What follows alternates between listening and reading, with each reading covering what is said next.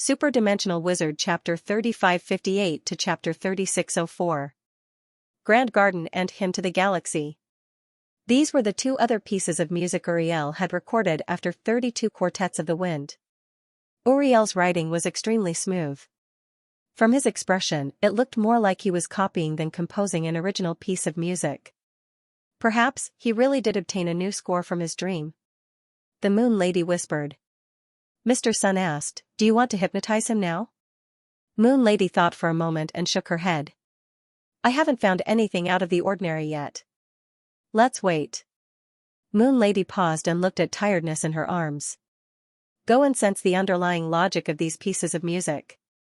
See if there's anything out of the ordinary." Tiredness sighed and nodded helplessly. Okay. Tiredness knew that Confession of the Black Sheep was from the dream realm. Tiredness would definitely help in the analysis of the music. After all, the Lady of the Moon and Mr. Sun were much weaker than it in this aspect. Tiredness jumped lightly and landed on the table. Uriel was less than a meter in front of him. Uriel did not notice Tiredness. In his field of vision, there was nothing on the table. Tiredness had obviously used a concealment technique. But then again, even if Tiredness had given up on concealment, Uriel would not have noticed it with his current focus on the music. Tiredness reached out a black plum-shaped paw and placed it on the score of 32 Quartets of the Wind. Then it slowly closed its eyes. A minute later, Tiredness opened his eyes. But it was not the end of the investigation. It was awakened by the sound of a piano. Tiredness looked up and saw that Uriel had left the table and was in front of the piano. He was immersed in playing the black and white piano. The beautiful sound of the piano flowed like mercury. The prelude to the piano was not graceful or grand, but it was like a gentle breeze blowing in everyone's ears. After the gentle breeze, there was a refreshing breeze, followed by a gust of wind. It was supposed to be a feast for the ears, but it gave people a refreshing feeling. Was this 32 Quartets of the Wind? Tiredness did not understand music, but it could still feel the clear artistic conception of the wind. After he copied the score, he started to play it. "I'm guessing it's to leave a lasting impression. But, he's playing in the middle of the night. Isn't he afraid of disturbing the people?" The Moon Lady muttered as if she had thought of something. "Now I understand why he lives in such a remote place. In the middle of the night, he started to play without a care. If he lived in the city center, who could stand it?" The Moon Lady paused and looked at Tiredness. "You're done with your investigation so quickly?" Tiredness. "Not yet, let me finish listening first. I want to combine it with the actual notes and further confirm its underlying logic." The Moon Lady narrowed her eyes. "You just want to hear it." He turned his head tiredly and ignored the Moon Lady's teasing expression. Lady of the Moon chuckled. But then again, Uriel's performance was not bad. As someone with thousands of years of experience in music, she could easily tell that Uriel's skills were at the pinnacle of the Western continent's art world. Even though his performance of Wind's 32 Quartets was obviously a little rusty, and the instruments might not match, it still made people unable to help but indulge in the artistic conception of the wind. Lady of the Moon believed that Uriel's status in the piano world was no lower than Galemo's in the harp world. If there was a chance, Lady of the Moon would not mind making friends with an artist like Uriel. But before that, she had to figure out the anomaly first. Uriel played one song after another. He played all three of the notes he had recorded earlier. When the feast for the ears came to an end, Tiredness reluctantly sank back into the underlying logic of the music. A few minutes later, Tiredness opened his eyes. Under the gaze of the Moon Lady and Mr. Sun, Tiredness nodded. Just like Black Sheep Confession, it's also tainted with the aura of the nightmare realm and dream realm. The Lady of the Moon stroked her chin.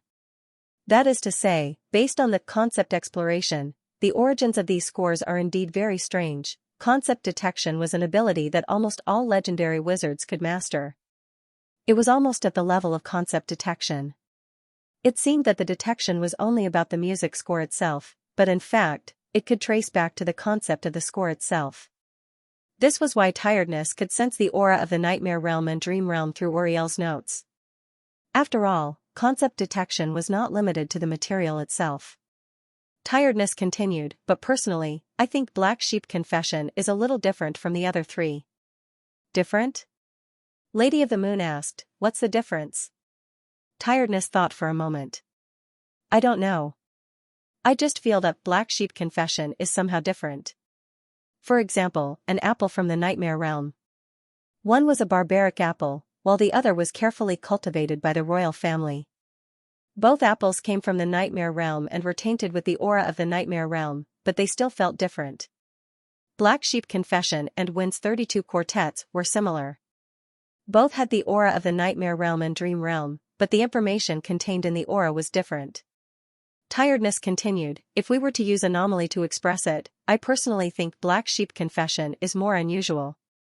Lady of the Moon said, but whether it was Confession of the Black Sheep or 32 Wind Quartets, they were all written by Uriel. They were both written by Uriel, so why did they express different information? Lady of the Moon pondered. Maybe we should talk to Uriel, Mr. Sun asked. Hypnosis? Lady of the Moon shook her head. No. Before we know what the anomaly is, don't use your power on Uriel. Uriel must be the source of the anomaly. That much was certain. Even Lady of the Moon did not want to take the risk. Her power might cause negative feedback to the anomaly. After all, this was Teacher Nocturnal's mission. If Teacher Nocturnal thought so highly of this place, the anomaly must be something special. Lady of the Moon decided to be extra careful. Tiredness also looked at Lady of the Moon in confusion. Then what do you plan to do? Lady of the Moon's eyes flickered. We'll knock on the door. As soon as she finished speaking, the shadows of the moon flashed. Lady of the Moon, Mr. Sun, and Tiredness disappeared from the attic and reappeared on the street outside. Lady of the Moon looked up at the dilapidated attic balcony in the distance. 3 songs were played in the middle of the night. As music lovers who came to Dawnlight City, we heard it when we passed by. So we went to pay a visit. Mr. Sun did not refute his lover's words. He nodded. That's reasonable. She rolled her eyes tiredly. The way you two dress up is even more exaggerated than the actors in stage plays. Do you look like music lovers? Reasonable my ass. Lady of the Moon said nonchalantly, you can change your appearance at any time. Just like how a kitten can change into a human. Before Tiredness could react, she felt a hazy moonlight covering her body. Then her body began to grow rapidly. In a few seconds, the black kitten had turned into a 1.2-meter-tall loli with 2 ponytails. There was a golden crescent mark on the loli's forehead, as if she had opened the third eye. Lady of the Moon squatted down with a smile. Tiredness stared in shock. She lowered her head to block the crescent mark. The power of the crescent mark is too strong. I can't hide it. So I can only use my hair to block it. Tiredness widened her eyes. I didn't say I was going to change into a human. Lady of the Moon said, a young couple who likes music and brings a cute little daughter to Dawnlight City to visit relatives. What do you think of the background? Mr. Sun smiled. He hugged Lady of the Moon and kissed her hair. Of course it's reasonable. Lady of the Moon said, then it's settled. Remember, Tiredness, your new name is Crescent Moon. I'm Full Moon, and you? Under Mr. Sun's gentle gaze, Lady of the Moon said softly, you should be called Sunday. Mr. Sun nodded. Of course, my Lady of the Moon. Lady of the Moon blushed a little. Don't call me that in front of the child. It's embarrassing. Tiredness. Hey, I haven't agreed yet. Lady of the Moon said, let's go. It's time to knock on the door. If we're late, the excuse won't work. Lady of the Moon took a step forward. The exaggerated outfit on her body disappeared instantly and was replaced by a delicate fluffy skirt. Mr. Sun also turned around and became a gentleman in a tuxedo. Tiredness. Don't you think it's weird to be dressed so exquisitely in the middle of the night? Lady of the Moon smiled and snapped her fingers. A tall black carriage appeared behind her, accompanied by a coachman wearing a distinctive vest. The carriage was exquisitely decorated and embossed. It was obviously a product of nobility. Lady of the Moon said, now it makes sense. We're nobles, so of course we have to start with the extravagant. Tiredness, so, you're adding a new character? Lady of the Moon said, "Isn't character design something you give yourself?" Tiredness rolled her eyes. Lady of the Moon adjusted her expression. It changed from elegance to shyness and longing. There was also a hint of surprise hidden in her eyes. "Does this look like a fan's expression?" "Mr. Sun, yes." Lady of the Moon, "Then I'm going."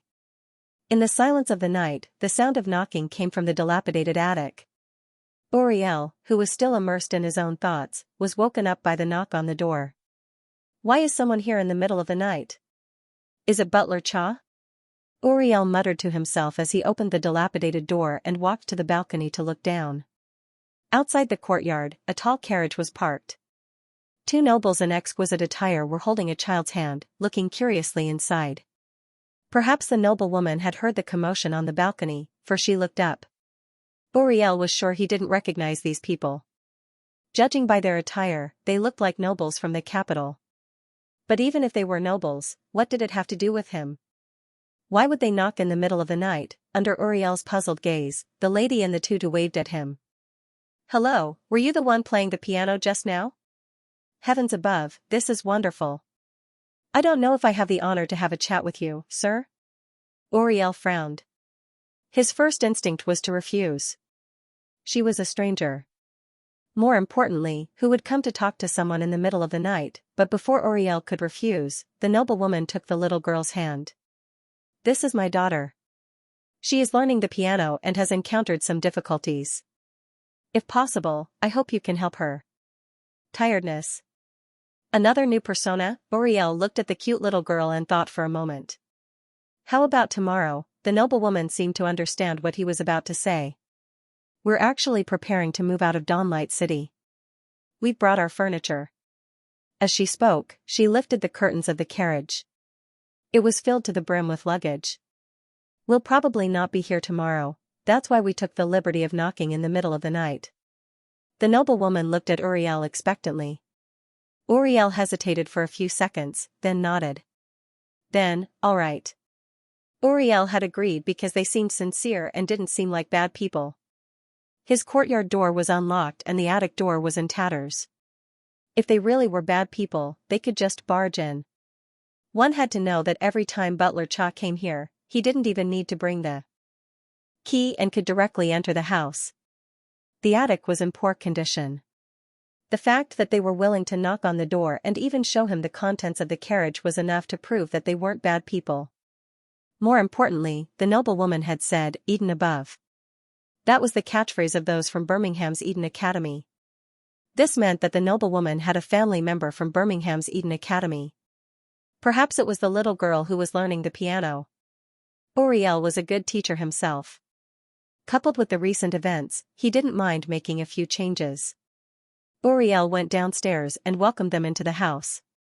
The first floor was a bit messy, but Butler Cha had tidied it up during the day. At least there was room to sit. After inviting the family to take a seat, Uriel learned their names. The sun, the full moon, and the crescent moon. It was strange, but as an artist, Uriel was very receptive to everything.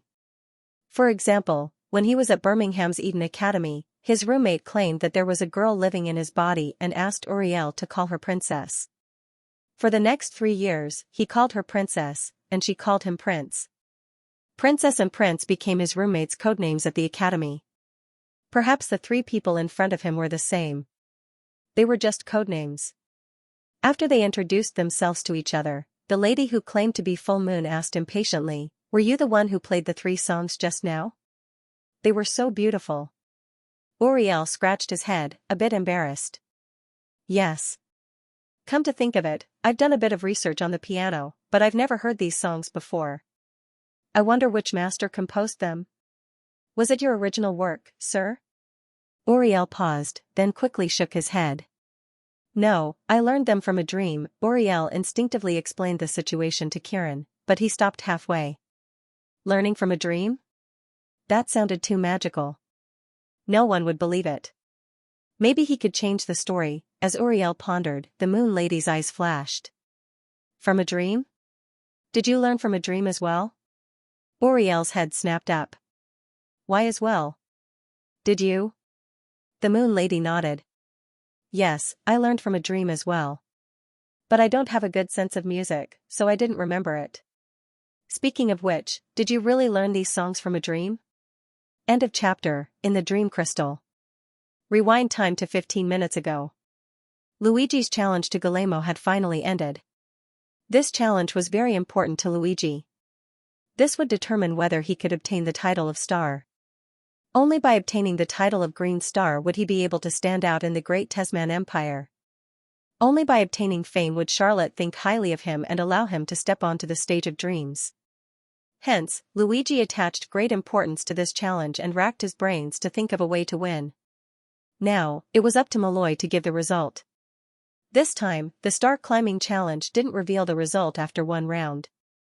Instead, the score would be hidden and Malloy would announce the result after the 2 rounds. The original star climbing challenge didn't have such rules. The reason why the rules were changed was mainly because of Guillermo. Before the challenge started, Guillermo said, "If it's a draw, it's my loss." This meant that as long as Luigi won the first round, there would be no need to fight the second round. Because winning the first round would be equivalent to a draw. However, the star climbing challenge had to go through the process. If the second round wasn't completed, it wouldn't be considered a star climbing challenge. Hence, in order to make the result more suspenseful, Malloy and Guillermo discussed and changed the scoring rules. Guillermo and Luigi would fight 2 rounds first. After each round, Malloy would hide the score. After the 2 rounds, Malloy would announce the final result. At this point, the 2 rounds had already ended, and it was time for the final result to be announced. Malloy walked to the center of the courtyard and coughed twice to attract their attention. Clearly, he already had the final answer. Before announcing the result, Luigi glanced at Guillermo, who wasn't far away. Guillermo's expression was very calm, and no one could tell what he was feeling. However, from Guillermo's twitching eyes and the exposed veins on his arm when he clenched his sleeves, it was enough to show that his heart was actually fluctuating. Luigi frowned and recalled the 2 pieces of music that Guillermo had performed with him. The first was Poem of War. This was a piece that Guillermo had chosen himself. It described the grand epic of war, and it was majestic and surging. Furthermore, Guillermo had used the harp to simulate the rhythm of drumming, which had scared Luigi silly. It was Luigi's first time witnessing such an amazing technique. The war drums beat, the flames of war rose, the war was in full swing, the drumbeat was like a chain that locked Luigi's heart. Every time the drumbeat exploded, the chains would tighten around his heart. However, it was also because of this tight feeling that made Luigi feel the adrenaline rush brought about by war even though he had never been in a war before. It could be said that this was a song that made one's blood boil unconsciously. Luigi asked himself if he could perform such a difficult, high-level, and technical harp song. This was because in Luigi's understanding of the harp, it could be graceful, sacred, or free and melodious. However, it could be hot-blooded and majestic. This was a path that Luigi had never imagined. In the face of Guillermo's war song, Luigi ultimately chose to respond with Grand Garden. Grand Garden was not Luigi's original song, but it was the strongest song related to flowers that Luigi had mastered. Yes, the reason why he chose Grand Garden was because this song described the scene of blooming flowers and tens of thousands of dazzling flowers. This perfectly matched the other ability of Fairyland item, Grace and Flower Talk, Flower Talk. Previously, Luigi had used Language of the Wind to perform 32 chords of the wind and successfully subdued Malloy and Guillermo, obtaining the qualifications to challenge the star climbing journey. Even Luigi and Laplace, who were outside the dungeon, could feel the feast of the wind through the dungeon. From this, it could be seen how terrifying the enhancement of the Grace and Flower Talk skill was. However, after playing 32 chords of the wind, Guillermo had vaguely reminded him that borrowing external forces was not the right way to go. Clearly, Guillermo had discovered that something was amiss. At that time, Luigi actually had the idea of not borrowing the Grace and Flower Talk skill to challenge them. After all, if he wanted to step onto the stage of his dreams, he could not always rely on external forces. However, after listening to Guillermo's performance of Poem of War, Luigi's mentality immediately changed because he felt the gap between him and Guillermo from Poem of War. If he did not rely on external forces, he would definitely lose to Poem of War. For the sake of the main mission and to step onto the stage of his dreams, Luigi finally chose to compromise. He chose Grand Garden and activated Language of Flowers. Language of Flowers, the fragrance of hundreds of flowers will lead the impetuous heart to sink into the land of serenity. When performing, it can greatly increase the audience's attention and immersion. It seemed that Language of Flowers was only an ability to increase focus, but it was the same as Language of the Wind in that it had a hidden mechanism. When Luigi activated Language of Flowers and performed a song related to flowers, there would be a magical enhancement. And the enhancement of Language of Flowers to Grand Garden was the fragrance of flowers and illusions. When Luigi performed Grand Garden, everyone smelled the fragrance of hundreds of flowers. However, this smell did not feel like something they could smell with their nose. It was a very mysterious feeling. Everyone was immersed in the fragrance of flowers and saw the garden in full bloom in the illusion. Everyone was immersed in the beautiful music. Even Angor and Laplace, who were outside the dungeon, were attracted by the strange fragrance and drifted in the illusion. It was like a beautiful dream that brought them to a utopian paradise. When the song ended, silence reigned. It took a while for Guillermo and Malloy to regain their senses. Both of them looked at Luigi with a mixture of astonishment at the grand court garden, but also with some inscrutable meaning. Guillermo, in particular, looked at Luigi with a gaze that was clearly sizing him up. It seemed he wanted to see through Luigi completely. The first match was over, and Malloy was the judge of the final result. However, due to the change in the rules, Malloy did not announce the result right away. Instead, he let the contestants proceed with the second match. The second match would be decided by the opponent. This gave the contestants room to maneuver. If they wanted to win, they had to choose a difficult problem for their opponent. The best option was to choose the opponent's weakness.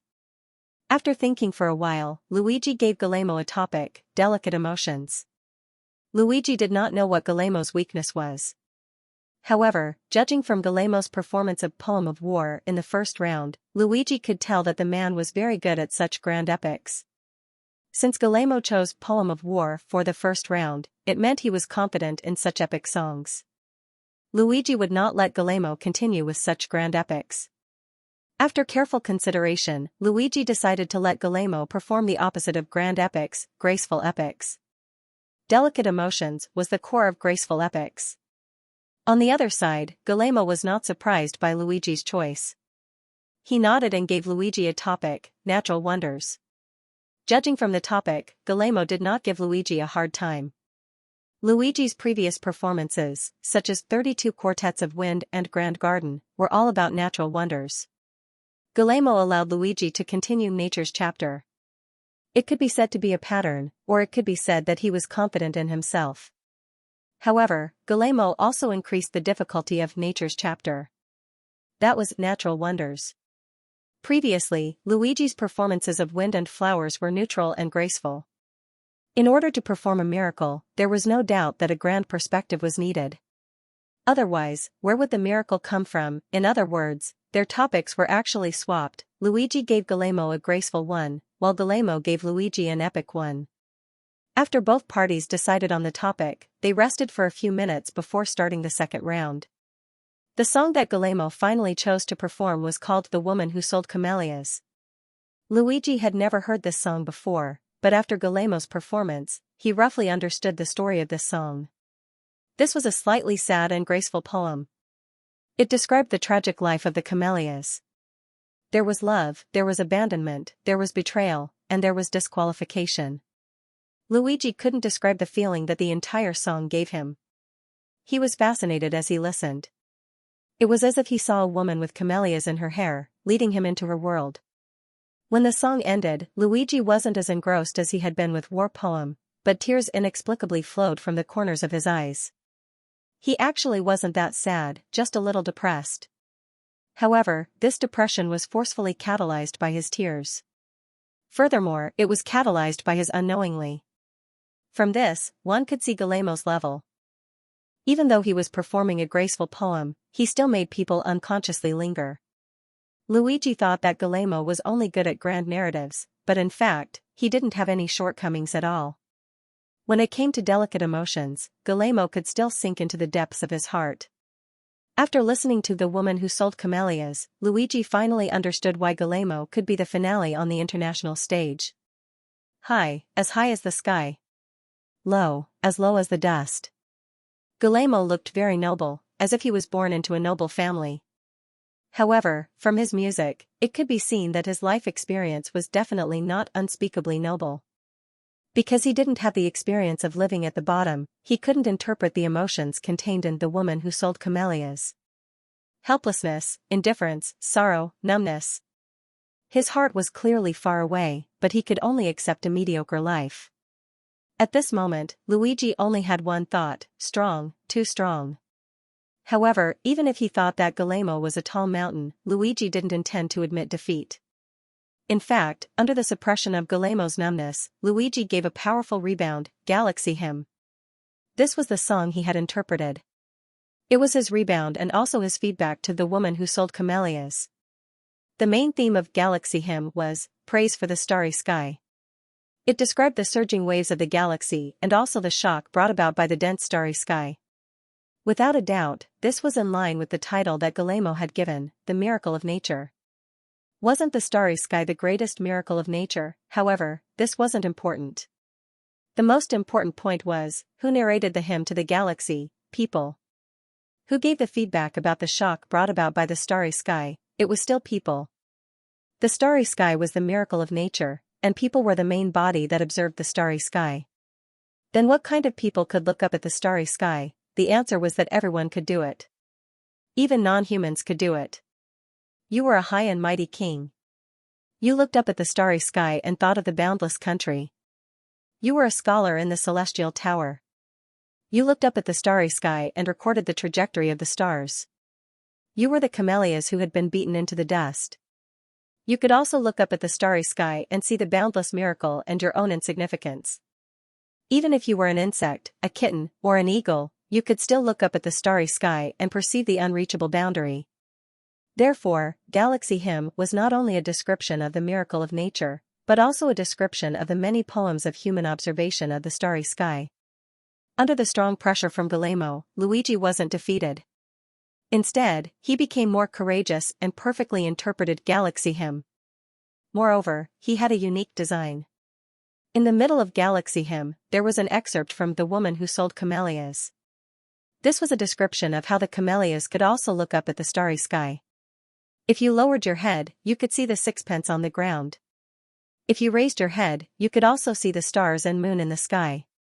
If Magnificent Garden was performed with a cheat, then Galaxy Hymn directly made Luigi a cheat. The moment he finished his performance, Guillermo's gaze on him finally turned from deep to clear. Previously, Guillermo might have felt that Luigi was somewhat contemptuous of him for using external forces to compete. But in this round, Luigi truly displayed his strength. Furthermore, his performance was full of story. Just like his professional bard, he slowly but powerfully contained the beauty of the starry sky and the human culture in this piece of music. He even had his own little design. Although this design was suspected of being a trick, the fact that he could insert such a design in his impromptu performance was enough to show that he was skillful in playing the harp. Because of Galaxy Hymn, Guillermo affirmed Luigi's strength. If Luigi had used external forces this time, Guillermo would definitely have started questioning him. But after this performance, even if Guillermo lost, he was willing to accept it. For this reason, Guillermo gave Luigi a very high score. In the second round, both sides also had to give their own scores for each other's performances. Guillermo was not selfish, and neither was Luigi. Anyone with ears could hear the brilliance of The Woman Who Sold Camellias. Luigi's tears showed that he approved of this piece of music. Under such circumstances, if Luigi gave a score against his own will, he would definitely cause public anger. Therefore, Luigi also followed his heart and gave Guillermo a high score. Both sides recorded their scores on pieces of paper and handed them to Malloy. Now that the first two rounds were over, the results were all in Malloy's hands. Luigi, Guillermo, Angor, and Laplace all looked at Malloy. The result was about to be revealed. End of chapter. Outside Auriel's dungeon. Do you think it's possible that Luigi did it? Laplace watched the hologram and asked Angor out of curiosity. Both of Luigi's songs are pretty good, but I can't say for sure. In particular, his design for the galaxy hymn included Guillemo's interpretation. It could be said to be a stroke of genius. So you think Luigi can win? Angor considered for a moment and nodded. He didn't think Luigi could defeat Guillermo in both rounds, but he should be able to win one round. Luigi only needed to win one round to win. Therefore, the possibility of Luigi picking the stars was still very high. What do you think? Laplace considered for a moment. You know, I don't really care about art. I'm only a passerby when it comes to music. If it's just from the 4 songs they performed before, my favorite is actually Poem of War. In other words, Laplace favored Guillermo. Angor could understand Laplace's choice.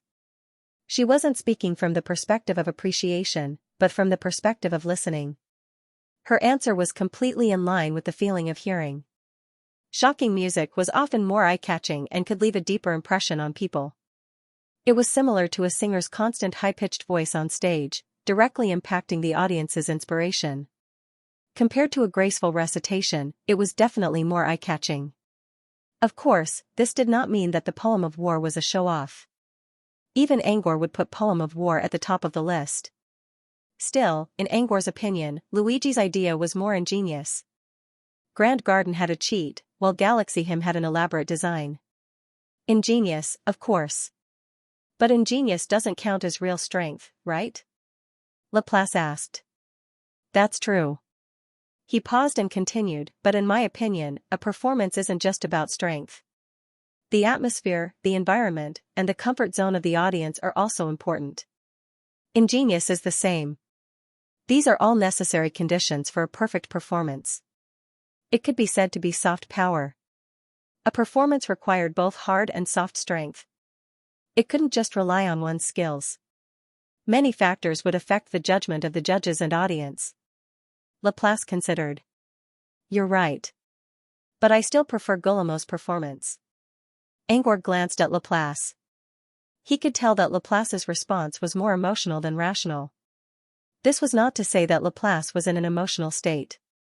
In this duel, Laplace might have been too familiar with Luigi's performance.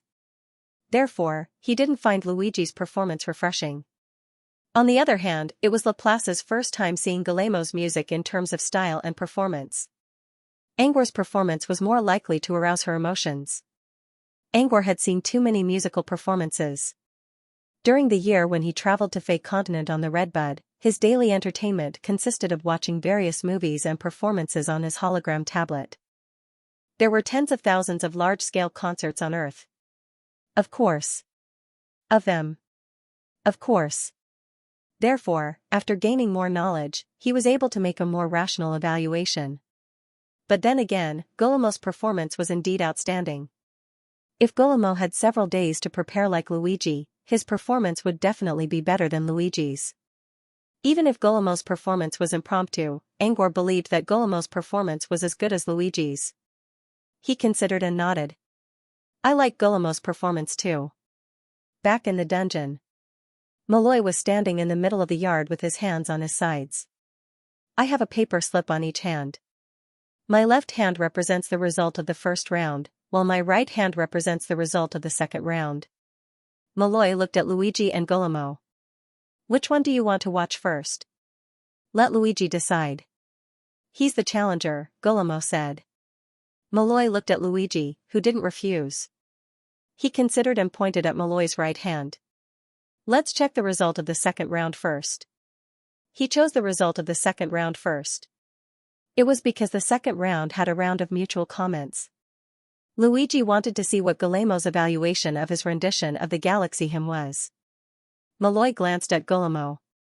Guillermo nodded. Let's do as he says. Let's start the second round.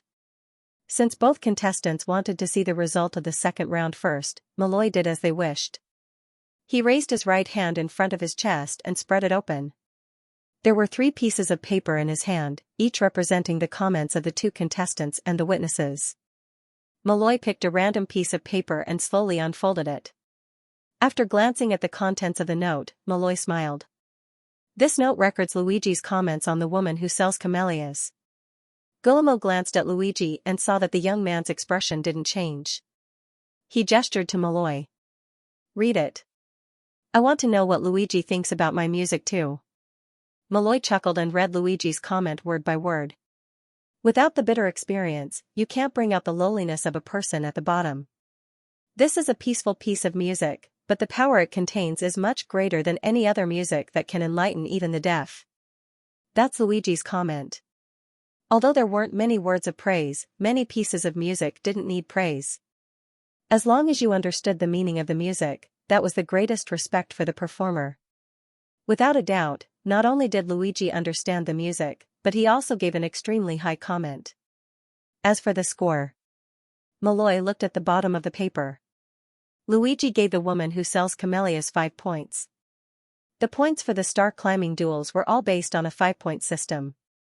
Luigi giving 5 points meant that he gave Guillermo full marks. After hearing that he got full marks, Guillermo just looked at Luigi deeply and didn't say anything.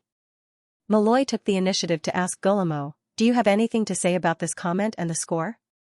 Luigi also pricked up his ears and looked at Guillermo curiously. Guillermo didn't want to say anything, but since Malloy asked, he didn't refuse. He said calmly, "I deserve it." This wasn't Guillermo being arrogant. He was just absolutely confident in his performance. He didn't hold back at all. Luigi raised his eyebrows and didn't say anything. Malloy clearly understood Guillermo's personality. He smiled and said, "It's good that you're confident. I wonder how you'll give Luigi's score." Guillermo just sneered and didn't say anything. Malloy didn't ask any more and opened the second piece of paper. But just as he opened it, he slowly closed it again. "This is my comment. We'll reveal it at the end. Let's look at Guillermo's score for Luigi first." Malloy picked up the last piece of paper in his right hand. Without a doubt, this was Guillermo's comment on Luigi's performance of Galaxy Hymn. Malloy opened the paper and read it out without hesitation. "I like it, especially the section from the woman who sells camellias that he added in at the last minute. It makes this piece of music very ingenious. However, I still have to remind you. In this duel, you added this section. It's ingenious. But if you perform this piece elsewhere and add the section from the woman who sells camellias, it'll be very inconsistent." Everyone present understood what Guillermo was trying to say. Luigi was very scheming when he pointed out the topic based on his current emotions. Because everyone present was in the present, they could understand what Luigi meant. But if this was performed in another spacetime environment, it would be a huge failure. For example, if a person was alone in a foreign land, the moon would show homesickness. But if a family was reunited, the moon would only show sweet mooncakes. In different spacetime environments, the same moon would have different expressions. Since everyone present understood this, why did Guillermo have to point it out? The reason was very simple. Guillermo recognized this ingenious idea that Luigi had created. It didn't matter whether the people present agreed or not. What was important was that Guillermo approved of it. If he didn't approve of this ingenious idea, he could just say that the section he added didn't match the original song. No one would refute him. Because there was indeed an inconsistency. Then, as long as Guillermo didn't let go of this point, Luigi would definitely lose this duel. But now that Guillermo recognized Luigi's ingenious idea, he didn't have to consider the problem of inconsistency. Instead, he evaluated the ingenious idea as an advantage. From this, it could be seen that Guillermo's attitude toward art was very magnanimous and tolerant. He wouldn't take advantage of loopholes just because of victory or defeat. Good was good, and bad was bad. This was Guillermo's personality, direct and clear. Malloy said, "It's not over yet." Guillermo's evaluation of Galaxy Hymn is still a few paragraphs. I'll continue. For the next few minutes, Malloy's voice was all over the place. And the content of the recitation was Guillermo's analysis of Galaxy Hymn from various dimensions. He praised it and pointed out its shortcomings. He even pointed out some of Luigi's shortcomings in technique. This was no longer a mutual evaluation, but more like a kind of guidance. And it was a selfless kind of guidance. After listening to it, Luigi didn't get angry because of the criticism. Because the shortcomings that Guillermo pointed out were indeed his problems. And there were many problems that Luigi didn't notice himself. If Guillermo didn't point them out, he would probably make the same mistakes again. In other words, Luigi learned a lot from Guillermo's evaluation. After all, Luigi spent most of his time in the daylight mirror zone and didn't have many opportunities to meet world-class artists.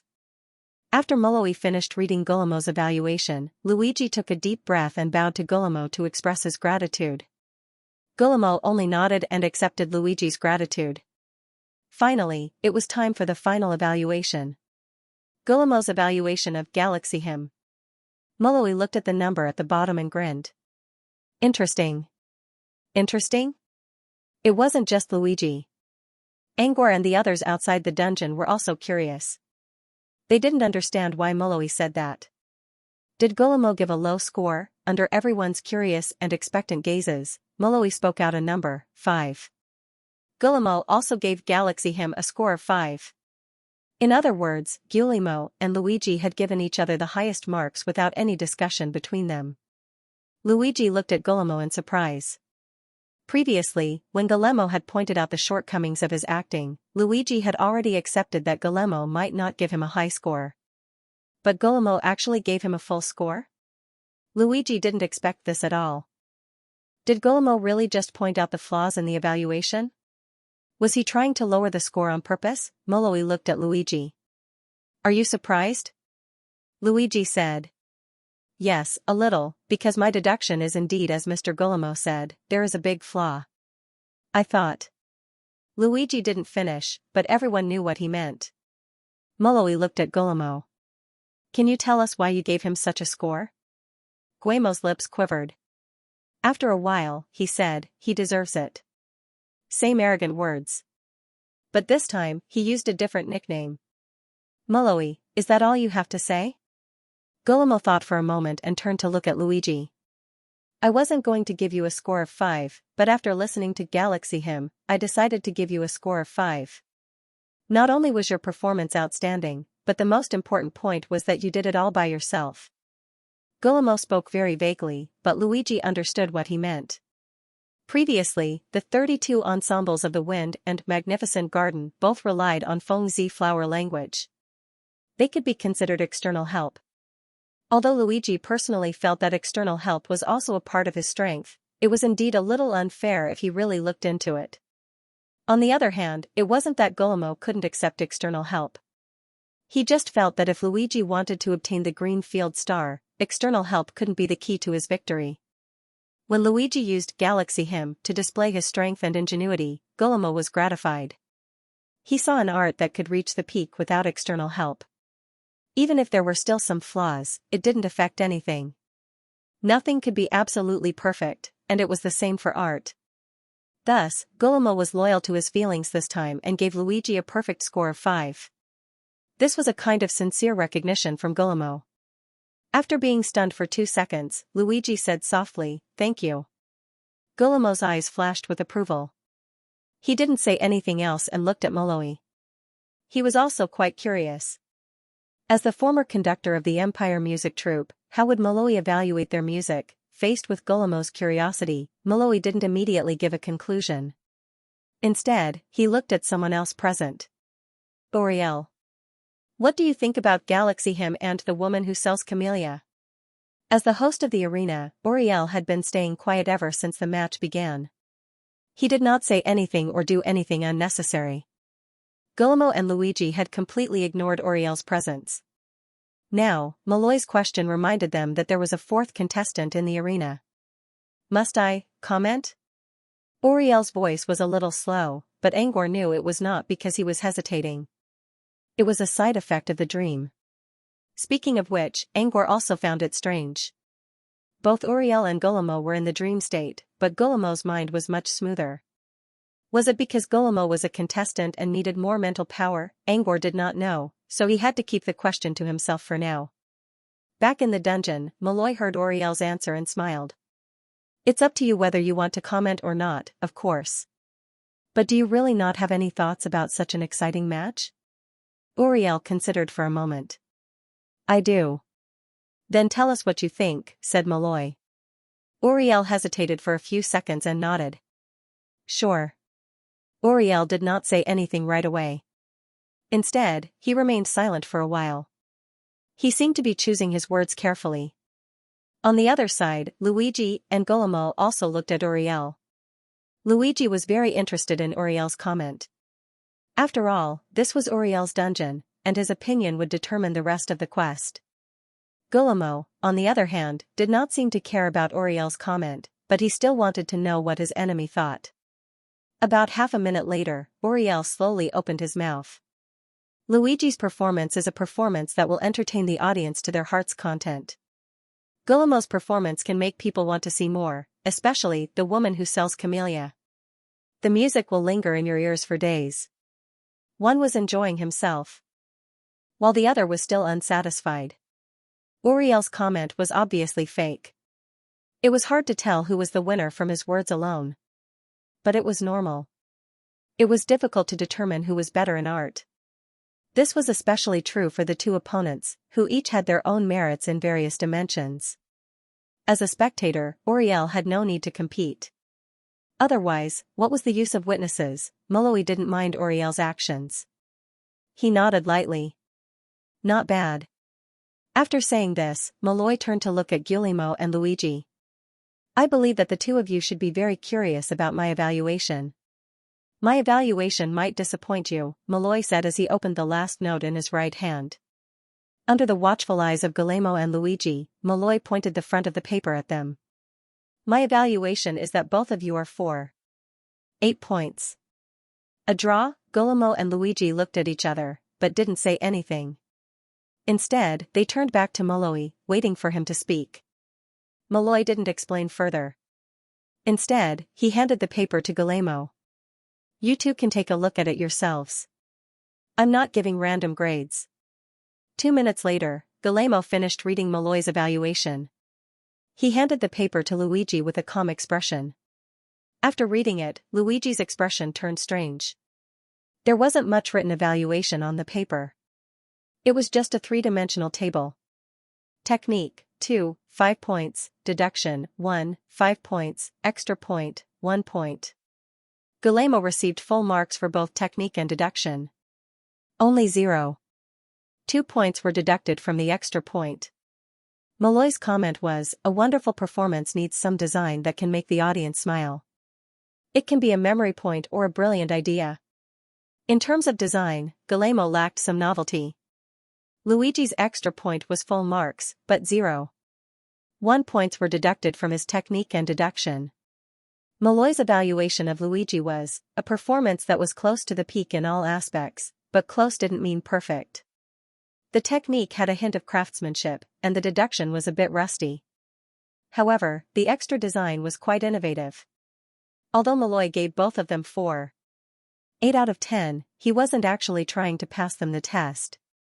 His evaluation was targeted. Indeed, Guillermo's performance was wonderful, but he lacked some novelty in his design.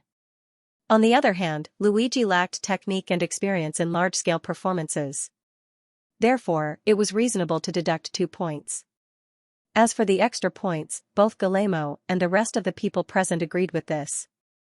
Therefore, it was normal to get full marks. 2 different evaluations, but the same score appeared. This was clearly just a coincidence. However, if one really wanted to look deeper, Luigi still felt that he had lost. This was because a few days ago, he had thought of some gimmicks during his performance to increase the audience's impression of him and increase the evaluation of his performance. For this, he had simulated many different scenes and thought of hundreds of different Easter egg designs. This time, he had added the excerpt from The Woman Who Sells Camellias to Galaxy Him. This was actually one of these Easter eggs. In other words, the performance was temporary, but the idea wasn't. Therefore, if this gimmicky Easter egg was excluded, Luigi's extra points should be the same as Guillermo's, with another 2 points deducted. In other words, the real standard was 6 points for Luigi and 8 points for Guillermo. Guillermo won. Of course, this was only Luigi's inner thoughts. In order to successfully complete the main mission, he definitely wouldn't say it out loud. However, after this duel, Luigi's heart was filled with motivation. He knew that he was still lacking, and this could be seen from this match. In the future, if he wanted to step onto the stage of dreams, he had to make up for these shortcomings. After Malloy's evaluation, he already had a direction to work towards. That was to improve his performance standards and perform more large-scale performances. However, large-scale performances were very rare in the White Sun Mirror region. Perhaps he should go to the southern region to perform? Or open up a large-scale performance venue in the Dream Crystal domain. While Luigi was silently planning for his future, Malloy said, "Since this duel is a draw, then forget about it.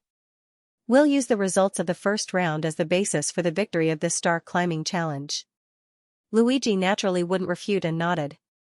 Guillermo thought for a moment and agreed with Malloy's suggestion. Although Guillermo had previously said that a draw would count as his loss.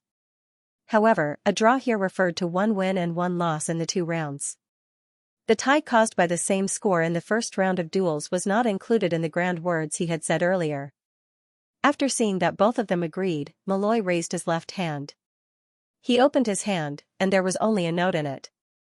There was no evaluation in the first round, and the final result was based on Malloy's evaluation.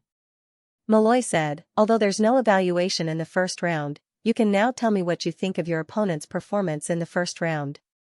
Malloy looked at Guillermo first. Guillermo shrugged. "I don't have any opinions. Just give your evaluation." For Guillermo, Grand Garden still made him feel a little uneasy. After all, it had relied on external forces. However, he had to admit that the external forces of Grand Garden made this performance almost perfect. Some performances that relied on external forces would only make people laugh and didn't match at all. However, some performances relied on external forces, like fire borrowing wind, and could instantly set a prairie ablaze. Even though Luigi's performance in Grand Garden had borrowed external forces, he had borrowed them very well. External forces that could make the performance more perfect were part of the performance itself. Thus, although Guillermo found it hard to accept, he didn't think that Luigi had cheated. Luigi said, "I don't have any opinions either, but if I were a witness, I would give Poem of War a score of more than 2.5 out of 100. This is a technique that I can't reach at this stage. If it weren't for the fact that the technical score was limited to 2.5, Luigi might have given Poem of War a high score of 3 or even 4. In Poem of War, Guillermo had used a harp to simulate the dense drumbeats of war. It was simply a superb technique. Luigi knew very well that even if he learned it himself, it would probably take a few years or more for him to get started. At this stage, he indeed couldn't reach such a technique. In the face of Luigi's praise, Guillermo took it all in. He even raised his chin slightly to express his inner satisfaction. If Malloy were to ask Guillermo now, he would definitely throw out that familiar arrogant sentence, "I deserve it." He had put Poem of War in the first round to show off his skills. At the same time, it was also to give Luigi pressure. If he was shocked by Guillermo's dazzling skills, it was very likely that he would perform improperly in the performance and cause a disgrace in the duel. But Luigi was very good. He withstood the pressure.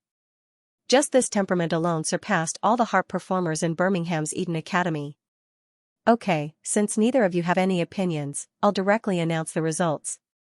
After Malloy finished speaking, he suddenly thought of something. "Wait, I forgot about Uriel.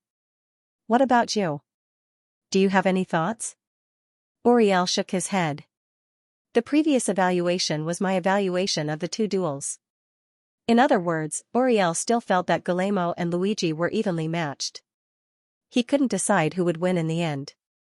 It depended on Malloy's evaluation. "Looks like I'll have to be the bad guy." Malloy picked up the slip of paper and opened it in front of everyone. Malloy didn't read out the words on the slip of paper. Instead, he flipped it around and showed it to them. "Look at the evaluation yourselves." Everyone's eyes immediately focused on the wrinkled slip of paper. The contents of the slip of paper were similar to before. Malloy's evaluation criteria hadn't changed. He still graded from 3 dimensions. Poem of War had a technical score of 2.5, deductive score of 1.5, an extra score of 0.8. The total score was 4.8. Just like before, Guillermo's shortcomings were in the extra performance. This was something that even Guillermo himself acknowledged. He hadn't prepared well this time. After all, he had been informed at the last minute that he would be participating in the star climbing duel. Not only had he not prepared any Easter eggs, he hadn't even been mentally prepared. Under these circumstances, his technical and deductive scores were still full marks. This was enough to show that he had a very deep foundation. Guillermo looked down and continued to read Malloy's evaluation of Luigi. Magnificent Garden had a technical score of 2. 4, deductive score of 1. 5, and extra score of 1. The total score was 4. 9, the moment he saw the 4. 9, Guillermo fell into a short silence. After a long while, he sighed softly with a relieved expression on his face. On the other side, Luigi also saw that his evaluation had surpassed Guillermo's.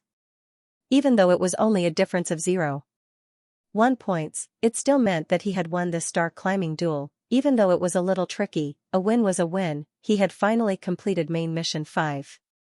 Just as Luigi's heart was filled with joy, Malloy's voice suddenly entered his ears.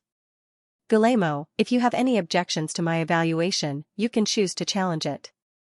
I will follow the process of the challenge and suspend the evaluation of victory and defeat. We will enter the challenge phase. Luigi suddenly snapped back to reality. That's right. I haven't really won yet. Guillermo can still challenge it.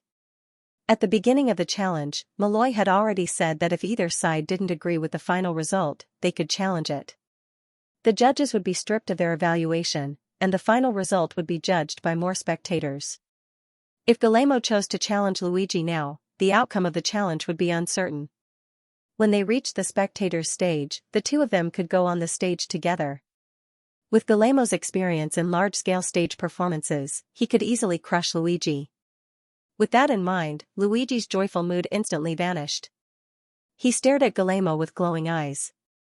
Not only Luigi, but also Auriel, Malloy, and the others outside the dungeon were all curious about Guillermo's choice. Would Guillermo accept it or challenge it? Guillermo did not hesitate under everyone's gazes. He spoke in a soft voice, I'm not going to challenge it. I approve of his performance. No matter how much Luigi borrowed outside help, Guillermo would gladly accept it as long as his performance was as good as it could be. Besides, Luigi's performance in the second round ended in a draw with Guillermo without any outside help. This was enough to show that Luigi's skills and ideas had reached the pinnacle of the pyramid. Since Luigi already stood at such a height, it was not a bad thing to grant him his wish. Besides, Guillermo had been carrying the title of Green Star for many years. It was a kind of legacy to see someone worthy of it. Guillermo looked at Luigi. From today onwards, the title of Green Star is yours. According to the usual practice, I will send a letter to Birmingham's Eden College to report this matter. I hope you live up to the name of Star. Luigi sighed in relief after hearing Guillermo's words. At the same time, Luigi saw the notification of a new Wonderland. Main Quest 5 is about to end. Guillermo and Uriel's dream will begin the countdown. Remaining time of dream, 3 minutes. Countdown, 2:59. Countdown, 2:58. Luigi didn't know what was going on when he saw the notification. Shouldn't the notification tell him that he had completed his main quest? Why was there a countdown for dream? Half a minute later, Luigi saw a new notification and realized what was going on. Attention! You are free to ask questions before the dream ends.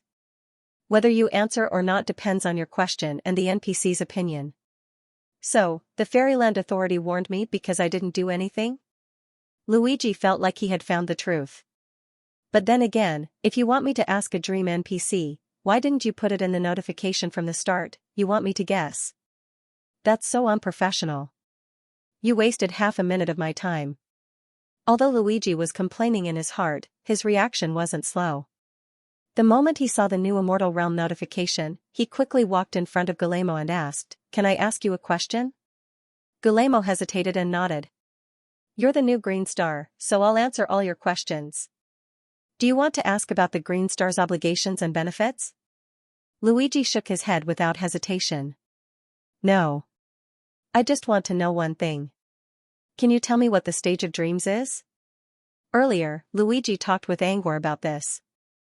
Angor used the lonely fruit tree as an example and said that the stage of dreams might not be a real stage, but a spiritual symbol. Although Luigi was very resistant to this kind of hypocritical behavior, he had to admit that some riddlers really loved the meaning of this spiritual symbol. If the stage of dreams really didn't exist and was just a spiritual symbol, Luigi would feel like all his efforts were wasted. It was like a chef who was searching for an endless sea of ingredients, only to discover that the place was just a metaphor and didn't exist.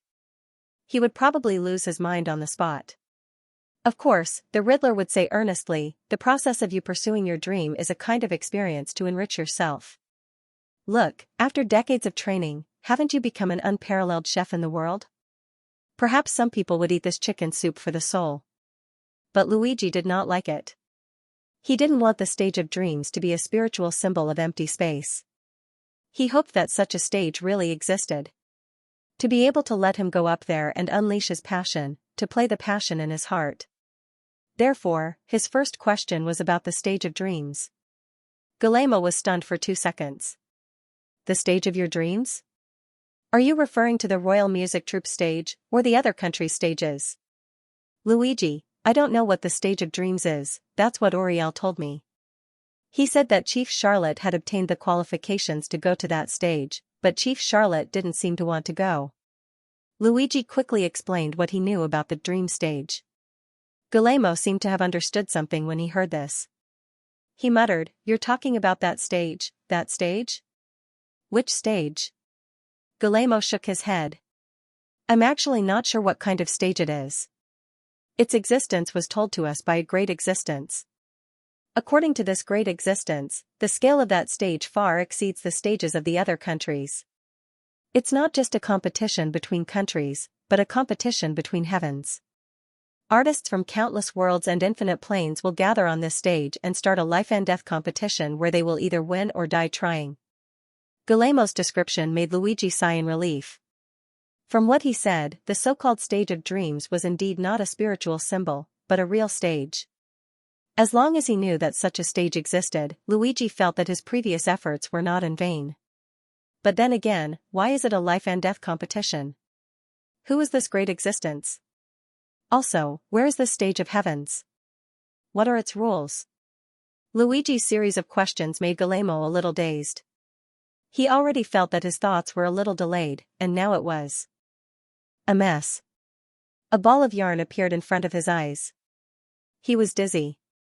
"Guillermo, ask them one by one." Luigi could see that Guillermo was acting strangely.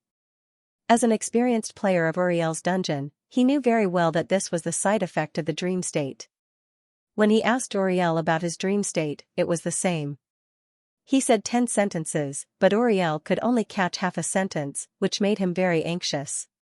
Later, when he challenged Guillermo, Luigi found that Guillermo's answers were quite smooth, so he thought that the dream state didn't affect him much. Now it seemed that the dream effect was still there, but Guillermo was slightly better than Uriel. Thinking of this, Luigi could only restrain himself and ask one question at a time. Why is the stage of dreams a life and death competition? Guillermo thought for 2 seconds, then said, that great existence once said that the stage of heavens has its own rules. The winner wins everything, and the loser is a skeleton. In other words, the stage of heavens only allowed the winner to live, and the loser to die. This was also why it was called the life and death competition.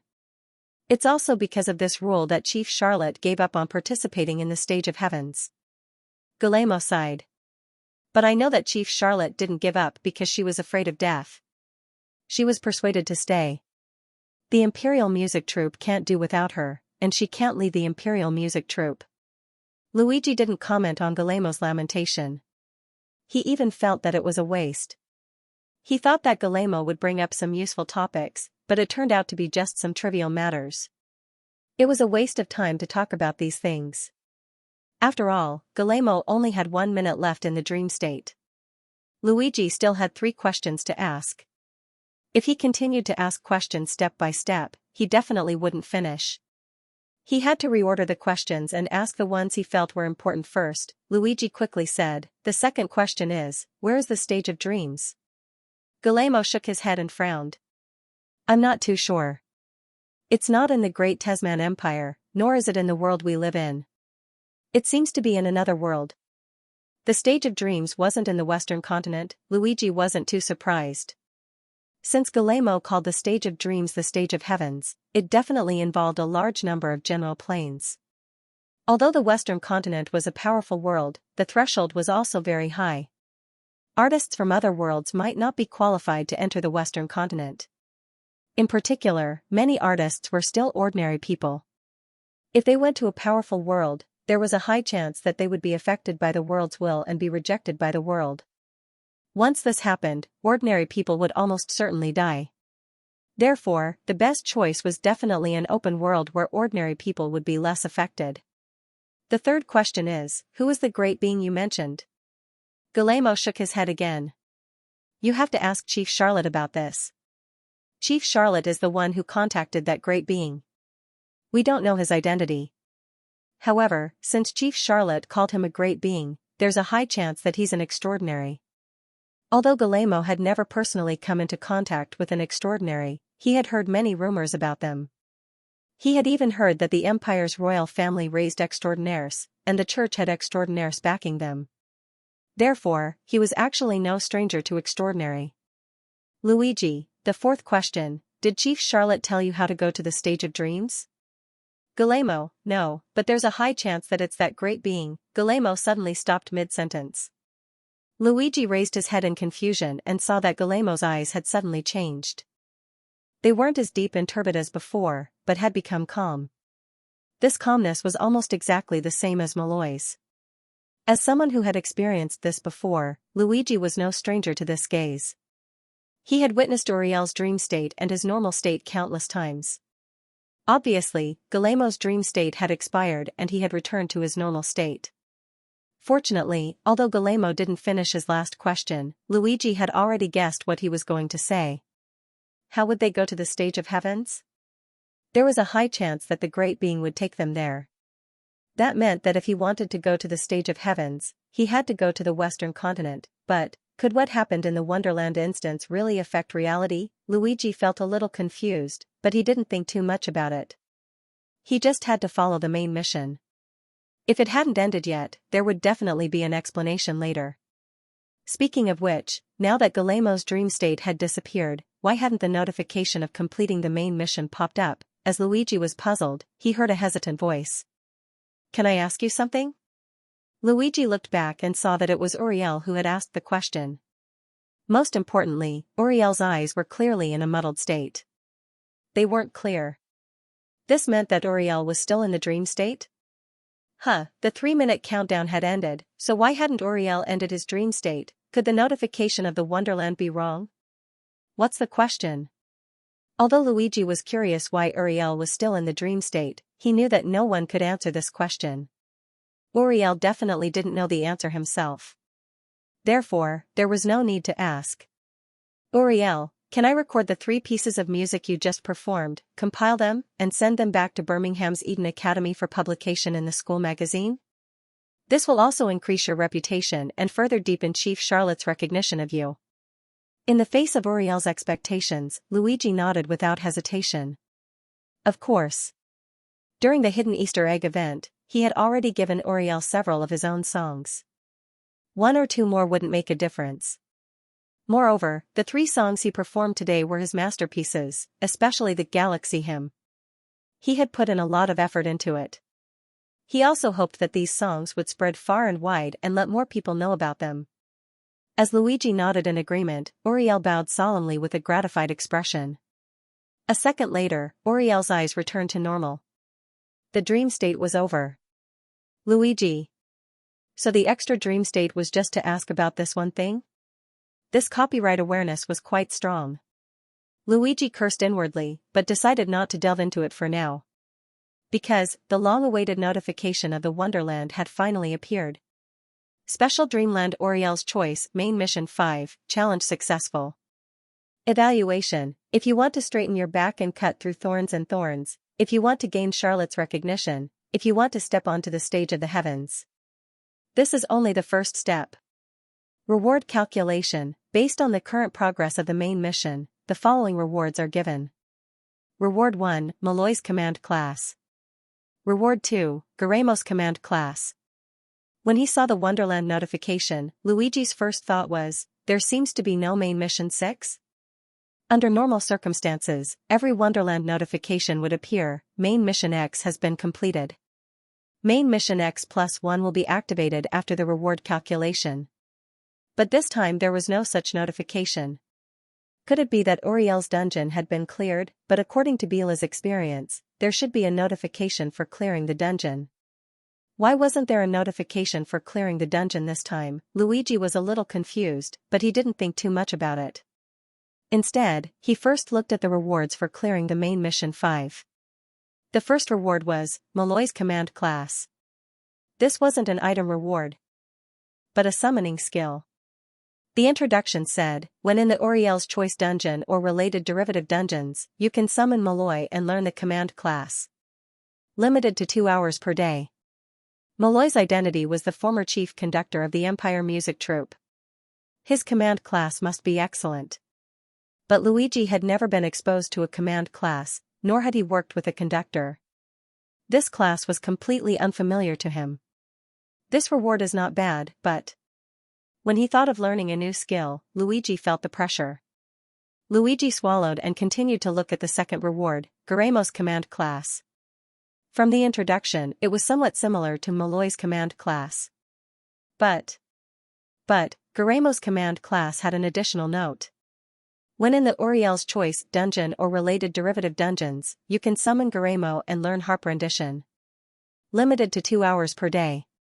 Note, when the reward is activated after 8 p.m. every day, there is a small probability of summoning Guerremo in the dream state. Outside Uriel's dungeon in the dream crystal. There's a small chance of summoning Guerremo in his dream state? Angor was stunned when he read the description. He recalled searching the Tree of Authority for information about this. Guerremo was able to enter the dream crystal in his dream state because he had some sort of connection with Uriel. However, this connection could only allow Guerremo to enter the dungeon once. But now, according to Luigi's reward, as long as Guerremo fell asleep in the real world, Guerremo would be able to enter the dungeon again in his dream state. But why did the Authority of Fairyland have a registration function? Because the Authority of Fairyland registered Guerremo's information, Guerremo would be able to enter the dungeon in the future. If this speculation was true, did it mean that in the future, there would be more people in the general plane who would sign long-term contracts with the Authority of the Fairyland in the Dream Realm? Angor thought about it further. As long as he could find these dream NPCs in the Fairyland dungeon, would he be able to learn more about the corresponding world? If that was the case, he could set up a general plane intelligence agency in the Dream Crystal. Of course, this was only a fantasy. It would not be so easy in the real world. Besides, dream NPCs had a fatal flaw, which was difficult to communicate with. Guillermo and Luigi seemed to talk back and forth in the previous dungeon. However, Guillermo's mind was obviously delayed. Also, Guillermo was able to answer Luigi's questions so quickly because he had the support of the Authority of Fairyland's calculation ability. If Guillermo entered Uriel's dungeon in his dream state in the future, he might not be able to think as quickly as he did now. Just look at Uriel in his dream state. Uriel in his dream state was completely rigid. His speech was also very stiff. He was like a sleepwalker who subconsciously responded to the verbal stimuli around him. If Guillermo in his dream state was similar to Uriel in his dream state, it would be very difficult to communicate with them. Regardless of what happened in the future, the reward of Guillermo's lesson was already a first. Angor's trip to the Dream Crystal to watch Luigi's challenge was worth it. On the other hand, Luigi's eyes lit up when he saw the note Guillermo's lesson. After listening to the poem of war, Luigi was very envious of Guillermo's harp skills. Luigi was overjoyed to be able to receive personal guidance from Guillermo. Most importantly, he might be able to summon Guillermo in his dreamland state. This meant that he still had a chance to ask Guillermo some questions that he hadn't asked before. Not bad, not bad. Luigi was very satisfied with the two rewards. Whether it was conducting lessons or harp lessons, they were both very beneficial to him. However, Luigi still had some doubts. These two rewards didn't seem to be physical rewards, so how should he activate them? While Luigi was thinking about this, the Authority of the Immortal Land seemed to sense his mood, and the prompt of the Immortal Land slowly disappeared. The so-called disappearing here was merely disappearing from Luigi's mind. However, these lines of words appeared from other places. This place was none other than the text bar. Luigi shifted his gaze and saw the text column at the bottom right corner of his vision. Luigi had seen this column a few days ago. He also asked Angor and learned that the text bar was a new function created by the authority of the Immortal Land after absorbing AIA's text space. For Luigi, the text bar was only used for announcements. That was why he didn't pay too much attention to it. He only hid it so that it wouldn't block his vision. But now, the hidden text bar popped up on its own. The previous notification of the Immortal Land that appeared in Luigi's mind directly appeared on the text bar, but there was something different. Reward calculation: based on the current progress of the main storyline, the following rewards will be awarded. Reward 1, Maloi's conducting lesson. Reward 2, Guillermo's teaching lesson. The previous two rewards appeared in Luigi's mind as simple rows of information. However, when they appeared in the text bar, they became options that could be selected. Luigi remembered that the announcement mentioned that there were 3 ways to operate the text bar: manual operation, eye operation, and energy operation. In other words, he should be able to use eye operation to click on the 2 rewards now. Luigi tried to shift his gaze to the reward position. As expected, as his gaze locked onto it, a new text box popped up. Receive reward? Yes, no, attention, this is a special reward. Once received, it will be stored in the text bar. Luigi chose yes without hesitation. With Luigi's confirmation, the notification of the Immortal Land slowly disappeared, leaving only 2 rows of words: Maloi's conducting lesson and Guillermo's teaching lesson. These 2 rows of words glowed with a faint halo, which showed that they were different from the others. Luigi looked at Maloi's conducting lesson again. In the next second, a new row of words appeared in the text bar: activate Maloi's conducting lesson. Current usage, 1/1. Cooldown will be reset at 0 every day. Yes, no, Luigi saw this and understood that if he chose yes, he would be able to summon Maloi to Auriel's dungeon to teach him. So the reward is stored in the text bar. That's quite convenient. Luigi was satisfied. The text bar could be hidden or opened at any time. Moreover, he could use eye movement to control it. This was much easier to control than some of the Immortal Land items. Luigi didn't plan on teaching now, so he chose no without hesitation. Then, Luigi looked at Guillermo's teaching lesson. The same words appeared in the text bar as when he activated the conducting lesson. Luigi chose no again. Today, Guillermo had already dreamt once. If he summoned him again, the dreamt state wouldn't appear. Then he didn't need to rush to see Guillermo. Moreover, even if he wanted to learn how to play the harp, he didn't need to rush. Compared to teaching, he was more concerned about the changes in Auriel's dungeon. From the previous Immortal Land prompt, it seemed that there was no main mission 6. Did that mean he had already cleared Auriel's dungeon, but didn't clearing the dungeon have a separate Immortal Land prompt and corresponding rewards? Why hadn't it appeared yet? Thinking of this, Luigi closed the text bar and looked at his surroundings. There weren't any changes in the surroundings. The courtyard was empty except for a lone tree. The outside of the courtyard was shrouded in fog. But through the fog, he could see a tall building in the distance, shining with a holy light. If he wasn't mistaken, the building hidden in the fog should be the Church of Radiance. No main mission prompt, no dungeon prompt, Luigi muttered as he raised his head and looked at the church in the fog. Do I have to go there to trigger a new main mission? After all, the shining building in the fog was too eye-catching. If it wasn't the background, then it was most likely a prompt. Luigi decided to go take a look. He arrived at the gate of the courtyard. Previously, the courtyard of Auriel's dungeon didn't have a gate, and he couldn't leave. But as the main mission progressed, the area of Auriel's dungeon gradually increased. The gate of the courtyard appeared, and Luigi could see the path outside. Without hesitation, he pushed open the gate of the courtyard and took a step forward. I got out successfully. Luigi's eyes lit up. If he could get out of Auriel's attic, there must be a place outside for him to explore. Luigi looked into the fog. The Church of Radiance was in this direction. He just needed to keep moving forward and he would reach it. Normal people might not like the thick fog, but Luigi was different. He could even walk freely in the absolute darkness of the mirror realm, let alone this little bit of fog. Luigi walked straight ahead. Luigi entered the fog with a great wish of triggering a main mission. But about half a minute later, Luigi found himself back in front of Uriel's attic. Did I get lost? Luigi didn't believe it. He entered the fog again and returned to the front gate in less than 20 seconds. Luigi's head was filled with question marks when he saw the familiar gate. What's going on? Why did I keep going back? Did I have to meet some conditions to reach the Church of Radiance? Just when Luigi was confused, a voice sounded in his ears. Don't go into the fog. There's nothing there. Luigi recognized the voice. It was Angor's voice. He knew that Angor and Laplace were watching his live broadcast outside the dungeon right now. Angor, as the indirect controller of the Fairyland Authority, could see the entire dungeon from a bird's-eye view. If he said there was nothing in the fog, he probably meant it. Then what's with the Church of Radiance in the fog? Luigi asked out of curiosity. Angor's voice soon reached his ears. That's a scene map. Well, you can think of it as a useless background for now. Only for now? Luigi asked. I don't know. Maybe it'll be opened in the future. But for now, it's just a background.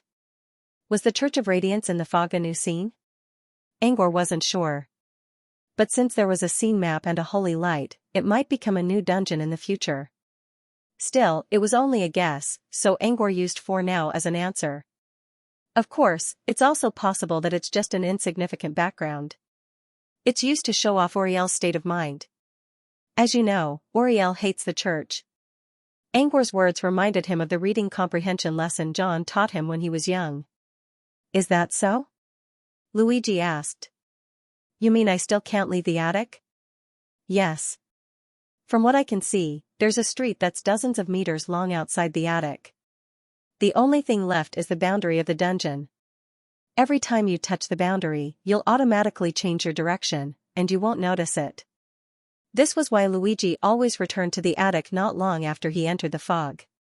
Every time he touched the boundary of the dungeon, he would be sent back. Upon hearing this, Luigi was even more confused. If I can't get out, what about my main mission? Outside the dungeon, Angor also fell into deep thought. From the information he read, he knew that Luigi didn't receive any new main quest notification. In other words, Luigi was in a completely empty window right now. There was no quest notification, and he couldn't leave Uriel's dungeon. There was no notification about clearing the dungeon either. There must be something wrong here. There must be some hidden clues that haven't been discovered yet. With that in mind, Angor activated Omniscient View again and observed the entire dungeon. First, he checked the fog outside the yard. Before, he only sensed the boundary of the fog. He didn't check if there were things inside. Several seconds later, he looked away. There was nothing in the fog. He looked inside the attic again and checked every nook and cranny from the first floor to the second. He didn't find anything out of the ordinary. Everything was the same as before. At least, as far as he could see, there was nothing out of the ordinary about Uriel's dungeon. He didn't find any clues about the new main quest either. Angor considered and decided to tell Luigi what he saw. I didn't find anything out of the ordinary. Maybe you're the only one who can find the clue. It was similar to the forced plots in some games he saw on his hologram tablet. The main character had to reach a certain place or find a certain clue to trigger a new plot. Luigi understood what Angor meant. In other words, there was nothing he could do now. He had to rely on himself. With a sigh, Luigi entered the yard again. He had checked every direction in the fog without triggering any new plot, which meant the clue must still be here. Luigi returned to the yard and looked around more carefully this time. Again, he found nothing. So the clue must be in the attic. What's in the attic? Luigi muttered to himself and stepped into the yard. As soon as he entered, he saw someone sitting on the sofa on the first floor of the attic. Uriel. Luigi was surprised at first, but he quickly relaxed. It was normal for Uriel to return to the attic after leaving the dream state. Speaking of which, he hadn't talked to Uriel since the astral climbing challenge. Could it be that the clue is with Uriel? with that in mind, Luigi walked toward Uriel. As Luigi approached the sofa, Uriel, who had been deep in thought, slowly raised his head and looked at Luigi with his clear eyes. "You're here." The word "you're here" made Luigi, who was still a little confused, suddenly brighten up. Uriel usually ignored Luigi when he didn't trigger a mission. Since he took the initiative to greet Luigi, it meant that he had something to say. If he wasn't mistaken, it must have something to do with his current situation. Thinking of this, Luigi immediately put away his inquisitive gaze and said seriously, "Yes, I'm here." "Sit here." Uriel gestured to the sofa opposite him with a smile. Luigi sat down. "You did well today." Uriel looked at Luigi with a gratified expression. "Before this, when you chose not to take the shortcut of crawling, instead choosing to walk the straight path of thorns, I thought you'd be met with a nose full of dust. In the end, I had to make a new choice. But your performance was beyond my expectations. You've taken the crown of the stars, and the position of Green Star has changed. Do you know what this means?" "It means I've received a title?" Luigi muttered silently in his heart, but his expression was still serious. "I don't know much about this title, but I'd like to hear more." Uriel smiled and shook his head. "This isn't an ordinary title, it's a great honor. Birmingham's Eden Academy has dozens, if not hundreds, of star laurels. Among all these star laurels, the difficulty of the Green Field Star is definitely in the top 3. The reason he said this was because Galemo was a great demon king who defied the heavens. The other star laurels were changed every few years. For example, the Shepherd Star, which represented the flute, changed every 5 years. The Rhythm Star, which represented the drum, changed every 3 years. The Black and White Star, which represented the piano, could even change every year. But the Green Star, which represented the harp, hadn't changed hands for decades. That was because Galemo was too strong. As the great demon king who guarded the Green Star, he sat alone at the end of the harp path, guarding the star laurel for decades. Of course, the harp was a non-mainstream choice, and there were fewer talented people. But one had to admit that Galemo was a genius. It's precisely because the difficulty of the Green Star is extremely high that it's also extremely valuable. Not only the students of the Academy, but even the ordinary people of the Great Saman Empire know about this ever-victorious star. So, when Galemo sends a letter to Birmingham's Eden Academy to confirm the Green Star's change position, your name will be remembered by countless people, and the star laurel on your head will shine in the sky of the Great Saman Empire. Uriel's blood, and Luigi's blood. Although he already knew that the success of star plucking would bring him great benefits, he still didn't know what to do. However, he did not expect that with just 2 battles, his name would be known by the people of the distant world. As a bard, as Azaz's, as an artist, as an artistic achievements. And S's have to be. Therefore, when he found out that he might be recognized by the people of a country, his heart was filled with joy and excitement. But Luigi didn't let joy get to his head.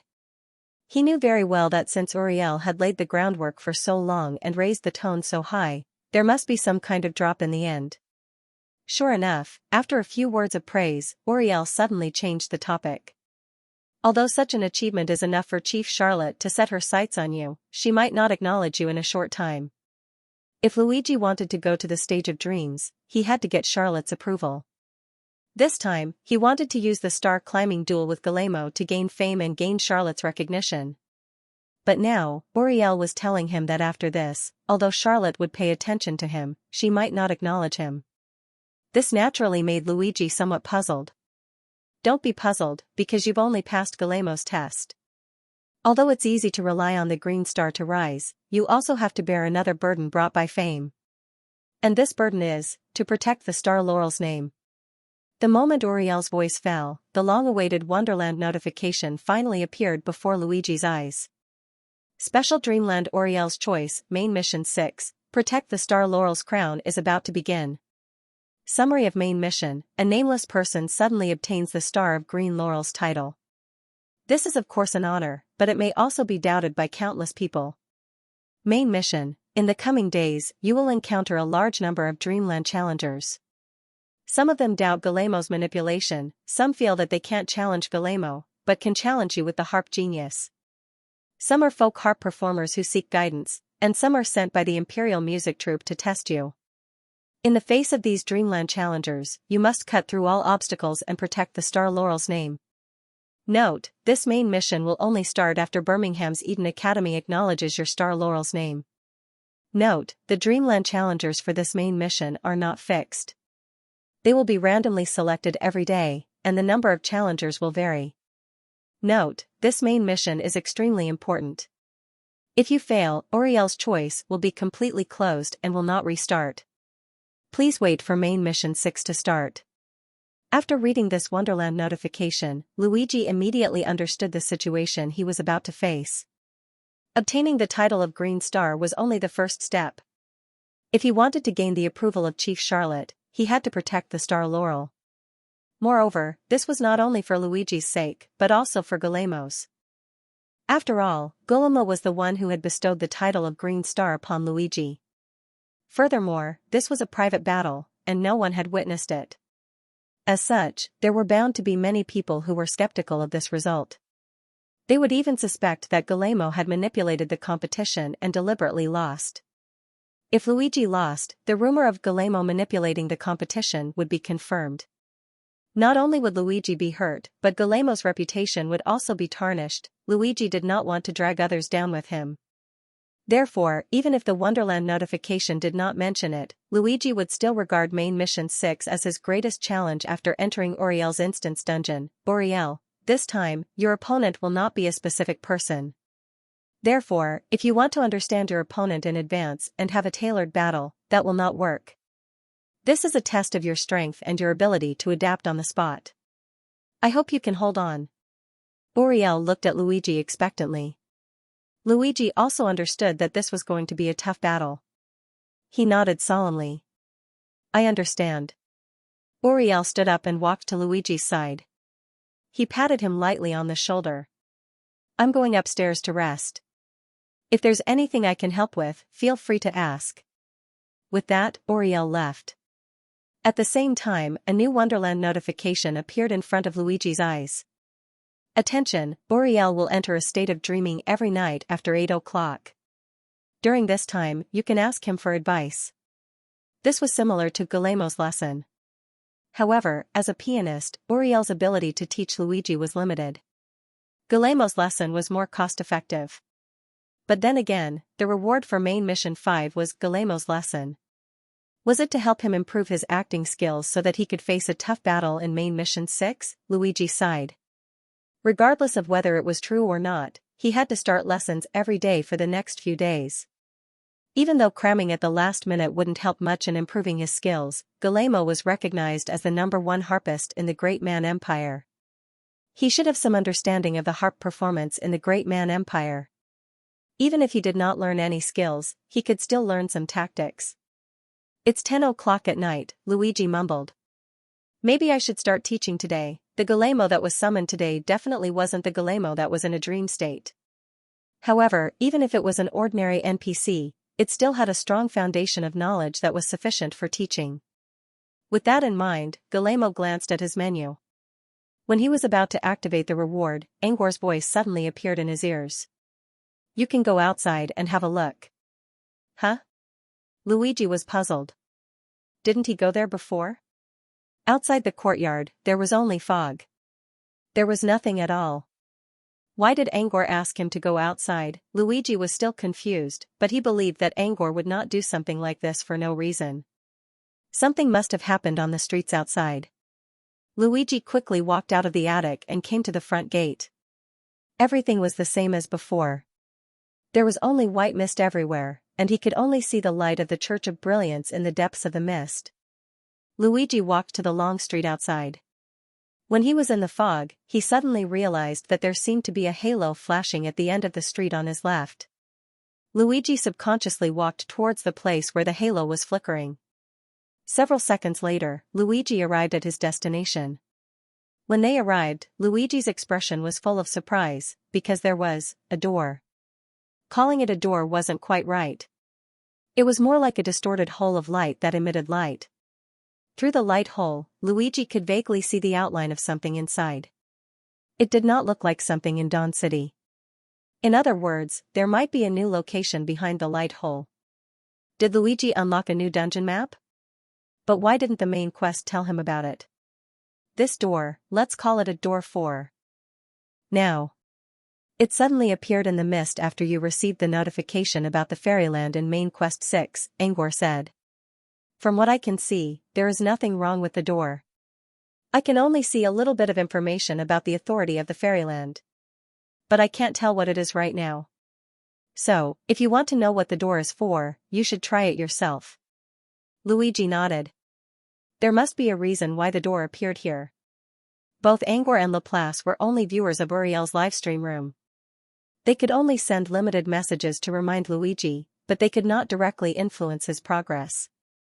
If Luigi wanted to know about the door, he had to do it himself. There shouldn't be any danger in the Fairyland dungeon, right?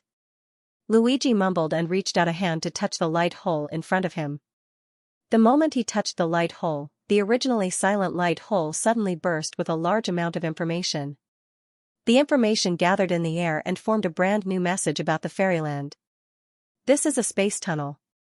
Tunnel 1 leads to the outside of the Fairyland. You can use this tunnel only. Tunnel 2, Dream of the Challenger's entrance. This tunnel is not open to the public. Attention, the current space tunnel is a temporary one.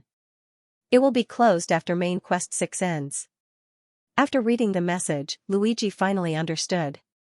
This was a benefit for him. After all, no one knew how long he would have to stay in main quest 6. If Luigi stayed in the dungeon for a long time, he would be imprisoned for sure. After all, he would not be doing quests most of the time. He would be waiting for the quest to start.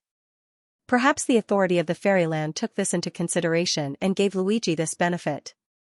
It allowed him to leave the dungeon during the non-mission time of the main mission 6 to rest and have fun outside.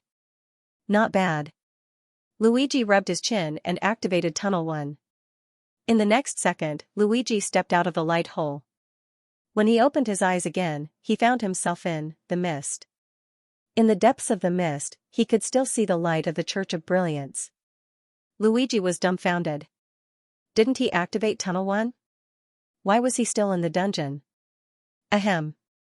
He heard someone coughing beside him. Luigi turned around and saw Laplace nodding at him. Angor was standing beside Laplace. Luigi was confused. Did I come out or did you guys come in? Angor did not answer. Instead, he snapped his fingers, and the mist around them disappeared. What replaced it was a vast crystal field and a broken attic not far away. It seemed Luigi had come out of Uriel's dungeon. Luigi looked at the crystal field and took a deep breath. So this is what freedom feels like. It's a bit cold. I should go back inside. Wait. Angor quickly stopped him. You just came out and you want to go back already? Luigi sighed helplessly. I want to play outside too. But time waits for no man. You know, I have to face countless challengers from now on. In order to keep my title as the Green Star, I have to sharpen my blade. From now on, I'll summon Gremo to teach me. I don't want to waste any more time. Angor looked at Luigi's troubled expression. He wanted to ask how Luigi felt when he dreamed of Gremo, but he decided against it. He could ask Luigi when he went offline.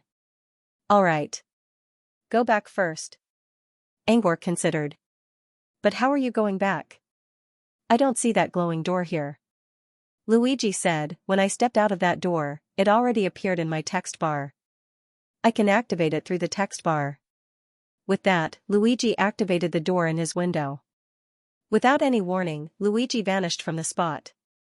Angor used God's view to check his surroundings and saw that he was back in Uriel's dungeon. Now that Luigi had completed his main quest 5, he was ready for the next one. In fact, Angor should have finished watching the show already. In fact, Laplace had already bid farewell to the Dream Crystal and went offline to fish. But he didn't leave. He kept his eyes on Uriel's dungeon and watched as Luigi returned to his attic through the misty door. Most importantly, he wanted to see Luigi's summoning reward. Luigi told him that he didn't want to waste time on studying. This meant that he would summon Gremo as soon as he returned to the dungeon. According to the Wonderland, he had a chance to summon Gremo in his dream state. Angor wanted to see Gremo in his dream state. There were too few NPCs in the current dream crystal. If he wanted to obtain more information about these NPCs, the Uriel Instance dungeon was the best way to do so. But, this time, he was disappointed. As expected, Luigi summoned Graymo as soon as he entered the dungeon. However, the Graymo who came out of the door was not in his dream state. His eyes were clear and firm like an old scholar, which was completely different from the Graymo who challenged Angor by climbing stars. However, Luigi didn't summon a dream NPC this time. Still, Graymo's harp skills were as good as Graymo's. Luigi asked Graymo to play Poem of War again, and Graymo's performance was exactly the same as the one in his dream state. After witnessing Guillemo's exquisite performance, Luigi felt at ease and began his lesson with him. When Luigi returned to his study state, Angor removed his omniscient view and sighed. "Looks like I won't run into another dream NPC today."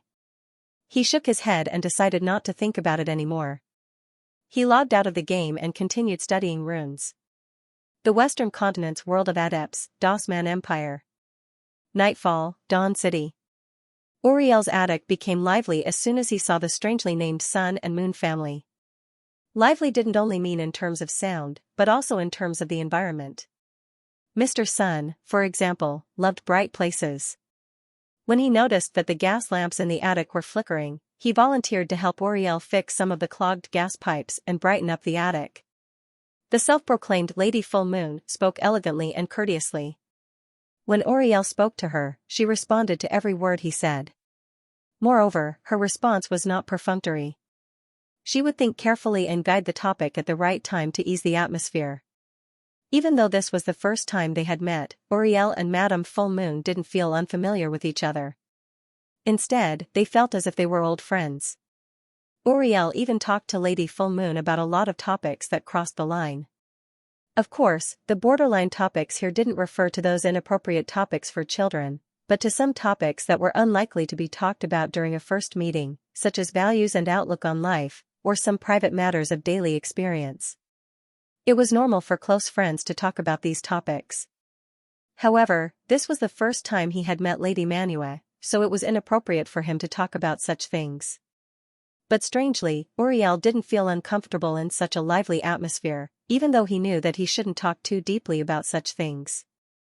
Moreover, Lady Full Moon's response made Uriel feel very comfortable. In particular, Lady Full Moon had once received a piece of music in her dreams. This made Uriel even more excited. They felt like old friends at first sight. Mr. Sun and Lady Full Moon made the attic bright and lively.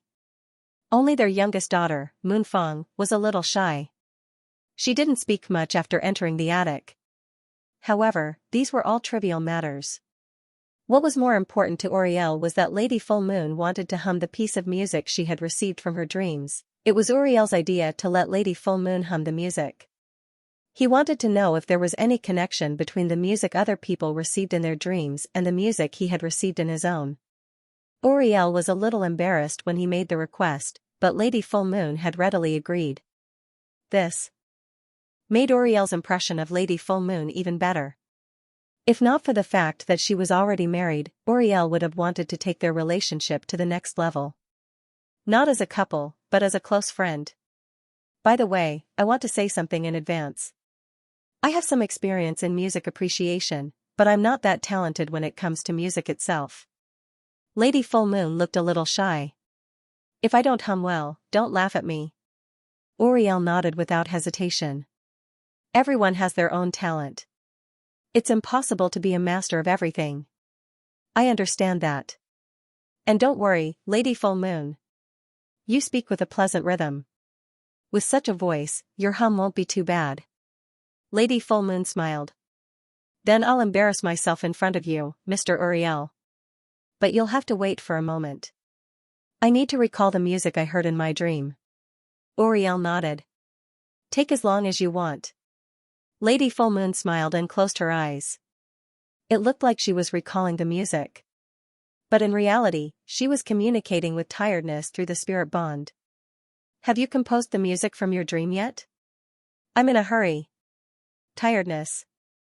You're the one who put it there. Why are you making things difficult for a kitten, Lady Moon? You're the only one who knows the art of deduction among the three of us. Tiredness cursed in the spirit bond. In the end, he sighed helplessly. Wait for me to gather the information and proceed with the deduction. Yes, the music Lady Full Moon planned to hum was not something she got from her dream. It was something Tiredness composed on the spot. Tiredness itself. No, this meow knew nothing about music. But as a mule in the prophetic temple for many years, its deduction skills were not bad. At least, it was much better than Lady Moon and Mr. Sun, who had no prophecy talent at all. Therefore, the burden of composing music on the spot fell on Tiredness. Tiredness's composing method was simple. It combined the 32 quartets of the Wind, Grand Garden, and Hymn of the Galaxy. It was a hodgepodge. Then, it used deduction skills to combine these pieces of music and continuously changed the format. Until the format was changed to the point that even its mother could not recognize it. Finally, it chose a few sections that were suitable for humming and gave them to Lady Moon. The whole process was simple and crude. There was no musical literacy or technical content. Tiredness had not even learned the musical notes and scales. But in the end, it relied on deduction skills to forcefully push out a music sample that was similar to the real thing. Of course, this music sample had no technical skills and did not have much beauty. But its style was not much different from the 32 quartets of the Wind, Grand Garden, and Hymn of the Galaxy. After all, no matter how many variations there were, the foundation was still these three pieces of music. Tiredness hummed a few lines of this new music through the spirit bond.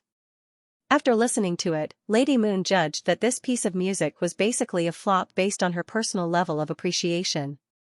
However, she was not playing with a musical instrument. If she was just humming, the effect should be pretty good with a little trick. As for what little trick? Of course, it was the sound magic trick. As a legendary wizard, Lady Moon might not have dabbled in the spells of other schools, but she still knew how to perform tricks. For example, the soothing sound and the sound of spring water in the sound school could make the words spoken and the songs sung by the user have more texture and feel like a spring breeze. Lady Moon had indeed done this. With the soothing sound and sound of spring water, her humming could not be described as beautiful, but it sounded very sentimental. Even Oriel could not help but nod. As expected, Lady Moon was being too humble. Your voice is very suitable for humming. Lady Moon, also known as Lady Full Moon, blushed. No. I can hear myself humming. It's really not that good. Moreover, I feel that it's still very different from the music I heard in my dream. Speaking of this, Madame Full Moon sighed. There's nothing I can do. I don't know anything about music. I can only rely on a vague impression to hum. Lady Full Moon used this self-deprecating method to get Oriel to ignore the artistry and professionalism of the music she hummed. Oriel was right. He did not think about the technique of her humming. Lady Moon, as an outsider, it's already very good that you can hum to this extent. Also, the section you're humming is a little similar to the music I've been hearing in my dreams recently. Oriel lowered his eyebrows and muttered to himself, could it be that Luigi wrote this music too? But Luigi's musical skills must be very high. This music is obviously lacking in charm, but the style is quite similar to Luigi's pastoral music. As Uriel muttered to himself, the Lady of the Moon, Mr. Sun, and Mr. Weariness all heard him. Luigi? Is this the composer of the music we heard before? Lady Moon exclaimed in the spirit bond.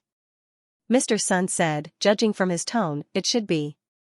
Lady Moon said, if this Luigi is the composer, does that mean he's the source of the anomaly that our teacher wants us to investigate? Mr. Sun said, we can't be sure yet. Try to change the topic to this Luigi. Lady Moon said, sure, leave it to me. As soon as the spirit bond ended, Lady Full Moon asked curiously, who is this Luigi you're talking about?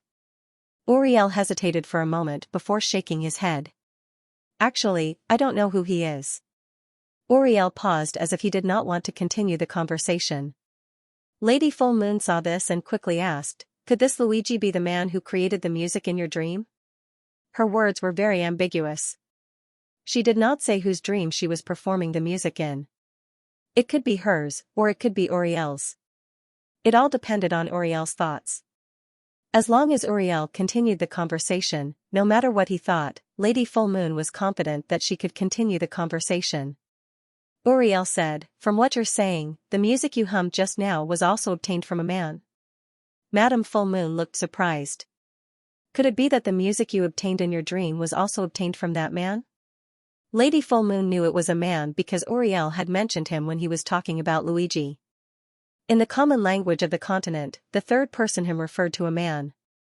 Uriel did not notice this and thought that Lady Full Moon had also met a man in her dream. "That's right," Uriel said. "The 3 pieces of music you heard on the street were all from that man. His name is Luigi." "I don't know if the man you met was Luigi." Lady Full Moon quickly said, "Do you remember what Luigi looked like? Describe it and I'll compare." Uriel did not doubt her and began to describe Luigi's appearance in a low voice. He was young, elegant, and spoke with a very unique accent. Whenever he was in the mood, he would play the harp. In terms of temperament, he was more like a poet. As for the details, I don't remember them clearly. Although I had some self-awareness in my dream, I couldn't maintain a high level of concentration. I can't remember many details, only the general idea. Lady Full Moon said, "The man you're talking about, called Luigi, is similar to the one in my dream. He also has a unique accent. But just like you, I couldn't see him clearly in my dream." Lady Full Moon looked regretful as she said this. After a pause, she continued, "I don't know if the man in my dream was Luigi or not. But as a woman, perhaps they were the same person." Uriel rubbed his chin. "A woman's intuition is always accurate." Madame Full Moon smiled and raised her head proudly. "Of course, my intuition is rarely wrong. By the way, can you tell me more about this Luigi? Although I may not be able to meet him in my dream. If I do, I can at least ask him in person." Lady Full Moon's every sentence was said at the right time, and there was nothing wrong with it. At the very least, Uriel did not feel uncomfortable about having his secret probed. On top of that, Uriel was very interested in Luigi and that dream to begin with. Now that he saw a companion who had similar experiences as him, his desire to confide in Luigi naturally increased.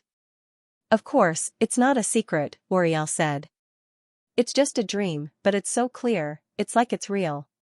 I don't know what exactly happened in this dream. Because in the dream, my thoughts were sometimes clear and sometimes blurry. I only remember that I was playing the piano in the attic. Yes, the scene in my dream was the attic where I live now. Even the furnishings were the same. So sometimes, I couldn't tell if I was dreaming or in reality. Then, I seemed to hear a voice. It led me to the guest who came to visit my attic. He called himself Luigi. He was recommended by one of my students and came here to pursue his dreams. I told him that if he wanted to step on the stage of his dreams, he had to be at least the top 3 in the Empire music troupe. Then, Luigi came into my dreams every day and asked me to check his strength. He improved a lot. In a few days, his strength reached the goal." Uriel told the story of the dream bit by bit. In the eyes of the listeners, although Uriel was occasionally deep in thought, the overall logic was clear. And from some of the details in his expression, it was clear that he was indeed recalling. This meant that there was such a thing in his memory. If what happened in Uriel's dream was real, then there was a high probability that it was this dream. But, how could they find such an anomaly as a dream? How could they deal with it? The Moon Lady and Mr. Sun looked at each other. The Moon Lady spoke first. "I'm just a beginner in dream reading. I've reached the listen stage. What about you?" "Mr. Sun, I'm a little better than you. I've reached the guide stage, but it's basically useless." The 3 basic skills of the dream series were dream entering, dream reading, and dream control. They knew dream entering, but they could only let themselves enter. They couldn't touch the dreams of others. Dream control required an extremely high talent in the dream series. They didn't know how to do it, so they eliminated it. They could only use dream reading. There were 4 stages in dream reading: listen, guide, command, and tamper.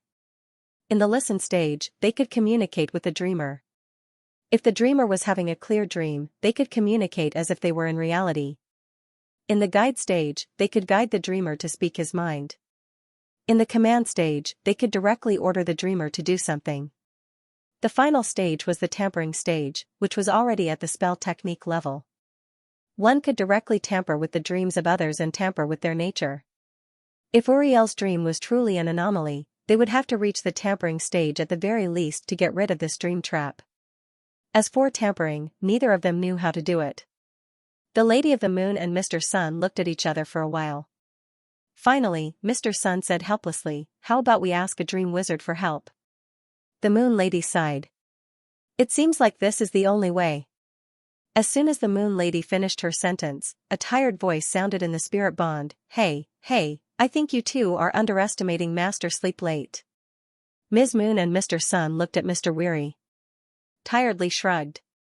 "Although Master Late Slumber didn't tell me about this mission, based on my understanding of Master Late Slumber, there must be a reason why he left this matter to the two of you.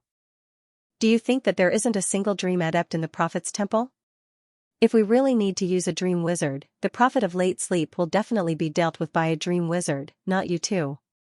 And, tiredly narrowed his eyes. "Did Master Late Slumber say that he wanted to solve the abnormality here?" The Moon Lady was stunned for 2 seconds. She could roughly understand what Tiredly said. Indeed, the Prophet's Temple was a superstar organization in the Source world. Although the temple was mainly made up of Prophet wizards, there were many other types of wizards, including dream wizards. With the ability of the Prophet of Late Sleep, if he predicted that there was an abnormality of dreams here, he would definitely send a dream wizard to deal with it, not the two of them. Since the two of them were sent here, there must be a reason. Although the Moon Lady didn't know what this so-called purpose was, it shouldn't be for them to privately find a dream wizard to solve the abnormality. As for the last sentence that Tiredly said, the Moon Lady was a little confused. She carefully recalled what her late sleeping teacher had said when she received the mission from her teacher. After a long while, under the gaze of Mr. Sun and Tiredly, the Moon Lady raised her head and scratched her hair. "It seems that Master really didn't say that he wanted us to solve this abnormality. Mr. Sun, what did Master say?" The Moon Lady, "Master said that there is an abnormality here, and he wants us to come and take a look." If one thought about it deeply, this sentence might be asking them to solve the abnormality. But was there a possibility that Master Late Sleep's words this time were not for them to think too deeply, but to take it literally, just to take a look at the abnormality here? Mr. Sun pondered for a moment. "If it's just to take a look, we should have completed the mission by now."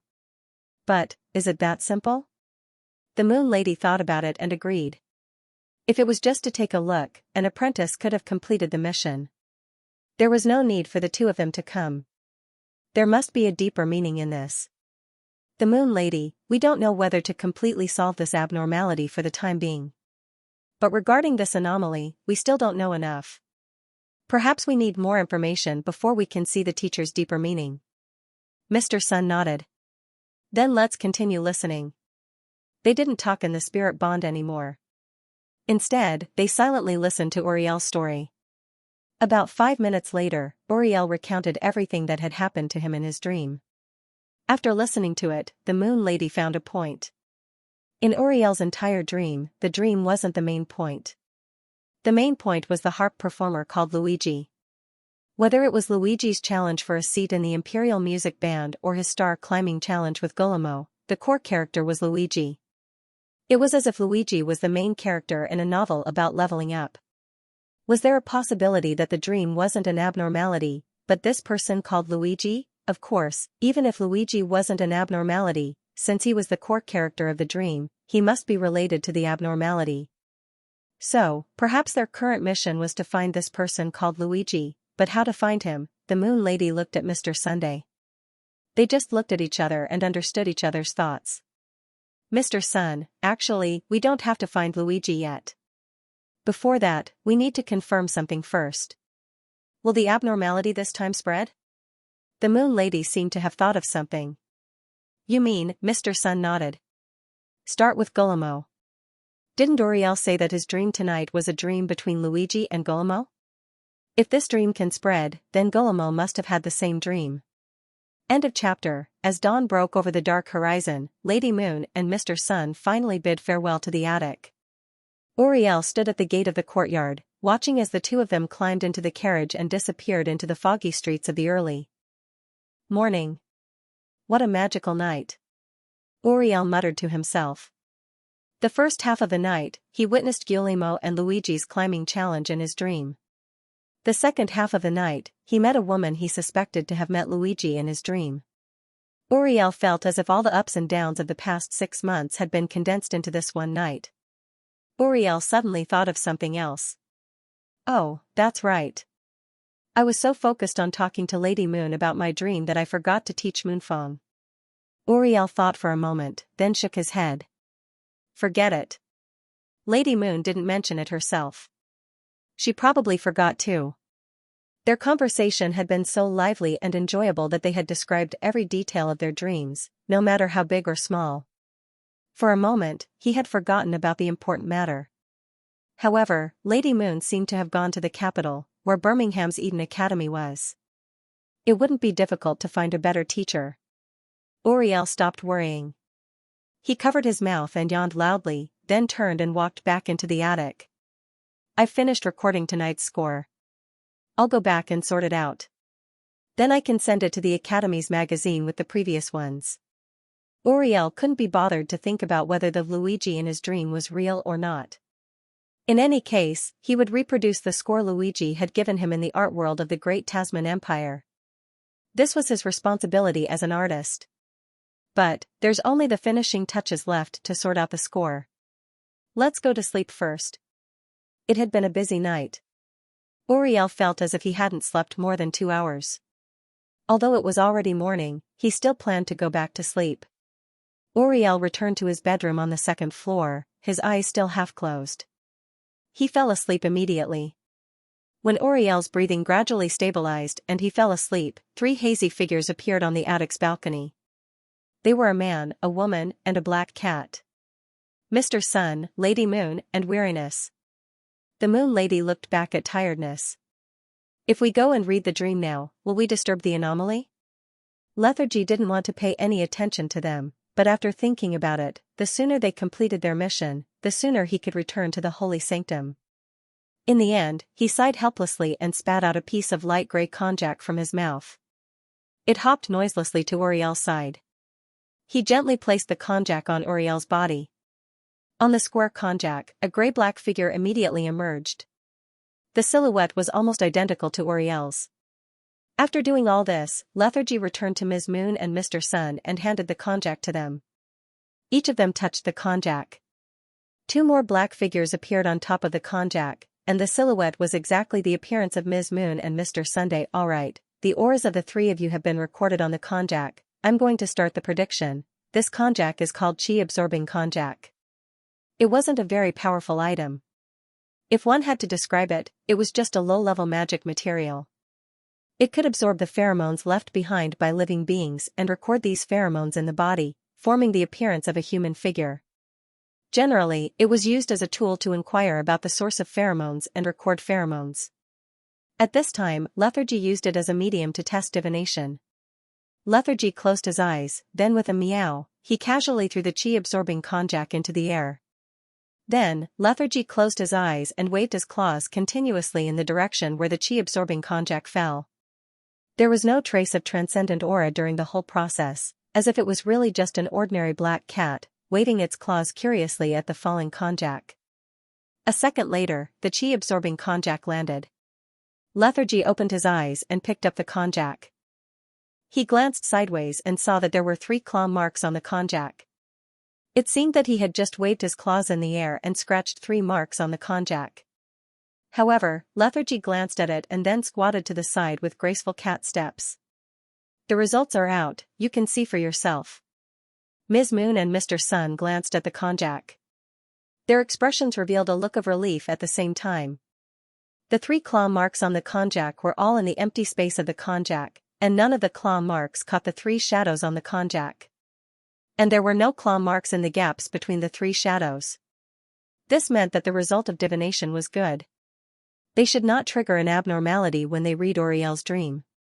This divination method was not a spell, nor was it a special ability. If one had to describe it, it was similar to the god of fate's favor. It was unique to Lethargy. He had stayed in the Prophet's temple for many years, and his body had been stained with a strong aura of fate. Even if he just waved his claws out of thin air, he would follow some trajectory of fate. Using it to make medium-large predictions might not be so effective, but it was still very effective for simple divination. What's more, the target of the divination was just an ordinary person, so it was almost impossible to go wrong. After confirming that their dream reading would not cause an abnormal reaction, Ms. Moon looked at Mr. Sunday. "You go, your level of reading dreams is higher than mine." Mr. Sun did not decline. He nodded and walked to the bed. Looking at the sleeping Uriel, an illusory tentacle of dreams emerged from between his brows. The tentacle was like the soft horn of a snail. It slowly extended and burrowed into Uriel's forehead. As Mr. Sun closed his eyes, Ms. Moon knew that he had entered Uriel's dream-reading perspective. This time, it seemed that they had left in a carriage, but in reality, they had only traveled to the end of the street before sneaking back to Uriel's house. They wanted to wait until Uriel fell asleep before probing his dream. They wanted to see if they could use a third-person perspective to probe Luigi's dream. Even just looking at Luigi's face would be good enough. At least with his appearance, they would have a way to find him. About 3 minutes later, Mr. Sun opened his eyes. He gave Uriel a deep look, then turned and entered the crescent world. "How was it? Did you see the dream?" Ms. Moon asked curiously. Mr. Sun nodded and put an arm around Ms. Moon's shoulder. "I saw it, but Uriel's dream is just a normal dream." Mr. Sun briefly described the situation in the dream. It was an extremely unstable dream. The scene was illusory. 1 second, there was a blurry outline of a city. The next, the colors began to melt into a mosaic.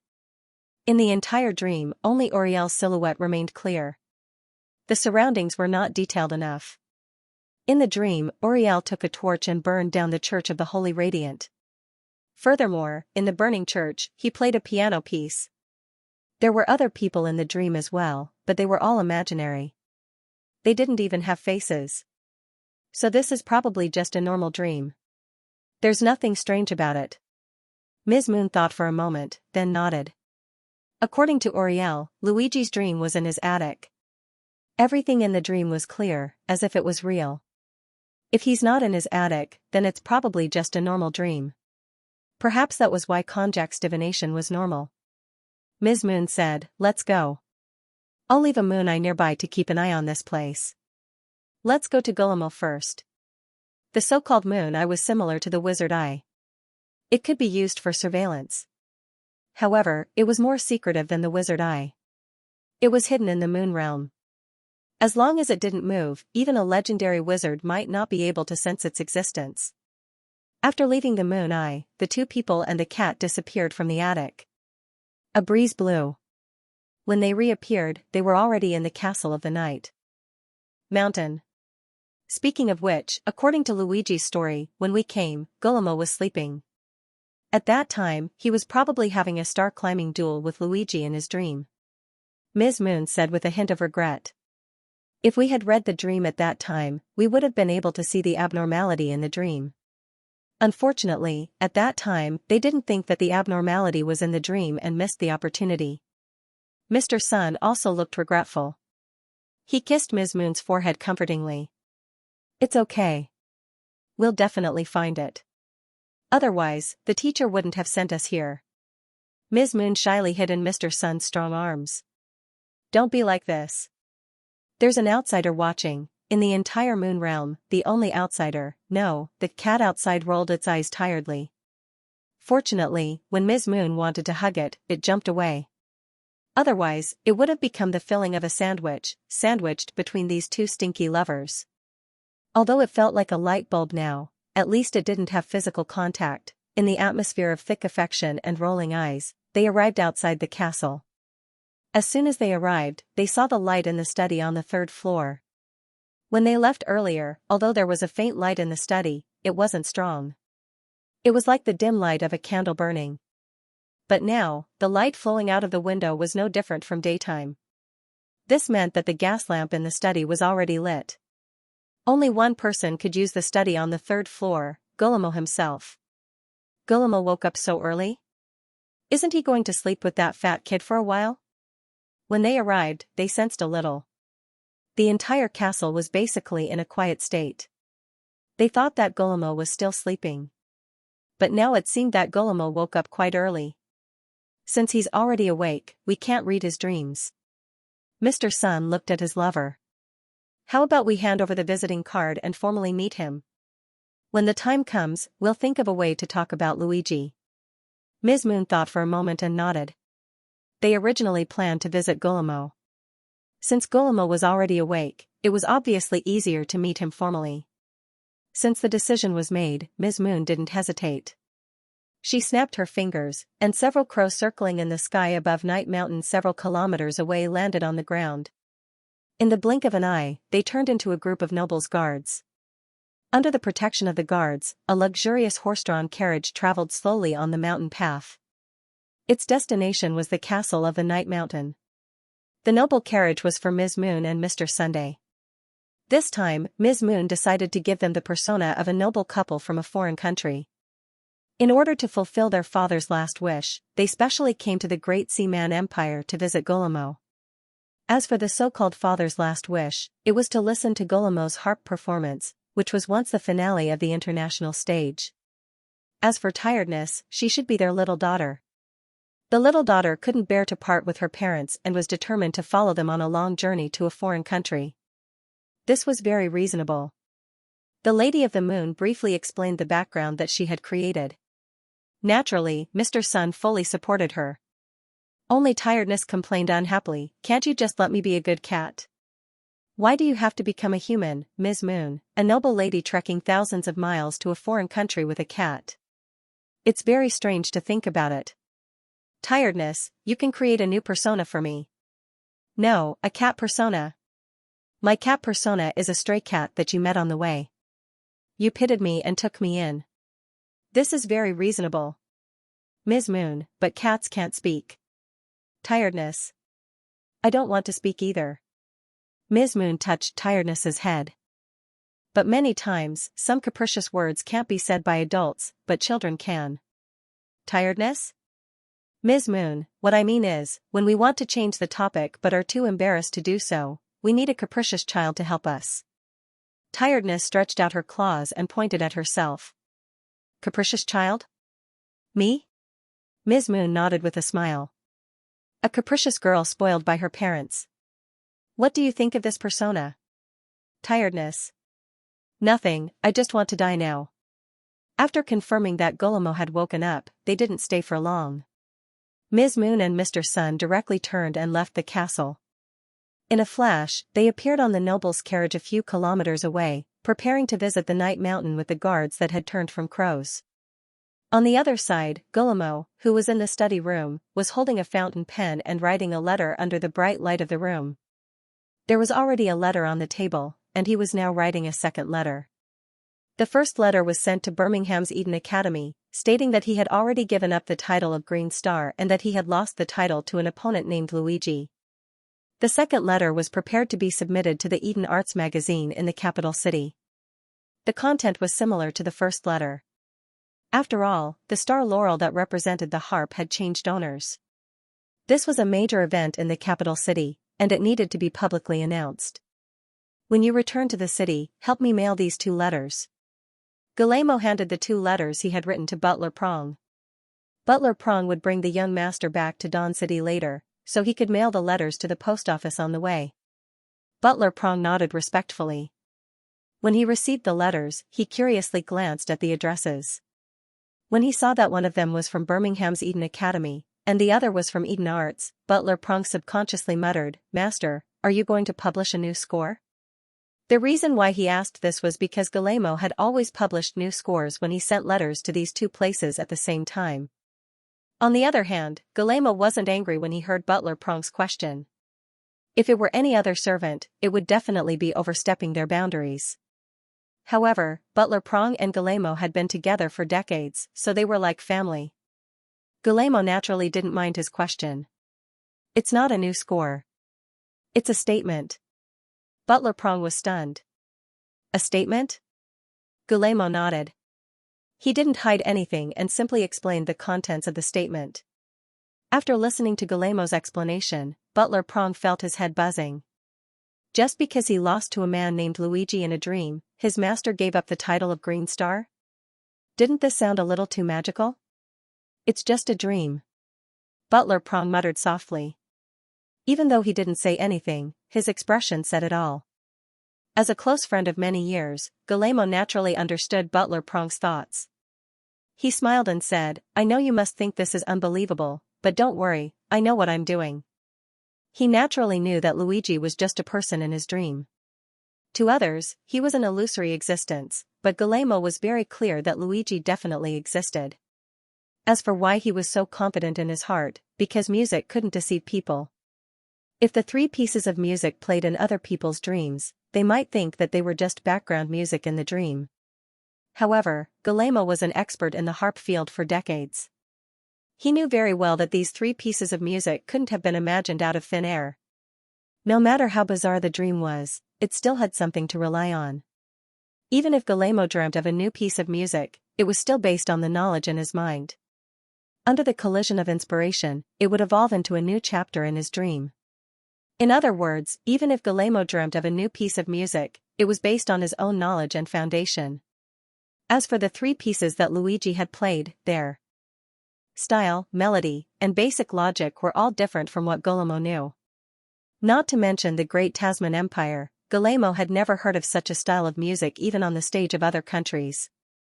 In other words, the music that Luigi had performed was knowledge that had never existed in Guillermo's mind. It was impossible for a dream to evolve such strange knowledge that was systematic and logical on its own. Therefore, there was no doubt that Luigi existed. However, Guillermo didn't know what method Luigi had used to enter his dream and challenge him to a star-climbing challenge in his dream. But that was not important.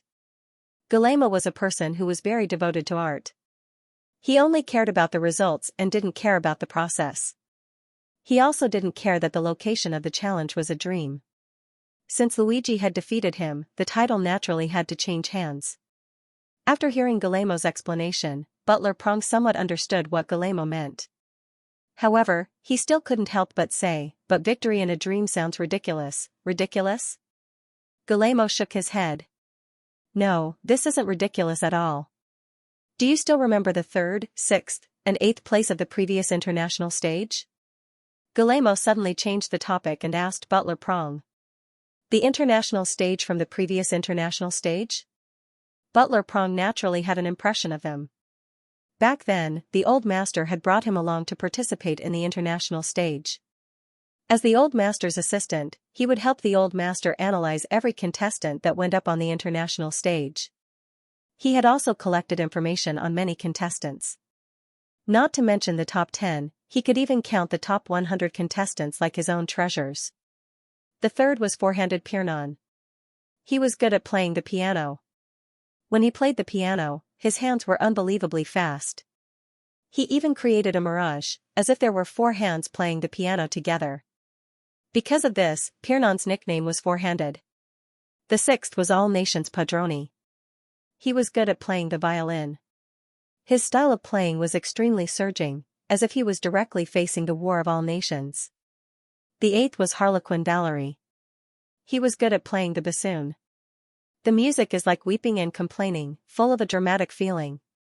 Just listening to it is like witnessing a mournful large-scale drama. Butler Prong summarized the information on these 3 contestants from his memories. Guillermo nodded. That's right. Then, did you notice that these 3 contestants have something in common? Something in common? Butler Prong thought carefully. These 3 contestants didn't seem to be recommended by their respective countries. Instead, they directly registered with the organizing committee. Also, before this, they didn't seem to have displayed their skills in the international stage.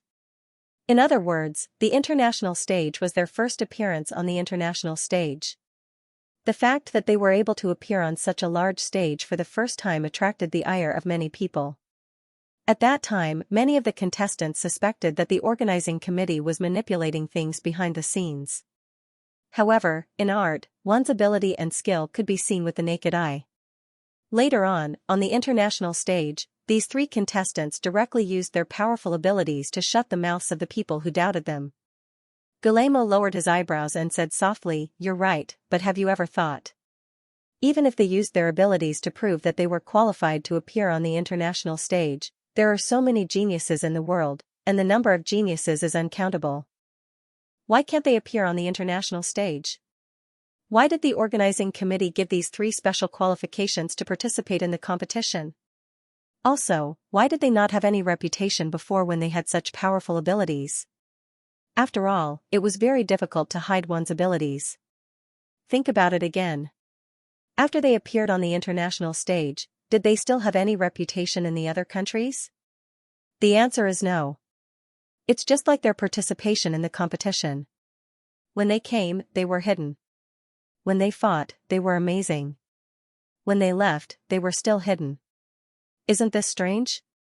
Also, is Piero's speed really something that ordinary people can achieve? The style of all nations can't be performed without experiencing a large-scale battle. But has he appeared on any battlefield before? Was the performance of the clown really just to make people imagine a tragic drama?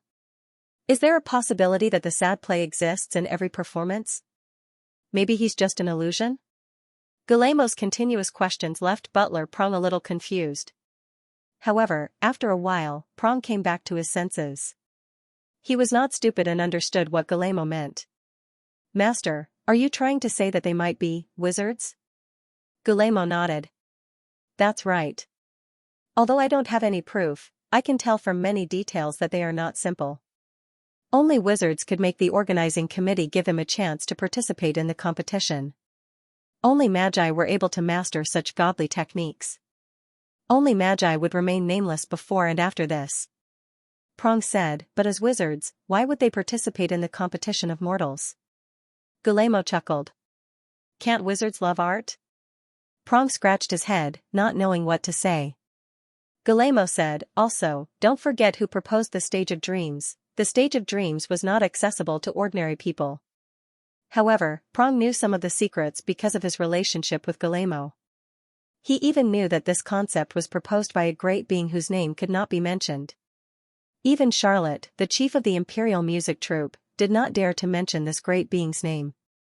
Although no one dared to mention it, they still had some guesses about his identity. This great being was most likely a magus.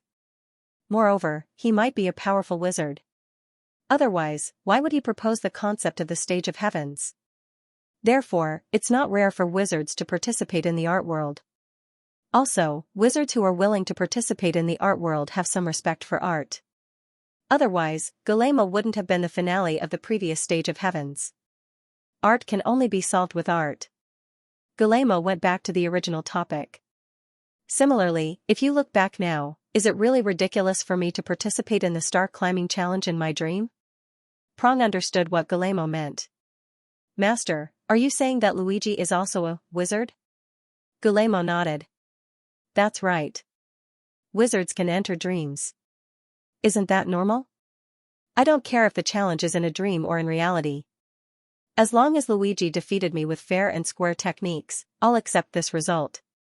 And Luigi also used his techniques to speak. Therefore, Guillermo immediately fulfilled his promise and cleared Luigi's name after waking up. Although Prong still felt a little strange, he did not try to dissuade him. If Luigi was really an extraordinaire and a legendary wizard, Guillermo might offend him if he did not clear his name. Offending a wizard was not a small matter. Guillermo walked to Prong's side and patted him on the shoulder.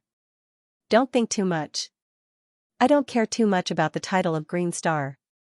In fact, Guillermo had long hoped that someone would succeed in plucking the star from him. This was because he was happy to see the emergence of new talents. For many years, no one had plucked the star, which meant that the harp world was lacking in new talents. Now that Luigi had taken the star laurel, it injected a burst of vitality into the dead harp world. This was also what Guillermo felt gratified about. Of course, if he wanted the harp world to be revived, the prerequisite was that Luigi could appear and accept the challenge of the younger talents. If Luigi did not appear, Guillermo could only write another statement to say that the previous statement was his delusion. The title of Green Star had to be changed. After all, if Luigi did not appear, even if the younger talents wanted to challenge him, they would not be able to do so. Therefore, Guillermo was taking a gamble. He was betting that after Luigi saw the statement, he would understand his painstaking efforts and accept the challenge as the successor of the Green Star. He should stand up, Guillermo thought to himself. After all, he was the one who proposed the challenge. He should know the rules of the challenge and the responsibility of bearing the title of star. Prong didn't know what Guillermo was thinking. When he saw that Guillermo was silent for a long time, he took the initiative to say, "Then I'll bring the young master back to Dawn City now. I'll also mail these 2 letters on the way." "Okay." Guillermo nodded. "Go." Prong took the letters and left the study. Just as he opened the door of the study, he saw Aunt Sim hurrying over from the corridor not far away. When she saw Prong, she stopped in her tracks. "You're leaving now?" Prong nodded. "Yes, I'm going to the city to settle some matters. I'll be back by next week at the latest. Don't miss me too much." Aunt Sim rolled her eyes at Prong. "If you don't want your face, you can peel it off and I'll use it to make pig skin soup." Aunt Sim did not stay for long. She snorted and walked past Prong to the study quickly. Why is she in such a hurry? What happened? Prong shook his head and did not think too much about it. After finding young master, he brought him out of the castle. After he left the castle, he noticed that a large group of people had arrived outside the castle. There were tall horses and exquisite carriages, as well as elite guards. With one look, he could tell that they were all wealthy and respectable. Who were these people? Butler Prang found a maid who was waiting nearby and asked her about it. It turned out that the owners of the carriages were foreign nobles who had come to visit Master Guillermo. Aunt Sim was the first to receive them. After receiving the invitation, she went to report to Master Guillermo. Although Prong did not know who these people were, they should not be bad people since they were willing to hand over the invitation so solemnly. But just in case, Prong did not leave immediately. He planned to listen to their intentions and confirm that there was no mistake before leaving. A few minutes later, Auntie Sim hurried over and said, "Master has agreed to your visit, but he hopes that your guards will remain at the second gate." Soon, a reply came from the carriage. "Yes." Aunt Sim arranged for the guards to rest at the second door while the carriages were led to the castle. Butler Prang also took the opportunity to ask Aunt Sim about it. In the end, he found out that the foreign nobles in the carriage only wanted to listen to Guillermo's harp performance. Prong heaved a sigh of relief when he heard this. It was fine as long as they were not evil guests. They came from afar just to listen to the harp performance. It seemed that they were also devout pursuers of art. Prong did not think too much about it. He bid farewell to Aunt Sim and brought young master back to Dawn City. End of chapter. Inside the mirror space of Eden Forest. Angor logged out of the game and returned to the mirror space as soon as possible. He walked up the stairs and arrived at a classroom on the first floor. The door of the classroom was ajar. Angor pushed it open with a little push. Inside, Lady Xianxia was lying on a desk with her wig hanging loosely over her head. If it weren't for the faint soul glow around her, she would look like she was sleeping. The sound of Angor opening the door seemed to wake Xianxia up. She looked at the door in confusion. When she finally saw Angor's face, she slowly came back to her senses and floated up from the desk. "You're back?" Angor didn't answer. Instead, he looked down at the desk where Xianxia was lying on. There was a magic scroll on the desk that she had covered with her hair. It was the Requiem rune Angor gave to Xianxia. The reason why Xianxia didn't show any signs of agitation and looked like she was asleep was because she was enjoying the effects of soul calming. Xianxia noticed Angor's gaze and felt a little embarrassed. "I've been feeling a bit emotional lately, so I used the Requiem rune to calm myself down." Before Angor could say anything, Xianxia quickly changed the topic. "Let's not talk about that." "Oh right, I've finished the blood ink you asked me to make, mister." Xianxia pointed at a bottle of blood ink on another desk. "Do you want to check it?" "I saw it just now. Blood ink did a great job." Angor saw Xianxia first, and then blood ink was the next person he saw. While talking to Xianxia, Angor already used his spirit feelers to check the blood ink. The blood ink was crimson in color, but there were specks of soul light flickering within it, like a crimson sunset bringing a starry sky with it. This was the soul ink Angor was looking for. Xianxia made the blood ink perfectly, which meant she didn't stay idle for the whole night.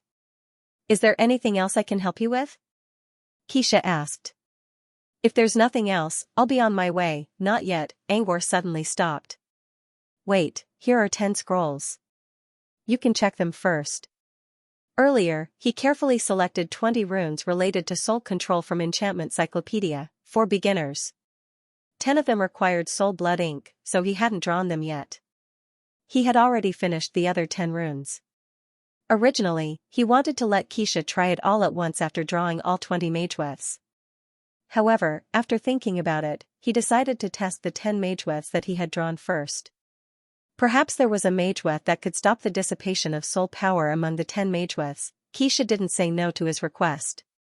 Her mission was to test the scroll anyway, and it was not a difficult task. Angor would even give her the scroll after the test was over. She was more than happy to do it. Following Angor's instruction, she began to try the pictures one by one. When I step on this magic scroll, I feel like I'm stuck in a quagmire, and I can't move at all. My soul power is still dissipating, but it's not as efficient. This magic scroll can also slow down the dissipation of soul power. However, it can make you feel cold from the inside out, as if you're frozen. This one is better than the other two. I feel like I'm stuck in a clay pot, and I can't move at all. But my soul power still can't be completely sealed. This one's not bad either. Xianxia knew that Angor cared most about whether his soul power would dissipate when he was relaxed. That was why she used this as the basis for her evaluation. In terms of the dissipation of soul power, these 10 magic scrolls were all better than the ones Zhang Tai had tested last time. However, judging from the effect of the magewef, Xianxia still preferred the Requiem magewef. Angor sighed in his mind after listening to Xianxia's explanation. These 10 runes were still not good enough. Still, he could see that soul control runes could indeed slow down the dissipation of soul power. However, none of the runes could completely stop the dissipation of soul power. Angor waved a hand. You can leave now. Take these scrolls with you. They're all yours. Xianxia looked delighted. Okay, I'll be going now. Call me if you want to test them. Although the effects of these magewefts were not of much use to Xianxia, still, free things were always the best. Xianxia happily left the classroom with the scrolls in her arms. When Angor was alone in the classroom, he sat down and began another round of drawing. This time, he was going to use soul ink to draw new scrolls. Since he had already determined the runes, he could draw them much faster this time. In less than 5 minutes, he finished drawing 10 runes. However, he did not call Xianxia in right away. Instead, he took out a notebook and recorded the results of the 10 runes Xianxia tested. According to the speed at which soul power dissipated, the runes were sorted. Next, he analyzed the runes in 3 dimensions: efficiency, effect, and effect on the soul. He was trying to find the real reason for the speed at which soul power dissipated. Time passed bit by bit. Several hours later, the horn of dawn sounded outside. Angor finally looked up from his desk. After a night of analysis, he did find some patterns. However, these patterns were not easy to explain. They were more like flashes of inspiration. Perhaps, after obtaining more data, he would be able to conclude the corresponding pattern. With that in mind, he looked at the square pattern on the blackboard and summoned a hand of spell. He gently tapped on the square. Xianxia was the creator of the square. She was enjoying her beauty in front of her dressing table when Angor tapped on it. She immediately sensed a soul pull. 2 seconds later, Xianxia's spirit body came out of the square pattern on the blackboard. Is there anything I can do for you? Xianxia didn't mind being summoned. She smiled at Angor. Angor pointed at a stack of scrolls on the desk not far away. Xianxia nodded. I understand. I'll start now. Without saying a word, Xianxia floated to the desk and placed the 10 magic scrolls on the desk. Starting from the rightmost scroll, she activated them one by one and tested them one by one. This magic pattern gives me a very intimate feeling. However, it can only slow down the rate at which my soul energy dissipates by a very, very small amount. This one feels familiar too. It seems to be a binding effect. It can slow down the speed, but not by much. Xianxia tested several more scrolls in a row. Her answers were basically the same. Judging from the rate of soul power dissipation, these scrolls did not even surpass the first spirit stream scroll. When she reached the last two scrolls, Xianxia could not help but ask. Why do all the magewiths in this batch give me a sense of familiarity? Also, they all have soul control effects, but I feel like I can get rid of them easily. Because I used your soul energy to create the blood ink. The blood ink contained Xianxia's soul power. Therefore, to Xianxia, these magic scrolls would give her a sense of intimacy. Also, they would not be able to control Xianxia as much as before. I didn't know soul ink had such a thing. So, if we fight and you use these scrolls on me, they won't work as well? Angor was speechless. Fight? Why? What's wrong with your mind? I'm just curious. What if a rune warlock's soul power was used by his enemy, and he doesn't know about it? Won't he suffer a great loss in the fight? No, I won't. A rune warlock was not an idiot. Before using the scroll, he could tell whether the scrolls had anything to do with his enemy. Besides, would the enemy leave their soul power to a rune warlock? Wouldn't they be cursed from afar? After all, many magi could curse someone to death just by using the remnants of their pheromones. Moreover, if the power of one's soul origin was captured by someone else, then as long as the magewith warlock had any ill intentions, one could forget about leaving alive. Of course, if the rune warlock was an idiot and did not know that the scrolls had something to do with his or her enemy, he or she would suffer a great loss. But at most, it would only be soul control runes that would be affected. Offensive runes would not care about the source of the scrolls. They would only care about the power of the scrolls. Xianxia sighed in disappointment. And here I was imagining you using these scrolls against me, only to find that they don't work, and I kill you instead. But I don't think that's going to happen. Angor did not know what to say. Isn't that a little ridiculous? Why would I do that to you? I'm not someone who will get rid of you after you've outlived your usefulness. Besides, even if I do, I won't use the scrolls. I'll just shoot them and kill them with one shot. Angor did not bother to answer. He pointed at the two remaining scrolls on the table and gestured for Xianxia to go ahead. Xianxia understood. She stood on her tiptoes and floated onto the table. She stepped on one of the scrolls with her bare feet and used her soul power to activate the rune. Xianxia closed her eyes and sensed the rune. Half a minute later, she said, "It's not an offensive rune." Hey, what are you imagining now? Don't be so paranoid, Xianxia coughed, and continued, "This magewith has a better effect than all the previous magewiths." Xianxia tried to recall what she felt before. The moment she stepped on the scroll, she felt everything around her changed. It was as if she had fallen into a new space. She felt like she was in a sealed room where the air was extremely thin and empty. Even time seemed to have stopped. Whenever she was in such a place, Xianxia always imagined that she would be attacked by blades or monsters at any moment. That was why she said it's not an offensive rune. The sealed space only magnified the weak side of people's hearts and made them think of bad things. However, since the ink used to draw the rune was made using Xianxia's soul power, the sealed space felt very familiar to Xianxia. This familiar feeling made the walls around her feel less oppressive. This was because Xianxia felt that she could easily break through these four walls. And she was right. She broke free from the sealed space and returned to the outside world without much effort. When I was in that sealed space, the rate at which my soul power dissipated was much slower than it would have been under normal circumstances. For example, under normal circumstances, if Xianxia released the restriction on her soul power, the amount of soul power dissipated would be 100 units per second. Under the effect of the spirit stream rune, her soul power would dissipate 50 soul powers per second. But now, when she was in the sealed space created by the rune, her soul power only dissipated 100 soul powers per 10 seconds.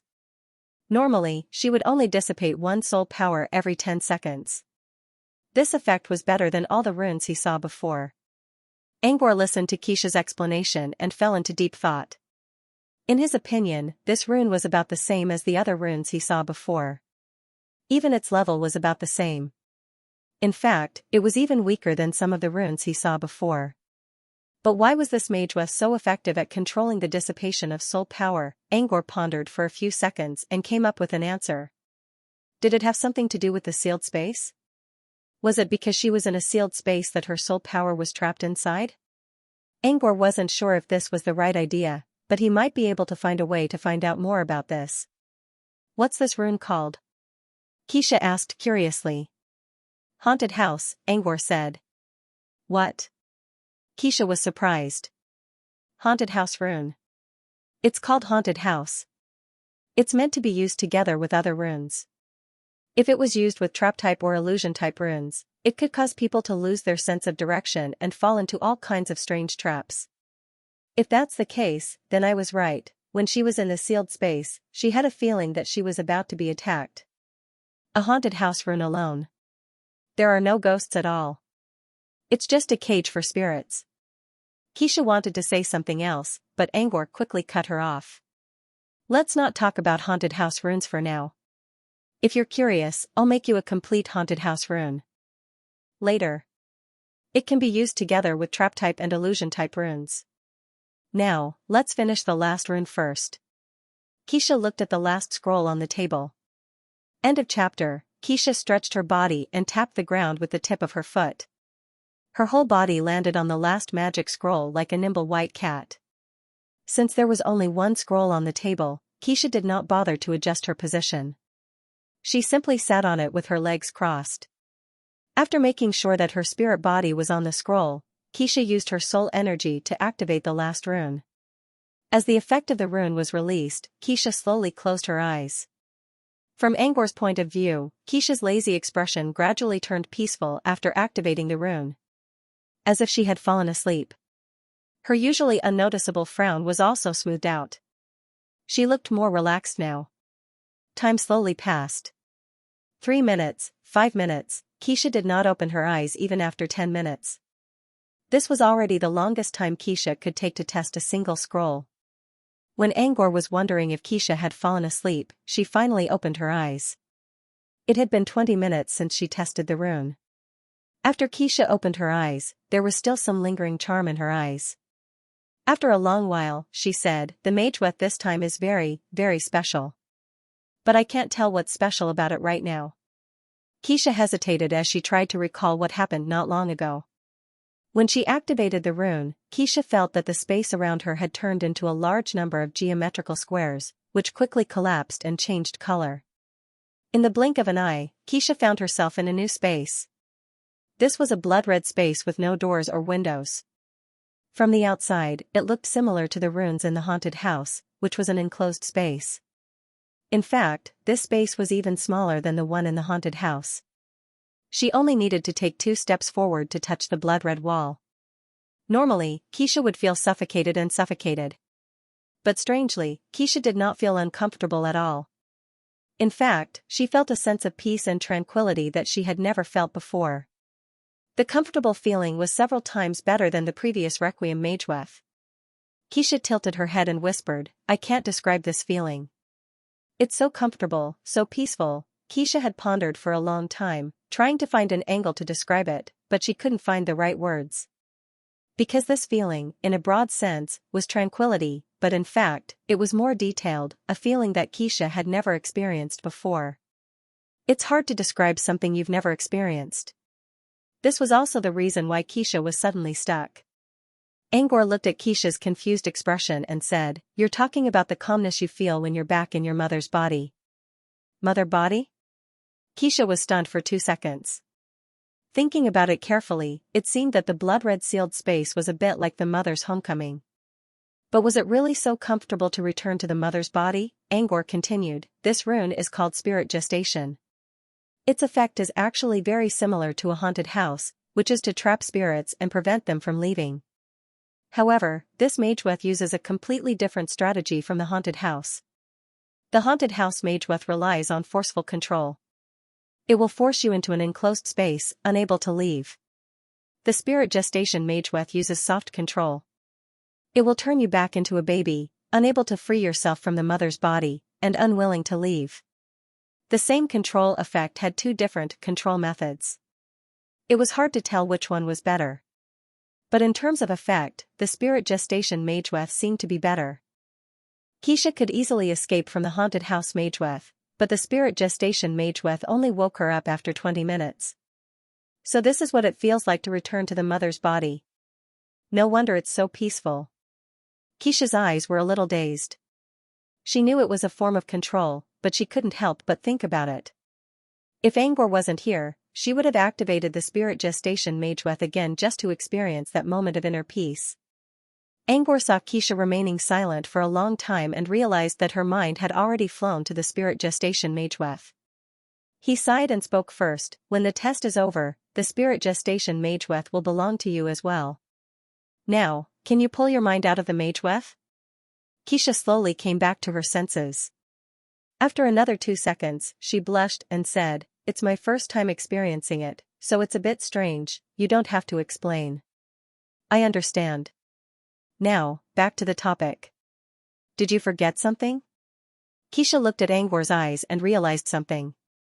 No, I'm sorry. I was so immersed in that peaceful feeling that I forgot about my soul energy." Xianxia apologized. Xianxia had an apologetic look on her face. After experiencing the spirit gestation for a full 20 minutes, she was completely immersed in the unprecedented state of tranquility, completely forgetting the main topic. However, he knew that his spirit body had memories of his spirit body. She might be too immersed in the experience, but she could still check if her soul energy had dissipated by checking the records. A few seconds later, when Xianxia finished checking, she revealed a surprised expression. "Huh?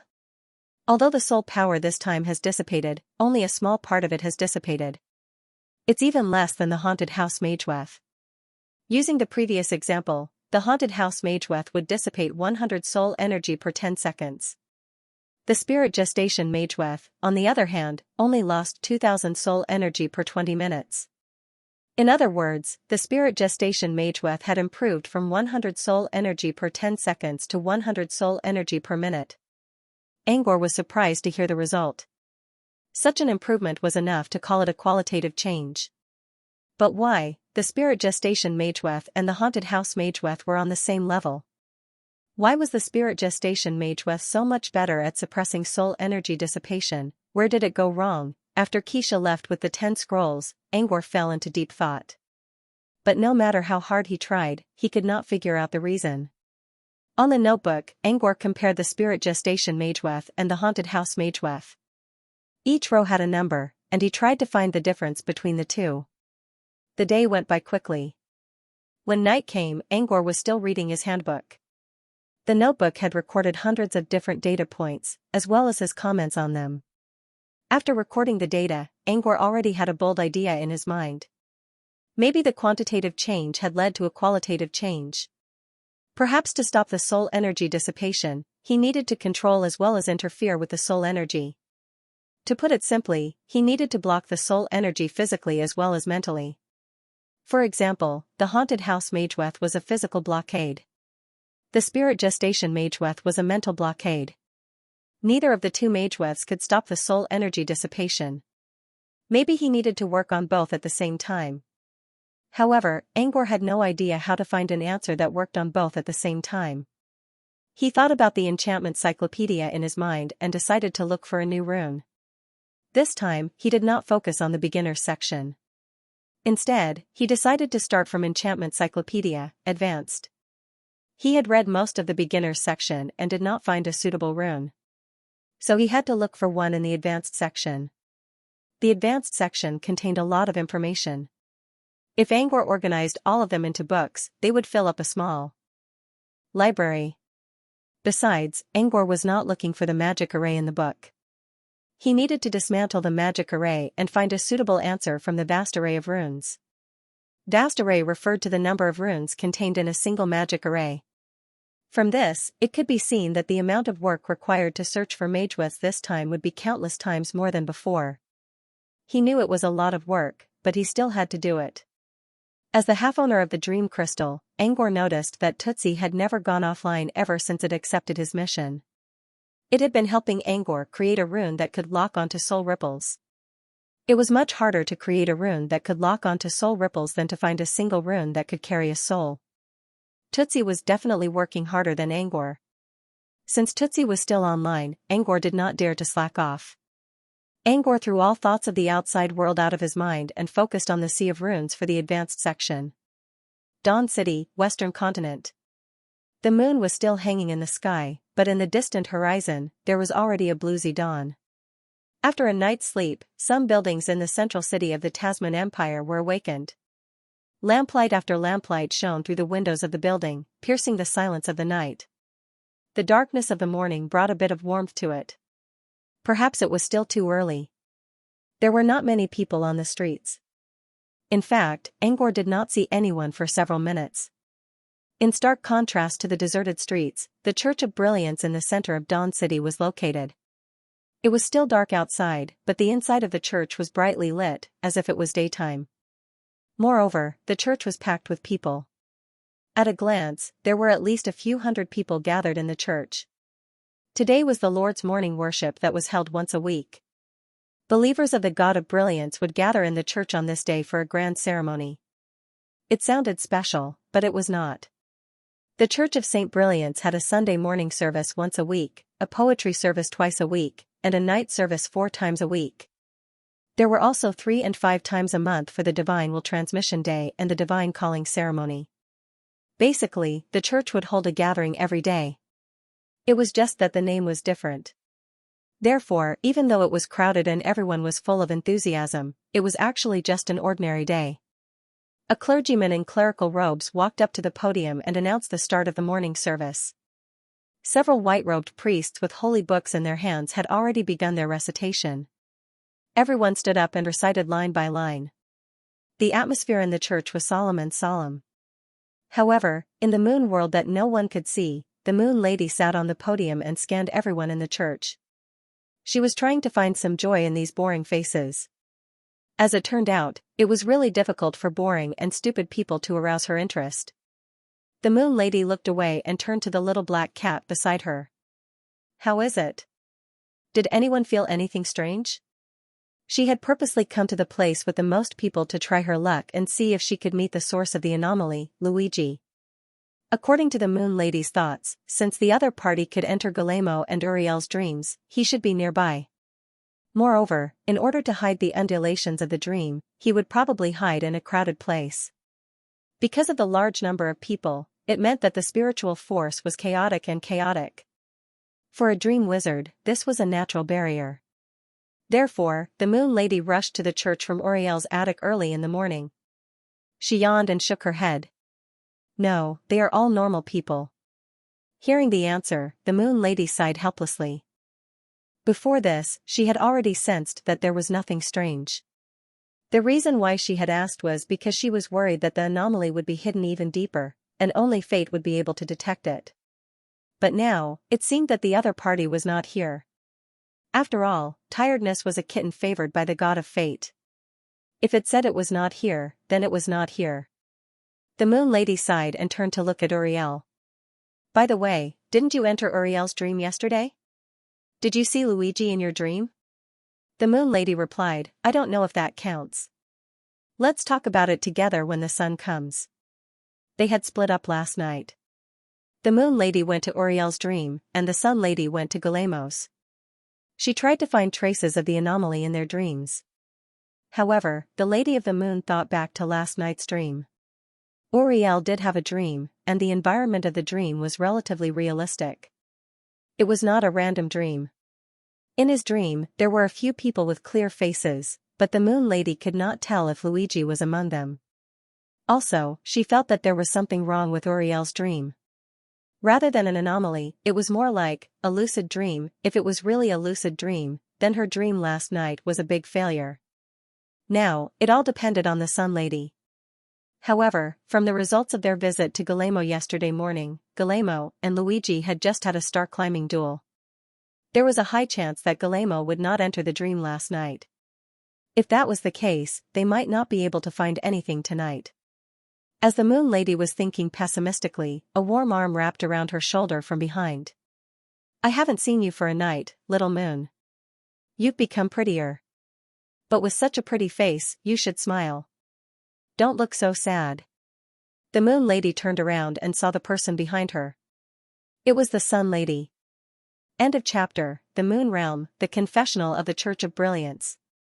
The Moon Lady leaned on Mr. Sun's shoulder and whispered what she had seen in Uriel's dream last night. The Moon Lady had come to Oriel's attic at around 9. After he had fallen asleep, she had used the dream reading spell to observe Oriel's dream. The scene in the dream was near the Church of Brilliance in Dawn City. Oriel's attic was opposite the Church of Brilliance. Of course, this was only the layout of the dream. In reality, the Church of Brilliance was still very far away from Oriel's attic. When the Moon Lady saw the attic in Oriel's dream, she immediately smelled something fishy. According to the information they had received, Luigi would only appear when Oriel dreamed of the attic. Now that the attic had appeared, did that mean Luigi was nearby? The Moon Lady carefully read Oriel's dream. Oriel walked out of the Church of Brilliance in a daze. He looked tired and his head was almost buried in his chest. With heavy steps, he walked toward the attic. The Moon Lady did not know what had happened, but from Oriel's dejected steps, she could see that he was not in a good mood. However, as Oriel walked closer to the attic, his expression became more relaxed. It was as if the tattered attic was his promised land. It could shelter him from the wind and rain. It was a warm harbor. Just as Oriel was about to return home, a few figures in clerical robes blocked his path. From their robes, they were probably priests of the Church of Brilliance. Oriel was clearly excited when he saw them. These priests, on the other hand, had calm expressions on their faces. It seemed as though they wanted to talk to Oriel. But, before they could speak, the scene changed. Oriel was on the attic's balcony, silently looking at the night sky and stars. Yes, it was still daytime 1 second, and the next, it was night. Looking at the silent night sky, Oriel seemed to think of something. He softly hummed a song, and then, there was no more. That's the whole thing.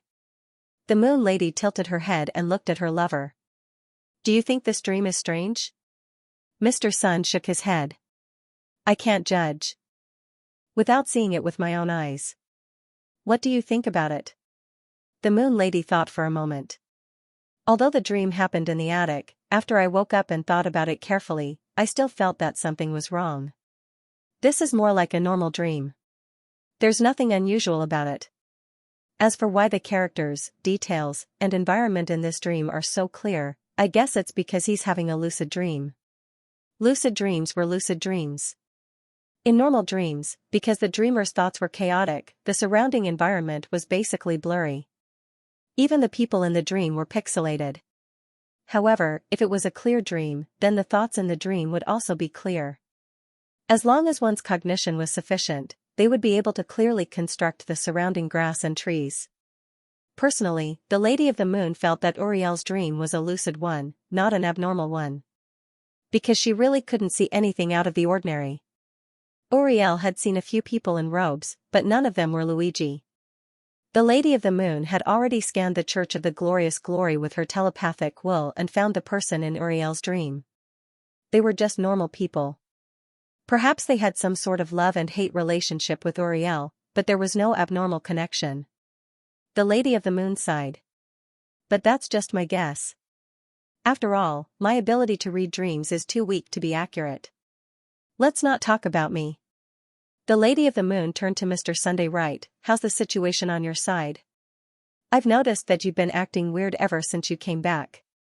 What's wrong? The Lady of the Moon was just saying that casually, but when she finished, she saw Mr. Sun looking at her silently. She seemed to have expected something. Could it be that I'm right? Is there really a situation? Mr. Sun nodded. Yes, there's a situation on my side. You can call it abnormal. But I don't know if it has anything to do with Luigi.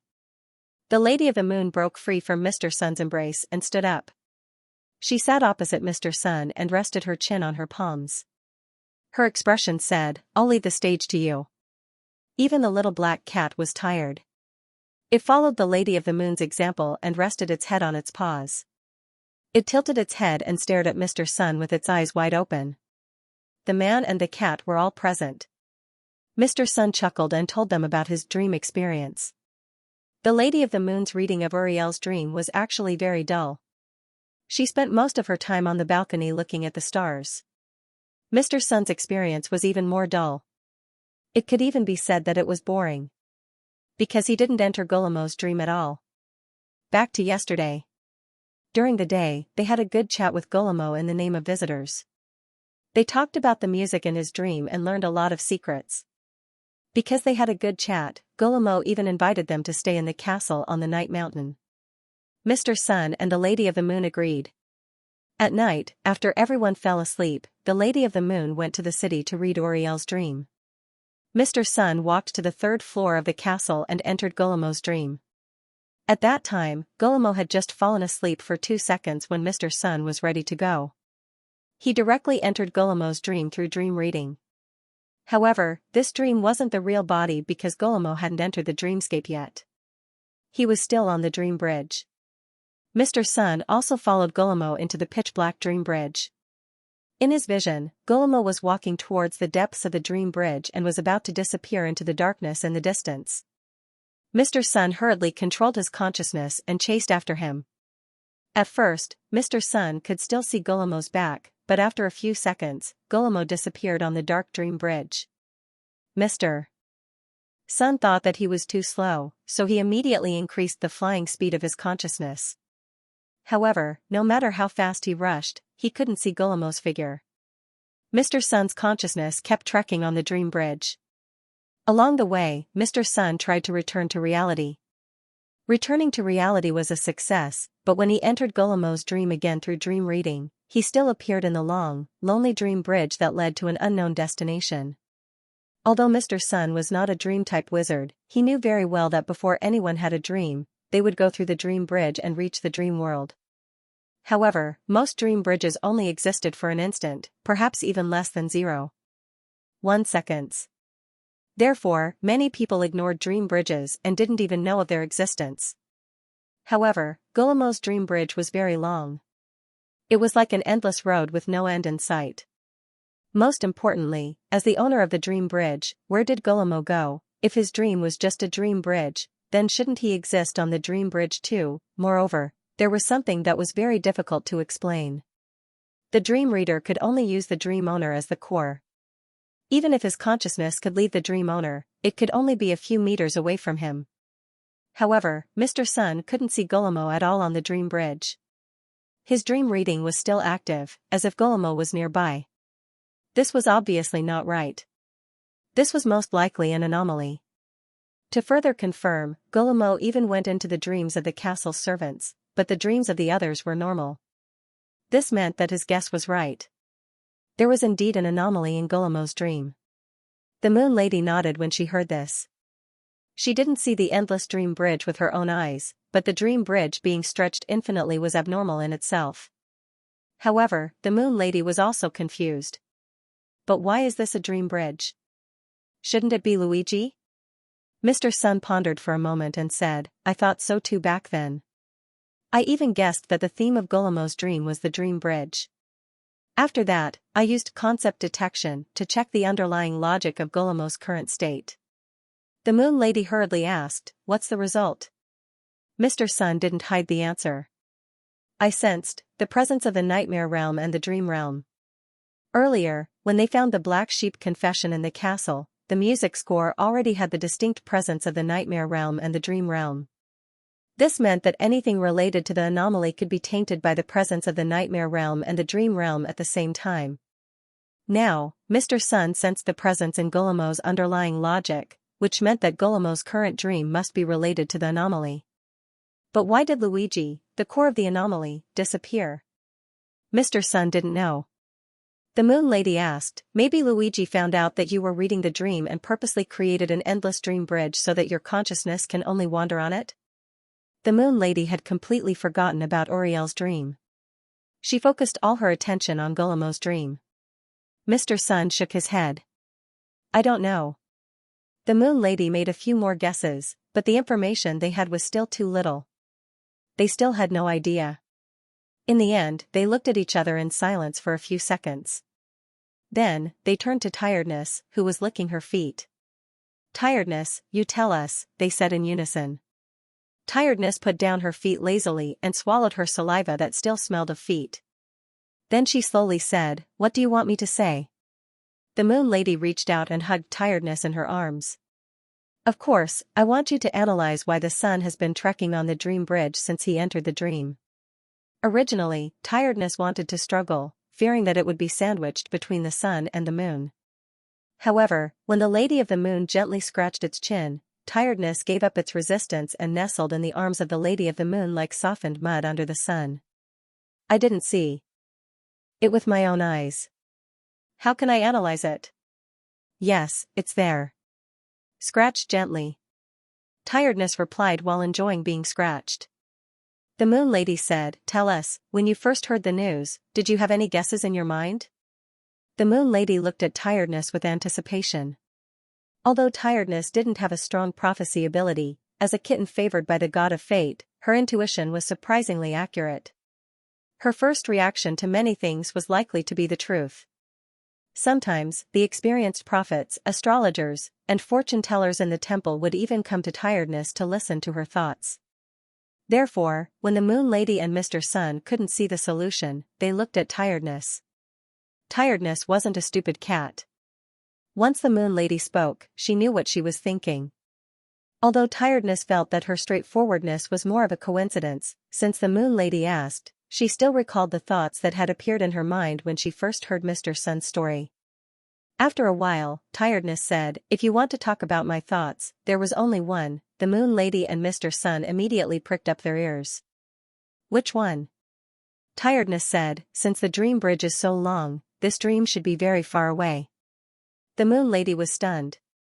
"The dream is very far away, you mean," Tiredness said, "the location of the dream. The dream bridge is so long, so the place where Gulamo's dream took place must be very far away." The place where the dream mirror took place was very far away. The Moon Lady and Mr. Sun looked at each other. They could tell that the other was thinking about what Tiredness said. A few seconds later, the Moon Lady spoke first. "Could it be that Gulamo's dream this time was located in the depths of the dream world?" Generally speaking, the dreams of ordinary people weren't in the dream world. They were in the periphery of the dream. It could be understood that the dreams of living beings were countless bubbles that surrounded the dream world. Because they were close to the dream world, these bubbles had some dream characteristics. However, because they didn't have any intersection with the dream world, they were fundamentally different from the dream world. Now, Tiredness's intuition told them that the place where the dream took place was very far away. Did this mean that Gulamo's dream was no longer a bubble but deep within the dream world? Mr. Sun didn't know the answer and could only turn to look at Tiredness again. Tiredness said unhappily, "I'm not familiar with the dream world. Anyway, I don't think Gulamo's dream mirror is in the depths of the dream world." Mr. Sun seemed to have understood something. "You mean, the abnormal dream is very far away from Gulamo, so Gulamo's dream bridge is so long? In other words, the core of the abnormal dream, Luigi, might not be in Dawn City but somewhere even further away. It might even be so far away that even the dream bridge had to be laid out endlessly. According to this situation, Luigi's main body shouldn't be in the Western continent, right? If that was the case, their strategy of finding Luigi by finding the location of his main body would probably not work." End of chapter. The red sun rose. After a night of silence, Dawn City regained its liveliness under the golden-red sunlight. Time passed slowly. The sun rose from the east and set in the west. After a busy day, the silver moon rose from the mist and hung high in the night sky. At this moment, the day and night had undergone a new cycle. At the same time, in the guest room of the castle on Night Mountain, Gulamo stood up from the sofa. "It's getting late. I won't disturb the three of you. Anyway, you'll be staying on Night Mountain for a while. Let's talk tomorrow." As Gulamo spoke, he looked opposite him. On the sofa opposite him, Mr. Sun, Ms. Moon, and their willful daughter also stood up. Mr. Sun said, "We're disturbing you so late again." "It's our fault." Gulamo smiled and shook his head. "No, I really like chatting with the two of you. This isn't considered disturbing. Also, listening to your experiences is like listening to a poem with ups and downs. In my opinion, this is also a kind of artistic cultivation." Gulamo wasn't lying. Today, Gulamo spent the entire day with these two guests from another country. After experiencing the unfamiliarity when they first met yesterday, their communication today was very harmonious. Moreover, as they chatted more, Gulamo admired this young couple more. According to them, they had traveled on the continent very early on and had visited many countries, witnessing all kinds of races. They had lived a peaceful life, but also had strange experiences of being misunderstood and hunted down. They sounded like the protagonists of an adventure, and one couldn't help but be addicted to them. They were clearly born into noble families, but they didn't have the arrogance of nobles. In the words of the great man Empire, they could raise their eyes to see the gods and lower their heads to see all living beings. How could one not admire such a temperament? In addition, these two spoke well and were polite. They were also very respectful to him. Guillermo was even more delighted and wanted to chat until dawn. However, Guillermo was getting older. Although he wanted to, his body couldn't take it. Looking at the moon outside the window, Guillermo still got up and said goodbye. Before opening the door and leaving, Guillermo turned back to look at the young couple. For some reason, he felt that the lady sitting by the window and bathing in the moonlight seemed to be faintly glowing. Guillermo shook his head, blinked, and looked again. I must be seeing things. The reason why it looked like it was glowing was because the lady of the moon's skin was too cold and pale. Tonight's moonlight was also very bright, so under the contrast of the two, there was an illusion. Guillermo didn't think too much about it. He nodded at them one last time before closing the door and leaving. Once Guillermo was completely gone. Before Ms. Moon and Mr. Sun could speak, Ms. Moon, who was tired of playing the role of an arrogant little girl, couldn't help but return to her cat form. She complained, "You guys are really good at chatting. Apart from eating and washing up, you guys have chatted for 6 hours today." After returning from the Church of the Holy Brilliance in the morning, tiredness began to play the role of the little girl. Then, she followed them and listened to their conversation with Guillermo. There was only half an hour's worth of content, and it could be considered as dry material. It talked about Guillermo's dream from yesterday. For the rest of the 5 hours, the things they talked about sounded like water in the ocean. Most importantly, the stories about going up the mountain and down the sea, chasing the stars and chasing the moon, seeing injustice on the road, rewarding the good and punishing the evil, were all stories that they made up. They made up stories that were clear and logical. Just like that, they chatted for more than 5 hours based on the characters they made up. This was something that tiredness couldn't figure out. Ms. Moon said, "Not all of the stories we told were made up. A large part of it was our experiences, but we removed the supernatural elements." Tiredness rolled her eyes at Ms. Moon in annoyance. "Do you think I'm stupid? Of course, I know that you guys are adapting your own experiences, but your adaptations are too ridiculous. For example, if they found a dropped money bag on the road, they could make up a story about how they didn't pick it up on the road and visited the owner in the middle of the night. However, the truth was that they picked up the money bag and used the money inside to have a good meal in a tavern. As for finding the owner? Not at all.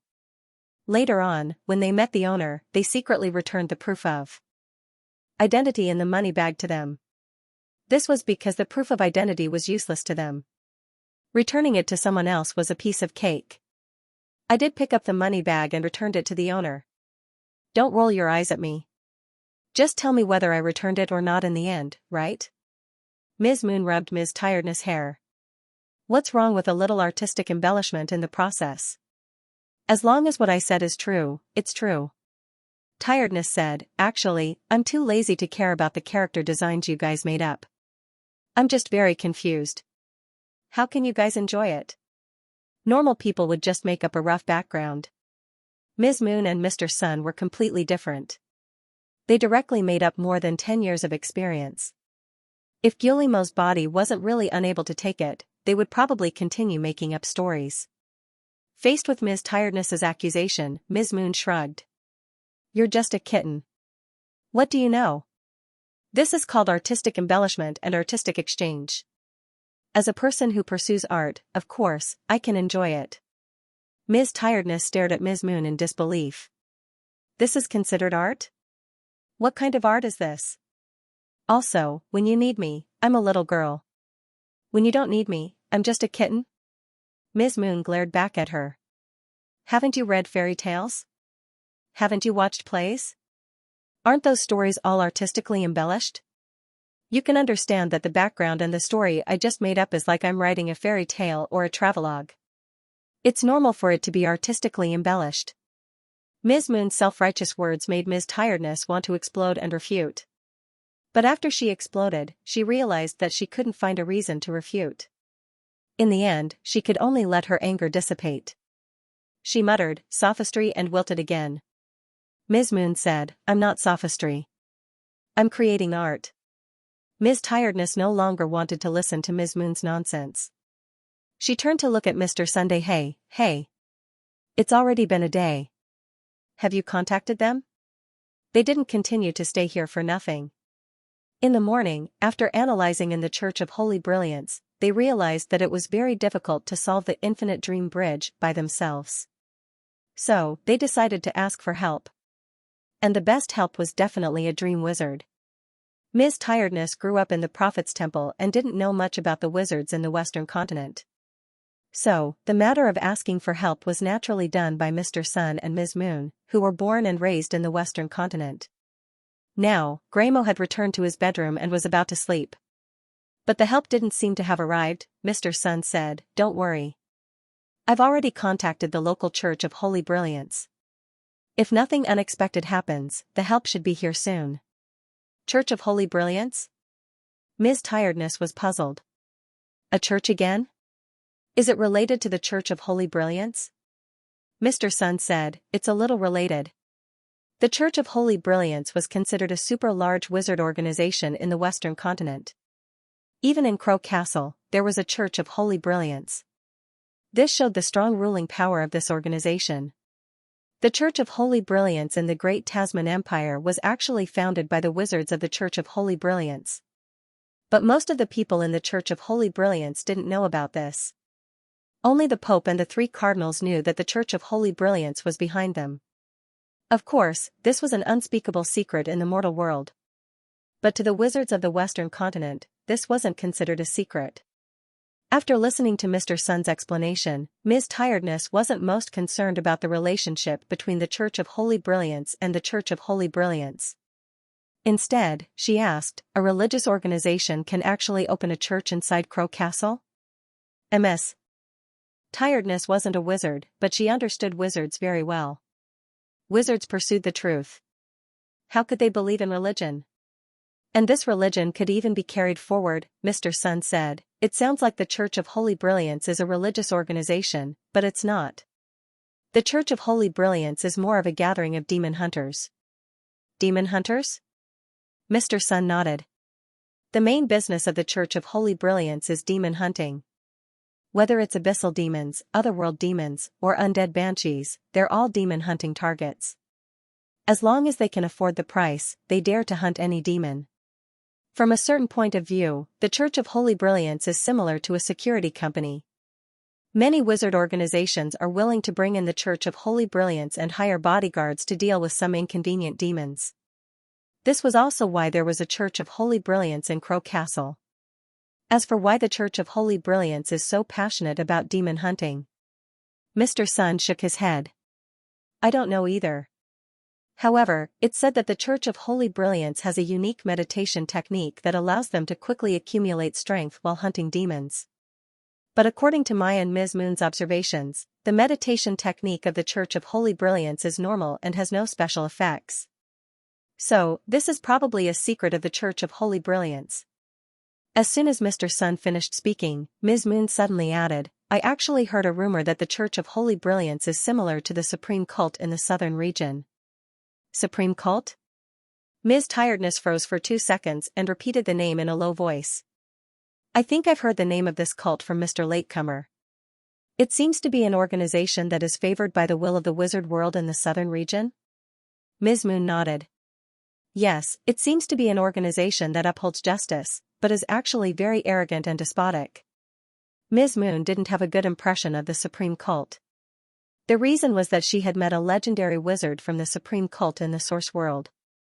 He was only slightly stronger than her, but that arrogant attitude was as if he could fly to the sky. Anyway, Ms. Moon was angry for a few days. Only after she merged with Mr. Sun did she regain her dignity. "Anyway, I heard that the Church of Holy Brilliance is actually a variant of the Supreme Cult. The reason why they can improve themselves so quickly by hunting demons is probably the same as the Supreme Cult. They are favored by the will of the world. Personally, I think it's possible. But the will of the world in the Western continent is not as obvious as in the southern region, so it's not easy to find evidence. Besides, the Church of Holy Brilliance also had legendary existences. Even if the outside world had guesses, they wouldn't dare to investigate. Ms. Moon looked at Ms. Tiredness. How about you ask Mr. Latecomer after we return to the temple? He must know the inside story. Ms. Tiredness turned her head. If you're curious, you can ask him yourself. I'm not going. Ms. Moon looked at the proud Ms. Tiredness and wanted to tease her. But before she could do anything, she suddenly sensed a magic wave. Ms. Moon and Mr. Sun paused at the same time and looked at the mountain outside the window. Dozens of miles away, a floating light was passing by the peak of the mountain of night and falling toward the castle. A wizard is approaching. Ms. Moon whispered. Mr. Sun nodded. It should be a wizard sent by the Church of Holy Brilliance, but, Mr. Sun frowned. Why did they send such a weak wizard? Through the crows on the peak of the mountain of night, they had sensed the strength of the newcomer. He was just an ordinary level 1 wizard. He hadn't even stepped onto the path of truth. The Church of Holy Brilliance sent such a wizard just to brush him off? He and Ms. Moon had only left the Western continent for a few years. Why was their name so useless? While Mr. Sun was frowning, the floating light had quietly landed outside the castle and sent a secret spiritual code to the castle to verify his identity. Through the secret spiritual code, it was confirmed that the newcomer was indeed the foreign aid sent by the Church of Holy Brilliance. Although Mr. Sun didn't quite approve of the strength of this foreign aid, he couldn't just leave him outside since he was already here. Mr. Sun looked at Ms. Moon, who immediately understood. She gently waved her sleeve, and the whole world dimmed down. 2 people and a cat entered the Moon Realm. At the same time, Ms. Moon also opened an entrance to the Moon Realm to the foreign aid outside the castle. From the perspective of the foreign aid, it was as if a dark curtain suddenly enveloped him. Before he could come back to his senses, everything around him fell silent. The birds and insects in the forest were no longer chirping. The windows and lights in the castle were also covered with a layer of gauze. The only thing that brightened was the silver full moon in the sky. There was no change in the surrounding environment, but he felt as if he was no longer in the real world and had entered a mysterious place. He looked at the small changes around him. He suddenly thought of the news he heard from his teacher before he came. This time, the commission came from the legendary wizard of the Crow Castle, Mr. Sunday. However, his teacher told him that the person who made the commission was probably not Mr. Sun himself, but his successor. Because, according to the tip-off, Mr. Sun and Ms. Moon had already left the Western continent and went to the Source World. But now, he felt that the changes around him were a bit similar to Ms. Moon's ability, Moon Realm. If Ms. Moon was here, didn't that mean that the client this time was really Mr. Sun? End of chapter. Camillo looked at the huge silver moon above his head, and a trace of shock flashed in his eyes. He thought that he had just accepted a small commission, but now it seemed that he had hit the jackpot. He thought that the client was the successor of the 2 legends of Sun and Moon from Crow Castle, but in the end, the client was the legend of Sun and Moon? After confirming this fact, Camillo was really panicking. At this moment, the castle gate not far away suddenly opened. A glowing mist gushed out from the door.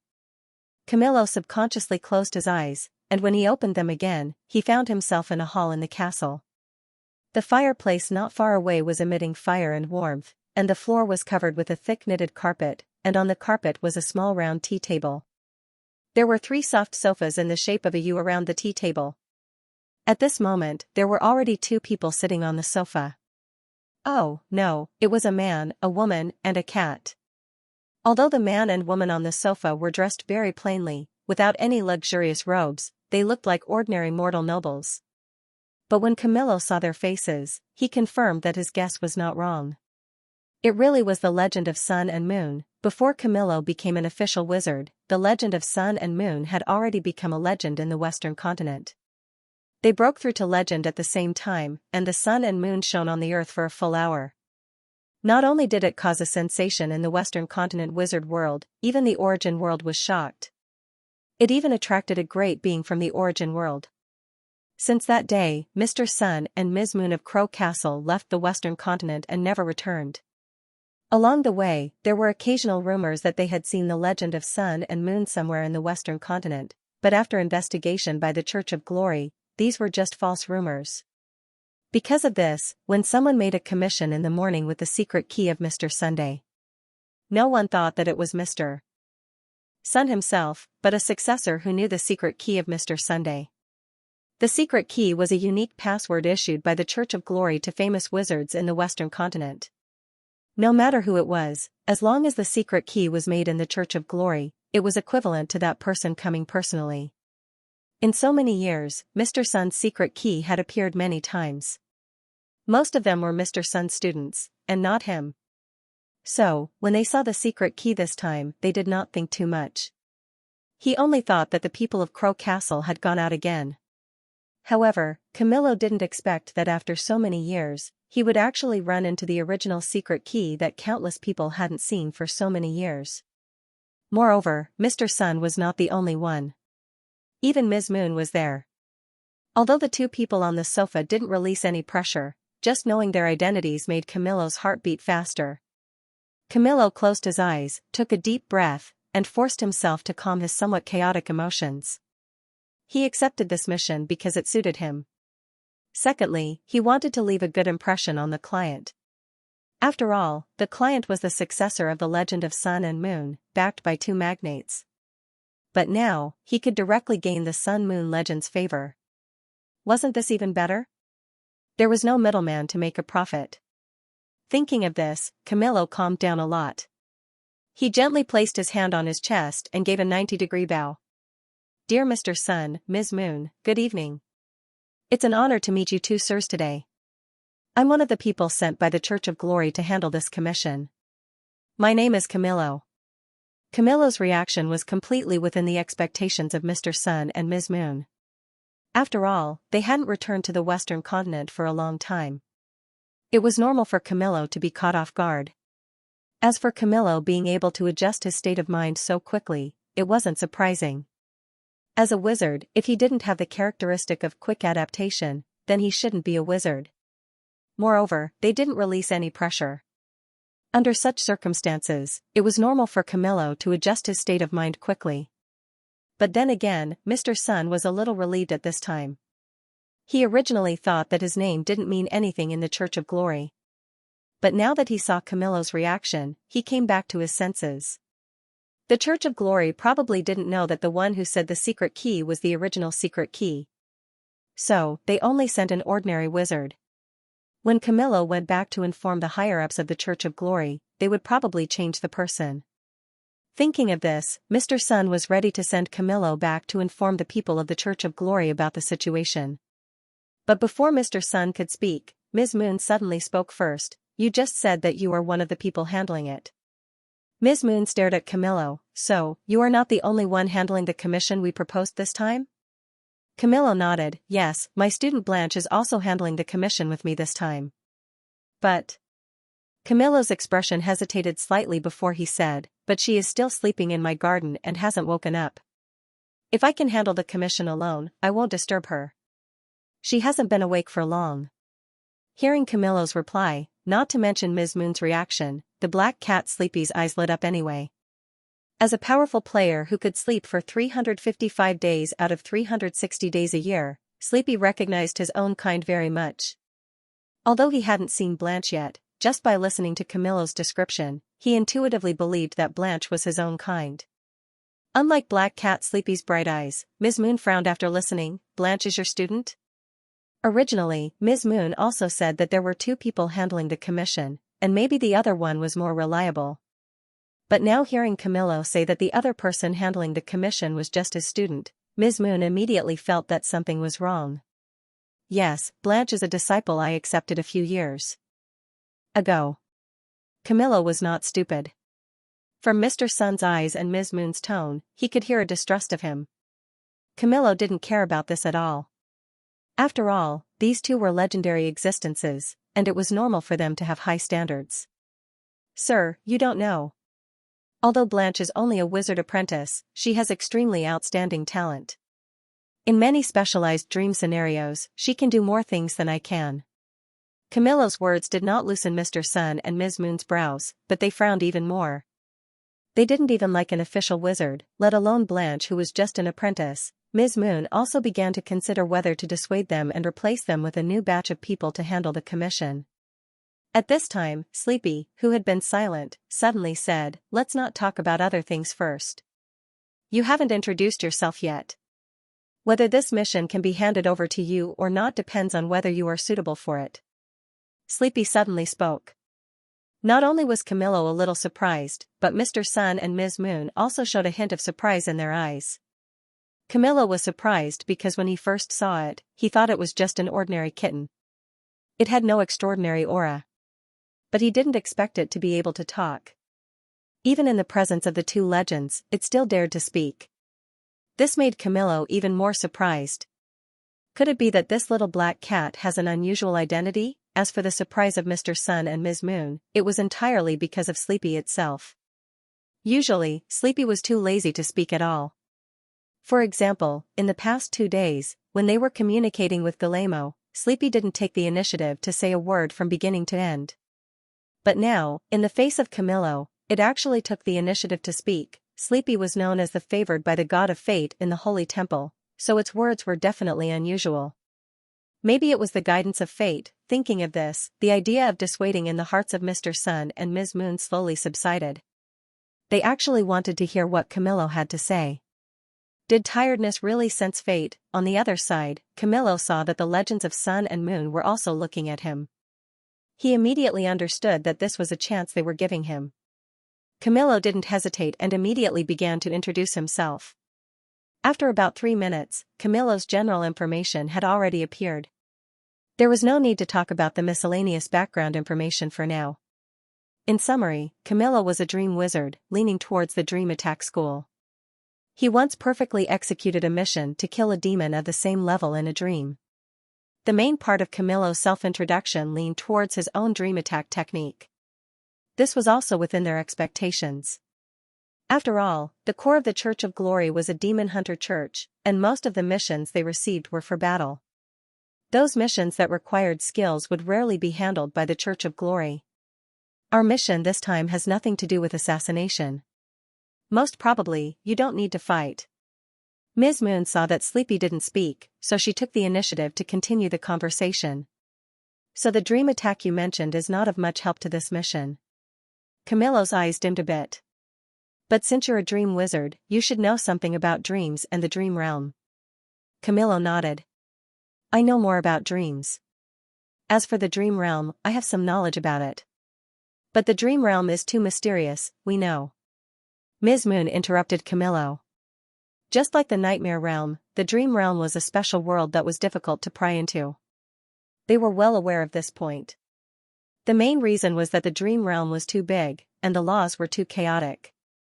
This was why the dream realm was like an isolated island. Ms. Moon, I want to ask you a few questions. If you know the reason and can solve it, I'll ask you a few questions. If you know how to solve the problem, then this mission can be given to you. Camillo nodded. Go ahead, my lady. Ms. Moon asked, have you heard of the dream bridge that extends infinitely? What?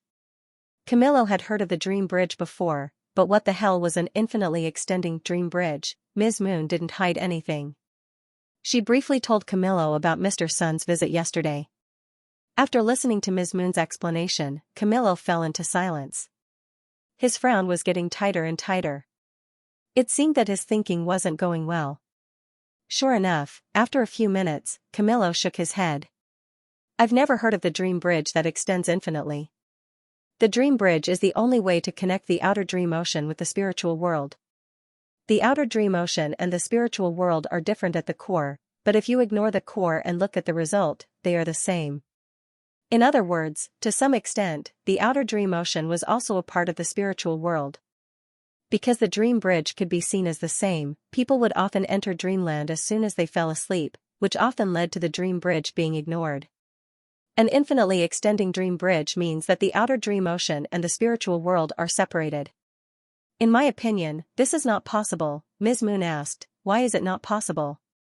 Camillo answered, because the outer dream ocean and the spiritual world are both idealistic. As long as the mind wills it, dreams will descend into the mind of every sleeping person. In other words, how could an idealistic concept and an idealistic world be separated so easily? After hearing Camillo's explanation, Ms. Moon pondered for a moment. If an idealistic concept of a higher dimension forcibly descends, it should be able to suppress the original idealistic concept of the outer dream ocean and the spiritual world, right? Camillo spread out his hands. I don't know. He had never even come into contact with the idealistic concept of this dimension, let alone the idealistic concept of a higher dimension. Ms. Moon, who had raised this question, had never come into contact with an idealistic world either. She was only guessing this possibility based on the idea that the strong have stronger people. However, after raising this question, she felt that it was a little difficult for Camillo. This was because the power of idealism was either the power of mystery or the power of miracles. No matter what, it was impossible for an official wizard to answer. Camillo said, I don't know where the infinitely extending dream bridge that both of you are talking about is. It's hard for me to get the answer just by thinking about it, but if I see it with my own eyes, I might be able to find clues to decipher it. Even if Camillo didn't say it, Ms. Moon had originally intended for him to do it. After all, Guillermo was upstairs. Moreover, he was already here. Not long after, Camillo arrived at Guillermo's bedroom. Guillermo had already fallen asleep. Under the moonlight, he seemed very peaceful.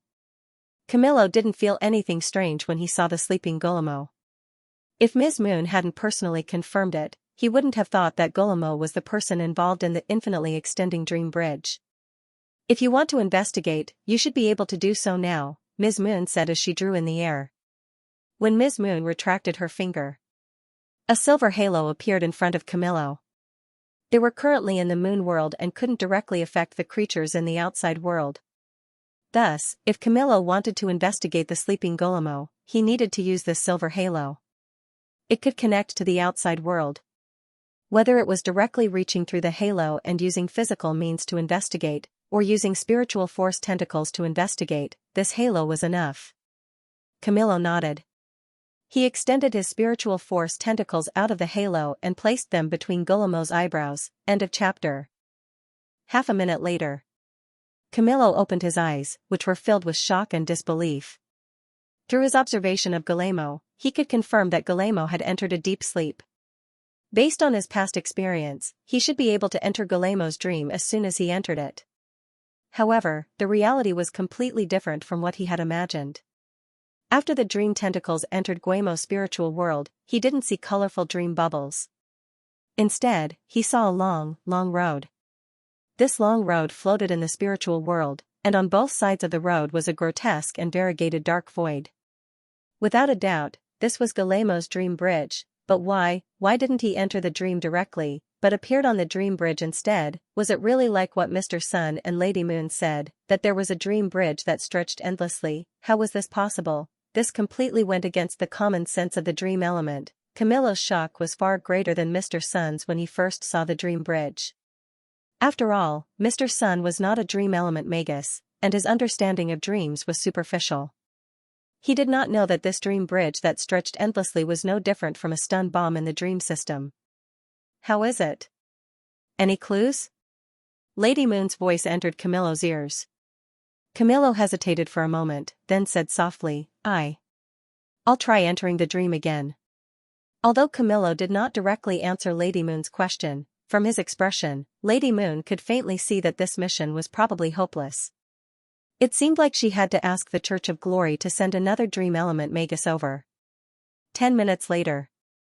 Inside the moon realm, in the front hall of Guillermo's bedroom.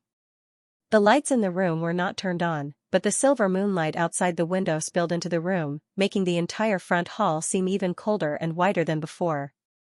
Lady Moon sat on the sofa by the window, the moonlight shining on her dazzling white. She was tired, and Mr. Sun and Camillo were sitting on the two sofas opposite her. Lady Moon looked at Camillo. What do you think of Guillermo's dream? Camillo was silent for a few seconds, then said softly, did he really dream? Could it be that Guillermo did not dream, so the dream bridge stretched endlessly? Camillo had just asked this question, but he denied it. Because if he did not dream, there would not be a dream bridge. Since there was already a dream bridge in Gulamo's dream, it meant that he was definitely dreaming. Lady Moon said, during the day, we chatted with Gulamo. After some indirect questioning, we can basically confirm that he had a dream last night, and it was a clear dream. According to Gulamo, he had become a teacher in his dream last night. Teach her some knowledge about the harp. And his student was the one who challenged him to climb stars the night before. Luigi. Yesterday was the same as today. His dream was a dream bridge that extended endlessly. So, since I had a dream yesterday, I must still be dreaming today. He wondered if it was still a teaching dream today. However, even if it wasn't a teaching dream, the source of abnormalities, Luigi, was definitely still in Gulamo's dream. On the other hand, Camillo was even more confused after hearing the Moon Lady's explanation. If Gulamo was really dreaming, why couldn't he enter Gulamo's dream? Could it be that Guamo's dreams were special? While Camillo was still pondering, Mr. Sun's voice sounded. If you still don't have any clues now, you can return to the Church of Glory to report. Then, ask them to send someone more suitable. Mr. Sun's words were very direct, but at least they were not unpleasant. Camillo was silent for a moment before he finally said, I really didn't find any clues. He had not only entered the dream twice just now. With the tacit consent of Mr. Sun and Lady Moon, he had entered the dream 4 times in a row. Each time, he had landed on a dream bridge that extended endlessly, as if he would never see the other side. Because Gulamo's dream was too illogical, Camillo was really dumbfounded for a moment. However, although I don't know what an endlessly extending dream bridge is, if the two of you only want to enter Gulamo's dream, I still have some ways. I just don't know if the two of you are only asking to enter Gulamo's dream? Mr. Sun looked at Camillo in surprise. They actually only had 2 requests. One was to answer their doubts, and the other was to enter Guamo's dream to lock onto the source of abnormalities, Luigi. Of these 2 requests, the most important one was the second request, but according to Mr. Sun's idea, the correct process was, Camillo found the clues, solved the puzzle, and finally led them through the dream bridge and into the dream. Camillo didn't find any clues, so the first request obviously couldn't be fulfilled. But Camillo said that before the first request was fulfilled, he could complete the second request. What's going on? What should he do? Facing Mr. Sun's inquiry, Camillo said, I can't do it, but Blanche can. Lady Moon asked, Blanche? Your student? Camillo nodded and took out a crystal ball from his space bracelet. The crystal ball projected a small town standing on pure white marble. As Camillo kept fiddling with it, the view slowly zoomed in. Soon, the crystal ball's perspective locked onto a house in the center of the town. There were a large number of cartoon-style cloth dolls in the house. They wore all kinds of costumes, including knight armor, bear costume, hunter leather armor, priest robes, and colorful princess dresses. They looked like dolls of different professions, and the thing they had in common was that they were very cute. And in the middle of these cloth dolls, a girl in pure white pajamas was curled up on a soft doll and fell asleep. She's Blanche, my student. She's also a dream wizard. Although she's only an apprentice, her talent is very special. With her talent, she may be able to help the two of you enter Gulamo's dream. Lady Moon looked over curiously. What's her talent? Camillo muttered, dream setting. Blanche had been a very lively child since she was young. In her infancy, she was no different from other children of the same age. But when she began to remember, around the age of 5, she contracted a strange disease. This disease was named narcolepsy in the local doctor's diagnosis. As the name suggested, Blanche was very sleepy. She slept almost 3 to 4 hours more than children of the same age every day. At first, Blanche's parents didn't care too much because although Blanche slept for a long time, she could still wake up as long as she was woken up on time. After waking up, although Blanche also wanted to doze off from time to time, she could also be excited to cheer up and overcome narcolepsy by diverting her attention or other methods. Except for drowsiness, it could be said that Blanche had no abnormalities. Because of this, Blanche's parents did not treat narcolepsy as a serious illness. Until Blanche was 9 years old. One day, when Blanche's parents went to a neighboring town for a work inspection, they encountered some irresistible natural disasters. A mudslide collapsed, cutting off their way back. It was not until a day and night later that they returned home in the heavy rain. After returning, they found that Blanche had slept for 2 whole days without being woken up. Later, Blanche's parents also tested it. As long as no one woke Blanche up, she could keep sleeping. Even if she was hungry and thirsty, Blanche couldn't wake up on her own. Someone must call her outside before she could wake up. It was also this experience that made Blanche's parents begin to pay attention to Blanche's strange disease. Although they could now wake Blanche up on time every day, what about the future? If they encountered something irresistible again in the future and couldn't return in time, who would wake Blanche up? Also, if they were gone one day, what would happen to Blanche? Would she sleep to death? Under this pressure, they began to take Blanche everywhere to seek medical treatment. The road to seek medical treatment was not smooth. They ran almost all over the cities of the Great Tesman Empire and saw various famous doctors, but they couldn't solve Blanche's sleeping problem. The only fortunate thing was that they met a mechanical apprentice in the process of seeking medical treatment. After hearing about Blanche's situation, the other party tailored a mechanical bed that was forced to wake her up at a fixed time every day. Since then, Blanche would be awakened every morning under the forced folding of the mech city. It could be said that this mechanical bed was the only good medicine for the strange disease of narcolepsy. But a mechanical bed alone was not enough. What Blanche's parents wanted the most was to completely cure Blanche's narcolepsy. As they worked, they inquired about famous doctors until one day, a wizard apprentice of the glorious church came to their town. This wizard apprentice was actually from a neighboring town. This time, he came to their town mainly to meet his old friend. That was, the mayor of the town. They grew up together, but later, by chance, one came to the neighboring town to be the mayor, and the other disappeared and became a missing person. It wasn't until today that the mayor learned that he disappeared back then because he met the guide of the glorious church in the forest. After a talent test, he had the talent to become a wizard, so he embarked on the path of a wizard. Moreover, he did not leave without saying goodbye back then. After being determined as a talent, he returned home once and even asked the guide to test the talent of his relatives and friends. The mayor was among those who were tested at that time. However, at that time, in order not to disturb everyone, the guide took advantage of everyone's sleep to conduct the talent test. In the end, it was confirmed that he was the only one with talent, and no one else had it. When the mayor heard this, he also felt a little emotional. He thought that his friend had left without saying goodbye, but it turned out that the other party not only remembered him but also secretly tested his talent. Old acquaintances plus new friends, this day's reunion not only did their friendship not decrease, but also increased a little. And the mayor was also good friends with Blanche's parents. The mayor also knew about Blanche's situation and had witnessed the hard work of Blanche's parents over the years. Now, seeing that his old friend had become a transcended, his heart moved, and he asked him to help check Blanche's disease. The sorcerer apprentice from the Church of Glorious Light did not decline. After the test of disease detection, Blanche was not sick. Yes, at least under this wizard apprentice's test, Blanche did not have any disease all over her body.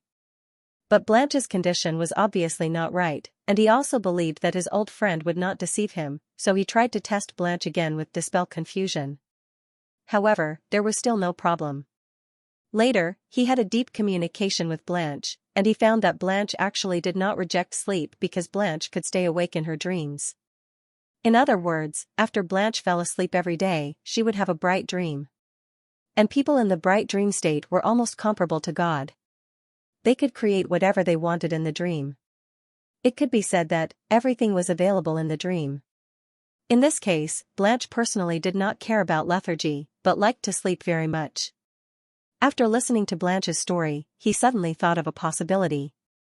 Could Blanche's illness be not an illness, but an external manifestation of her talent? Many talents were hidden under the surface of the water, and it was not until they became transcended that their talents would slowly be developed. But there were also some talents whose talents were too strong, and they were born with an external manifestation. Some talents could even use the external manifestation of their talents to perform some means similar to superpowers. Of course, Blanche was definitely not that kind of superpower player, but in his opinion, perhaps Blanche was too talented, resulting in the external manifestation of lethargy. In order to confirm his guess, he took out the spirit power measuring device. After testing, Blanche's spirit power value reached an astonishing 21 points. This had far exceeded the qualifying line for talents, 10 points. There was no doubt that Blanche was a talent. As for what talent Blanche had, when Blanche touched the talent ball, nothing in the room changed, but there were many more people. These people, others could not see them, only Blanche could see them. According to Blanche, these people wore clothes of various professions, which had all appeared in her dreams. Or rather, she had acted as them in her dreams. There was no doubt that Blanche's talent was dreams. So, Blanche was discovered by the Glorious Church and became a member of the Glorious Church. And Blanche's parents naturally agreed that Blanche became a transcended. Not only because of the social status of transcended, but more importantly, Blanche could use this to free herself from lethargy. Blanche's parents thought very well, but the reality was very harsh. Blanche became a talent and apprenticed to Camillo, but her lethargy did not get better, but it became more and more serious. In the past, when she was still a mortal, Blanche only needed external stimulation to wake up. But after becoming a transcended, even with external stimulation, Blanche could not wake up easily. Even if Blanche was cut with a knife and her body bled incessantly, she could still fall asleep. In the end, Camillo discovered that he could wake Blanche up through dream entry. Otherwise, Blanche would probably have really fallen asleep like this. But even if there was still a way to wake Blanche up with dream entry now, what about the future? Blanche's threshold was getting higher and higher. According to this trend, after a while, ordinary dream entry would probably not be able to wake Blanche up. What should I do then? It could be said that this was the most troublesome thing for Camillo now. But on the other hand, although Blanche's strange illness was getting more and more serious, her talent was also getting stronger and stronger, even to an incredible extent. Blanche's talent is called dream setting. In her own words, it's whitewashing the character setting in the dream, or dream setting for short. In fact, Blanche already had this talent before she became a talent. It was just that this talent was too hidden, and no one discovered it. Blanche herself didn't know that this was a talent at the time. It wasn't until she worshipped Camillo as her master and inadvertently mentioned it that Camillo discovered something was wrong. The ability of dream setting could actually be explained in one sentence. Before falling asleep, imagine a character setting, and then after entering the dream, you would become this character setting. This sounded a bit strange, but in fact, many people had similar experiences. Before people fell asleep, it was the most relaxed time and also the time when the cerebral cortex was the most active. Perhaps it was because life during the day was too tiring. At this time, some people would fantasize about some stories in their minds, stories with themselves as the protagonists or stories that could make them feel good. For example, before falling asleep, a young girl fantasized that she had become a princess and met the Prince Charming that she had a crush on. Then, all kinds of beautiful and shameful plots happened. Of course, there were also people who fantasized that they had met more than one Prince Charming, fat and thin, allowing her to choose in her dreams. Another example was that before falling asleep, a greedy teenager fantasized that he had achieved great things, fantasized that he had become a godly rich man, fantasized that he had become a supreme powerhouse, and fantasized that he had countless beauties. It could be said that many people arranged an identity for themselves before going to bed, and then experienced a story in their fantasies that made them feel satisfied in their hearts. However, once these people fell asleep, the fantasy stories would become bubbles and disappear. Until the next day before falling asleep, they would be fantasized again. But Blanche was not like this. Her fantasies before falling asleep would extend to her dreams. In her dreams, she would experience the story of her fantasy to whitewash the boring dream. The most important thing was that if she had power in her dreams, then she really had power. For example, once before falling asleep, Blanche fantasized that she was a genius girl who broke into a fairy tale fairyland and gained the favor of a fairy. She became extremely powerful in a short period of time and beat down all the bad guys who bullied her. When Blanche perfected her character setting in her dream, Camillo quietly entered her dream. When normal people had lucid dreams, although they could become God in their dreams and become omnipotent, this was actually an illusory ability. When a dream adept entered a dream, they could easily nullify these omnipotent abilities. But Camillo couldn't change Blanche's dream at all. After he entered the dream, he tried to nullify the power that Blanche had mastered from the fairy, but not only did it not work, but it was also discovered by Blanche. If Camillo hadn't quickly revealed his identity, he would probably have been beaten to death by Blanche in his dream. If Camillo died in someone else's dream, the damage to him would be equivalent to having his soul cut in half. Therefore, although Blanche's dream setting was inconspicuous, she could even threaten the life of an official wizard. From this, it was enough to see the uniqueness of Blanche's talent. After hearing Camillo's explanation, the Moon Lady asked curiously, "Then, can she bring the power she grasped in her dreams to reality?" Camillo shook his head. "She can't bring it back to reality, but that power is incomparably real in the dream. I don't know how to describe it. It's just that in the dream, she can be very powerful." At this time, Tiredly, who was held in the Moon Lady's arms, said, "In fact, other people's dreams are just dreams, but Blanche can master the dream power in her dreams." Camillo's eyes lit up, and he nodded repeatedly, "Yes, yes, you can understand it like that." Because only Blanche mastered the source of dream power, she could make Camillo, an official dream adept, fail in her dream. Being able to master the dream power in the dream, even if it's only temporary, is very powerful. The Moon Lady said, "In other words, Blanche is comparable to the powerful creatures of the dream realm, Camillo. To some extent, Blanche is indeed comparable to the god of dreams. But that's not entirely true. If Blanche sets herself up as an ordinary person in her dream before going to bed, she will also become an ordinary person in the dream. There will be no powerful power, and it will not threaten dreamers like us." Ordinary person? The Moon Lady wondered, will Blanche create an ordinary person persona for herself in her dream? Yes. The Moon Lady? Why, if she can become a powerhouse, why would she still make herself an ordinary person in her dream? The Moon Lady didn't understand. Facing the Moon Lady's doubts, Camillo explained the situation. There were actually two reasons. First, it was difficult for her to grasp the true essence of being a powerhouse. Because of the talent of dream setting, Blanche needed to create a persona and create a story based on this person's setting. The story of ordinary people was closer to her. And those powerhouses who could destroy the world were too far away from her. Because she didn't understand and didn't know enough, the pleasure would decrease. Therefore, the persona of a powerhouse that Blanche created for herself basically belonged to the ultimate goal. For example, the fairy's dream mentioned before.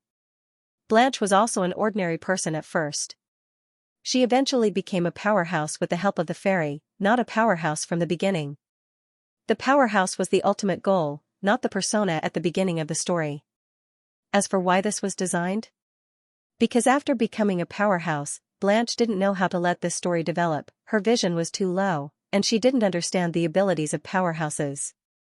This was the biggest reason.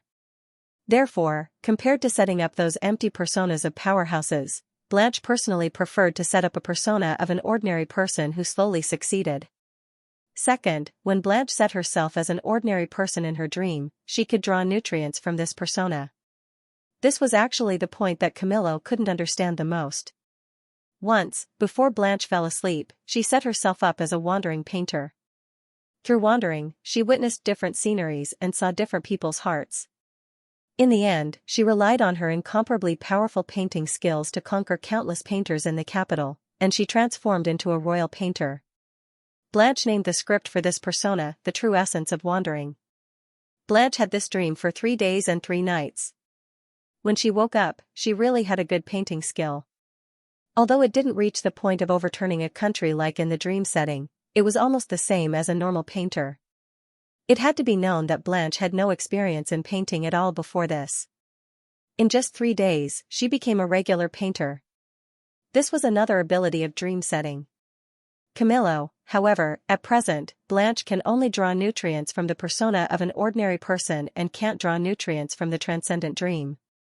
In other words, Blanche could quickly become a painter, a blacksmith, a tailor, and an artist through the dream setting. But she couldn't obtain transcendent powers through the dream setting, nor could she use it to level up quickly. But even so, it was still very powerful. Because Blanche's dream setting could not only be enjoyed by herself, but she could also let others enjoy it together. For example, Blanche could add another protagonist in the script of The True Essence of Wandering and become a double protagonist's dream. Then they would achieve the goal together and become royal painters. Blanche occupied one protagonist position, and the other protagonist position could be occupied by others. In other words, as long as Blanche was willing, she could pull people into her dream and train a qualified painter in just 3 days of dreams. How powerful was this? Even though Camillo had experienced it personally, he still couldn't figure out how Blanche did it. Of course, Blanche herself didn't know. Camillo, although she can only draw nutrients from the persona of an ordinary person now, if her talent becomes stronger in the future, she may be able to obtain more abilities from the persona of a transcendent. But, the stronger her talent, the harder it was to wake her up, so this could be regarded as a double-edged sword. Camillo basically finished talking about Blanche's talent, drawbacks, and peculiarities. After listening, the Moon Lady did not comment on Blanche's talent. Instead, her eyes flickered as she looked at Mr. Sunday's peculiar talent, powerful side effects. I keep feeling that it sounds a little familiar. Although the Moon Lady didn't say it directly, Mr. Sun probably understood what she meant. Talents with such peculiar talents actually existed in the source world. Moreover, some people turned into mysterious after death. The mysterious here not only referred to mysterious objects but also mysterious natural disasters. For example, disorder disasters. Mr. Sun shook his head gently at the Moon Lady. It has nothing to do with us. The Order Guild once said that the best way to deal with such people is to not pay attention to them. Because under the interference of external forces, it was absolutely impossible to become mysterious. And this external force also included observation. Observation sounded like a light action, but if placed on the dimensional level, observation was a strong interference behavior. Therefore, even if Blanche's talent might be related to mystery, once you interfered with her, whether it was strong interference or weak interference, there was basically no possibility of giving birth to mystery. Because of this, the Order Guild said the 3 no's of don't pay attention to them. The wizards of the source world also maintained this tacit understanding. Even many wizards would deliberately stay away from this kind of talent. After all, once the talent died and became a disorder disaster, it would be fatal. However, for powerhouses like Mr. Sun and the Moon Lady, they would not avoid these talents now because of future changes. In the face of Blanche, a suspected mysterious talent, they would not investigate, care, or observe her. But they could reasonably use Blanche's ability to achieve some of their own goals. But come to think of it, you just said so much about Blanche's talent, but I still don't understand. How can she help us enter Golomo's dream? The Moon Lady looked at Camillo in confusion. Blanche's talent was indeed a bit special. But dream setting didn't seem to have the ability to bring people into other people's dreams, right? Camillo seemed to have known that he would be asked. As soon as the Moon Lady's voice fell, he immediately explained, Blanche's dream setting is not only her own dream, but she can also weave or even invade other people's dreams. For example, she can add a dream setting to herself. Tonight, she wants to meet Golomo in his dream. With this setting, Blanche could enter Golomo's dream.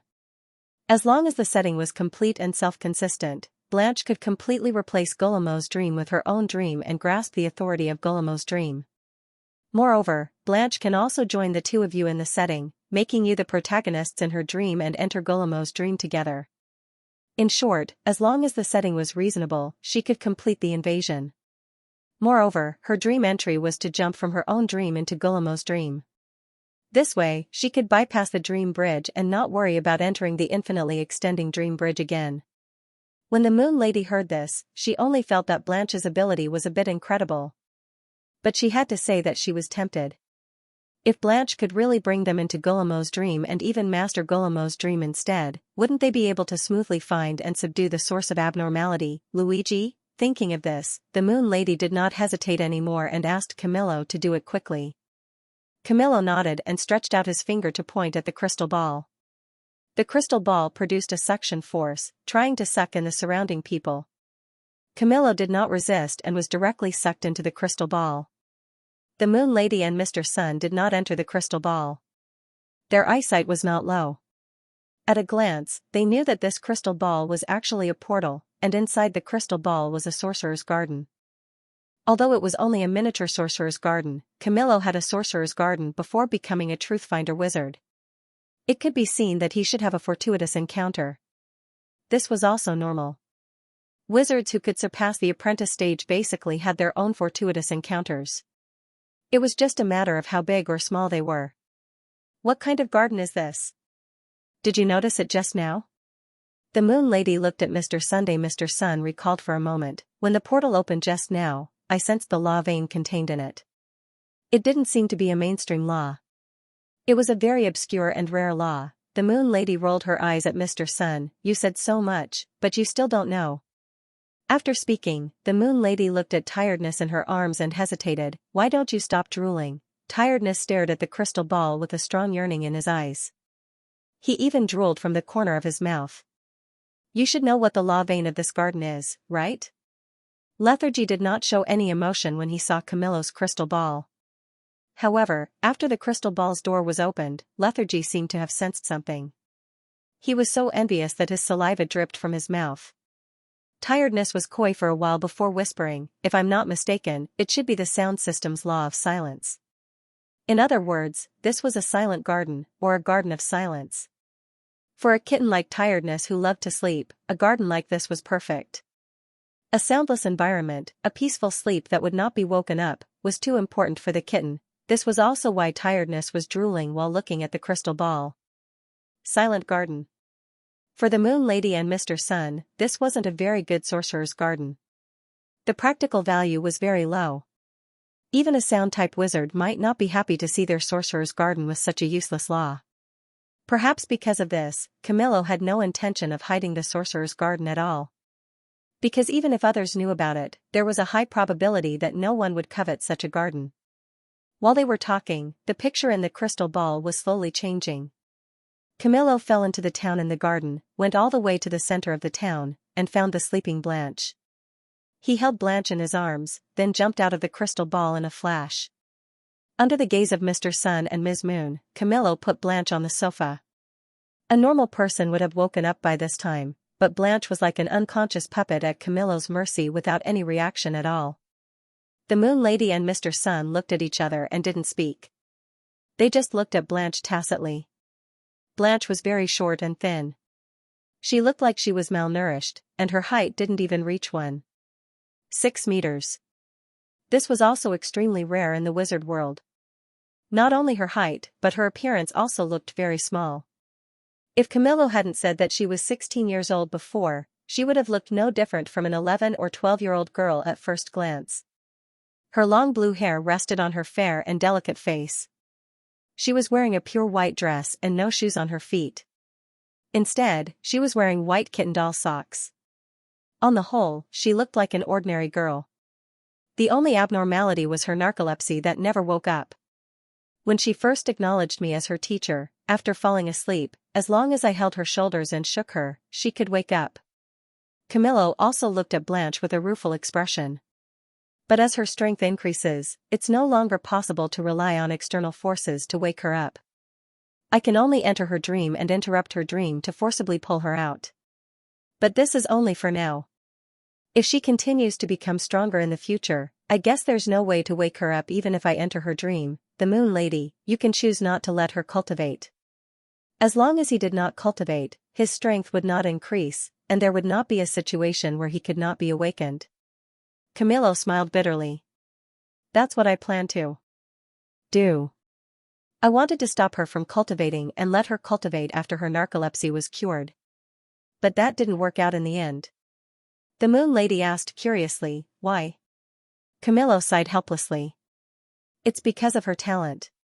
Her talent is too strong. Blanche only needed to sleep every day and create various personas in her dreams every day, then she could naturally absorb the energy escaping from the dream world. Even if she didn't sleep, just sitting there and fiddling with the dream settings, her dream energy would increase. It could be said that even if Blanche didn't take the initiative to cultivate, her cultivation speed was already not much different from other dream attribute apprentices. In this case, Camillo really had no choice. Now, every day, he felt a headache whenever he thought of Blanche's future. Sirs, I wonder if you know the crux of Blanche's illness? Camillo said as he raised his eyes to look at the Moon Lady and Mr. Sun with expectant eyes. He could have woken up Blanche in the witchcraft garden, but he didn't do so. He deliberately brought the sleeping Blanche out of the garden to ask the two legendary wizards. Perhaps they can solve Blanche's illness? Facing Camillo's inquiry, Mr. Sun did not speak. He just glanced at Blanche faintly and turned his head. The meaning was self-evident. A little curiosity flashed in the Moon Lady's eyes, but she finally shook her head. Blanche's illness. Actually, they could guess some of the reasons. It was probably the side effect of the dream-setting talent. This kind of situation was also rare in the source world. Some of the suspected owners of the mysterious talent more or less had some difficult and complicated diseases. For example, the Moon Lady heard that there was once a mysterious talent in the Prophet Temple. He had amazing intuition, but this intuition was not controlled at all. For him, his every action seemed to be controlled by the dark. Moreover, fate seemed to have turned into a demon god, whispering in his ear. Under this continuous torture, he could only keep hurting himself to get a moment of peace. But every time he hurt himself, the threshold for peace would continue to increase. Just like Blanche. No one could save him. Even the most senior prophet in the temple was helpless in the face of such a really difficult and complicated disease. In the end, the Moon Lady didn't know what happened to him. She just heard that he went to the mysterious city with a Huppa coefficient as high as 75 controlled by the Prophet Temple, reincarnation. Then, there was no more news of him. From this, it could be seen that even the Prophet Temple couldn't save these mysterious talents. They were just wizards who had just stepped into the legendary path. How could they save Blanche? Moreover, even if someone could save her, they probably wouldn't dare to save her easily. When it came to Mysterious, who dared to act rashly, the best way was still the three no's of the Order Guild: don't pay attention, don't care, and don't observe. If possible, it was best to add a no, that was, don't get close. Therefore, in the face of Camillo's request for help, Mr. Sun and the Moon Lady finally chose to give up. Although Camillo was a little disappointed, he actually guessed this ending. The Church of Glory also had a legendary wizard. He once spent merit points to ask to see that legendary wizard. The legendary wizard just glanced at him from tens of thousands of miles away and rejected his request. Although Camillo didn't know why, he vaguely saw that Blanche's narcolepsy was probably a big problem. Therefore, he quickly accepted the rejection by the Moon Lady and Mr. Sun this time. It was just that he was still a little disappointed. It seemed that Blanche's narcolepsy was really serious. Camillo, then I'll enter the dream to wake Blanche up first. Please wait a moment, sirs, Camillo no longer delayed. Since they couldn't help Blanche, he would complete the current commission first. As for Blanche's illness, there was still time anyway, so let's take it slow. While thinking this, Camillo turned his head to look at Blanche and prepared to enter the dream. But at this moment, he found that there was a black shadow beside Blanche. Camillo was taken aback for a moment. After taking a closer look, he found that the little black cat named Tiredness had left the arms of the Moon Lady at some point in time and came to Blanche's side. It was burying its small head and seemed to be sniffing something. After a while, Tiredness raised his head and narrowed his eyes as if he was thinking about something. Finally, he shook his head and returned to the arms of the Moon Lady. Camillo was originally curious about what Tiredness was doing, but when he saw Tiredness shaking his head, the fire of curiosity in his heart was extinguished. Even Tiredness thinks that Blanche is hopeless? Camillo sighed helplessly in his heart. Without doing anything else, he walked to Blanche, closed his eyes, and entered her dream. When Camillo entered the dream, the Moon Lady looked at Tiredness. Were you observing Blanche just now? The Moon Lady deliberately emphasized the word observing, obviously hinting and reminding Tiredness. Tiredness waved his little paw in boredom. It doesn't matter. As long as it is not purposeful, it will not make the mysterious factor unbalanced. Forget it, you guys don't understand the mysterious factor balance theory, and I'm too lazy to explain. Anyway, you guys just have to abide by the Three No's Treaty. As for me, I know what I'm doing. The Moon Lady originally wanted to ask what the mysterious factor was, but she could only give up awkwardly after hearing Tiredness' words. Then, she grabbed Tiredness' chin twice as hard. Tiredness snored comfortably. The Moon Lady, before Camillo wakes up, tell me, what did you find just now? Tiredness, didn't you see me shaking my head just now? If I shook my head, it means that I didn't find anything either. After a pause, Tiredness added, I can't say that I didn't find anything at all. I just used concept exploration and found that the dream energy in her body is very strong. It is many times stronger than the dream energy of ordinary people, and it is also stronger than Guillermo and Uriel. The Moon Lady, what does this mean? Tiredness tilted his head. It means that her dream is probably not in the outer dream sea. It is most likely in the dream realm. The Moon Lady thought for a while and said, this is not a very important thing. Blanche's ability to absorb dream energy independently in her dream shows that her dream is very deep. Ordinary dreams can't absorb dream energy. Tiredness, that's why I said I didn't find anything. As for Blanche's talent, Tiredness didn't explore it. If Blanche was really a mysterious talent, once Tiredness explored her talent with cognition, it would break the balance of the mysterious factor and lead to unknown consequences. As Tiredness said, he had a sense of propriety, and it was impossible to explore it. The Moon Lady also understood that Tiredness probably didn't find anything, so she stopped asking. Mr. Sun looked at Tiredness curiously. I'm not interested in anything else. I'm curious, why did you take the initiative to use concept exploration on Blanche? Hearing Mr. Sun's question, the Moon Lady also looked over. Yes, Tiredness was a kitten favored by the god of fate. He was usually too lazy to move. Therefore, when he took the initiative to do something, there must be a deep meaning. Tiredness yawned. Don't think too much, I just sympathize with Blanche. Tiredness liked to sleep, but he just enjoyed the peace that sleep brought him. But if someone told him that he might sleep to death directly, then Tiredness wouldn't dare to sleep. Blanche was also a sleepyhead. She went to sleep every day with the thought of I probably won't wake up tomorrow, which seemed quite pitiful to Tiredness. Of course, there was another reason, that was, Blanche was wearing kitten doll socks, which made Tiredness very happy. Anyone who liked kittens deserved to be loved, so, Tiredness took the initiative to check it out. He wanted to see if there was any possibility of saving. Unfortunately, he couldn't see that Blanche was sick, so he probably thought that Blanche was really a mysterious talent. Mysterious talent, it sounded like a very cool title. But in fact, they were all just a group of poor people. Almost all mysterious talents couldn't escape the fate of death. Tiredness looked back at Blanche lying on the sofa. She looked serene and peaceful at this time, like a beautiful painting. But Tiredness knew that this was just a temporary appearance. In the future, when the mysterious talent completely awakens, Blanche would probably lie directly in bed and sleep like a skeleton. Pitiful. Tiredness shook his head and withdrew his gaze. On the other hand, Ms. Moon and Mr. Sun didn't believe Tiredness's words too much. As a player, Tiredness was sometimes a gift from fate that couldn't be seen clearly. Tiredness thought that he was just sympathetic.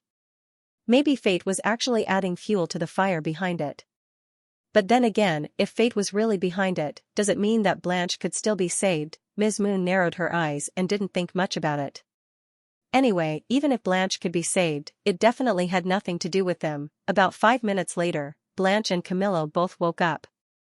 After Blanche woke up, she stood up in a hurry and saluted Ms. Moon and Mr. Sun somewhat awkwardly. She also saluted the little black cat, Tiredness. Although Blanche didn't speak, judging from her eyes, she should already know the current situation. It was estimated that Camillo had already told Blanche about them in the dream.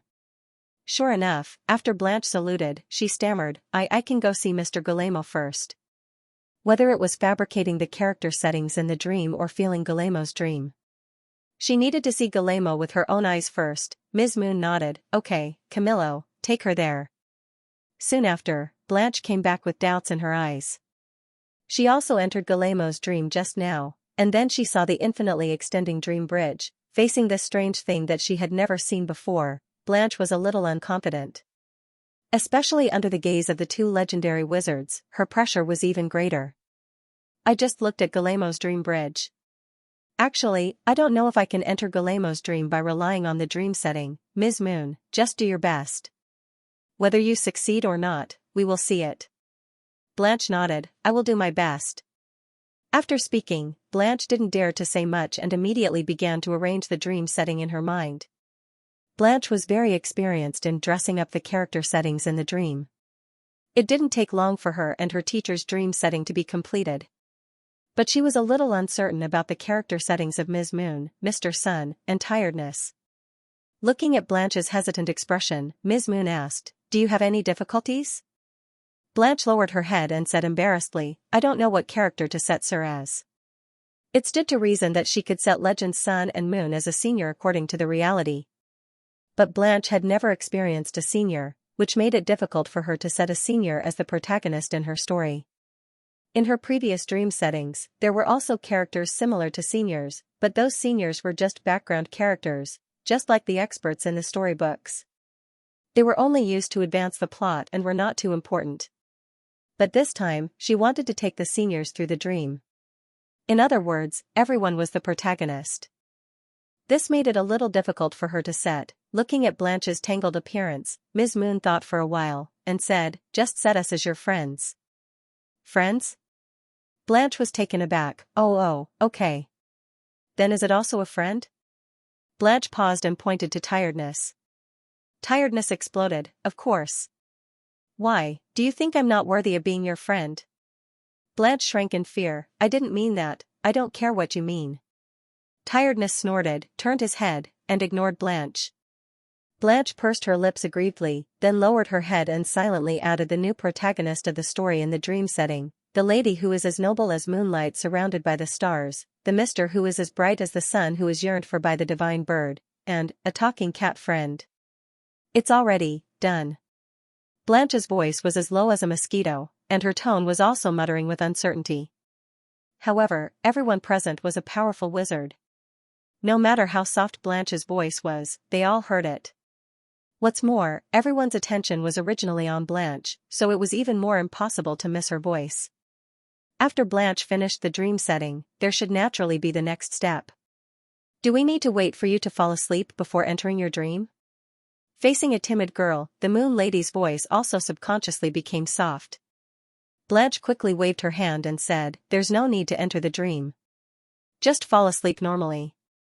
No need to enter the dream, the Moon Lady was puzzled and turned to look at Camillo.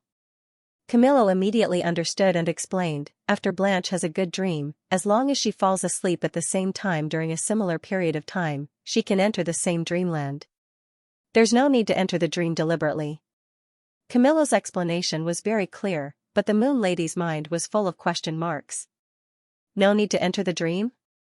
I can be pulled into Blanche's dream directly by falling asleep. Is it so magical? Even though the Moon Lady already knew that Blanche's talent was very mysterious, she still couldn't help but sigh in her heart. As a legendary existence, the Moon Lady could sense any karma involving herself, even if it was just a thought. But Blanche's dream setting just now had obviously involved herself, and Mr. Sun was already tired. But they didn't sense anything at all. Even Tiredness, who was favored by fate, had a blank look in his eyes at this time. Obviously, it didn't notice anything either, as expected of a mysterious talent. Even if it didn't achieve a mysterious talent, it had already displayed an ability beyond common sense just by attaching to a person. If Blanche dies in the future and the mysterious item is born, the effect will probably be even more terrifying. The Moon Lady sighed in her heart, but there was no emotional fluctuation on the surface. "I understand. Then let's not delay. Shall we go to sleep now?" Everyone naturally wouldn't refute. As dream wizards, Blanche and Camillo fell asleep very easily for them. They leaned directly on the sofa and fell asleep. As the king of sleepiness, Tiredness curled up its body, closed its eyes, and fell into a dark sweet dream. Instead, the Moon Lady and Mr. Sun looked at each other. "I haven't slept for a long time." The Moon Lady murmured in a low voice, "I kind of forgot the feeling of sleeping." "It's okay, I'll help you remember." Mr. Sun walked over with a smile and put his arm around Ms. Moon's shoulder. His voice was as soft as a feather. "I remember that the last time we slept was 2,000 years ago. At that time, we were by Starfall Lake, enjoying the nude bath. Then we hugged, kissed, and did this and that." Mr. Sun's voice was getting lower and lower, but the smile on his face was getting worse and worse. Ms. Moon pushed Mr. Sun's chest shyly. "Don't say this in front of outsiders. It's all right, they're already asleep. Even the little light bulb is tired and has fallen asleep." Mr. Sun rested his head on Ms. Moon's neck, his hot breath blowing over her sensitive skin. Such moonlight, such a scene, and such an atmosphere made the Moon Lady's face even redder. There seemed to be a warm current flowing up her tailbone, making her exposed skin turn pink. Mr. Sun also noticed the physiological changes of Ms. Moon. He raised his head and looked at Ms. Moon, then slowly leaned over. Blanche's dream. This was the royal city's general appointment stage, located outside the royal palace. Under the general appointment stage, countless people were cheering. The drum team was beating drums, and the performance team was playing war songs, congratulating their beloved princess and several of her friends, cheering for these warriors who were about to go on an expedition to another world. On the general appointment stage, a group of people waited silently. They included Princess Blanche in soft armor and a cloak, Camillo court mage in a blue-black mage robe, and a little black cat sitting on Princess Blanche's head. Tired. You are Sir Tired, right? Blanche asked in a low voice. Tired, who was whispered by Blanche, raised his head and seemed to be inspecting the 100 sceneries of the royal capital. It had to be said that the scene in the royal capital, whether it was the dense crowd or the floating buildings, all subverted Tired's imagination. It was so real that it was hard to believe that this was a dream. Although there were also flaws, such as the cheers of those people being very mechanical and some architectural knowledge being obviously wrong, these were actually not so important. Anyway, if Tired had a lucid dream, he couldn't construct such a realistic scene by himself. From this, it could also be seen that Blanche, the owner of the mysterious talent, was very powerful in controlling dreams. Sir Tired, Blanche didn't know how many times she had shouted. Finally, the little cat on top of her head lowered his head, tilted his head, and asked, "What's wrong?" Blanche said with some grievance, "Sir, my hairstyle is a little messy." She was talking about her hairstyle, but she was actually euphemistically asking Tired to come down. Tired naturally understood Blanche's meaning, but he didn't say anything and jumped down from Blanche's soft armor. The reason why he jumped on Blanche's head before was not because he was willful. He simply wanted to stand a little higher and look at the dream constructed by Blanche. On the general appointment stage, there was nothing but a drum. Therefore, the only place that could make it stand higher was the top of Blanche and Camillo's heads. Compared to Camillo, fatigued preferred Blanche, the soft girl. Therefore, he chose the top of Blanche's head as his temporary resting place. But then again, in fact, he had better choices, such as the top of Ms. Moon's head. But why haven't Ms. Moon and Mr. Sun come in yet? I've been waiting for them for 5 minutes. What are they dawdling outside? Maybe the two sirs still have some things to deal with. Hearing Tired's complaint, Blanche answered subconsciously. What important things can they have? Tired said angrily, but after speaking, he suddenly thought of something and narrowed his eyes. Could it be, they are having a lovey-dovey moment outside, right? Tired felt that he knew the truth. These two people were the famous double helix when they were in the Prophet's holy temple. You pester me, I pester you. When they were outside, they restrained themselves a little because there were light bulbs. But now, all the light bulbs were asleep, and they were free again. Tired said with some hatred in his heart, if I had known, I would have slept later. Now that he had also entered Blanche's dream, it was impossible to go out, so he simply gave up some irrelevant thoughts first. Tired began to try to perceive and dismantle Blanche's dream. After half a minute, Tired gave up directly. He found that all his abilities were sealed. He was no different from an ordinary cat at this time. No, ordinary cats can only meow, and he can talk. But, this is not very useful. But why? Why do I have no abilities in the dream? Tired looked at Blanche with his eyes. He wanted to ask her, but when he thought that she spoke slowly and softly, and she always didn't get to the point, he looked at Camillo. Camillo quickly explained to Kieran when he heard the Tired question.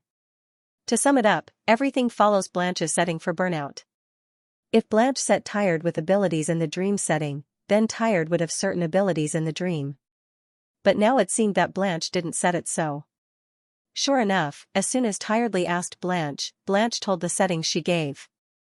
Blanche's setting for Tired was a talking kitten with no other abilities, so Tired couldn't use any abilities at this time. However, even if Blanche adds some powerful ability entries in the dream setting, it's useless. Camillo said, the premise of the dream setting is Blanche's own level and vision. Blanche had not seen powerful abilities and had not mastered powerful abilities. Even if she added a powerful background to Tired's dream setting, it would be a castle in the air and would not take effect. In Blanche's current situation, she can at most give some abilities below level 2. because she is only a level 2 apprentice herself. After hearing Camillo's explanation, Tired was relieved. If she could only give spells below level 2, that is, level 1 spells, it would be meaningless.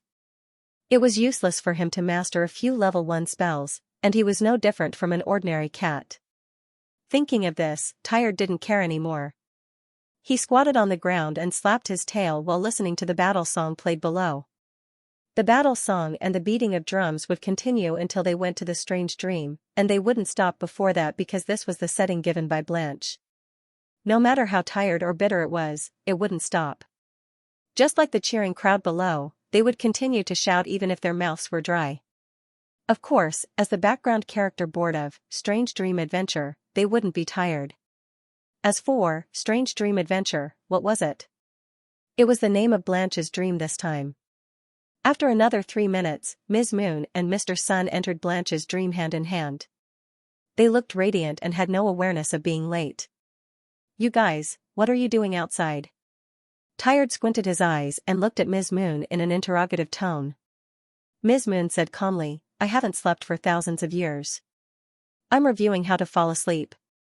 As for Mr. Sun, he is reviewing with me." Mr. Sun took Ms. Moon's hand and nodded with a smile. Although the Lady of the Moon answered calmly, Lethargy felt that something was wrong.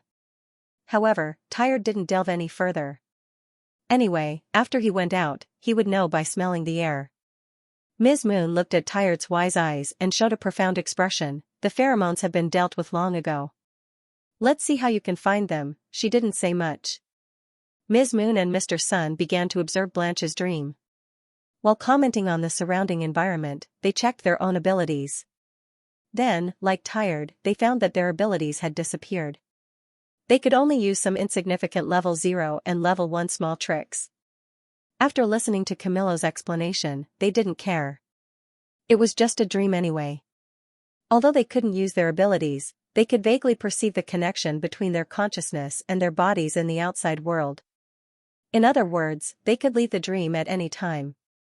Anyway, they could leave the dream, so they didn't care if they had the ability now. "Everyone is here. It's time to go, right?" Ms. Moon looked at Blanche. "How are we going to Guillemo's dream?" Blanche, "Well, I have already set it up. Teacher Camillo will open the path to the strange dream." The 3 people and 1 cat all looked at Camillo, who was wearing a mage robe. "Camillo?" Camillo hesitantly stretched out his finger and pointed at himself. "I'll open the dream to Guillemo?" Blanche nodded. "Yes, the setting I gave was, the powerful court mage was summoned by another world and started this great adventure to the strange dream. So, it must be Teacher Camillo who opened the strange dream in the end." Blanche said it lightly, but Camillo was sweating all over his head and back when he heard it. He didn't have any memory of opening the strange dream at all. He didn't get the relevant ability either. Camillo was at a loss. Blanche blinked and said, "If teacher doesn't have the character setting memory, you can see if there is anything extra on your body." Camillo was taken aback for a moment and immediately began to search up and down. A few seconds later, Camillo took out a tattered leather scroll from the inner pocket of his mage robe. As soon as the leather scroll was unfolded, a row of words was recorded on it. Camillo read it subconsciously. "In accordance with the agreement of the Great Will, we will go to the land of enlightenment and witness the new will." As Camillo's voice fell, the leather scroll slowly turned into burning ashes. Immediately afterward, a dazzling ball of light appeared on the stage. The moment they saw the ball of light, everyone on the stage heard a murmur. The murmur was the row of words that Camillo had chanted before. "What is this? Going to Guillemo's dream requires us to follow some kind of ritual?" The Moon Lady wondered. The others were also confused. Only Blanche closed her eyes as if listening to some decree. Soon after, Blanche opened her eyes and said softly, "I just got a revelation." "Revelation?" Everyone looked at Blanche. "Blanche, it told me that the strange dream is very far away. If I want to go to the strange dream, I need to follow the rules there, or I will be kicked out by the strange dream." The Moon Lady, "Follow the rules of the strange dream?" In other words, follow the rules of Guillemo's dream? Blanche nodded. "That should be the meaning." "Camillo, this is also your setting?" Blanche shook her head. "It's not my setting. It should be the content derived from the main setting. Her setting, to put it bluntly, was a skeleton. If she wanted to make it full and round, she needed more content to fill it in. And these contents were not all set up by Blanche, they might also be derived from her. Blanche, although it may be just a derivative setting, if we don't follow this setting, we can't go to the strange dream. The Moon Lady thought for a while and said, we can follow the rules of the strange dream. What should we do now? Blanche thought for a while, pointed to the ball of light on the stage, and said, the revelation told me that as long as I touch the ball of light and express that I abide by the rules of the strange dream, I will have made an agreement. Once the agreement was made, they could go to the strange dream. But Blanche actually didn't know how to go to the strange dream after that, so they could only take one step at a time. End of this chapter. Touch the ball of light and make a pact. The Moon Lady muttered softly and walked to the side of the ball of light. She subconsciously wanted to touch the light ball. But when she reached out, she was stopped by Mr. Sun. Let me try first. Looking at Mr. Sun's affectionate and worried eyes, the Moon Lady smiled and said, don't worry, it's just a dream. Don't underestimate the power of dreams. Mr. Sun said seriously, especially, Guillemeau's dream involves that person. The Moon Lady was stunned for 2 seconds. She wanted to say that Guillemeau's dream was different from Blanche's dream. But looking at Mr. Sun's firm eyes and handsome face, the Moon Lady felt as if her heart melted with sweetness. She no longer refused and nodded shyly, then be careful. Mr. Sun gave the Moon Lady a trust me expression and walked to the light ball.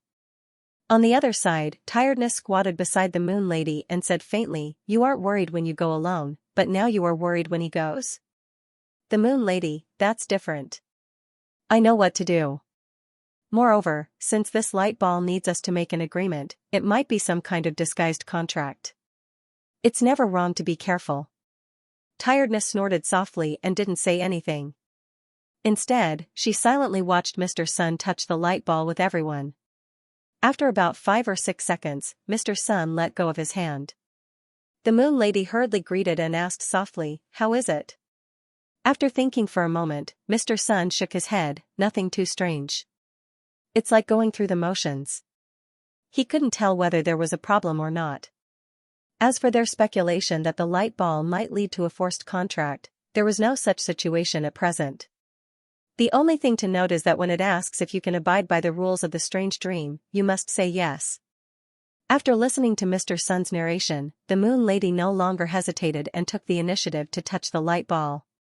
The moment she touched the light ball, the Moon Lady heard a voice, or rather, a syllable containing a lot of information directly appeared in her mind. It told the Moon Lady, to go to the strange dreamland, you need to abide by the rules there. Can you do it? When it asked this question, Lady Moon immediately understood why Mr. Sun had told her to say yes just now. She had a premonition that if she answered no, she would lose the opportunity to enter the dream world. The Lady of the Moon didn't betray them, and their goal was the strange dream, so she replied yes in her heart without hesitation. Following her response, the strange voice also disappeared from her mind. The Lady of the Moon understood that she had obtained the qualification to enter the otherworldly dream. At the same time, she also learned that without this mysterious qualification certificate, there was no way to participate in the journey of strange dreams. This feeling of being enlightened is quite similar to the Prophet's Temple. The Moon Lady thought to herself. She had been living in the Prophet's Temple all these years, often encountering her teacher making her do some inexplicable things. At first, she didn't understand why she had to do such a thing.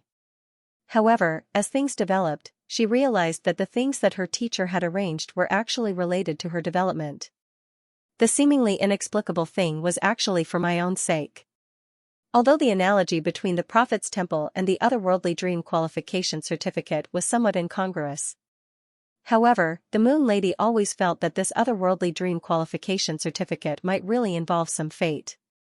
The Moon Lady restrained her inner thoughts, silently waiting for others to touch the light ball and sign a verbal agreement with the light ball. After Blanche, Camillo, and Fatigued all touched the light ball, the flickering light ball seemed to know that the quota for this expedition was full, and it disappeared suddenly. Where the ball of light dissipated, it was replaced by a hole with colorful mist drifting out of it. This hole looked like a wormhole in the space cross-section that was gnawed out by insects. Colorful mist constantly escaped from inside, making people unable to see the situation inside. There was no doubt that this colorful mist wormhole should be the path to the otherworldly dream. I sensed that the otherworldly dream's summoning horn came from inside. Blanche walked to the wormhole. Enter this hole, and the road is right ahead. As Blanche spoke, she made a forward lunge with her fingers behind and her elbows forward. As she made this move, the audience below the stage shouted louder. It seemed that the audience also knew that this was a final farewell for their princess, on the stage. After Blanche finished this action, her expression was slightly red. She quickly put away her hands and feet, lowered her head, and said to everyone, "This is also some settings derived from the main plot. I don't know. It's all the plot guidance that made me make this action subconsciously."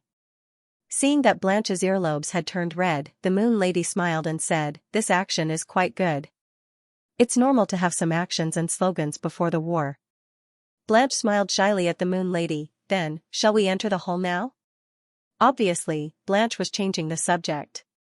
Everyone had a good impression of Blanche, and no one embarrassed her. They nodded. "Let's go." With Blanche leading the way, everyone walked into the colorful mist wormhole one by one. The visibility in the wormhole was very low, and one could see the surrounding colorful mist surging. Directly in front of them was a long, winding road that led to an unknown place.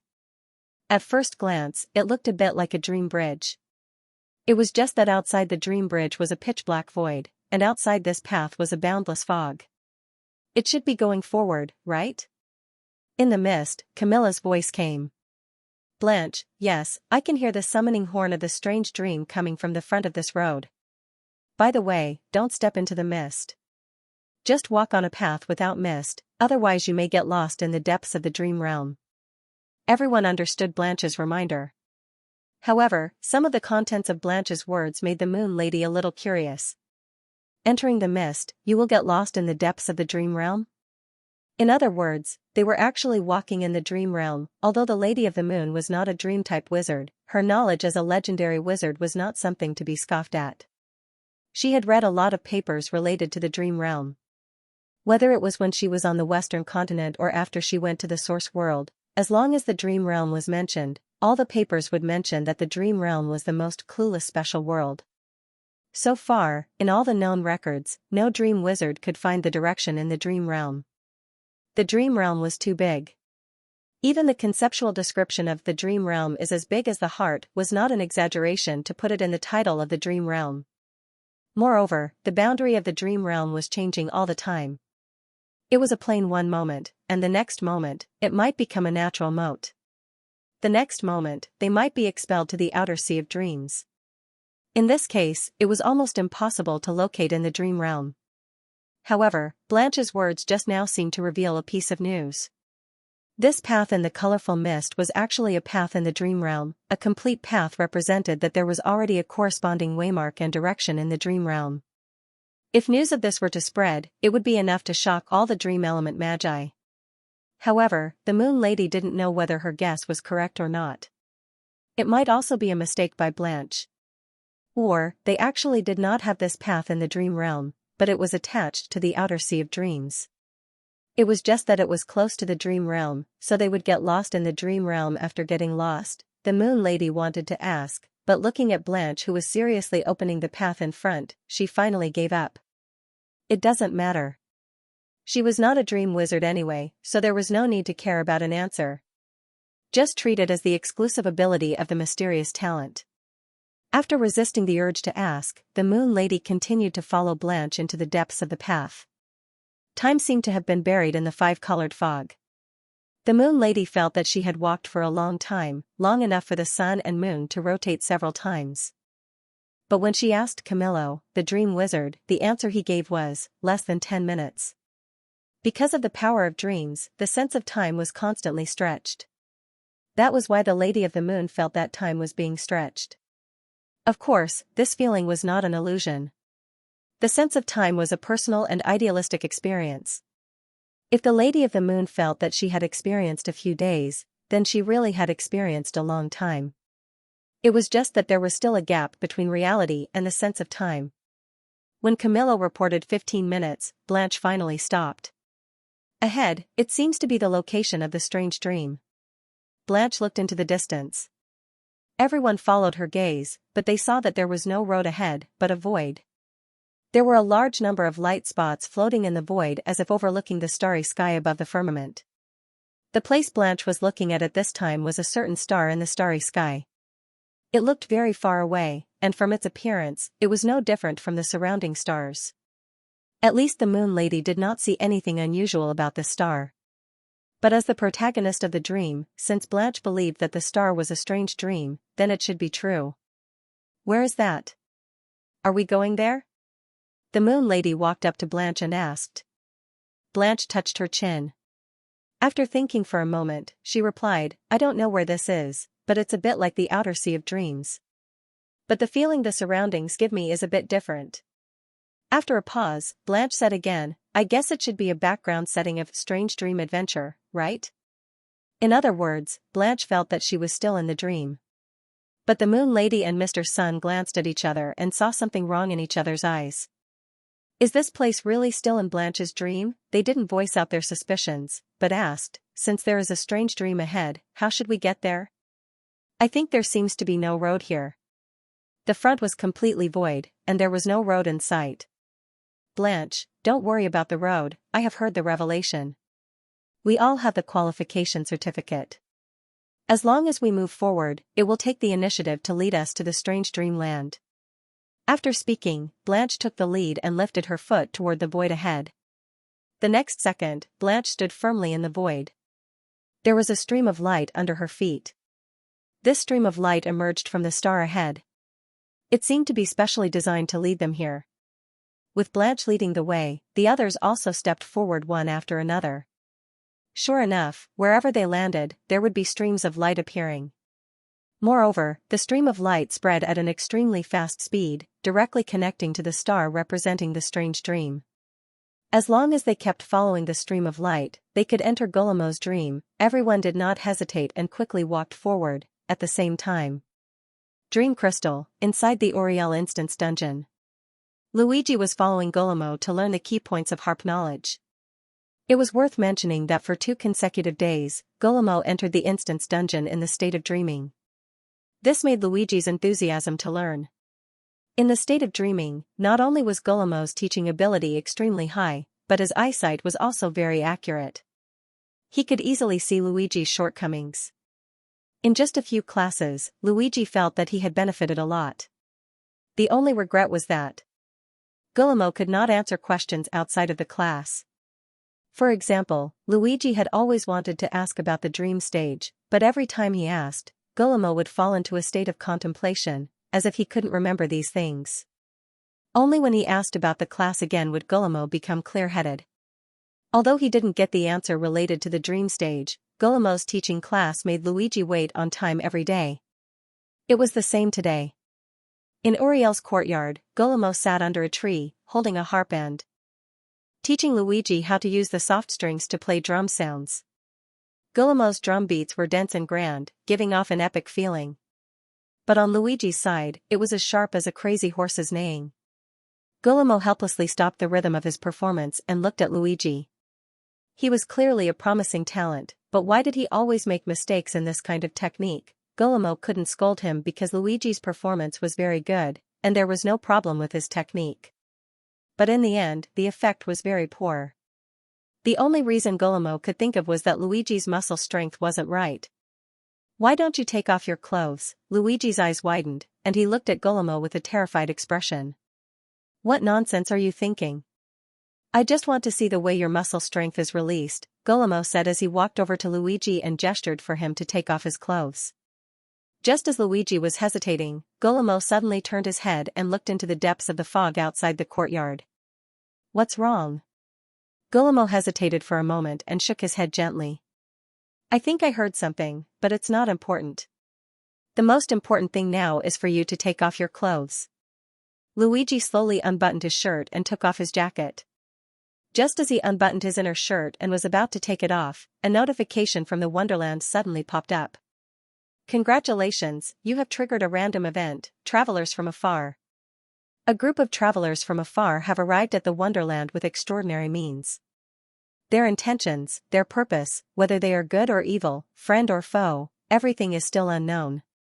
Perhaps, this blank space will be filled in by you. Reward, unknown. Punishment, unknown. Duration, unknown. Luigi stared blankly at the Wonderland notification that suddenly appeared on his face. What's this? Why did I suddenly trigger a random event? Luigi asked. Is the random event a mission? Why is there a punishment? If reality could be turned into a 2D drawing, Luigi felt that there would be at least 100, no, 1,000 question marks above his head at this moment. This was the only way to express the confusion in his heart at this moment. Moreover, Luigi also discovered that this Wonderland notification seemed to have even been sensed by Guillermo. Previously, Guillermo had been urging him to hurry up and take off his clothes.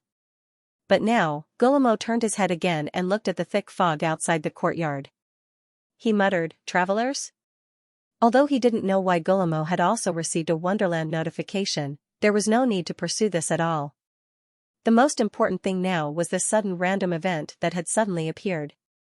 Luigi glanced at Guillermo and saw that he wasn't paying attention to him, so he hurriedly put on his coat and quickly walked out of the door of Uriel's courtyard. Standing at the door, Luigi looked at the distorted light hole that was emitting a halo not far away. This light hole was a spatial passage that had appeared after the previous main mission had ended.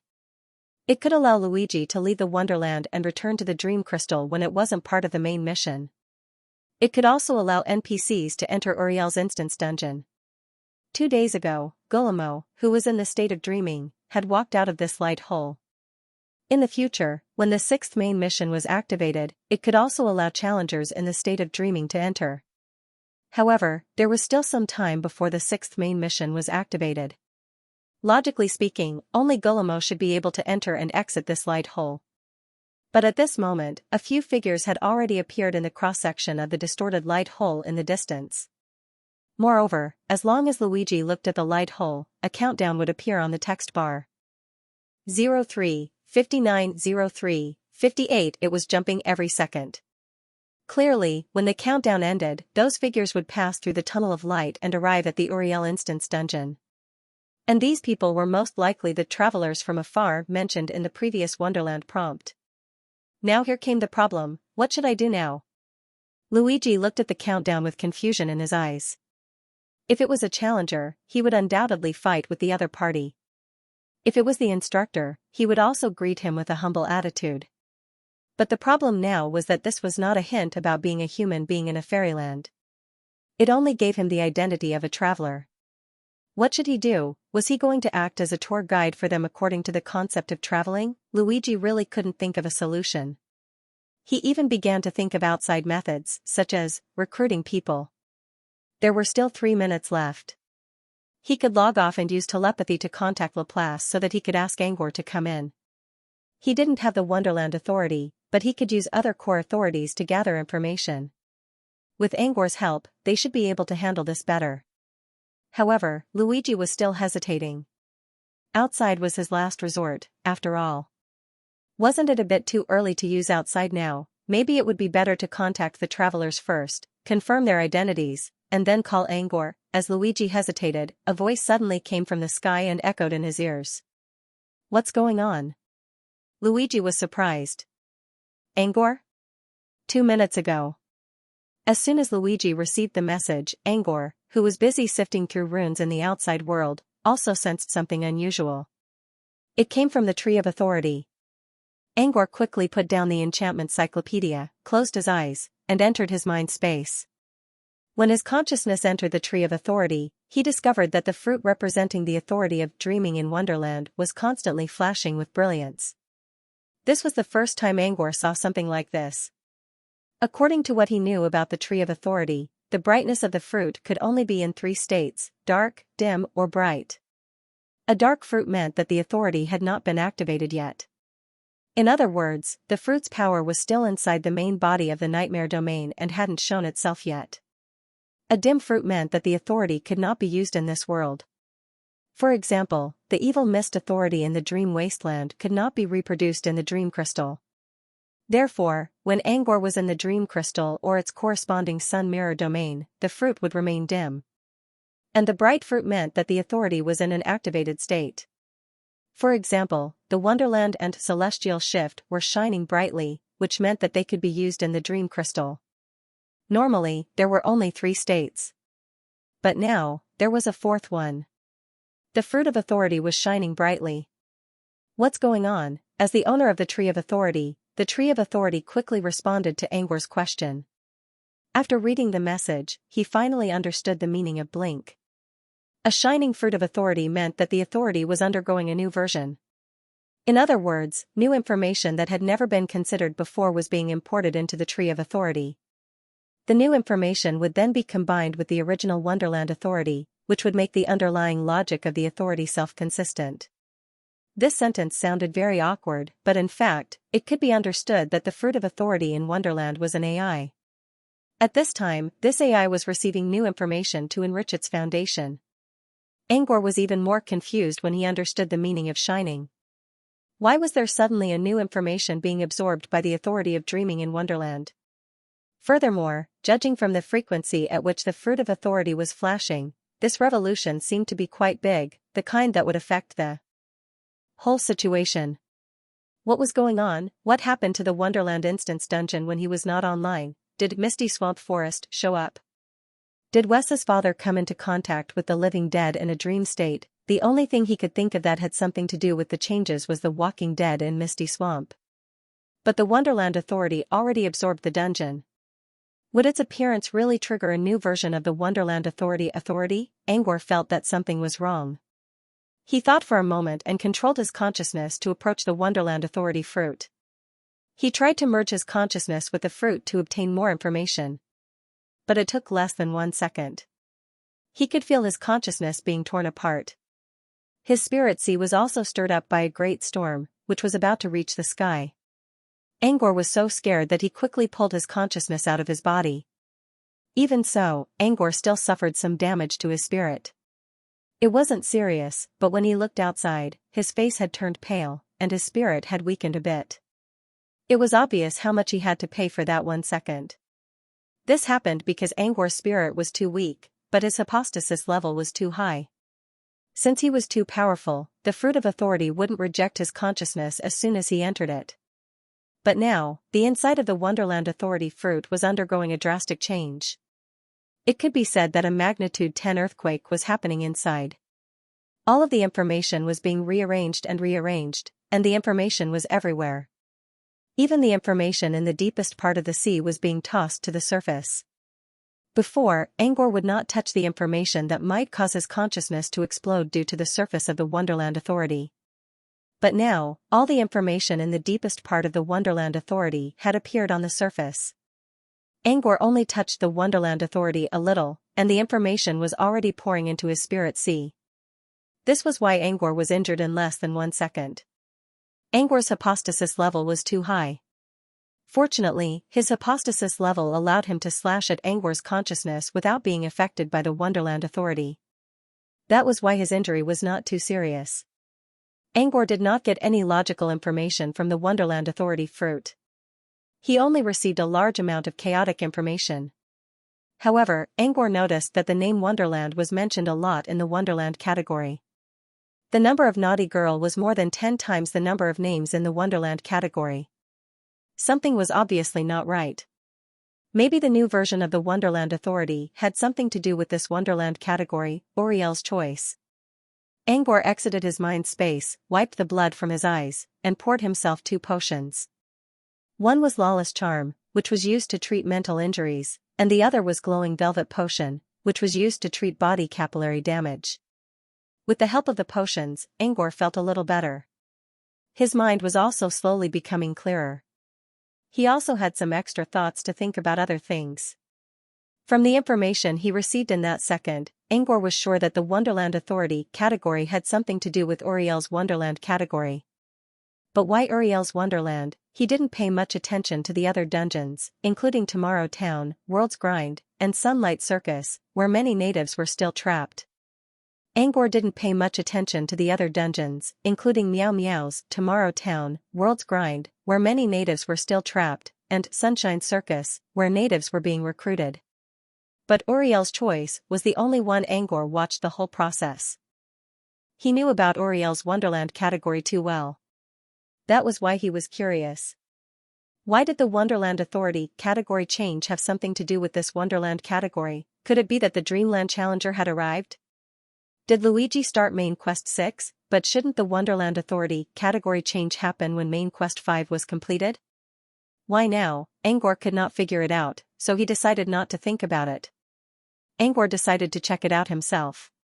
He took a deep breath and calmed his mind.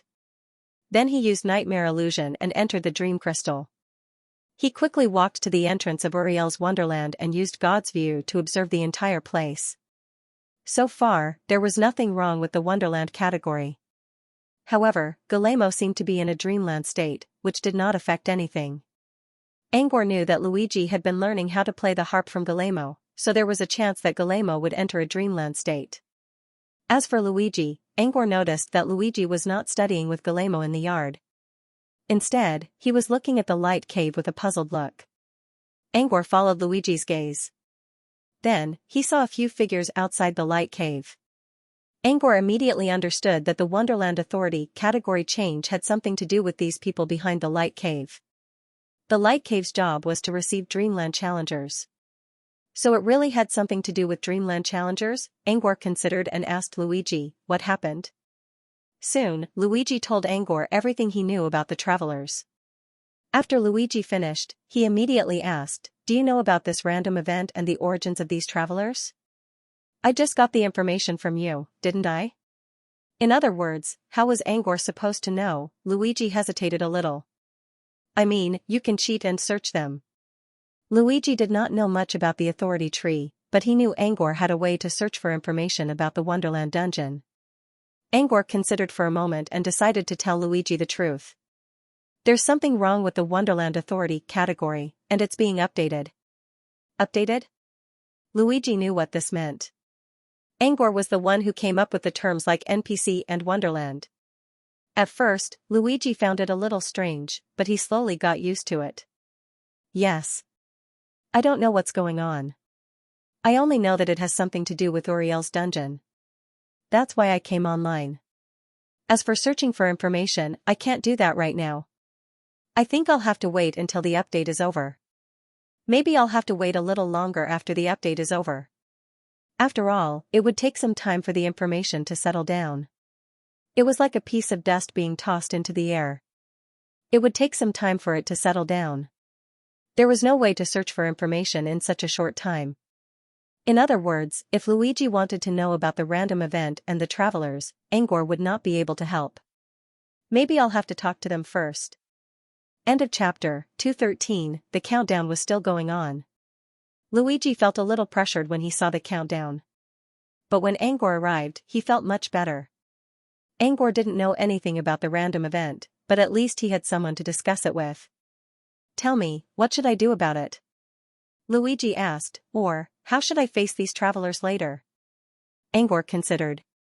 It's up to you how you want to face them. But I personally suggest that you don't use violence before you know what they're here for. Luigi, I definitely understand that. When facing unknown visitors, it was best to greet them first. If they did something out of line, then use violence. However, even greeting needed to be considered carefully. Should he greet them warmly? Or should he wait and see? Or should he pretend that he didn't know and wait for them to come to him first? Luigi didn't know what to do. Let nature take its course. It's up to you, Angor said. Actually, I'm more interested to know if there were any strange signs in the Wonderland before the random event was triggered. Angor wanted to know why Uriel's Wonderland was the one that triggered the event. Luigi had no idea what was going on either. He carefully thought about what happened and slowly said, I don't think there were any signs. Just like yesterday, I went to Guillermo to learn something. Did anything unusual happen to you in the past 2 days? Angor considered for a moment. Luigi shook his head without hesitation. I didn't log off at all. During the day, I activated Malloy's command class to learn how to command. During my free time, I went to talk to Uriel about music theory. At night, I went to Guillermo to learn. Both Luigi and Angor didn't see anything wrong with Luigi in the past 2 days. Did this mean Luigi didn't have anything to do with this? Did Guillermo have something to do with it? After all, Guillermo had been in a dream state for 2 consecutive days. Could this be a sign? Luigi shook his head again. There's nothing strange about Guillermo's teaching. He only teaches and doesn't talk about anything else. Other than being a little strict, there isn't. Halfway through his sentence, Luigi suddenly thought of something. If I have to say something abnormal, it's probably because Guillermo seems to have received a notification from the immortal realm. Guillermo was an NPC that dreamed of. They would do things according to the guidance of the celestial realm, but they wouldn't have any celestial realm notifications. Of course, he was sure about that. Every time he streamed, he was able to display the information in a literal form, not because he asked Luigi, but because he used his authority to read and cut off the information flow. Because of this, he was sure that both ordinary NPCs and dream NPCs would not have any information flow around them from beginning to end. Therefore, they did not receive any notifications from the immortal land. But now, Luigi told him that Guillermo also received a message from the Wonderland, which was a little strange. Could it be that Guillermo was going to become a player? How did you determine that he also received the notification from the immortal land? Did you ask him directly? Angor asked. Luigi shook his head. I didn't ask, but I just received a notification about a random event in Wonderland. The next second, I heard Guillermo mumbling Traveler. If Guillermo did not receive the notification, how did he know about Traveler? This was why Luigi believed that Guillermo might have received the notification from the immortal land. Compared to Luigi's determination, Angor felt that something was not right. He did sense a trace of information flow in the yard when he used the box view to observe the yard. But judging from the trace of the information flow, it did not seem to have anything to do with Guillermo.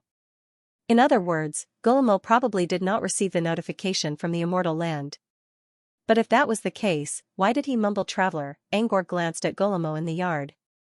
He had a feeling that this random event might have something to do with Guillermo. Tell me in detail. What did Guillermo do before and after receiving the notification? Luigi did not know what was going on, but he still explained everything in detail. When he finished, Luigi felt a little embarrassed. After all, before the notification from the immortal realm arrived, Guillermo was about to strip off his clothes. Speaking of which, could it be that this random event was caused by stripping off his clothes? While Luigi was lost in his thoughts, Angor noticed that something was wrong. According to Luigi, Guillermo had already turned his head and looked in the direction of the distorted light hole before the notification of the immortal realm appeared. In other words, Guillermo sensed the Traveler earlier than the notification. This was definitely not normal. Now, he was at least 80% sure that the random event had something to do with Guillermo. Now, he just had to wait for the Traveler to come and prove the other 20%. When there were only 10 seconds left on the timer, Luigi returned to the yard. In the end, he decided to stick to the status quo. If the Traveler really had a quest for him, they would definitely come for him. Besides, Uriel's dungeon was only so big. There was only a street covered in mist and a small, tattered attic. The Traveler only had one destination, which was Uriel's attic. Therefore, Luigi just had to wait in the yard. Luigi was playing his harp in the yard. The melodious notes carried a sense of freedom, as if they were as free as his heart. Guillermo was sitting across from Luigi, listening to Luigi's plucking while making a rhythm.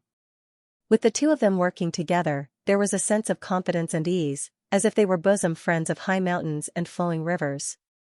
It could be said that the atmosphere in the courtyard was very good. However, this atmosphere was not naturally formed, but deliberately created by Luigi. He did not plan to create a persona, but he still wanted to create an elegant atmosphere for the Traveler who came from afar. While plucking his harp, Luigi was also talking to Angor in his mind. They're here.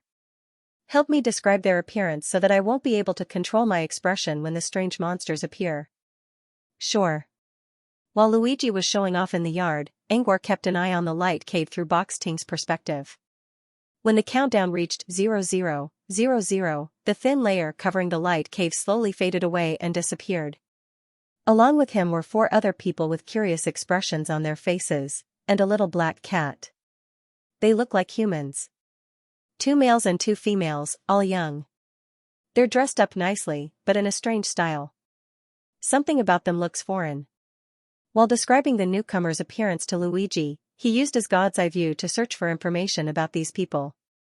The reason why they could investigate was that the moment these people entered the distorted light cave, a large amount of information flow gushed out from the depths of the immortal realm, circling around them and slowly fusing with them. What Angor did was to intercept some of the information flow to confirm their identities. When the information flow stopped, Angor found that, of these 4 people, 3 of them were NPCs. However, Angor did not know what kind of NPCs they were from the information flow around them. That's right, that little black cat was also an NPC. The name that was intercepted from the information stream around it was, Tired Black Cat. As for the others, they all had names. There was only one person who did not look like an NPC. Angor could not see her name. Back to 4 minutes ago. Lady of the Moon and her companions went through the path of light and reached the end of the light. They found that the light was actually a glass wall, which acted like a barrier and stopped them from moving forward. However, the barrier was not absolute. Because they saw the number 359 on the glass wall. The number kept changing and getting smaller with each passing second. Without a doubt, this was a countdown. If I'm not mistaken, we should be able to cross the glass wall when the countdown ends, Lady of the Moon said. Mr. Sun nodded. That should be it. But why do we have to wait for 4 minutes? Lady of the Moon said, I think it's more strange that there's a countdown outside the dream. Who would set a timer in their dreams? Moreover, the clock was so punctual. Was this really a dream and not reality? Blanche and Camilla were also puzzled. They did not know why they had to wait for 4 minutes when they arrived at Guillemo's dream. But they could wait. 4 minutes was not too long. Everyone stopped outside the glass wall and waited silently. After waiting for about half a minute, they finally understood that there would be a countdown limit, the light wall in front of them was setting identities for them. A ball of light floated out from the wall of light and surrounded them. In an instant, they seemed to have left the bridge of light and arrived in a sea of light. This sea of light exuded a huge and distant aura as if it contained a supreme law behind it. Lady of the Moon and Mr. Sun could vaguely feel the fluctuations of the law, but when they really wanted to touch it, they felt nothing. The two of them looked at each other and saw the seriousness in each other's eyes. Although they didn't know where they were, such unfathomable fluctuations were definitely not an ordinary dream. The dream this time might really be an abnormal dream. Originally, they were still slightly relaxed, but at this time, they were all tense. There was nothing wrong with being cautious. While the Moon Lady and Mr. Sun were speculating, waves surged in the ocean of light. These waves were constantly sweeping. They swallowed them one by one. The first to disappear was Lady of the Moon.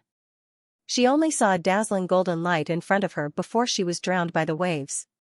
1 second before she was drowned, Lady of the Moon saw Mr. Sun's panicked expression and he couldn't wait to reach out his hand.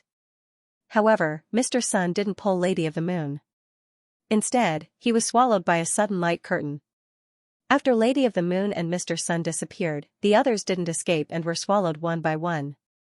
However, after they were swallowed, they didn't encounter any calamities. Instead, they returned to the bridge of light outside from the sea of light. No one was injured, and no one was missing.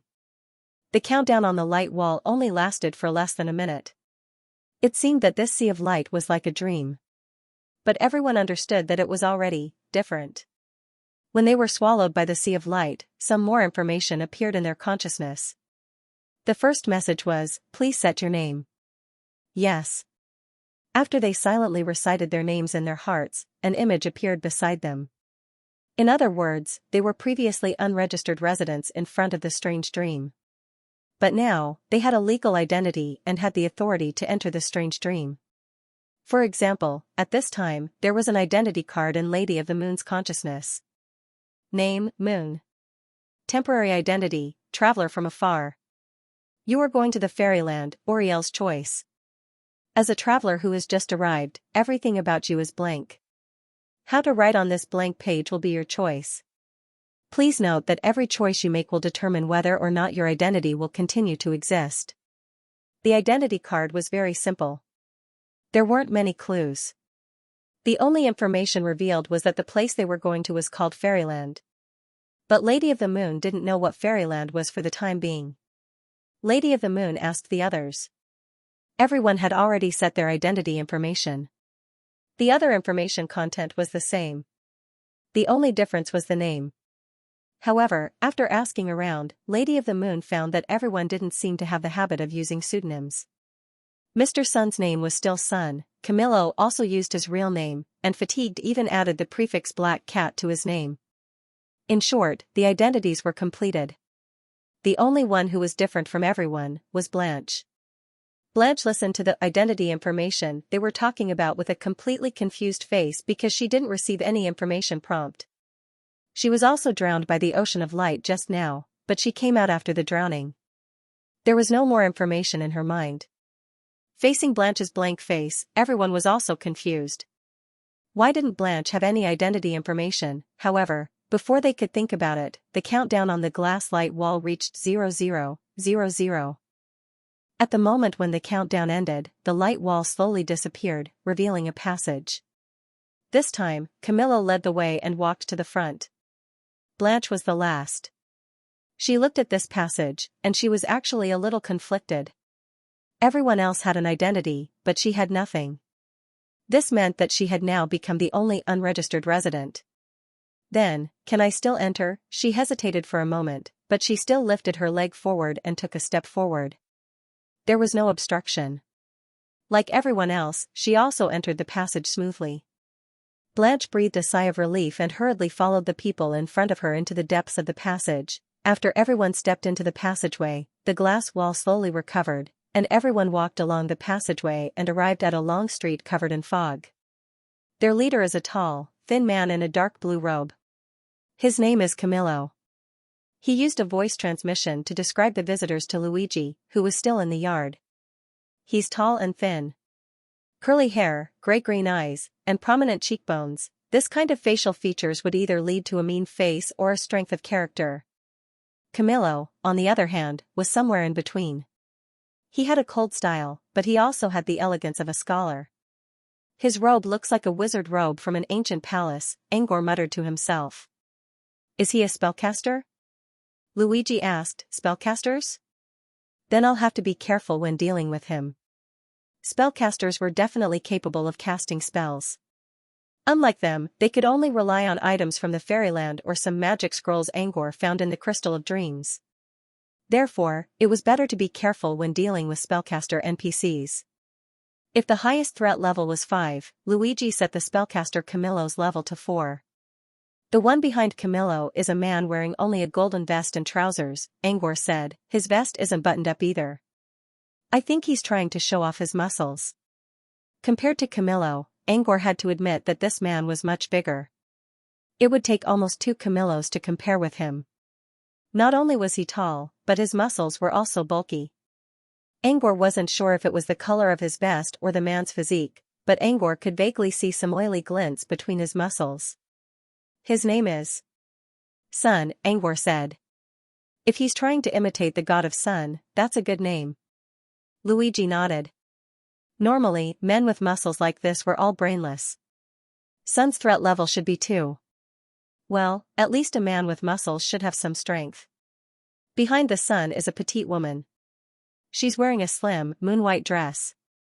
She's not wearing any shoes. She only has a crescent moon anklet on her thumb. She's pretty, and I think she's with Sunday. Why do you say so? Luigi asked. Because her name is Moon.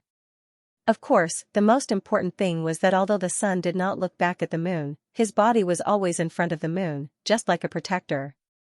But it was a little different from the protection of a bodyguard. There was more love. Luigi seemed to realize something. If she was a pair with the Sun and was a little woman protected by the Sun, then the threat level should be lower than the Sun. Level 1 then. By the way, there's a small black cat beside Moon's feet. It's about half a year old and has a crescent mark between its eyebrows. When Luigi heard that it was a black cat, his expression immediately turned serious. What's its name? Black Cat Sleepy. Luigi mumbled. He has a name and a special crescent moon mark. He should be a hidden big shot. The threat level is temporarily set at level 4. Angor didn't know what to do. He already knew that Luigi was trying to set a threat level for these people so that he could deal with them better. However, the threat level of the muscular man and the beautiful woman was level 1 and level 2. A black cat that looked like it hadn't even matured yet was set as a level 4 threat level. How did you even do that? Luigi sent a voice transmission to Angor. Have you heard of Parm's epic? No, Angor replied. Luigi said, the Epic of Pamel is a suite of poems. It's about an avenger with amnesia. In the process of searching for his memories, he found his enemy and finally composed a sad poem with his enemy. One of the poems described how the avenger and his enemy found each other. So, his enemy was the little fairy who stayed by his side ever since he lost his memory. It looked harmless, but it turned out to be the ultimate demon. Luigi sighed. Most of the time, the most inconspicuous ones are the scariest ones. Luigi didn't say it out loud, but Angor got the gist of it. Luigi believed that tired black cat, who looked harmless, could be the scariest of all. It was similar to the stories Angor saw in his hologram tablet said that women, children, and the blind are the worst enemies to mess with. To put it nicely, it was hiding one's weakness. To put it bluntly, it was playing dumb. However, this kind of situation was more commonly seen in novels, and poems. In reality, it was still very rare to see such a thing. What else? Didn't you say there were 4 of them? You only said 3 now, Luigi continued. Angor also looked away from the moon. He looked at the girl at the end of the line in confusion. The last one is a girl wearing soft armor with a cape on her back. Angor said, I don't know who she is. Unlike the others, she doesn't have any information surrounding her, so I don't know her name. No name? She's not an NPC? Luigi asked. Angor shook his head again. I can't tell. Luigi nodded. Then she must be a threat level of 5. A mysterious girl who came as the finale, most likely a core member of the traveling party. What do you think?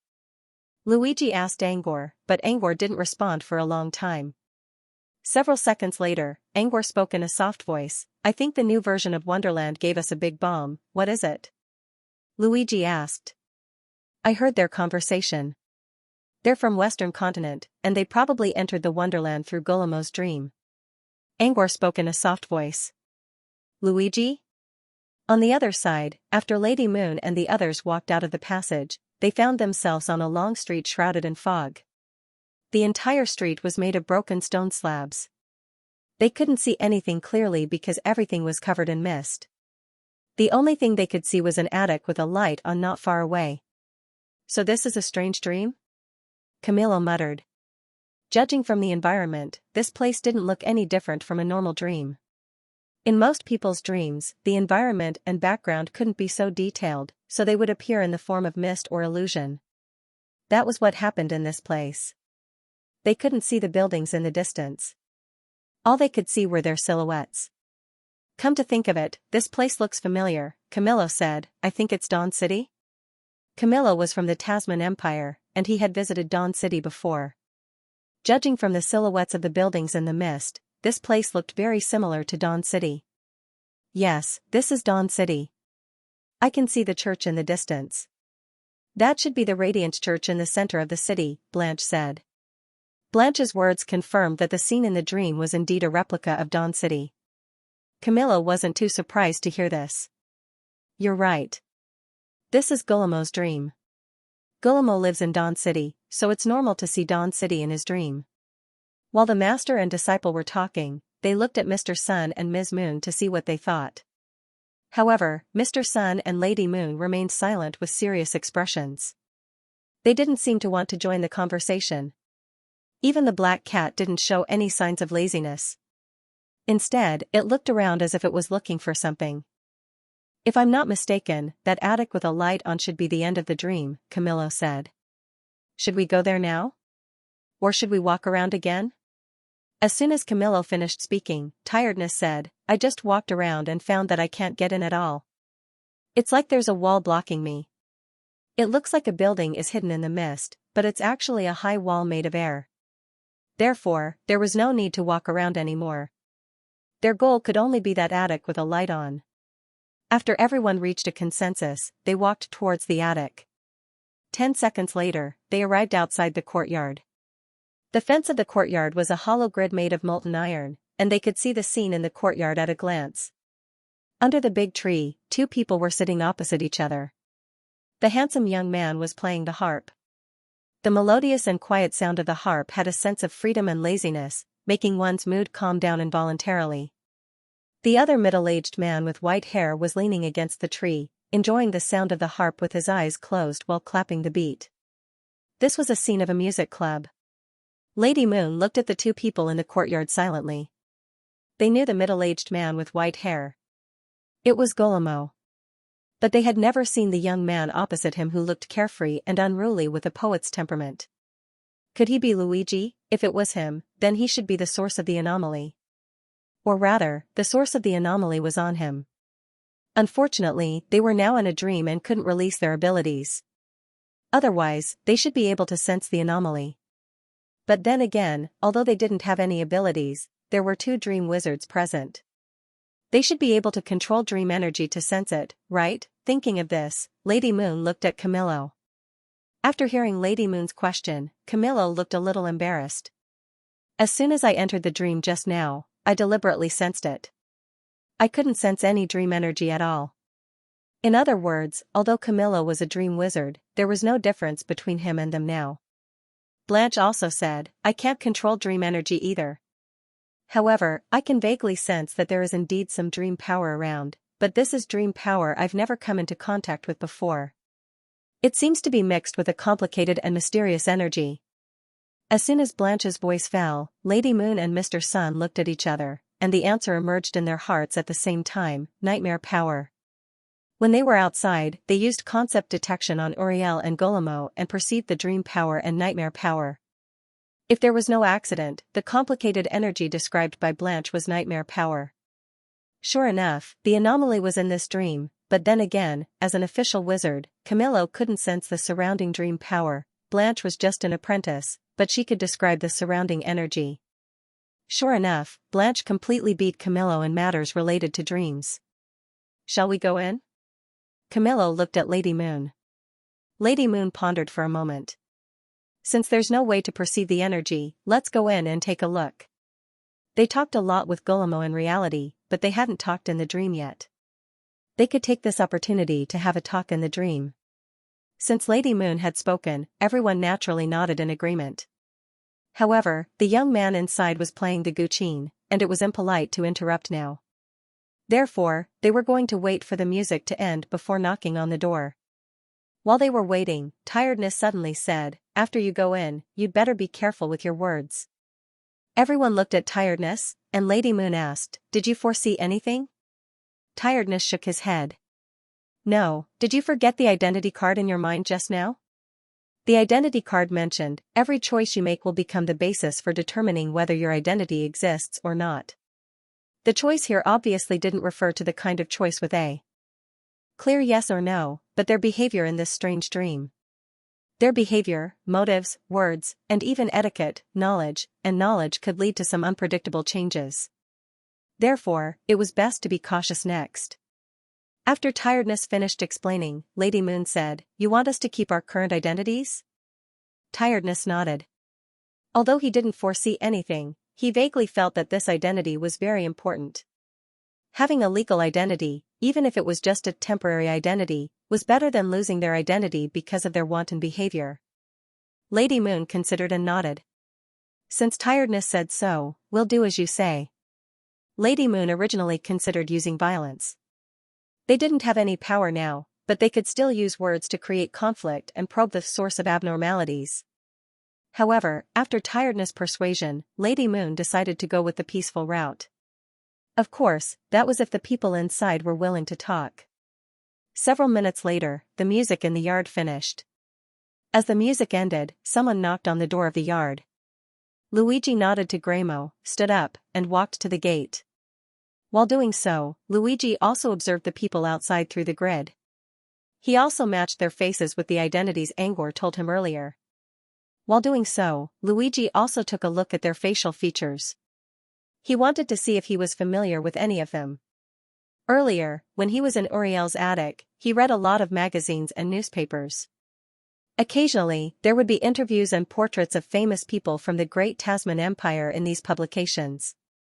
Luigi had never been to Tasman Empire before, but he knew a thing or two about the famous people there. Also, according to Angor, the people outside probably came here through Graymo's dream, which meant they were most likely from Dawn City. Maybe they really knew each other. Luigi looked around without batting an eyelid.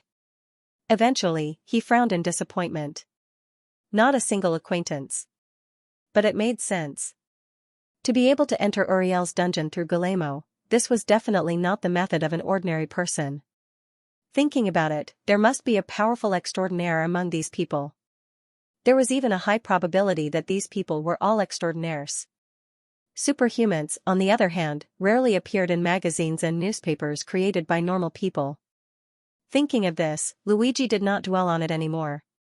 Instead, he came to the front of the courtyard and faced these travelers from afar. Luigi's feelings were very complicated. The Moon Lady and the others also had complicated feelings.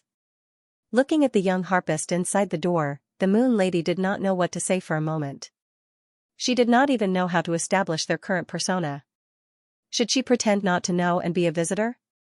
Just like when they first met Uriel, should she say that she was attracted by the harp music and wanted to make friends and exchange art, or should she just go straight to the point and open her heart to talk? After thinking for a moment, the Moon Lady decided to proceed step by step and face everyone in the dream with a cautious attitude. Thinking of this, the Moon Lady put on an emotional expression and pretended to be attracted by the harp music. The music that Sir played just now was really beautiful. It made one's heart. The Moon Lady was halfway through her sentence when she suddenly stopped.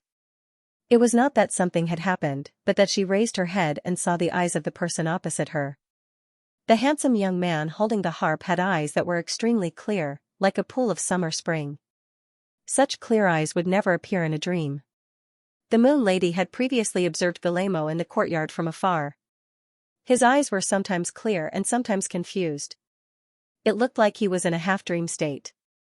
This was more like a reaction in a dream. But the young man standing in front of her did not have a dream expression at all. He was completely clear. The clarity here did not necessarily represent the other party's temperament, but it definitely meant that the other party's thoughts were awake. And to be able to maintain such a clear consciousness in a dream meant that the person in front of her was in a similar state as them. At least, the other party must know that this was a dream and not reality. Under such circumstances, if the Moon Lady chose to continue acting and proceed step by step, it would be too fake. The person opposite her would definitely be able to see through the clues. That was why the Moon Lady stopped halfway through her sentence. She was silent for a moment before she slowly said, "It is our honor to be able to hear beautiful music here and meet such an excellent harpist like you, as well as Mr. Guillermo. However, won't our sudden arrival disturb your conversation with Guillermo?" Luigi could sense that the lady named Moon had an obvious change in her attitude when she spoke. Who knew if he had thought of something or discovered something? Luigi didn't mind and muttered, "It won't disturb you. From your tone, you seem to know Mr. Guillermo?" The Moon Lady smiled and nodded.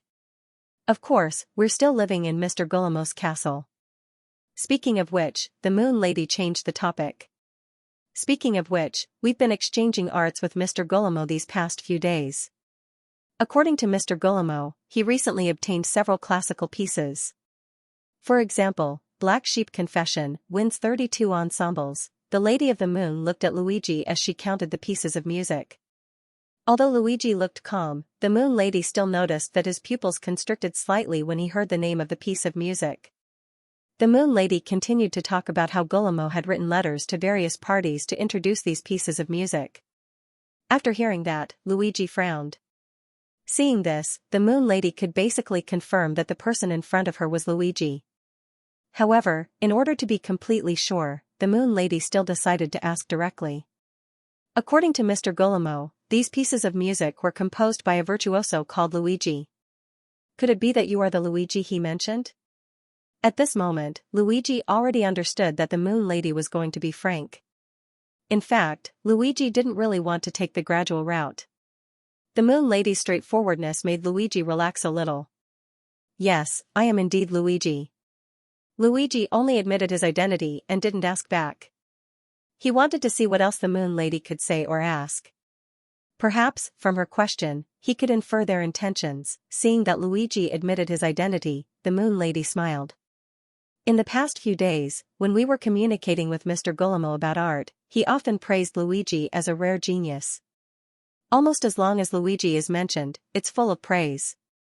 The only thing that Guillermo regretted was that he could only communicate with Luigi in his dream. It would be great if he could meet Luigi in real life one day. At this point, the Moon Lady looked up at Luigi. I wonder if Mr. Luigi has such plans? Luigi didn't reply immediately. Instead, he met the Moon Lady's gaze and looked at her. A few seconds later, Luigi smiled and said, if there's a chance, I'm definitely willing to meet Mr. Guillermo in real life. But this opportunity is a little far away. Luigi didn't say exactly how far away it was. However, the Moon Lady heard a lot of information from Luigi's words. For example, he admitted that they were all in a dream at this moment, and Luigi had absolute self-awareness in the dream. Also, it seemed that Luigi also wanted to communicate with them. As expected, Luigi opened the door and changed the topic. It's not good to talk outside. Let's talk inside. I'm sure you all have a lot to ask. So do I. Luigi waved his hand toward the courtyard and gestured for everyone to enter. The Moon Lady looked at Mr. Sun and entered the yard. Outside the dungeon, Angor rubbed his chin and fell into deep thought. After Luigi went to greet the Moon Lady, Angor didn't say anything. Instead, he quietly listened to their conversation and observed their expressions. From their conversation, Angor got a lot of information. However, there were two important points. First, the Moon Lady seemed to be a guest at Guillermo's home. From this, Angor came up with an idea.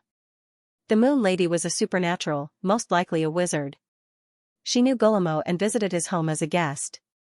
While visiting, she noticed something strange happening to Guillermo after he fell asleep, so she followed Guillermo's dream and entered the Wonderland dungeon. This was just Angor's imagination.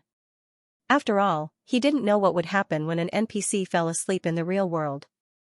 But since he attracted the attention of a supernatural, the possibility of this happening was obvious. Angor couldn't tell if he was right or wrong. But at least he confirmed that these people weren't real NPCs. They were living people. They weren't dreaming either. Instead, they were invading the Wonderland. The only thing Angor didn't understand was why the Wonderland Authority gave them NPC identities. They even gave them a background of traveler from afar. Also, they gave Luigi a random event. Angor had to admit that the Wonderland Authority really knew how to play around. These were 4 living people, plus a talking cat. The Wonderland Authority couldn't control these people completely, so the so-called random event was really random. Apart from this, Angor also learned something important from the conversation between Luigi and Moon Lady, their identities. The identities here were not their real identities, but the positions of their leaders. Earlier, Luigi created a threat ranking based on Angor's description. In Luigi's opinion, the most dangerous ones were the little girl and the cat. But judging from the conversation just now, the Moon Lady was the one who had the most power. Apart from them, the muscular man called Sun was the most dangerous one. Before entering the yard, the Moon Lady glanced at Sunday. They didn't talk, but their eyes did. The Moon Lady used her eyes to ask for Sun's opinion. After receiving Sun's permission, they entered the yard. Angor could tell that Sun and Moon Lady were the leaders of the group. In fact, Sun might be more powerful than the Moon Lady. As for the other 2 people and the cat, Angor didn't think they had much power in the group. But they must have some special functions. For example, entering dreams. The Moon Lady and the Sun Lady weren't dream manipulators. They could only enter dreams with the help of the other 2 people. The reason why Angor was so sure was that the group of people had talked to each other before they entered the Mist Street and arrived at the attic. From that conversation, Angor was sure that Camillo and Jane Doe were both dream manipulators. According to Camillo, after entering Uriel's dungeon, he sensed the presence of dream energy around him. But he couldn't because of the restriction of the dream crystal. From this, it could be confirmed that Camillo was definitely a dream elementalist. As for Jane Doe, she also said that she sensed dream energy after entering the dungeon. However, unlike Camillo, she not only sensed dream-based energy, but she also sensed another strange energy. From this, Angor could tell that Jane Doe's perception of dream energy was better than Camillo's. But Angor didn't think so. In terms of leadership, Camillo was more powerful than Jane Doe. Earlier, when the Moon Lady asked about dream energy, she asked Camillo about it first. This meant that Camillo had a higher status in Lady Moon's eyes. But why didn't Jane Doe sense dream energy when Jane Doe did? Angor wasn't sure, but he guessed that it had something to do with talent. Maybe Jane Doe had a special talent. Of course, he didn't have a reason to think so. Jane Doe was the only one who didn't have any information flow around her.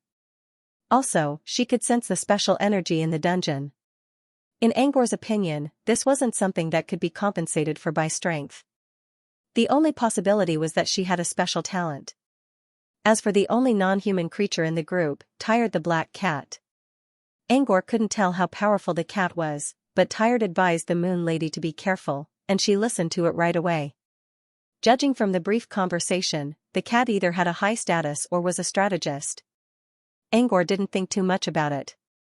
He would know everything after the conversation was over. Angor returned to the other side.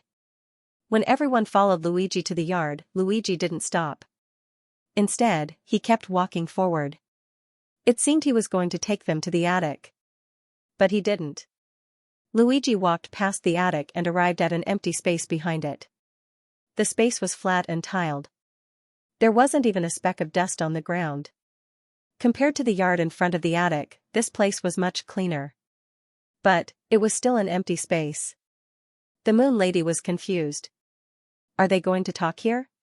Sit on the ground. Luigi suddenly reached out a hand and waved it in the air. A palm-sized glass orb appeared in Luigi's hand. The orb was transparent, and Angor could see some geometric shapes inside. However, Luigi was too far away to allow the Moon Lady to see clearly. However, in the next second, Luigi's actions were clearly seen by the Moon Lady. Luigi reached out a finger and tapped the orb. A ray of light immediately emerged from the glass orb. This dazzling ray of light directly landed on the empty ground, forming a two-story pure white bungalow. It looked similar to the tattered attic nearby, but this one was brand new. The walls were covered with delicate carvings and patterns. There were also various hanging plants and flower racks. The fresh flowers inside were fresh and tender, exuding a faint fragrance. Coupled with the warm white shell, it looked quite warm. However, compared to the appearance of this small bungalow, the Moon Lady was more concerned about how Luigi did it. How did he summon this bungalow? What is that glass orb? He can use incredible power here. Is he the owner of this strange dream? While the Moon Lady was thinking, Luigi had opened the door of the bungalow. Come in. Compared to Uriel's messy house, my place should be more suitable for talking. Besides, you are all travelers from afar. It must be hard to travel. In the travel cabin, you can get a better rest. While talking, Luigi walked into the bungalow. The Moon Lady thought for a while and followed him. Just as she walked to the door of the bungalow and touched the door, a strange information flow appeared in her mind. Fairyland building, travel cabin. Additional skill, traveling is hard, do you want to rest? Traveling is hard. After stepping into the journey cabin, the exhaustion of a long journey will immediately be eliminated. Do you want to rest? After falling asleep in the journey cabin, the negative energy attached to the body will slowly be eliminated. The Moon Lady looked confused. Wonderland building? What is this? Why is there a skill classification? The Moon Lady was puzzled, but she didn't show it on her face. She glanced at Mr. Sun beside her quietly. Mr. Sun immediately understood and reached out to touch the door of the journey cabin. The next second, Mr. Sun also saw the details of the Wonderland building. But like the Moon Lady, he didn't understand what this was. He could only pin his hopes on Camillo and Blanche. They are dream-type wizards. Maybe they know the origin of these things. However, both Camillo and Blanche were dumbfounded after seeing the attributes of Wonderland building, journey cabin. Judging from their expressions, they obviously didn't know the origin of this Wonderland building. The Moon Lady suppressed her inner doubts and walked into the small bungalow. Perhaps, the truth of everything could only be known from Luigi. The interior of the journey cabin obviously had traces of space expansion. The size of the internal space was at least twice as large as it looked from the outside. The interior decoration was also very warm, and there was warm-toned furniture everywhere. With the blazing flames in the fireplace, the entire space was warm. Not only was it warm, but there seemed to be a harmonious atmosphere in the room that could make people relax physically and mentally. Everyone just sat around on the plush sofa according to Luigi's arrangement. But as soon as the body sank into the sofa, both the physical and mental fatigue began to slowly disappear. The whole person was lazy as if drinking a bowl of hot tea in the cold winter. Is this the skill effect of traveling is hard? The Moon Lady looked at Luigi, who was sitting on the opposite single sofa. Luigi also sank into the soft sofa at this time with an expression of enjoyment. He didn't open his eyes until the Moon Lady asked, sort of, a special atmosphere. The Moon Lady narrowed her eyes. Special atmosphere is similar to the softening spell? Softening spell? You mean the wizard spell? Luigi shook his head. I'm not a wizard. I don't know what effect the softening spell has. Luigi was not stupid. As soon as the Moon Lady asked that question, he knew that she was testing him to see if he was a wizard. By openly admitting that he was not a wizard, he was also telling the Lady of the Moon that he did not mind being tested. The Moon Lady also understood Luigi's hint. Since the other party had put on a "if you have any questions, feel free to ask" attitude, she decided to give up on being tactful and asked directly, "You're not a sorcerer? Are you a native of the Dream Realm?" It was said that other than the terrifying Dream Realm beasts, there were also some intelligent creatures in the Dream Realm. There were even legends that said that these intelligent beings had built their own civilization and built their own kingdom in the depths of the Dream Realm. But this was only a legend. At the very least, there were no magi that could prove this legend. However, there was no smoke without fire. The Moon Lady felt that since there was such a rumor, perhaps there really was a Homo sapiens in dreams. As for Luigi, it seemed like he was living in a dream. Previously, Luigi had vaguely mentioned that it was very difficult for him to meet Guillermo in reality. Therefore, the Moon Lady boldly guessed that Luigi might be the legendary Homo sapiens in dreams. Luigi? Luigi, there are native creatures in the Dream Realm? Looking at Luigi's confused and curious eyes, the Moon Lady knew that she might have guessed wrongly. However, she did not feel embarrassed and replied seriously, "There has always been a rumor among the Magi that there is a deep dream city in the depths of the Dream Realm. That is the city where the Homo sapiens in dreams live. I saw Mr. Luigi living in a dream, so I made a bold guess. But it seems that I guessed wrong." After hearing this, although Luigi felt that the Moon Lady's thoughts were a little jumpy, if he were in her shoes and put himself in her shoes, he might have some outrageous guesses. Thinking of this, Luigi no longer hesitated. Instead, he followed the Moon Lady's words and asked, "From your tone, you're all Magi?" The Moon Lady nodded gently. "That's right, we are all Magi." Speaking of this, the Moon Lady suddenly thought of something. "Oh, I'm sorry, I almost forgot to introduce myself. My name is Moon, from the Western Continent Magi world." With that, the Moon Lady glanced at the others, who quickly understood and introduced themselves one after another. Luigi already learned these people's names from Angor. Now that they introduced themselves, Luigi was able to match them up. Basically, all of them matched up. Sun, Camillo, and Tiredness were all their real names. There was also a brief interlude. The black cat, Tiredness, was lying comfortably on the soft sofa and almost fell asleep. However, when the Moon Lady noticed this, she pinched the cat's plump thigh hard, and the cat quickly woke up. Generally speaking, their names were correct, and they all came from the Western Continent Magi world. However, there was no other information about them, such as their strength, class, and purpose. It was worth mentioning that the Jane Doe whom Luigi and Angor referred to as had a name. Her name was Blanche. Also, from Blanche's self-introduction, Angor could tell that she was a little timid and lacked autonomy. She kept glancing at Camillo as she spoke. She seemed to be close to Camillo. However, Angor had no idea what their relationship was based on the simple introduction of their names. Angor would have to wait until he asked more questions later. After the introductions, the Moon Lady looked at Luigi with a smile. She didn't say anything, but her meaning was clear. Luigi also smiled and said, "You already know my name. I'm Luigi, a bard." A bard. No one was surprised by Luigi's profession. He gave off the impression of being free, elegant, unrestrained, and full of poetry. As for the bard class, it perfectly matched everyone's guess about his temperament. "I'm not a wizard. I'm a practitioner of the convergent energy system. If you've heard of this system, you should be able to guess who I am." As soon as Luigi finished, two people whispered in unison, "Gemstone World?" The two people who spoke at the same time were the Moon Lady and the Sun Lady. Judging from their self-introductions, they seemed to be a couple. However, Luigi was full of questions about the Gemstone World that they were talking about. What was the Gemstone World? Seeing Luigi's confused face, the Moon Lady frowned and asked, "Aren't you from the Gemstone Mirror region?" Gemstone Mirror region.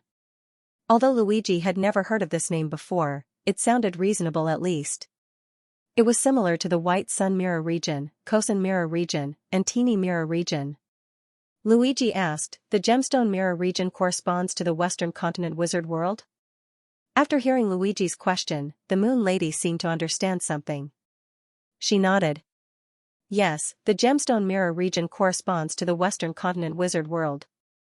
Because there are gemstone mountains and gemstone rings everywhere in the Gemstone Mirror region, the Western Continent Wizards call it the Gemstone World. Speaking of which, the tribes in the Gemstone World are basically gemstone people. Mr. Luigi doesn't look like a gemstone person. However, since Mr. Luigi's cultivation system is the convergent energy system, then you must also be from the Mirror region, but not the Gemstone Mirror region, right?" Luigi nodded. "Yes, the Mirror region I'm in is called the White Sun Mirror region, which should be very far from the Gemstone Mirror region. At least, I've never heard of the Gemstone Mirror region." White Sun Mirror region? The Moon Lady and Mr. Sun looked at each other and saw confusion in each other's eyes. Obviously, they hadn't heard of the White Sun Mirror region. This was normal. There was an obvious communication gap between the Mirror region, not to mention they were not from the Mirror region. However, at this moment, Tiredness, who was forced to squat in the arms of the Moon Lady, said lazily, "The corresponding area of the White Sun Mirror region is near the Northern Cross, which also includes a wizard world." Everyone looked at Tiredness. Tiredness raised his head and looked at Mr. Sunday. "That wizard world is where your good friend went, my good friend?" Mr. Sun was stunned for 2 seconds, and he seemed to think of something. "You mean Heinrich?" Tiredness nodded. "Mr. Sun, Heinrich went to the southern region. Therefore, in the real world corresponding to the White Sun Mirror region, it included the southern region wizard world." Hearing this, both the Moon Lady and Mr. Sun frowned subconsciously. Even Camillo and Blanche showed surprise. As people of the Western Continent Wizard World, although they had not personally been to the Southern Region Wizard World, they still had a concept of the four-sided Wizard World.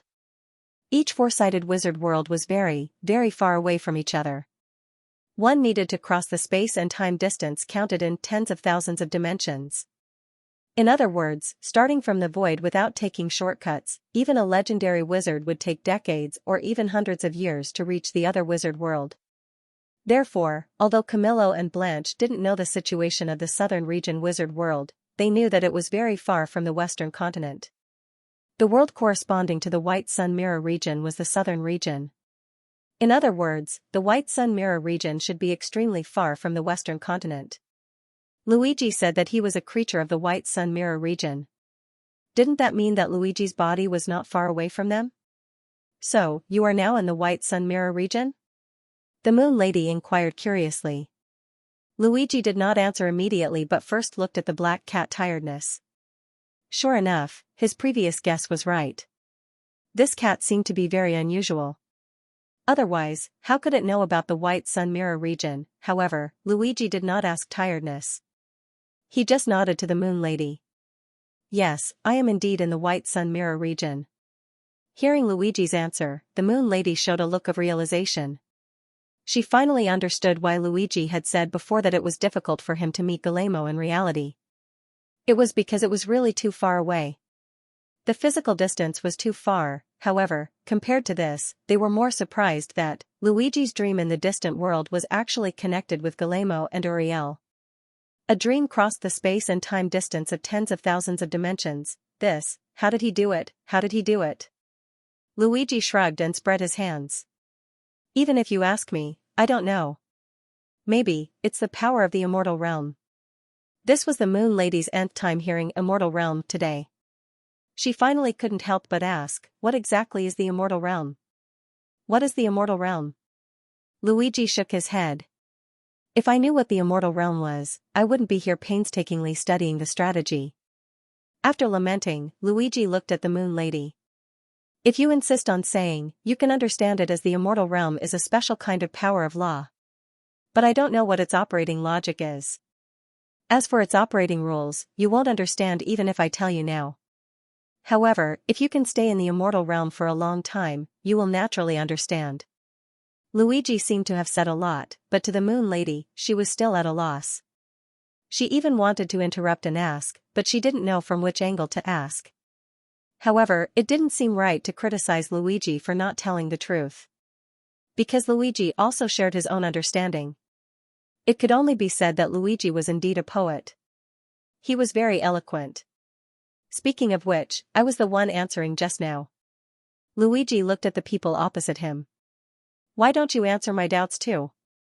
The Moon Lady, what does Mr. Luigi want to ask? Luigi didn't ask immediately. Instead, he pointed through the window at the middle-aged man lying on a white rocking chair outside the bungalow. This person was Guillermo. He sat on the rocking chair, rocking leisurely and slowly while plucking the basic notes of the harp. Previously, Luigi wanted to pull Guillermo in for a chat. But after thinking about it, Guillermo was only a mortal, after all.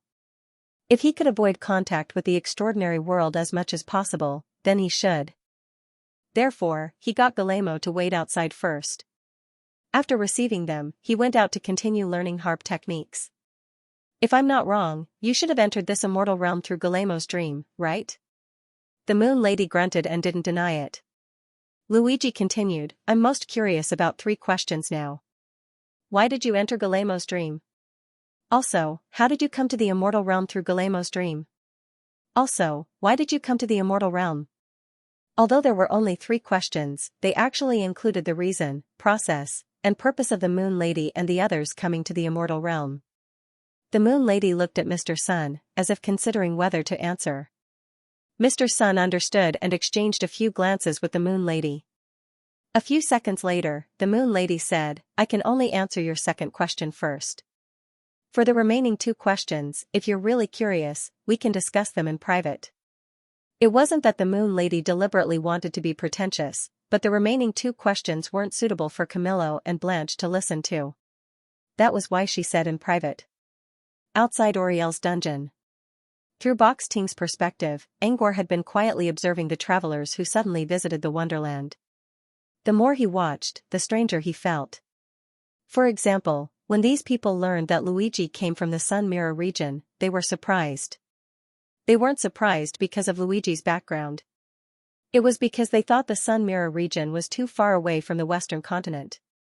Under such circumstances, why would Luigi's dream cross the distance of 10,000 dimensions and connect with Guillermo and Uriel? Angor could understand why they were so surprised. However, if one were to look at this matter from an outsider's point of view, they would find that there was a very strange logic behind it.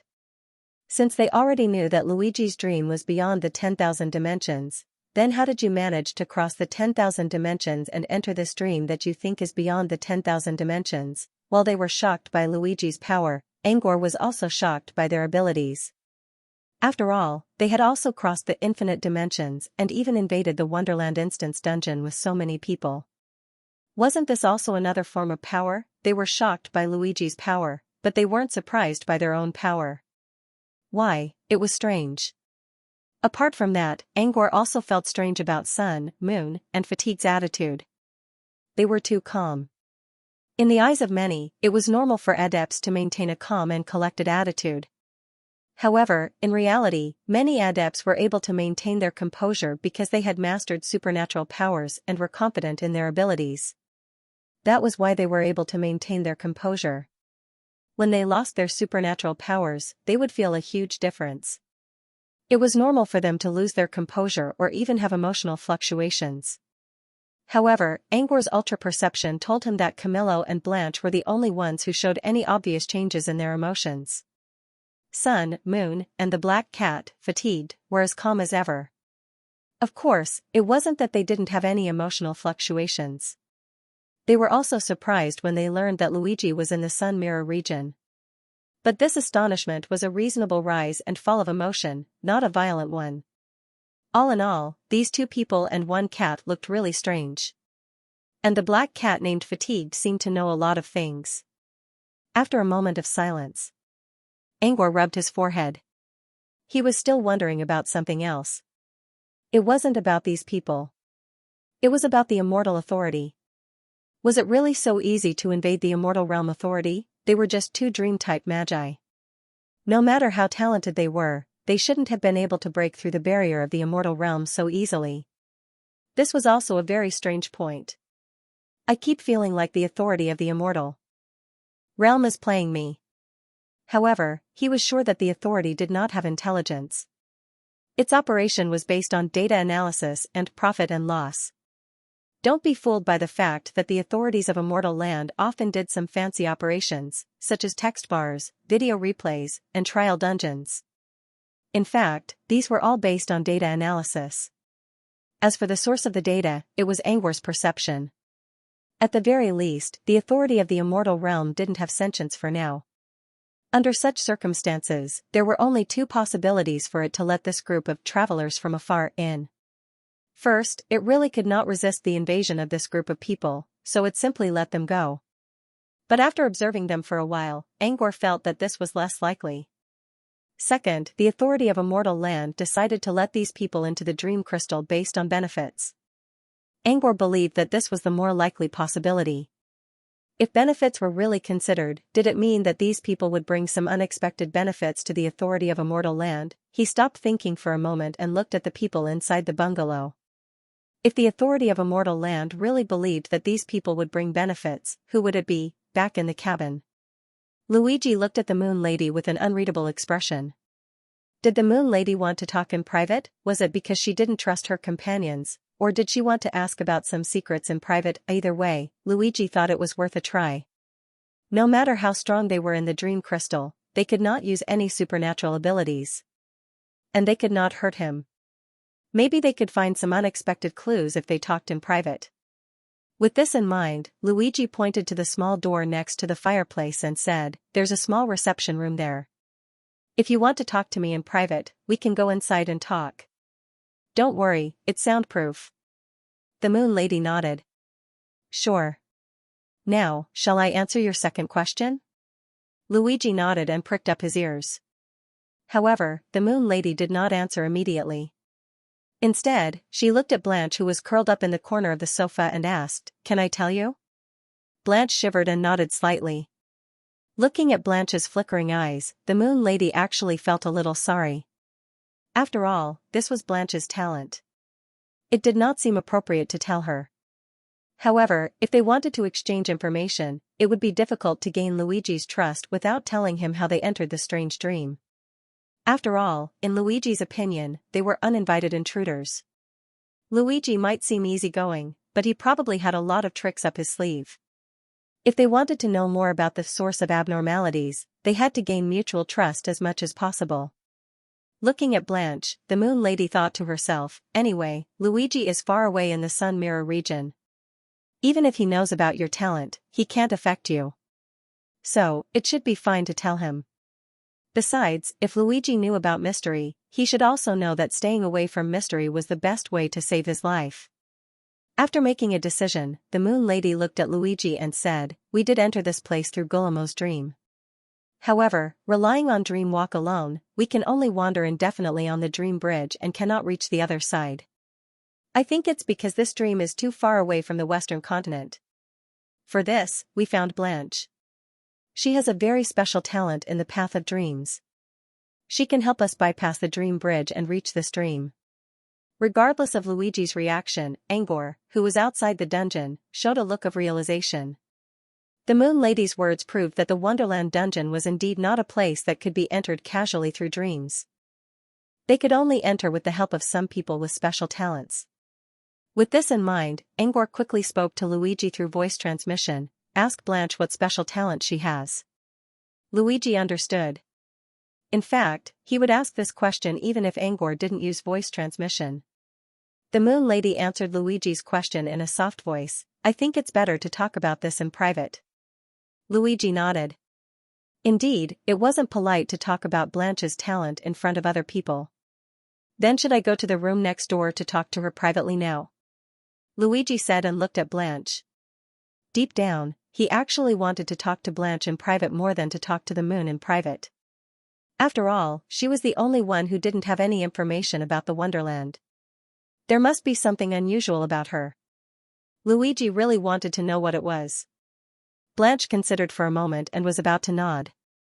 She already told everyone about her talent anyway, so it wouldn't hurt to tell Luigi about it. However, before Blanche could speak, the Moon Lady spoke first. How about this? I'll talk to Mr. Luigi first. I know about her situation. If there's something we haven't talked about yet, Mr. Luigi can talk to her in private later. Seeing the Moon Lady's initiative, Luigi considered for a moment and nodded. Alright, I'll talk with you inside. Then I'll have to trouble you to wait outside for a moment. After Luigi finished speaking, he walked to the small door next to the fireplace, pushed it gently, and walked in. There was indeed a small room behind the door, but it wasn't really a reception room. Compared with the reception room, this was more like a meditation hall. There was no furniture in the room, only a thick velvet blanket spread on the ground. There was a dark blue fluorite hanging on the ceiling, and the light it emitted was also a deep blue light. It was like the bluesy hour after dusk when the red glow receded and the night was about to come but not yet. It was slightly dim, but not dark. Under the illumination of such a bluesy light, combined with the relaxation skill of the journey hut, it was easy to enter a meditative state. Luigi walked on the velvet blanket, chose a position against the wall, and sat down cross-legged. Feeling the surge of the dark blue light, Luigi's slightly restless mind slowly settled down. While recalling the details of the conversation with this group of people before, he silently waited for the arrival of the Moon Lady. A few seconds later, the Moon Lady came in, but she didn't come in alone. She was holding the black cat named Tired. When the Moon Lady saw that there was nothing in the room, only a velvet blanket, she raised her eyebrows slightly. It seemed that Luigi was talking nonsense when he said that this was a reception room. However, the Moon Lady didn't care about these details. After closing the door, she followed Luigi and sat on the thick velvet blanket. At the same time, she also pulled Tired into her arms. Lethargy meowed, but it still nestled in the Moon Lady's arms obediently. Luigi looked at the Moon Lady opposite him and had to admit that under the bluesy halo, the Moon Lady was more elegant and beautiful. Her black, wavy hair fluttered gently like a cloud. Under the dark blue light, it appeared incomparably fine and glossy. Coupled with her porcelain white skin, it gave people a feeling of fragility. But if one really thought that the Moon Lady was fragile, then one would be a fool. Even if Luigi didn't know what level the Moon Lady was in reality, from the way she could always control the scene without stage fright, it could be known that she was definitely in a superior position in reality. How could a person who could be in a superior position in the wizard world be fragile? It could only be said that the beautiful appearance was a disguise. The Tired in the arms of the Moon Lady also seemed a little profound at this time. The crescent mark on its forehead actually had a luminous texture under the dim light. It looked mysterious and elegant. Luigi suppressed his curiosity about their identity and said, "Since we are now in a private chat session, then maybe we can be more open?" The Moon Lady smiled slightly. "Of course, I think so too. In order to show my sincerity, before that, I will tell Sir about Blanche's talent."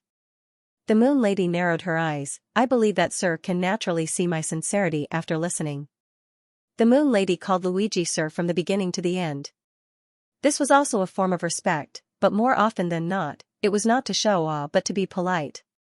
The Moon Lady used this to show her politeness. Luigi also nodded with a smile. He also wanted to know what kind of talent Blanche had that allowed her to pass through the barrier of the Fairyland Authority and lead these people into Auriel's dungeon. Do you know anything about mystery power, Mr. Luigi? Luigi remained silent for a moment and nodded, a little. Why do you suddenly mention mystery power? The Moon Lady spoke in a soft voice, because Blanche's talent is actually a talent similar to mystery power. The Moon Lady didn't hide anything and told Luigi about Blanche's talent. She also told Luigi about some things she knew about mystery talent, and even about the 3 no's issued by the Order faction in Origin World. At the same time, she also hinted to Luigi about the danger of mystery talent. Luigi was stunned. Outside the dungeon, Angor was also shocked by what he heard. What, mystery talent? A mystery talent that allows one to create a character in a dream, then realize it and travel through the dream realm? Blanche was the owner of mystery talent. Now he understood why the Moon Lady didn't let Blanche talk about her talent. It was because Blanche didn't know about it herself. The Moon Lady talked to Luigi alone to inform him of the information and also to sound the alarm. She warned Luigi not to tell Blanche about the mystery talent even if he talked to Blanche in private later. Apart from this, Angor finally understood why Blanche could lead these people into the Fairyland dungeon. It was a mystery talent. Mystery power itself was a miraculous power that could make the impossible possible. Therefore, these great achievements created by Blanche made complete sense. However, Angor still believed that it was difficult for Blanche to enter the Fairyland dungeon with only the incomplete mystery power. There might be another reason why Blanche could bring these people into the Fairyland dungeon. The Fairyland Authority went easy. With Blanche's current strength, she could never break through the barrier of the Immortal Authority. Therefore, the Authority must have deliberately left her out. And why did the Authority of the Immortal Realm want to release the sea? There was only one possibility Angor could think of: benefit-oriented. Blanche's existence was a great help to the Authority, so it left her out. After coming up with this conclusion, he realized that many things made sense when he tried to reverse the process. Why would the Authority of the Immortal Realm suddenly change its version today? Blanche was the most likely reason. Blanche's mysterious talent might be the biggest reason for the update of the Fairyland Authority. Of course, there was also the possibility of outsiders invading Immortal Land, but Angor didn't think it was likely. From a certain point of view, dreaming of an NPC was already a precedent for outsiders entering Immortal Land. So, it was unlikely that an update would happen because of this. As for why Blanche was the only one who didn't become a temporary NPC, maybe it was because of her special identity. Outside the dungeon, Angor let out a long sigh. He didn't expect that the Authority of Immortal Land would give him such a big surprise when he was carefully looking for runes outside. But now that he thought about it, this Uriel dungeon was too much of a model. Angor didn't expect this. At first, he thought it was just a single-player dungeon. However, under Luigi's free choice and various other developments, the dungeon became more and more terrifying. It even attracted someone with mystery talent. And it even led to an update of the Authority of Immortal Land. Scary. If the Authority of Immortal Land had a distribution rule, the Uriel dungeon would probably be given more resources in the future. Because it was too valuable, but, then again, that was not the case. When Angor recovered from his shock and tried to think about the identity of Moon again, he became even more suspicious. From her description, it wasn't hard to tell that Blanche was an apprentice, and her teacher, Camillo, was a wizard. Neither of them knew about the existence of mystery talent. But Moon knew. Without a doubt, mystery talent was a secret that ordinary wizards couldn't know about. Only the most powerful wizards could know a thing or two about it. Besides, Moon also knew about the 3 no's of the Order faction. There was a teleportation formation between the Western continent and the Origin World, so it was normal for her to know about the Order Guild. But the fact that he knew about the secrets of the Order. Angor was puzzled. It should be noted that Quolo had only briefly talked about the mysterious talent in his diary and did not mention the 3 no's in detail. However, the Moon knew it like the back of her hand. Everything was revealing one thing. The Moon's identity was not simple. According to the principle of equal status, Mr. Sun and the Black Cat, Weary, were definitely not ordinary people. Perhaps he should get Luigi to think of a way to test the Moon's true identity. In the meditation room, the Moon Lady confirmed that Luigi had recovered from his trance. She smiled and said, "I wonder if you can feel my sincerity after listening to me?" Luigi closed his eyes and pondered for a second, but he did not go against his conscience and say no. Very sincere. The Moon Lady reached out her hand and gently stroked the hair of the tired man in her arms. Then I wonder if Mr. can also show some sincerity for me? Luigi asked, what do you want to ask? The Moon Lady pointed at the sky. What I want to know the most is, what is a fairyland? Mister, you have answered this question before, but you and I both know that your answers are very vague. The Moon Lady then pointed at the room below them. Also, what is this fairyland building? I believe you know something about wizards, mister. As a wizard, I abide by the principle of equivalent exchange. As long as Mr. can answer my question sincerely, I will answer all your other questions without holding back. The Moon Lady pointed at Luigi with her right hand. Her meaning was clear, it's your turn. Since Mr. Luigi can see my sincerity, I hope you can do the same. Luigi remained silent for a moment. Actually, I didn't lie when I answered your question. I don't know much about fairyland. But if you want me to describe it from my point of view, then I can give it a try. Go ahead, the Moon Lady said. Instead of answering right away, Luigi lowered his head. Let me gather my thoughts. The Moon Lady did not say anything. On the other hand, Luigi was actually trying to communicate with Angor in secret. Mainly, he did not know where he should go. Should he stop here or tell Angor everything? About half a minute later, Luigi finally raised his head. He looked at the Moon Lady and exhaled softly. Let me clarify something first. The fairyland that I see from my perspective is not necessarily correct. But I can assure you that I won't lie. The Moon Lady nodded. She could not tell whether Luigi was lying or not, but she was still affected by tiredness. The power of tiredness was a mysterious ability. It was the favor and reward of fate. Perhaps tiredness could not actively use this ability, but it could still tell if something was true or not. Besides, even if she couldn't rely on fatigue, she could still use concept detection to backtrack after she got out of the dream. She would be able to tell whether Luigi was lying or not. Luigi said, Fairyland is what I call a fairyland dungeon. As for why it's called a dungeon, you can think of it as the local dialect of the White Sun Mirror domain. Something like a box, a birdcage, or a small space. Box, birdcage, small space. These words circled around in the Moon Lady's mind. What was the connection between them? It was a severed space, a sealed space. And the word birdcage implied that this space was being observed by a higher consciousness. Birdcages were created for viewing purposes, right? So, a fairyland dungeon was a box for a higher consciousness to view. The Moon Lady told Luigi her thoughts. Luigi nodded. That's right. But the consciousness here does not refer to a person's consciousness. In my opinion, this consciousness that is beyond the fairyland is a law. Something like, the consciousness of a world. And it's this consciousness that creates different fairyland dungeons. The Moon Lady's pupils shrank. Different fairyland dungeons? Did that mean there were more fairyland dungeons? Or could it be that there were even more strange dreams? This time, the Moon Lady did not interrupt Luigi but continued to listen to him. But I don't know why it creates these fairyland dungeons. Luigi shrugged. But I guess it might be the principle of seeking benefits? The Moon Lady understood what Luigi meant. What was the principle of seeking benefits? For example, the consciousness of a world basically never interfered with the development of the world. But when it began to interfere, it meant that this matter had benefits it needed. For example, why was the supreme sect in the southern region favored by the consciousness of the world? It was because their actions really helped the consciousness of the world solve many lingering diseases and chronic diseases. Because it was profitable, the consciousness of the world favored the supreme sect. By the same logic, if there was a higher consciousness here, it should also be profitable to create fairyland dungeons.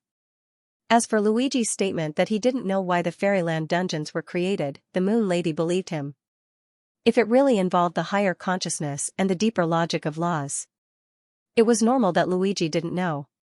Because this was the mystery of the world's operation, and even the miracle wizard might not understand it. And Luigi was obviously not a miracle wizard. He might not even be a legend. So, it was normal that he didn't know. However, the idea of fairyland that he used his own ideas to describe was probably correct. It could be considered as a correct perspective. The Uriel's choice we are now in is also a fairyland dungeon. Luigi pointed to the sky, meaning this small box, a small space. Uriel's choice is the name of this fairyland dungeon. Every fairyland dungeon has its own main mission. You can also understand that the meaning of the fairyland is to be challenged to clear the dungeon. I know, you must want to ask what a challenger is. Luigi pointed to himself. People like me are challengers. I challenge the fairyland dungeons one by one and get all kinds of mission rewards. Including the fairyland building, journey cabin we are now in. It is also a reward I got after I challenged the main mission. Luigi stuffed a lot of ideas to the Moon Lady. However, the Moon Lady was very receptive, and she quickly understood what Luigi meant.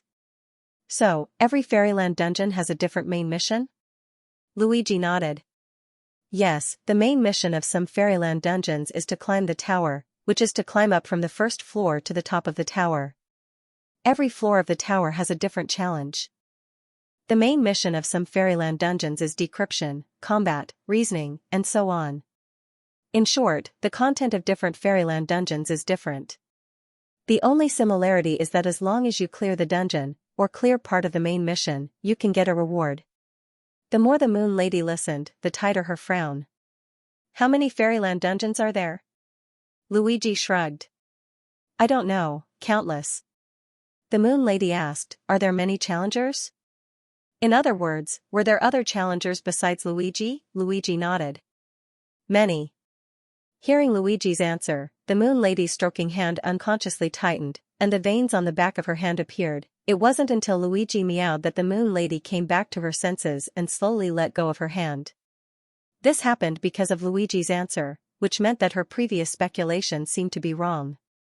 In other words, all her speculations began to collapse, and she needed to find a new starting point to speculate again. This time, the Moon Lady was silent for half a minute before slowly speaking. You just said that this fairyland dungeon is called Uriel's Choice? Luigi nodded in agreement. The Moon Lady asked, then what is the main mission of Uriel's Choice? Luigi shrugged. I don't know. The Moon Lady? Luigi spread his hands. Because I haven't cleared this dungeon yet, and the main mission hasn't ended. How would I know what the final main mission is? The Moon Lady asked, so, there is more than one main mission in a dungeon? Luigi said, not necessarily. Some dungeons only have one main mission. For example, a circus dungeon, the main mission from beginning to end is to perform. And some dungeons are multi-threaded missions. For example, in the Uriel dungeon, my previous main mission was to challenge Guillermo and obtain the title of Green Star. But the challenge was successful, and I only completed one part of the main mission. I still have the next main mission. But the next main mission hasn't started yet, so I've been in the Fairyland dungeon for a while, learning some harp skills from Guillermo. The Moon Lady believed Luigi's words. Because this matched Guillermo's recent actions. Whether it was sending a letter saying that the Green Star had changed owners, or teaching Luigi to play the harp in the dream, Guillermo had told them all. It seemed that the main mission of Uriel's dungeon was most likely related to art. I have another question. Why is Uriel the main mission in this dungeon?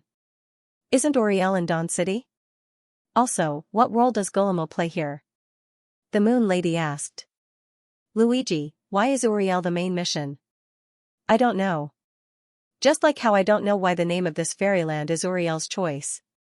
Perhaps we will only understand the meaning of the dungeon's name after the final part of the main mission. As for Uriel being in Dawn City, it doesn't conflict with this dungeon. Part of the Fairyland dungeon is formed based on reality, just like the Sunshine Circus dungeon I mentioned just now. Maybe you can find the original version if you ask around in the Western continent. As for Guillermo. Luigi, didn't I say this before? The reason he exists in this dungeon is because my last main mission was to challenge him. After hearing Luigi's explanation, the Moon Lady's eyes were filled with extreme shock. The Fairyland dungeon was based on reality. This not only interfered with reality, but it even simulated the future. This was already the authority of fate. The authority of fate was the supreme authority. The creator of the Fairyland dungeon was actually able to come into contact with the authority of fate. If it was a life form, it had to be a miracle. If it wasn't a life form, but some kind of consciousness, it would definitely be of a higher level than an ordinary world consciousness. Terrifying, however, in addition to the shock, the Moon Lady also felt a little helpless, because they had most likely found the wrong person. If what Luigi said was true, then he might not be the source of abnormality that their teacher wanted them to find. The real source of abnormality might be the one who looked down on the fairyland as a cage. In other words, the creator of the fairyland dungeon was suspected to be the supreme consciousness. While Lady of the Moon was wondering about the overseer outside the cage, Angor was looking at Angor. Angor, the real overseer, looked away from the Lady of Moon and looked at Blanche, who was outside the room. When Blanche first entered the Wonderland dungeon, there was no information flow around her, which made it impossible for Angor to determine her identity. But as time went by, Wonderland seemed to be slowly accepting Blanche's identity. Or rather, Blanche was slowly integrating into Wonderland. Information flow also began to appear around her. The total amount of information flow around her was still less than other people's, but at least she walked into the known world from unknown time and space. Angor noticed this and turned his gaze to Blanche, trying to read the information flow around her. But unfortunately, there was still too little information flow around her. He couldn't even form logical sentences. If Angor fully grasped the authority of Wonderland, he might be able to learn the truth of information flow from those words. But Angor did not have the authority of Wonderland. He could only control it indirectly for now. And now that the version of Wonderland was updated, even his deep control had been suspended. So, he couldn't decipher the information flow around Blanche now. Angor was not discouraged. According to the current situation, the information flow around Blanche would most likely continue to increase as time went by. If nothing unexpected happened, it wouldn't take long for the information flow around Blanche to reach the point where it could be deciphered. By then, he would know how the authority of Wonderland defined Blanche. After all, in Angor's opinion, the authority of Wonderland released so much and even updated its version on such a large scale, probably because of Blanche. So, Angor was very curious about how the authority of Wonderland defined Blanche. Back in the meditation room. After answering the 3 questions raised by Lady of the Moon, Luigi did not say anything else and left the time to Lady of the Moon. Lady of the Moon experienced shock, helplessness, and finally, she had to let it go. After all, Luigi was just a challenger. In other words, he was also a puppet in the hands of the source of abnormality. It was normal that he did not know many secrets. Perhaps she still needed to make more arrangements to find the source of abnormality that her teacher cared about. But before that, Lady of the Moon still needed to confirm something. Is Luigi telling the truth? She lowered her head and carelessly stroked the black cat in her arms. She lazily glanced at the Moon Lady, then lowered her head and closed her eyes lazily. On the surface, they did not communicate with each other, but in fact, the Moon Lady had already seen the answer from their tired eyes. Weariness recognized the truth of Luigi's words. Perhaps he was hiding something, or perhaps he deliberately omitted some key information, but at least so far, everything that Luigi said was true, and there were no lies at all. After confirming this fact, the Moon Lady breathed a sigh of relief, but at the same time, she was slightly disappointed if what Luigi said just now was false. Then, Luigi was most likely the source of the anomaly. Her mission was basically complete. He didn't even need to do anything to Luigi. He could just bring the information back to his teacher, and that would be the end of it. But Luigi was telling the truth. In other words, he was actually just a challenger struggling under the gaze of the source of abnormalities. Sigh. The Moon Lady was quite sad. She did not sympathize with Luigi, but she sympathized with herself. She originally thought that the abnormality investigation could be completed in a few days at most. Now, it seemed that it would be indefinitely postponed. Especially after confirming that the abnormality was not Luigi, she didn't even know what to do next to get in touch with the source of abnormalities. The air was stagnant for a full 2 minutes. The Moon Lady silently broke the silence. I want to know, what is the place outside the Wonderland Instance Dungeon? Although Luigi said a lot about the Wonderland Instance Dungeon before, he did not mention what the platform that carried the Wonderland Instance Dungeon was. Is it to enter the Wonderland Instance Dungeon directly from reality, or is there a special platform in the Wonderland Instance Dungeon? For example, a certain area in the dream realm. If it was the latter, the Moon Lady felt that she might be able to find clues about the source of abnormalities on this platform. However, this time, Luigi did not answer immediately. Instead, he interlocked his fingers and said slowly, "Previously, Lady of the Moon said that as a wizard, you abide by the principle of equivalent exchange. I see your sincerity, and you should also see my sincerity. Now, isn't it your turn to answer?" The Moon Lady was silent for a moment and did not refute. She nodded and said, "Yes, I don't know what Mr. Luigi wants to ask. Is it the remaining 2 questions from before?" Luigi nodded. "What is the reason for you to come to the Wonderland and the ultimate goal you want to achieve?"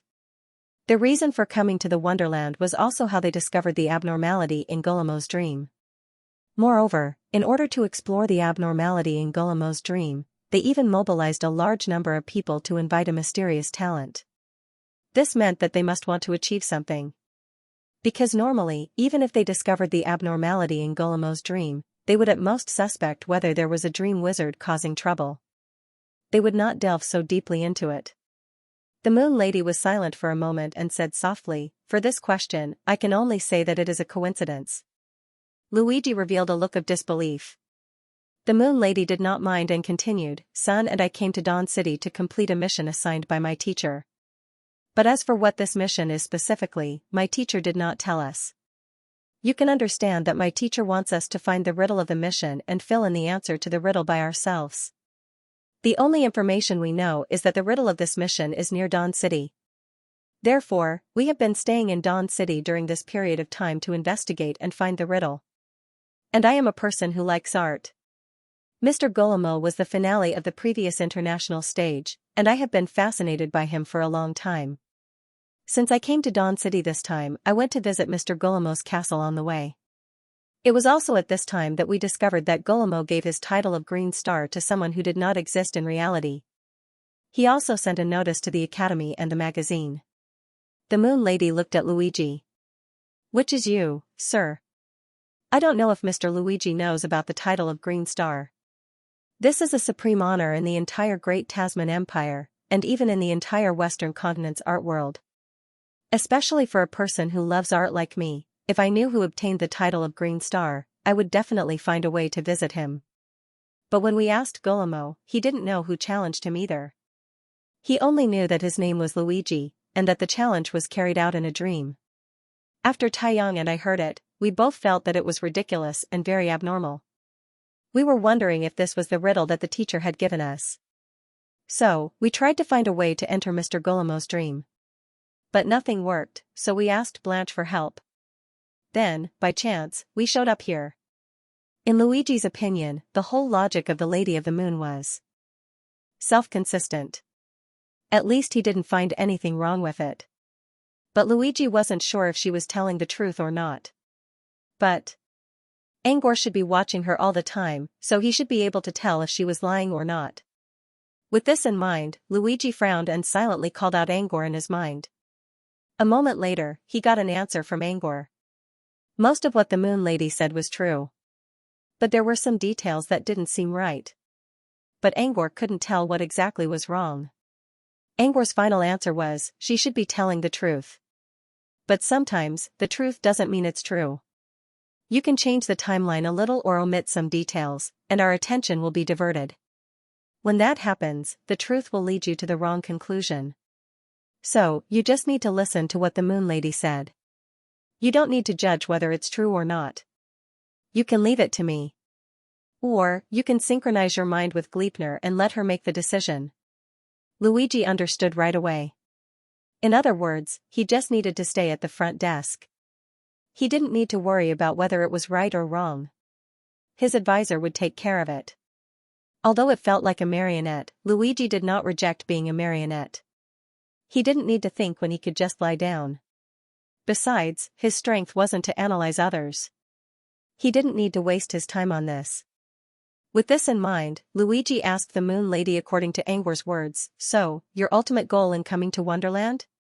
Is it to solve the problem of Guillermo, or to solve the riddle of your mission? Lady Moon. Both. From my personal point of view, I definitely hope that everything can be resolved. Now that you're here, Do you think Wonderland is the riddle of your teacher's mission? Luigi asked.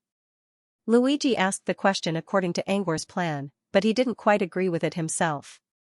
Personally, he believed that Wonderland wasn't the riddle of her teacher. If the riddle of Lady Moon's teacher was related to Wonderland, didn't that mean her teacher was omniscient and omnipotent? Even from the distant western continent, he could sense the dream crystal that corresponded to the white sun mirror domain. Wasn't that omniscient, but since Angor wanted him to ask, Luigi didn't bother to find out the reason. He simply told Lady Moon what he knew. Lady Moon's eyes flickered when she heard Luigi's question. She thought Luigi would ignore the riddle. She didn't expect him to pay attention to it all the time. It seemed that it would not work for the time being to rely on words to sway people's opinions and ignore the primary and secondary points. Lady Moon shrugged. Well, I don't know. After all, the riddle of our teacher's mission is completely open. Anything is possible. It doesn't look like a riddle set up by our teacher. But who knows? If it's possible, I still want to look for more clues here to confirm if this is the mystery of the mission. Speaking of this, the Moon Lady turned around and asked Luigi, I wonder if we can stay here longer. Luigi scratched his head. I don't know. I didn't even expect you to come here. Then we'll have to figure it out on our own. By the way, can I ask what's outside Wonderland now? Luigi considered and said, there's another world outside Wonderland. A world? What world? The Dream Realm? Lady Moon quickly asked. Luigi shook his head. I don't know. Maybe it's the Dream Realm, or maybe it's not. Anyway, as long as I fall asleep in the real world, I can reach this world. Lady Moon seemed to understand something. So, all the Wonderland dungeons exist in this new world? Yes, Luigi nodded. Angor's voice suddenly appeared in Luigi's mind. He cleared his throat and spoke to the Lady of Moon, let's stop here. I want to talk to someone else. Lady Moon hesitated. She still had some questions to ask, but judging from Luigi's expression, she couldn't wait to ask them. In the end, she decided to hold back for now. Okay. The Moon Lady left the meditation room tiredly. After they left, the next ones Luigi entered into the meditation room were Camillo and Blanche. After Camillo and Blanche entered the meditation room, Lady Moon went to Mr. Sun and prepared to share the information she got from Luigi. However, just as she was about to open her mouth, the black cat suddenly meowed a few times out of exhaustion. Lady Moon looked at Tiredness. Tiredness didn't say anything. It only glanced at Lady Moon several times, as if trying to convey something. Tiredness didn't say anything because it was worried about being targeted by a supreme consciousness, so it tried its best not to speak. The information it conveyed to Lady Moon was based on their years of mutual understanding. Lady Moon narrowed her eyes and quickly understood what Tiredness meant. According to Tiredness, Luigi seemed to be lying just now. When Lady Moon asked Luigi about what is outside Wonderland, Luigi's answer was he doesn't know, which was a lie. Luigi should know what was outside Wonderland, but he didn't tell Lady Moon about it. However, apart from that, everything else Luigi said was true. Lady Moon didn't think that Luigi would lie. After all, she didn't tell Luigi the truth just now. She even reversed the timeline a bit to make it sound less real. Both of them claimed to be sincere to each other, but they both had something to hide. This was normal. It would be strange if they didn't hold back when meeting each other for the first time. Compared to Luigi's lie, Lady Moon was more concerned about something else. It seemed that there really was a strange world outside Wonderland, which had countless Wonderland dungeons and challengers. The source of abnormality she was looking for might be in the depths of this strange world. After Lady Moon judged that Luigi was not abnormal, she was still a little confused. She didn't know what to do next. But now, she had a new goal. Leave this Wonderland dungeon and go outside to find the source of abnormality. End of this chapter. After determining a new goal, the Moon Lady also had a new worry. How should they leave the Wonderland dungeon and go to the Challenger's world where the source of abnormality is located? Because there were no clues, the Moon Lady was puzzled. In this case, she could only look at Weary again. Weary stretched lazily, then he said lazily, identity information. The Moon Lady narrowed her eyes as if she thought of something. The identity information card appeared in her mind unconsciously. She locked her attention on the last two lines of identity information. You are going to Wonderland, Uriel's choice. As a traveler who has just arrived, everything about you is blank. How to write on this blank page will be your choice. Please note that every choice you make will become the basis for determining whether your identity exists or not. Every choice I make will determine whether my identity exists or not. The Moon Lady murmured in a low voice, seeming to understand a little. What she should actually consider now was not how to go to the world of the source of abnormality, but how to make her identity exist. She was now only a temporary identity. Once she left, she might never be able to enter again. Therefore, she must first take off this temporary title and get an official identity. Then, she would think about other things. But now the problem was here. How could she get rid of the temporary prefix? The Moon Lady raised her head and looked at the door of the meditation room. Perhaps the answer could only be obtained from Luigi. Back in the meditation room. After Camillo and Blanche came in, they found that there was nothing in the so-called reception room but a blanket. They were obviously stunned. But soon, Camillo recovered and nodded to Luigi. Then, he imitated Luigi and found a place to sit down. Cross-legged. Compared with Camillo's relaxation, Blanche was a little restrained. Although she also imitated Camillo and sat down cross-legged. But every movement of hers was relatively stiff, and the position she chose was behind Camillo. Luigi looked over, and Camillo happened to block half of Blanche's body. From Blanche's choice of position, it could be seen that she should be a rather introverted girl. An introverted and shy wizard. That's rare, Luigi whispered in his mind. You're concerned about other people's personalities now? Luigi humphed. Compared to Camillo's slyness, Blanche's introverted personality should make it harder for her to lie. Let's just focus on Blanche later. I'm sure she'll tell us everything. Angor, Luigi saw that Angor didn't say anything, so he continued, they're all here now. Didn't you ask me to switch them in just now? If you have any questions, ask them now. That was why Luigi decided to switch sunders. Angor told him to do it through voice transmission. Luigi was actually quite puzzled. Wasn't he on good terms with the Moon Lady? Why did they suddenly change? Moreover, he actually had some questions that he had yet to ask the Moon Lady. Still, Luigi didn't question Angor's decision. There must be a reason why Angor asked Luigi to come here. Several seconds later, Luigi heard Angor's voice again. Ask them who Moon, Sun, and Weariness are. Luigi? You could have just asked Lady Moon those questions. Luigi's mind was full of question marks, but he still did as Angor said. Camillo and Blanche looked a little strange after hearing Luigi's question. Blanche lowered her head and did not say anything, as if this had nothing to do with her. Camillo, on the other hand, seemed to be hesitating whether he should say it or not. Luigi was puzzled by their reactions. He was just asking about their identities. Did they have to act like they had a stomachache? Luigi considered and said, don't worry. This place is soundproof. They can't hear us. I will also not tell them about this matter. I swear on my own path of poetry. Luigi put on a serious look.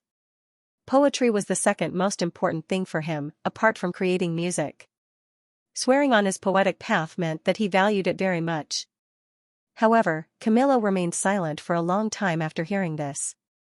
After a while, he seemed to have thought of the words and whispered, The Moon Lady and Mr. Sun issued a mission to find the Dream Wizard within our organization, and then Blanche and I came to participate in this incident by accepting the mission from the organization. When we accepted the mission, we swore that we would not tell anyone who our clients are. This is the rule of us demon hunters, we cannot go against it. Camillo stuttered at first, but he became more and more fluent as he spoke. Luigi didn't say anything. Instead, he spoke to Angor telepathically. What they said matches what Lady of the Moon said. The Moon Lady also made it clear that they found the two foreign aides, Camillo and Blanche, through the mission. Luigi believed that Camillo was telling the truth. Outside the dungeon, Angor saw Camillo and Blanche's fluctuating emotions and confirmed that Camillo was lying. Especially when he said swear, whether it was Camillo or the silent Blanche, their emotions were obviously fluctuating. Angor guessed. Maybe their organization did have a rule that forbade them from revealing their clients' information. However, this should only be a verbal agreement. If it really involved one's life or a deeper threat, this verbal agreement naturally wouldn't count. There was a high chance that Camillo had lied about this. He changed verbal agreement into oath. Why would he do that? Angor could only think that Camillo did not dare to reveal Lady Moon and Mr. Sun's identities. This had actually already revealed some information.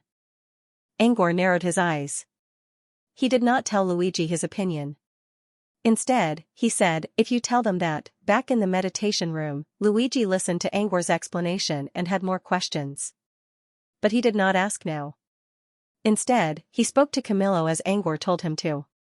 Alright, I'll ask you a few questions. You only need to answer yes or no. If you don't want to answer, stay silent. How about this? Camillo did not know what Luigi was trying to do. But since Luigi said he could stay silent, Camillo decided to accept the idea. Thinking of this, Camillo nodded. Sure. Then I'll start. Luigi raised his index finger. First question. You don't want to tell me something.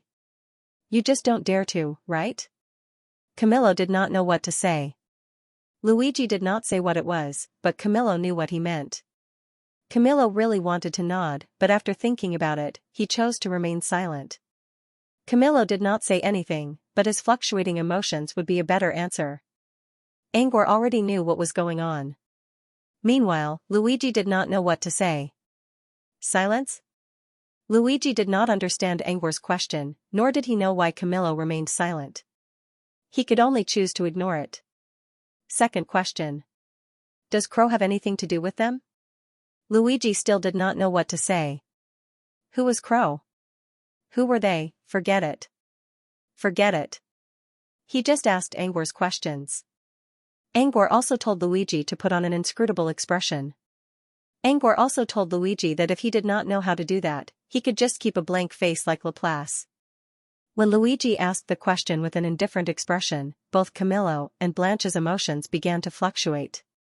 Especially Blanche. Her control over her emotions was clearly worse than Camillo's, and even her forehead began to sweat.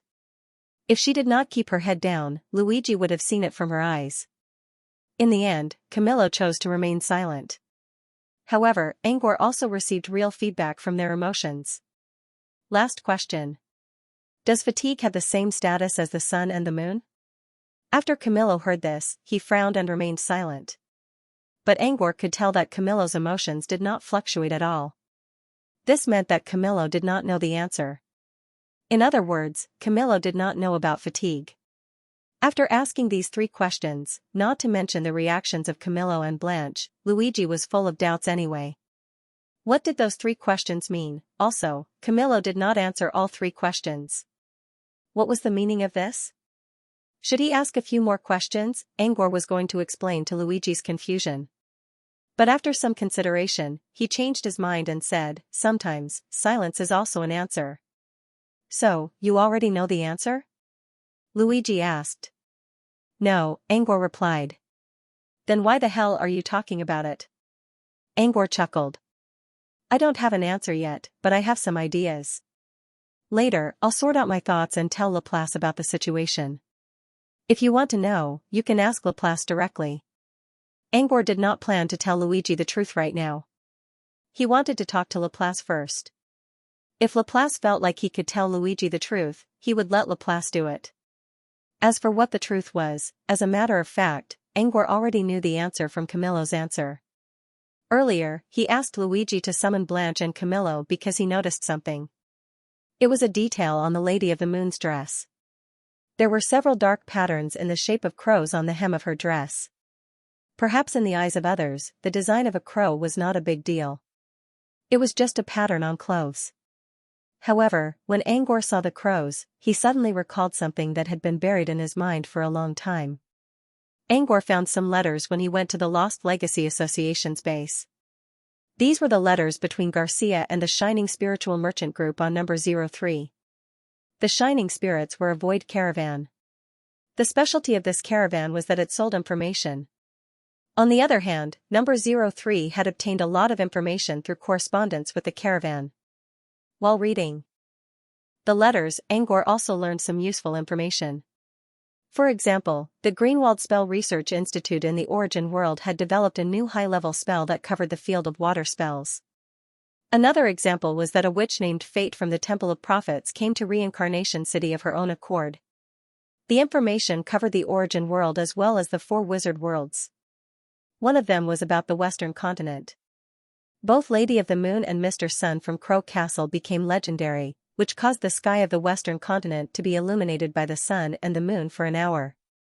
Rumor even said that the phenomenon attracted the attention of a great being from the Origin world. Back then, Angor only glanced at the information briefly before he decided to keep it in his memory box. He didn't think the information would affect him at all. Or rather, it wouldn't affect him at all for the time being. After all, he didn't go to the Western continent or the Origin world. However, when the group of people led by the Lady of the Moon entered the Wonderland, Angor felt that the names Moon and Sun sounded familiar. Angor didn't think too much about it. He just thought it was a code name. Plus, Moon and Sun were very common names. 8 out of 10 contestants in Sky Tower had something to do with Sun and Moon. Before joining the competition, Angor thought about giving himself a title like Lonely Shadow Under the Moon. But later, he felt that it sounded too silly, so he changed it. Of course, the new title didn't sound too good either. Anyway, the names Moon and Sun were too common, so Angor didn't think too much about it. Until he saw the crow pattern on Lady of the Moon's dress. It reminded him of the Crow Castle on the Western continent. When he thought about how Mr. Sun and Lady of the Moon became legendary, the information about the sun and the moon appearing together came to his mind. Back then, Angor still felt that the idea was too ridiculous. But inspiration was always connected to fate. Even though he didn't think it was possible, he still decided to give it a try. So, he asked Luigi to find Camilla and Blanche, who were the easiest targets for him. Angor asked them a question and answer session. He used his ultra-perception to observe their emotions. Angor finally confirmed that his idea was correct. If he wasn't mistaken, the Moon and Sun in the traveling cabin were the same Lady of the Moon and Mr. Sun who shone brightly when they became legendary on the Western continent. As for why he didn't ask the Lady of the Moon directly, well, it was because the title of legendary was too high. Whether the Lady of the Moon would admit it or not, Angor did not know how to respond. Besides, he had to be careful about the temperament of legendary wizards. Angor was able to communicate peacefully with the Watchers in the south because the Watchers would not interfere with the living beings in the south. However, he was not so sure about the legendary wizards of the Moon and the Sun. If his carelessness caused him to speak rudely, he might offend the wizards. That would not be a good thing. Therefore, he didn't need to ask the question directly. He could just get it from someone else. Besides, Angor didn't ask directly. Even if Angor guessed something, he could just pretend that he didn't know. He didn't need to be polite because of his identity. After all, he couldn't blame anyone for not knowing. As for why Angor didn't tell Luigi about these things, it was because of this consideration. If Luigi knew that the Lady of the Moon and Mr. Sun were legendary creatures, his speech and behavior would probably change when talking to them. Therefore, he didn't need to trouble Luigi or test his acting skills. At least he would be able to stay calm when talking to the Lady of the Moon and Mr. Sun. Camilla remained silent, but Angor already knew who the Lady of the Moon and Mr. Sun were from the first 2 questions. As for the last one, Angor pointed at the black cat, tiredness. But to be honest, the last question was just a random one. He never thought about the meaning of the question. He was just curious to see if tiredness was also a legendary creature.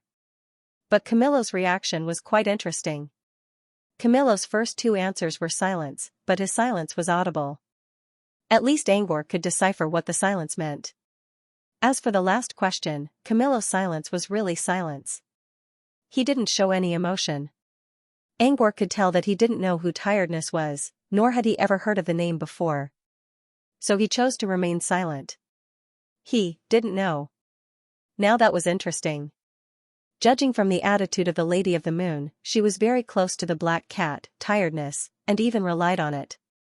If Black Cat Sleepy had been with the Lady of the Moon for a long time, then as a wizard of the Western continent, Camillo must have heard of Black Cat Sleepy. This was not a wild guess. For example, Angor had never met God of Sea Florence or Trident God Dauncey from Song of the Deep. But he did know a thing or two about them. He even knew that Dauncey's favorite dolphin was called Neptune. As for Florence and Dauncey, they were only rank 3 magi. Similarly, if Camilla wanted to stay in the Western continent, she would need to know about the top adepts there. The Lady of the Moon and Mr. Sun were the new legendary existences of the Western continent. Camillo definitely knew about them. But even Camillo had never heard of the Black Cat's name, so there were only 2 possibilities. Either that, or the Black Cat, Tired, was a pet that the Lady of the Moon obtained after she became a legend. Either that, or the Black Cat, Tired, represented another force. Its relationship with the Moon Lady was not that of a master and a pet, but that of a partner or a friend. The first possibility was possible. But judging from how the Lady of the Moon treated Tired, she did not see the Black Cat as a pet. Angor believed that the latter was the most likely answer. In other words, Tired might be another force from the origin world. But what was that force? Angor recalled the last sentence in the report given by the Shining Spirits. There were even rumors that the phenomenon attracted the attention of a great being from the origin world. Perhaps, after the Lady of the Moon and Mr. Sun became legends, they attracted the attention of a great being from the origin world and joined their organization. And this Black Cat, Tired, might be a member of that great being's organization. If this was true, then Tired must be someone important. Maybe it was even more important than the Lady of the Moon and Mr. Sunday. Of course, this was only Angor's guess. He had to find a way to verify it. Suddenly, Luigi spoke in his mind. What should I do now? What questions do I need to ask them? Angor pulled himself back from his thoughts and looked at the box again. At this time, in the meditation room, Camillo and Blanche were sitting silently with faint uneasiness in their eyes. From their point of view, they might have angered Luigi by not answering his questions. Luigi, on the other hand, was looking down with an expressionless face as if he was thinking about something. In fact, Angor knew that Luigi was itching for a solution and did not know what to do next. Angor planned to tell Luigi to tell Camillo and Blanche to end the conversation. However, when he was about to send the message, he noticed that the information around Blanche had accumulated enough for him to analyze. You can talk to them for now, Angor said. Luigi was a little surprised. Huh? About what? Poetry? Whatever. You can talk about poetry if you want. But I suggest you learn something about the Western continent from them, whether it's the supernatural world or the art world. Although Luigi was quite interested in the topic of art, he still did not understand. What's the point of talking about this? There's no point. You can just talk. I need some time to analyze the information around Blanche. Blanche has information around her? Angor nodded and ended the conversation. Instead of paying attention to Luigi, he began to analyze the information flow around Blanche. Luigi still had many questions to ask, but since Angor did not say anything, he had to give up. Luigi raised his head and looked at Camillo. After thinking for a while, he said, "Your silence is making things difficult for me." Camillo considered for 2 seconds. I can't tell you. Luigi did not know what Camillo was talking about. He just needed to change the topic and leave it to Angor. I don't care if you tell me or not, Luigi said. Luigi faintly said, forget it. Let's not talk about these meaningless topics. Let's talk about other things. Camillo looked at Luigi with doubt in his eyes. Let's talk about the Western continent and Dawn City, Luigi said. This time, it's up to you. You're free to decide what you can and can't say. I'll leave the topic to you. Let's begin. Camillo and Blanche exchanged a glance. They did not know why Luigi suddenly asked them to talk about these 2 topics, but at least they were not as sensitive as the previous questions. But Western continent or Dawn City? These 2 topics were too broad. What were they going to talk about? Ecology, culture, or geography? Because the topic was too big, they didn't know what to say. But since Luigi allowed them to decide, they should talk about something that everyone knew, right? With this in mind, Camillo sorted out his words and began. On the other side, Angor was still analyzing the information around Blanche. It turned out to be harder to analyze than he thought. For example, the information flow around other people was like a sticky note filled with words. Angor only needed to glance at it to see the corresponding information. Blanche's information, on the other hand, was all 10101010 code, which required Angor to calculate and analyze on his own. This was not to say that Blanche's information was special. In fact, most of the people in the Dream Crystal experienced this kind of information flow. For example, Luigi had 2 layers of information around him. The outermost layer was Sticky Note, which recorded all kinds of information about the wonderland he encountered in Uriel's dungeon. The inner layer was also 101010 code, which contained information about himself. The information did not contain Luigi's secrets. It was a record of his behavior and related comments. The information was limited to Luigi's dream crystal and had nothing to do with reality. The information around Blanche was such a vague code. If nothing unexpected happened, Angor should be able to figure out the attitude of the dream crystal or the authorities of the Wonderland toward Blanche. Time passed by. Camillo had already finished talking about the Western Continent's world of adepts and the supernatural organizations in Dawn City. He had even started talking about the gossip of the major organizations on the Western Continent. Luigi listened with great interest. He even wanted to eat some desserts and black tea. Camillo, on the other hand, felt his mouth was dry. But since Luigi did not ask him to stop, he had no choice but to keep talking. And he still had to think of something insensitive to say. Compared to Camillo, who was highly strung up, Blanche was more relaxed than when she first entered the meditation room. Most importantly, no one seemed to pay much attention to her. This made Blanche feel very comfortable. She did not like to be exposed in public, and she did not think it was a bad thing to not be valued. Compared to being expected, compared to being the center of attention, she preferred to be invisible. At this moment, she felt very comfortable. Even if she was in a strange dream, as long as no one was paying attention to her, she would feel very relaxed.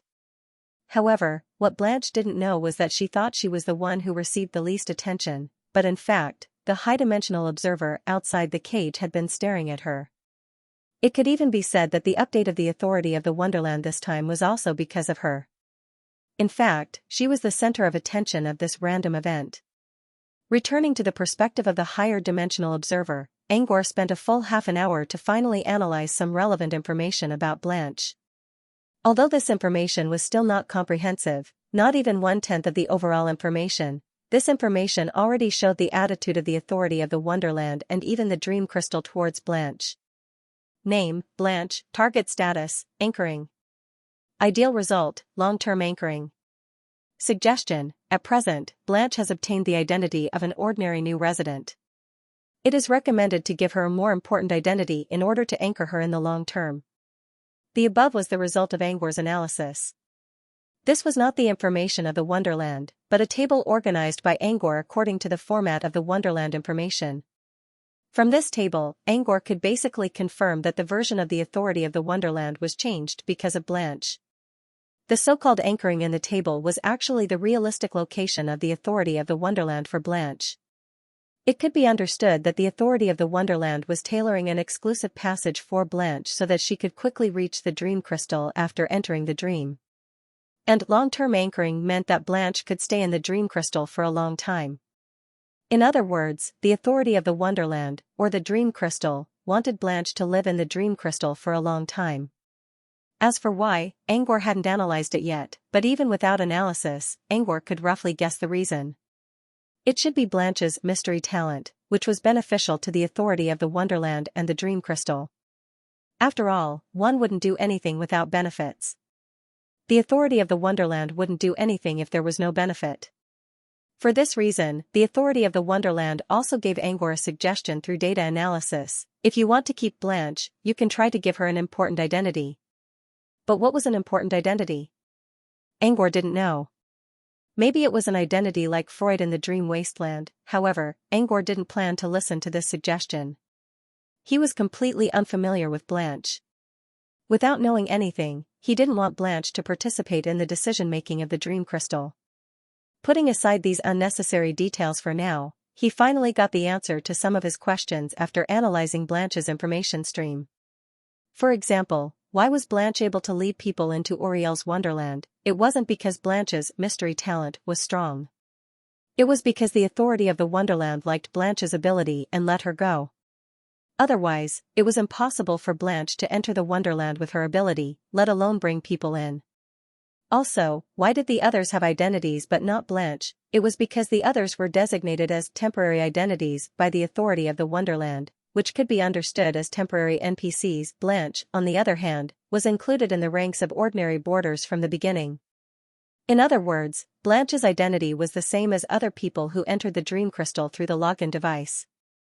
As long as she was successfully anchored, she could even lead this wonderland through the distorted light hole outside and go to the real dream crystal.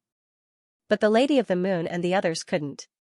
Because they were only temporary identities and were not recognized by the dream crystal. Angor was having a hard time deciding what to do. He already analyzed the information flow around Blanche, but he didn't know how to deal with her. The core point of hesitation was whether to close the channel tailor-made for Blanche by the Fairyland Authority so that Blanche can't enter the dream crystal again. Yes, he could use the gatekeeper to end the anchoring and close the entrance tunnel. But he didn't know whether to do it or not. Closing the tunnel would solve the current problem once and for all. However, the update of the authority of Fairyland might go down the drain. If he didn't close the tunnel, he might be able to use Blanche's talent to further study the changes of the authority of Fairyland. However, the risk of uncontrollable changes would increase. For example, the entrance of Lady Moon and Mr. Sun this time was an uncontrollable risk. If Blanche entered the dream crystal alone, Angor wouldn't worry about the risk of anchoring the tunnel. However, Blanche brought two legendary existences with her. This was an unimaginable risk. Perhaps Lady Moon and Mr. Sun couldn't do anything while inside the dream crystal because they didn't have enough energy to support them. However, once they left the dream crystal and returned to reality, they might be able to use their legendary status to bring trouble to the dream crystal. This was a risk that Angor couldn't control or estimate. If he closed the tunnel, at least this risk would disappear. Should I close it? Angor asked himself. After careful consideration, he decided not to worry about anchoring the tunnel for now and wait for changes. The main problem was that Lady Moon and Mr. Sun had already entered the dream crystal, which meant the risk was already there. In this case, it was better to let it go. Besides, he also wanted to know why the authority of Fairyland and the dream crystal favored Blanche so much. What kind of changes could her talent bring to this world? Inside the meditation room, Luigi could clearly see that Camillo's lips were becoming dry. This was a normal physiological reaction when talking too much without enough water. But Luigi pretended that he didn't see it. More importantly, Angor hadn't given him the signal to stop yet. Besides, some of Camillo's words just so happened to fit Luigi's taste. The reason why the international stage attracts the attention of adepts from large organizations is because there are many artistic achievements that can bring great inspiration to adepts. For Magi, these good works are the source of inspiration. For example, there are music sorcerers who have perfected their music sorcery through various musical performances in various countries.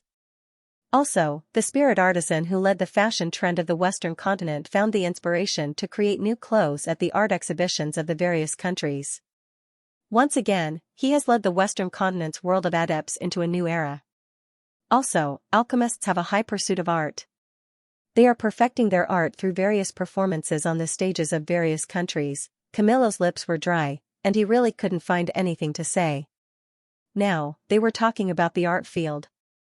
However, not only did Luigi not stop them, the light in his eyes became even brighter. This made Camillo complain inwardly. Judging from Luigi's expression, he probably won't stop anytime soon. Maybe I should ask Blanche to talk to him. Blanche didn't know much about the Western continent's wizardry world, but she grew up in the capital of art and had some understanding of art. Especially in the field of art, she could be considered as a senior researcher. Perhaps he could make her lead the way for Luigi. With this in mind, Camillo glanced at Blanche from the corner of his eyes and found that Blanche was playing with the pendant on her soft armor with her head lowered, looking quite carefree. At first, Camillo felt a little guilty, but seeing Blanche so carefree, the weight on the scale that represented guilt immediately disappeared. Anyway, I'm not asking Blanche to die. I just want her to talk to Luigi in my place. It shouldn't be a problem. Camillo cleared his throat. Actually, I don't know much about the art field of the Western continent. However, my student, Blanche, was born in the Tasman Empire, where the artistic atmosphere is strong. She grew up in this cultural environment since she was a child. She must know much more about art than I do. How about letting Blanche talk to Sir? Camillo's words instantly froze Blanche, and cold sweat dripped from her forehead. But she didn't dare to refute her teacher's words. She could only tighten her heart of freedom and timidly raise her head to look at Luigi, hoping that Luigi would not look at her. However, the moment Blanche raised her head, her eyes directly collided with Luigi's. Looking at Luigi's interested eyes, Blanche knew that she had to go. Blanche hesitated again and again, but she still resisted the numbness on her scalp and murmured, "I was indeed born in the great Tasman Empire, Before Blanche could finish her words, she heard a pleasant voice from Luigi's mouth, "All right, let's stop talking here." It finally stopped. Camillo breathed a sigh of relief, and Blanche's eyes lit up. The tensed bodies of the master and disciple gradually relaxed. They all looked at Luigi, waiting for him to continue speaking. However, Luigi didn't have time to pay attention to them at this time. The reason why they stopped was because of the signal from Angor. In other words, Angor had already analyzed the information flow around Blanche. He couldn't wait to ask Angor about the result. Angor didn't hide anything about Blanche's situation. He told Luigi all the information he analyzed and some of his guesses. After hearing Angor's story, Luigi was a little shocked.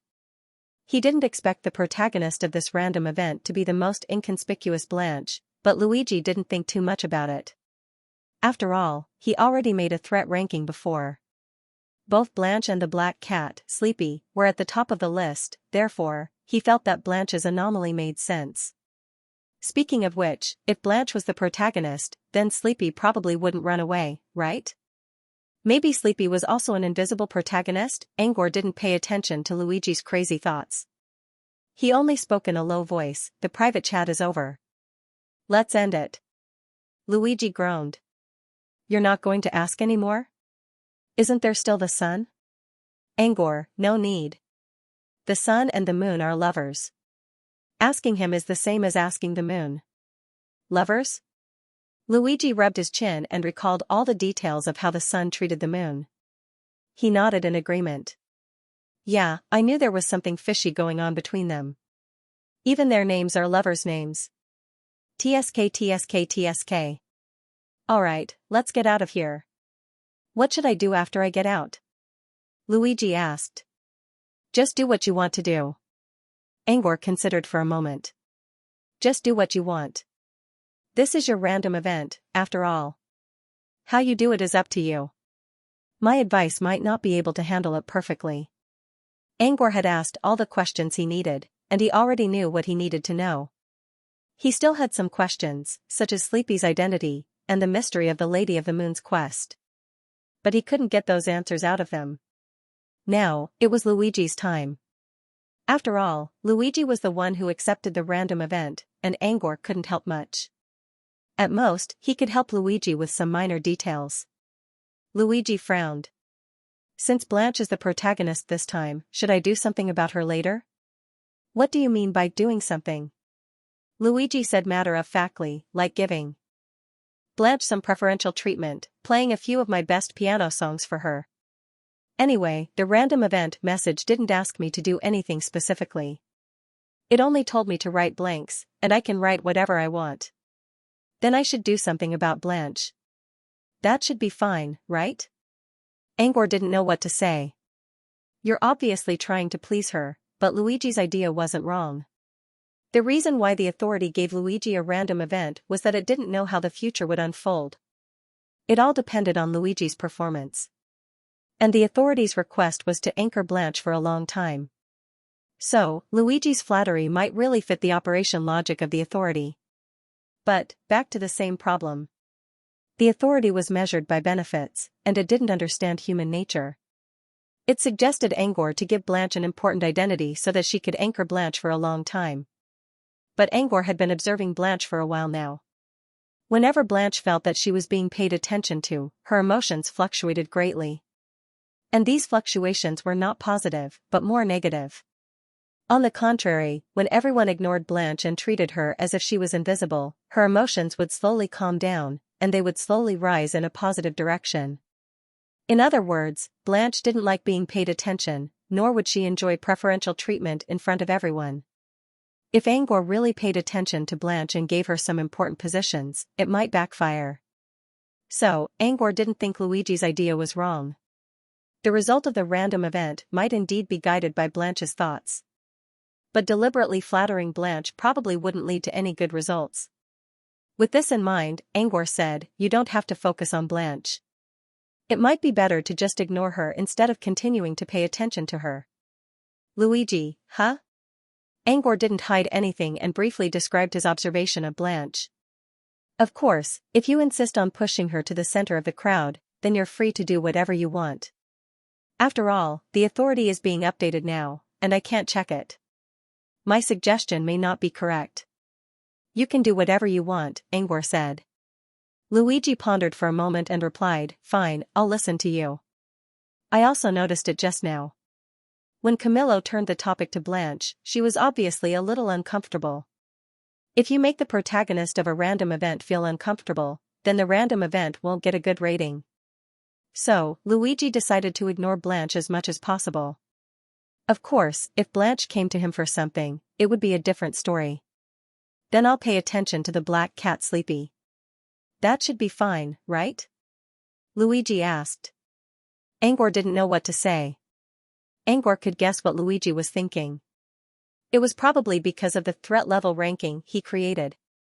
However, Angor knew that Lady Moon and Mr. Sun were the biggest threats in terms of threat level, but he didn't plan to tell Luigi about it yet. As for the black cat Sleepy, Angor considered and decided that it would be fine if Luigi paid more attention to it. After all, Angor was quite curious about Sleepy's identity. According to his guess, Sleepy was either a great being from the origin world, or something related to a great being. He preferred the latter. According to Lady Moon, they came to Dawn City to complete a mission given to them by their teacher. This teacher was probably that great existence that came from the origin world in the legends. Speaking of which, if the Moon Lady's teacher was a great being, then why did he send the Moon Lady to Dawn City to find the riddle of the quest? Could this riddle really be the dream crystal? After all, it was normal for a great being to have some inspiration. He couldn't help but frown at the thought. If there really was a great existence that had designs on the dream crystal, what should he do? Angor considered for a moment and decided not to think about it anymore. He didn't know how to think about it. Besides, it wasn't something he could figure out. If it really came to that, then he would just have to contact the Nightmare Realm. He already thought about inviting Spotted Puppy as a guest, so he could arrange it later. After all, the dream crystal was related to the Nightmare Realm. Angor didn't think too much about it. Thinking about such baseless guesses would only add to his troubles. Inside the meditation room. After making up his mind, Luigi clapped his hands. The clapping immediately attracted Camillo and Blanche's attention. Luigi put a fist to his lips and cleared his throat. "That's all for now. As for the art world on the Western continent, we'll talk about it next time if we have the chance." "Not now?" Camillo's eyes lit up. Luigi nodded. "I just want to know more about the culture of the Western continent. We're almost done here. Of course, if there's anything you want to talk about or ask, feel free to ask me now. After all, communication should be mutual." Luigi curled his lips, revealing his white and shiny teeth, and looked at Camillo and Blanche expectantly. He wondered what kind of questions they would ask. However, these two were different from the Moon Lady. They seemed to have no desire for knowledge. Blanche waved her hands without any hesitation, indicating that she gave up asking questions. Camillo also seemed to have no intention of asking questions like Blanche. However, after pondering for a moment, Camillo suddenly thought of something and asked Luigi a question. It was just that this question made Luigi completely confused. Mr. Luigi, have you guessed it? That was Camillo's question. Luigi's head was full of question marks, and he subconsciously let out an ah. Camillo looked at the confused Luigi, and doubts flashed in his eyes. In the beginning, Luigi had obviously guessed something by asking his soul 3 questions. But looking at Luigi's expression now, it seems like he doesn't know anything. Could it be that Luigi really didn't guess the identity of the Moon Lady and Mr. Sun? Am I overthinking? Camillo hesitated for 2 seconds, and repeated again, have you guessed it? Luigi frowned and looked at Camillo speechlessly. Guessed what? Luigi wanted to ask what Camillo was hinting at. But Camillo looked at Luigi's expression, and he seemed to slowly understand something. I understand, I was presumptuous. Mr. Luigi didn't guess it, and I didn't say it either. Yes, Camillo recalled that he was silent throughout Luigi's soul 3 questions. So, he didn't say anything. Whether Luigi guessed it or not was his business, and it had nothing to do with him. If Camillo continued to ask and found that Luigi had actually guessed it, when he returned to reality, if the Moon Lady asked, he would have to admit a lot instead, and the trouble would increase. So, he didn't ask, didn't say, had no clue, and didn't know. This was the best answer. Sure enough, Mr. Luigi looked young, but he was actually a smart person. Camillo thought he had understood, and he looked at Luigi with a tacit understanding of me, the heavens, and the earth. But Luigi looked at Camillo's eyes with question marks floating above his head. Why did his eyes look so ambiguous? In the end, Luigi didn't ask Camillo what was going on because he didn't know where to start. He could only shake his head and pretend that he hadn't heard anything. Luigi stood up and said, since you have no more questions, you may leave. With that, Luigi left the meditation room. Camillo and Blanche looked at each other and breathed a sigh of relief. They followed Luigi's footsteps and returned to the main hall outside. When Luigi walked out of the meditation room, he was stunned.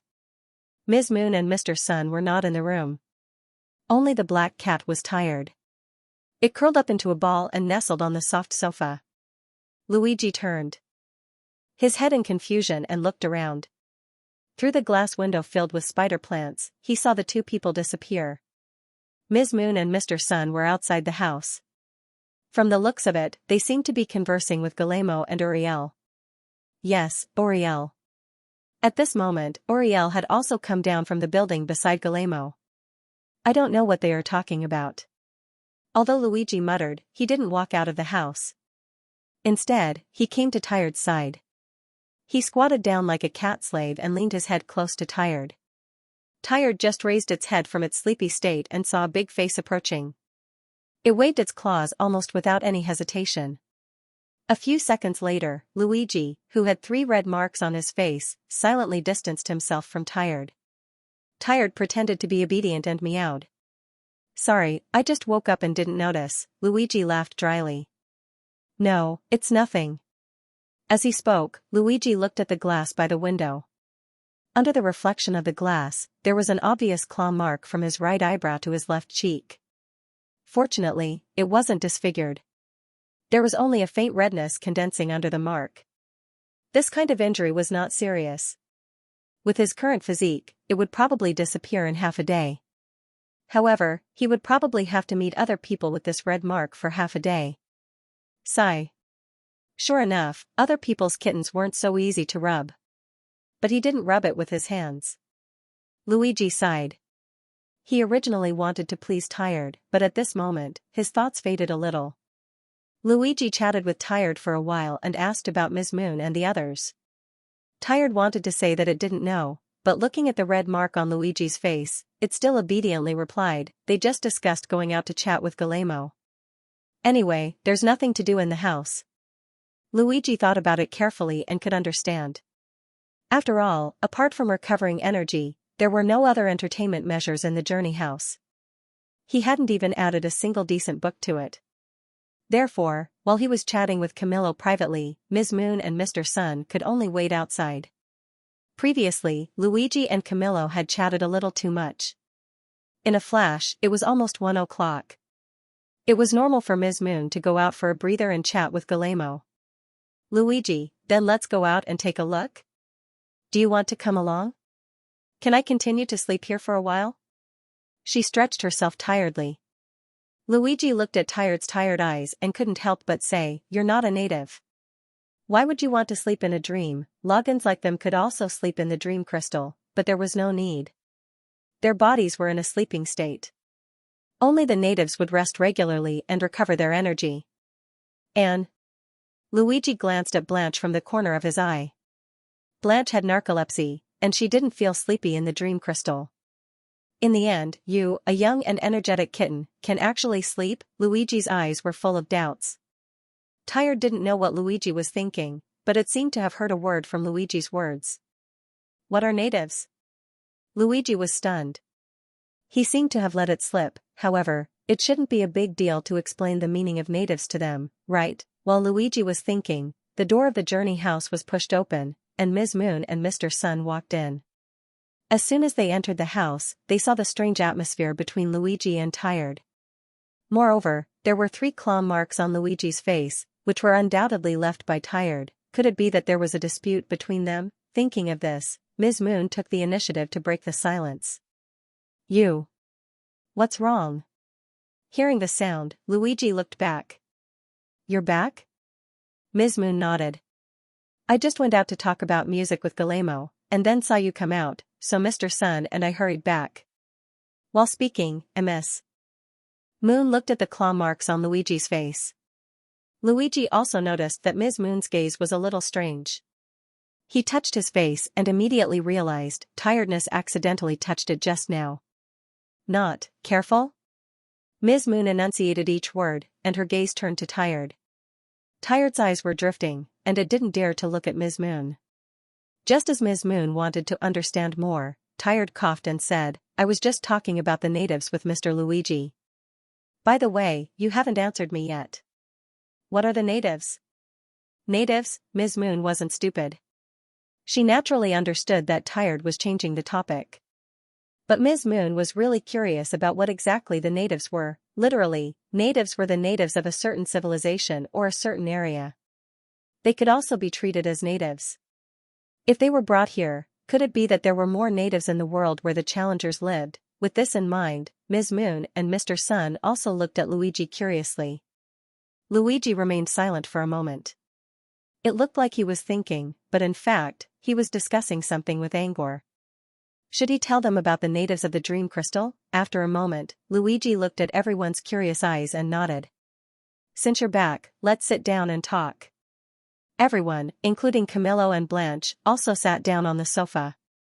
After everyone was seated, Luigi began in a small voice, "Natives are natives of the outside world.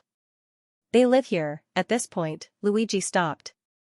He didn't explain the origin of the natives in detail, nor did he mention that the natives were transformed from beings from the outside world. The others didn't know that natives could be transformed, so when they heard Luigi's explanation, they quickly thought of something else.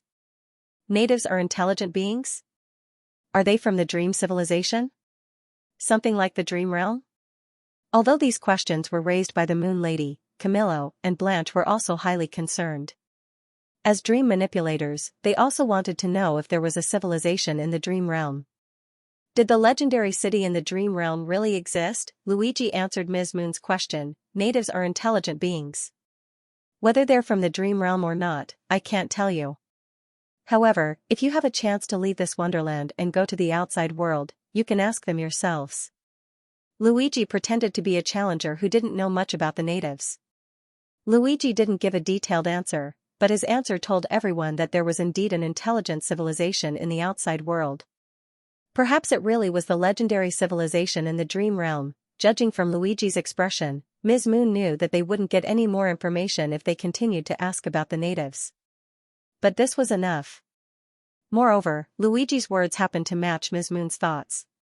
After she came out of the meditation room before, she had been thinking about how to stay in the Wonderland dungeon and how to leave the Wonderland dungeon to go to the Challenger's world. She even hinted to Guillermo just now, but she didn't find the answer in the end. But at this moment, Luigi took the initiative to throw the topic in front of her. Without any hesitation, she followed his words and asked directly, "Is there a way for us to leave the Wonderland dungeon and go to the outside world?" Luigi understood that the outside world mentioned by Ms. Moon was undoubtedly not reality, but the dream crystal. He was silent for a moment. You want to go to the outside world? Ms. Moon nodded. Yes, I really want to see what the natives are like. Not to mention Ms. Moon, even Camillo had the thought of exploring the outside world at this time. After all, this was an opportunity to come into contact with a dream civilization. As a dream manipulator, he felt that he was more eager to see the outside world than Ms. Moon. Luigi didn't say anything immediately but glanced at Blanche with the corner of his eyes. Blanche didn't say anything, but from her eyes, Luigi could tell that she also wanted to see the outside world. Actually, Luigi didn't know the answer to this question. But if it was Blanche who asked, the answer would be simple. Blanche could leave Wonderland and go to the Dream Crystal through the distorted light tunnel. However, Blanche didn't ask. It was Ms. Moon who asked. Luigi could only sigh and prepared to tell Ms. Moon the answer, I don't know. But Angor's voice suddenly appeared in his mind. If the moon and the sun want to go to the Dream Crystal, they must have legal identities. They can go? Luigi was surprised. Angor nodded. Yes. Earlier, when he analyzed the information flow around Blanche, he already found the problem of identity. Blanche was given a legal identity directly by the authority of Wonderland. The others, including Ms. Moon, only had temporary identities. However, temporary identities could be turned into official ones. As long as they change their temporary identities into legal ones, they can leave Auriel's Wonderland and become visitors of the Dream Crystal, just like Blanche. Luigi was surprised to hear this. They can change their identities?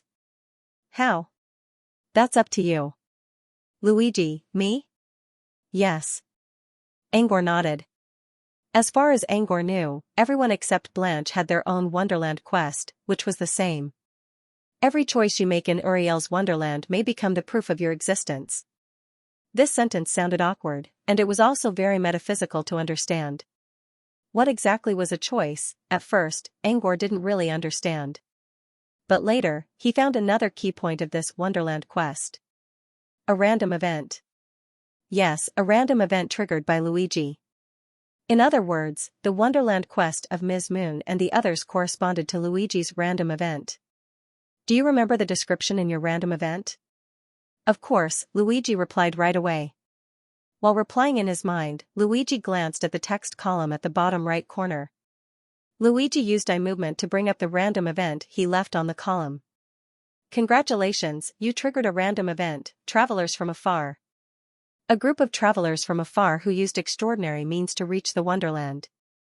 Their purpose, whether they are good or evil, friend or foe, everything is still unknown. Perhaps, you will be the one to fill in this blank. Reward, unknown. Punishment, unknown. Duration, unknown. Your random event clearly asked you to fill in this blank, Angor said. But have you ever thought about what this blank means? Luigi thought for a moment and replied, from the literal meaning, it seems to be referring to my profiling of this group of travelers? Angor nodded. Correct. Your profiling, which is your opinion of them, will determine the direction of this random event. The Wonderland quest given by Lady of the Moon and her companions was the opposite of the random event. Their mission was, every decision you make will determine whether or not your identity will continue to exist. This meant that their words and actions in the Wonderland quest would determine whether their identities would be changed or not. But this basis needed someone to evaluate it, right? Or speaking from Lady of the Moon's point of view, someone had to watch their performances after entering the Wonderland. And that person will be you, Luigi. Angor's voice echoed in Luigi's mind. Luigi was stunned for a few seconds before he finally understood. So, my opinion of them will determine whether their identities will remain or not. Angor nodded with a smile. Yes. Your quests correspond to each other. But you're the most important one, because your opinion will determine whether they stay or not. Luigi was still a little confused even after Angor told him the truth. He didn't know how to do it. What kind of evaluation could change someone's identity? What kind of evaluation could deny someone's identity? There had to be a standard, right? Luigi had no idea where the standard was. Luigi tried to ask for Angor's help, but Angor's answer was also ambiguous. That will depend on your own performance, because I can only analyze it. Whether or not their identities exist is based on your opinion, but as for how they exist, I don't know. Angor was not lying. After all, what he just analyzed was only the information flow around Blanche, not the in-depth retrieval of the Fairyland Authority. Being able to speculate their identity through Blanche's information flow was already his limit. In other words, what to do next is all up to me. Luigi sighed. But I don't know what to do. Don't worry about it. Let nature take its course. Angor considered for a moment. As for when their identities will change, and what they will change into, that is. You will naturally know when we reach the critical juncture. If he thought too much, it might even backfire. Luigi thought about it and felt that letting nature take its course might be the best choice. With that in mind, Luigi looked up at Lady Moon and asked, "Lady of the Moon." About 5 seconds had passed since Lady Moon asked her question. Lady Moon did not urge Luigi, thinking that he was trying to think of a solution. Luigi cleared his throat and spoke slowly, "I don't know how you can go to the outside world either. After all, the way you came in is too special, and I'm just a challenger. After this Fairyland dungeon is over, I can return to the outside world. As for you, I really don't know how you can leave." Luigi sounded sincere.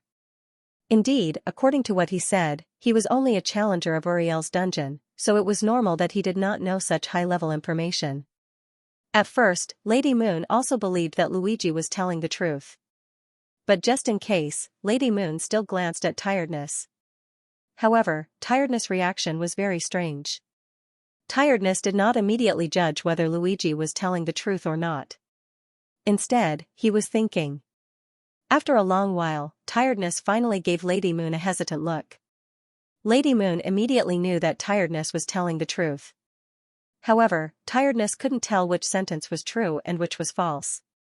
This was why Tiredness' reaction was so strange. Under normal circumstances, Tiredness could tell which of Luigi's 3 sentences was a lie. But this time, Tiredness could not tell. Moreover, Fatigued also discovered something strange.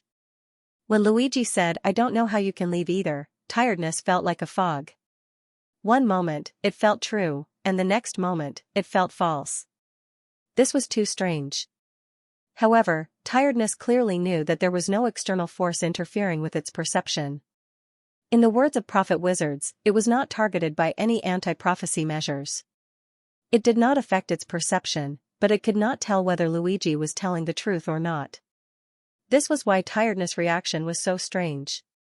Lady Moon did not know what Tiredness was thinking. The only thing she was sure of was that Tiredness would not lie to her. Luigi lied in their previous conversation. But even so, Lady Moon did not think it was appropriate to expose Luigi's lie. Instead, it exposed Tiredness's perception. Lady Moon remained silent for a moment and asked again, "Mr. Luigi, do you really not know how we can go to the outside world at all?" Luigi wanted to nod out of instinct. However, Angor's voice came again.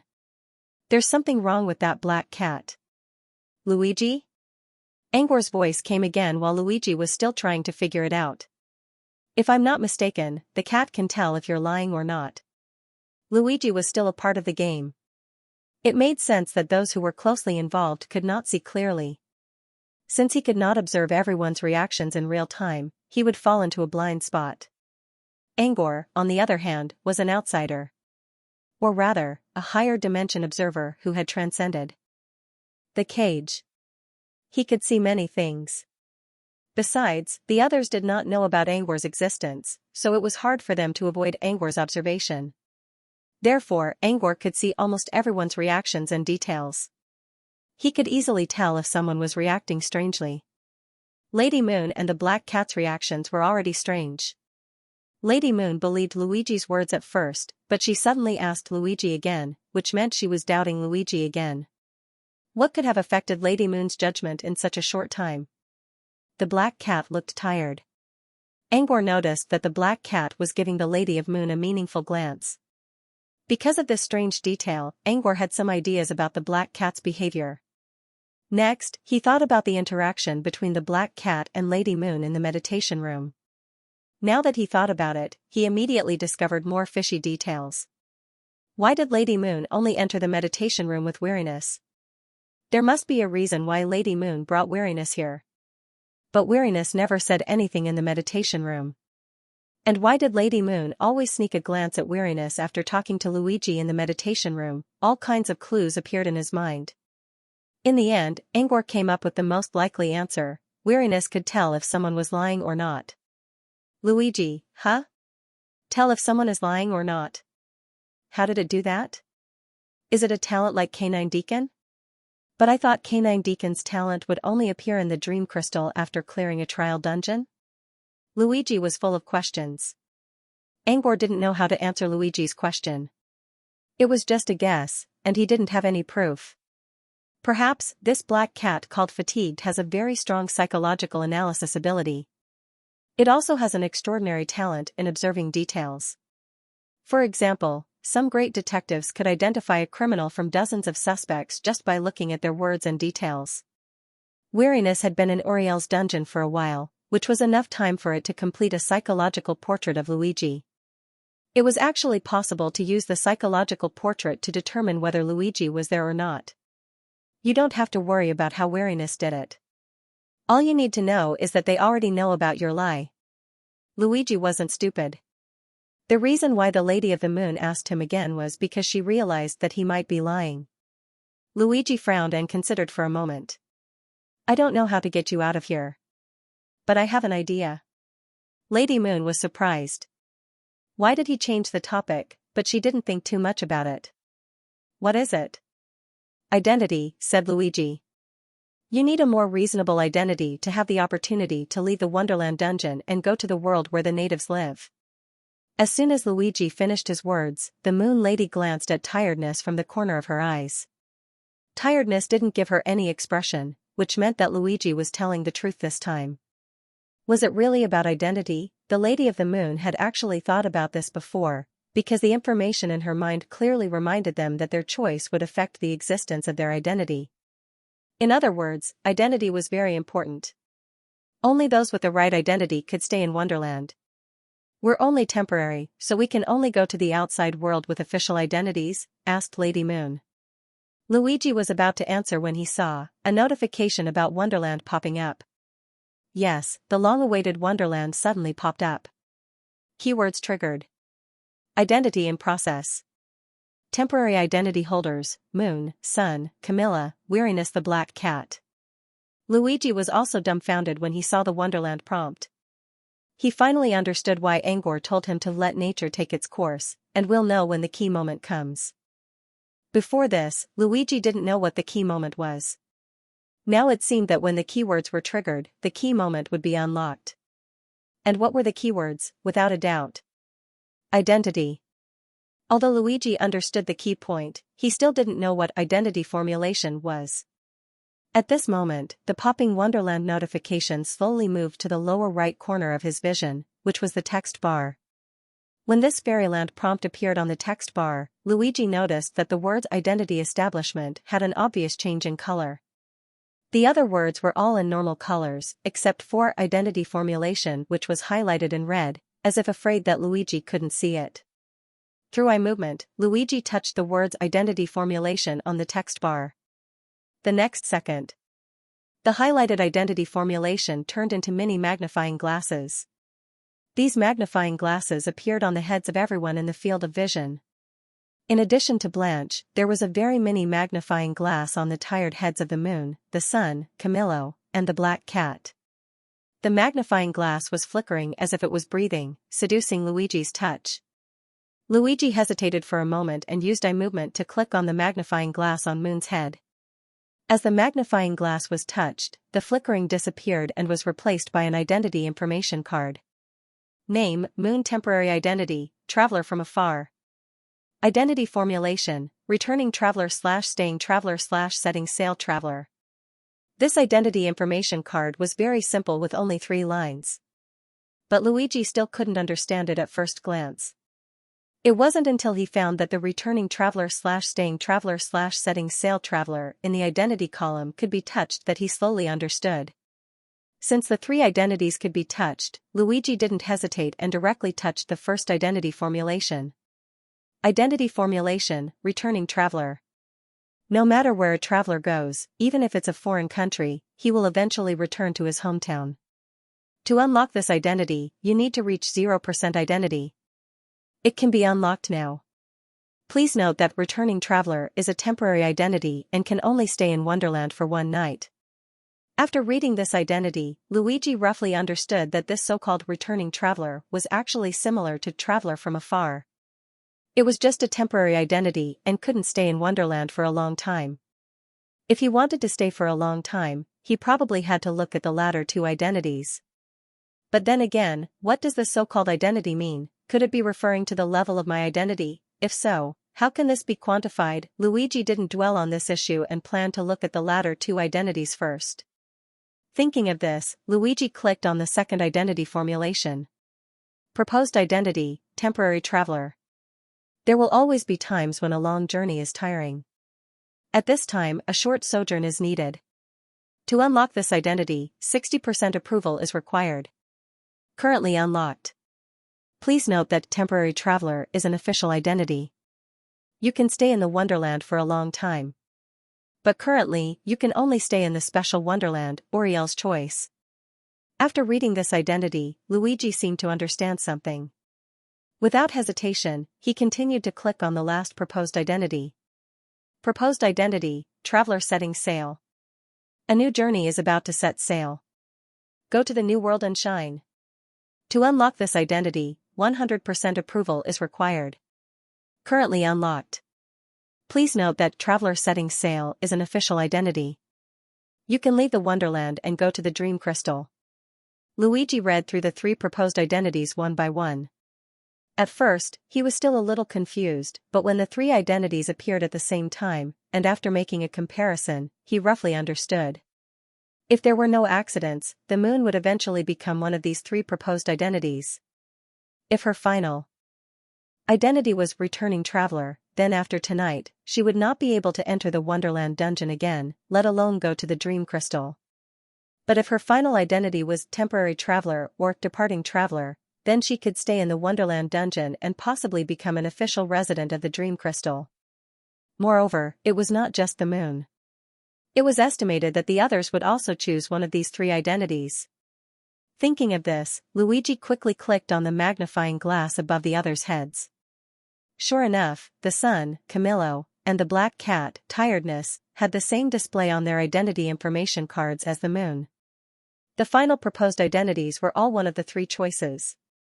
As for how to determine their final identities, it depended on this so-called approval. The words approval were also highlighted, indicating that they could be touched. As Luigi clicked on it, the explanation of the approval also appeared. After reading it, Luigi's expression was slightly strange. The truth of approval was similar to what he had guessed before. The so-called approval was indeed Luigi's approval. When Luigi approved of these people, the degree of approval would appear. And how to increase the recognition, this was a bit mystical. Anything they did in Oriel's Fairyland, anything they said, their interactions with Luigi, and even Luigi's emotions could cause their approval rating to fluctuate. To put it more bluntly, it was favorability. If Luigi approved of what they did, his approval level would increase. If their actions made Luigi despise them or even feel annoyed, their approval level would decrease. All in all, Luigi was the main source of recognition. However, this was also the strangest part. Although Luigi's opinion was based on the degree of approval, Luigi himself had no way of judging the degree of approval. The increase and decrease of the approval level was determined by the authority of the immortal realm. Luigi was like a mascot that had been pushed to the front, and the real manipulator was the Fairyland authority. A marionette. Why is the sense of déjà vu so strong? Luigi shook his head and was too lazy to think about it. Moreover, he personally felt that it was quite good for the authority of the immortal land to do it on his behalf. This was because if he really had to decide the degree of approval himself, he really wouldn't be able to find a way to judge. He didn't know who he approved of or disapproved of. After all, these people were actually strangers to him. If he had to judge the degree of approval, perhaps Blanche would be higher. After all, her talent was still useful. However, Blanche didn't need his approval to be set as an official citizen by the authority of the immortal realm. And the others didn't treat him badly. Even if there was a difference, it was a very small difference. Therefore, he didn't want to get into such details. Having said that, since the authority of the immortal realm had already done it on his behalf, how much approval did they have now? With this in mind, Luigi opened everyone's approval level one by one. The order of approval from low to high was: the Sun, approval level 55%. The Moon, approval level 61%. Camillo, approval level 68%. The Black Cat, approval level 70%. Luigi didn't know how the authority of the immortal realm gave the approval level, but personally, he still approved of this ranking. The Sun, because he had less contact with her, it was normal for the approval level not to be high. The Moon, although Luigi talked to her the most, gave Luigi an unfathomable feeling.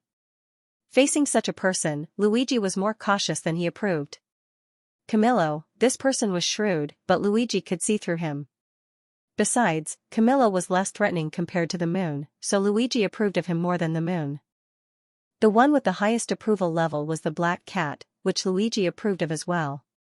Angor did mention that the Black Cat was not as simple as it seemed. However, the cat's appearance gave it extra points. Overall, this ranking was fine in Luigi's opinion.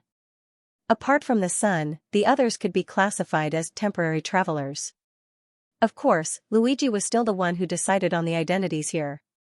If he didn't want them to stay, he could also classify all of them as returning travelers. On the other side, the Moon had been waiting for Luigi's answer.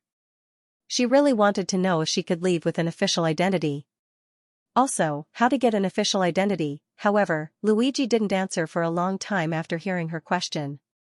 As the Moon felt strange, she suddenly saw a message appearing in front of her eyes. Luigi's approval level for you is 61%. Please note that increasing approval level will determine whether your identity will exist or not. Please note that every choice you make and every word you say can affect Luigi's judgment of your approval level. Apart from the Moon, everyone except Blanche also saw the corresponding message. Some had low approval levels, while others had high approval levels. The Moon also noticed this because the others suddenly fell into a daze with their eyes out of focus. Obviously, they were digesting the sudden information flow. Forget about the others for now.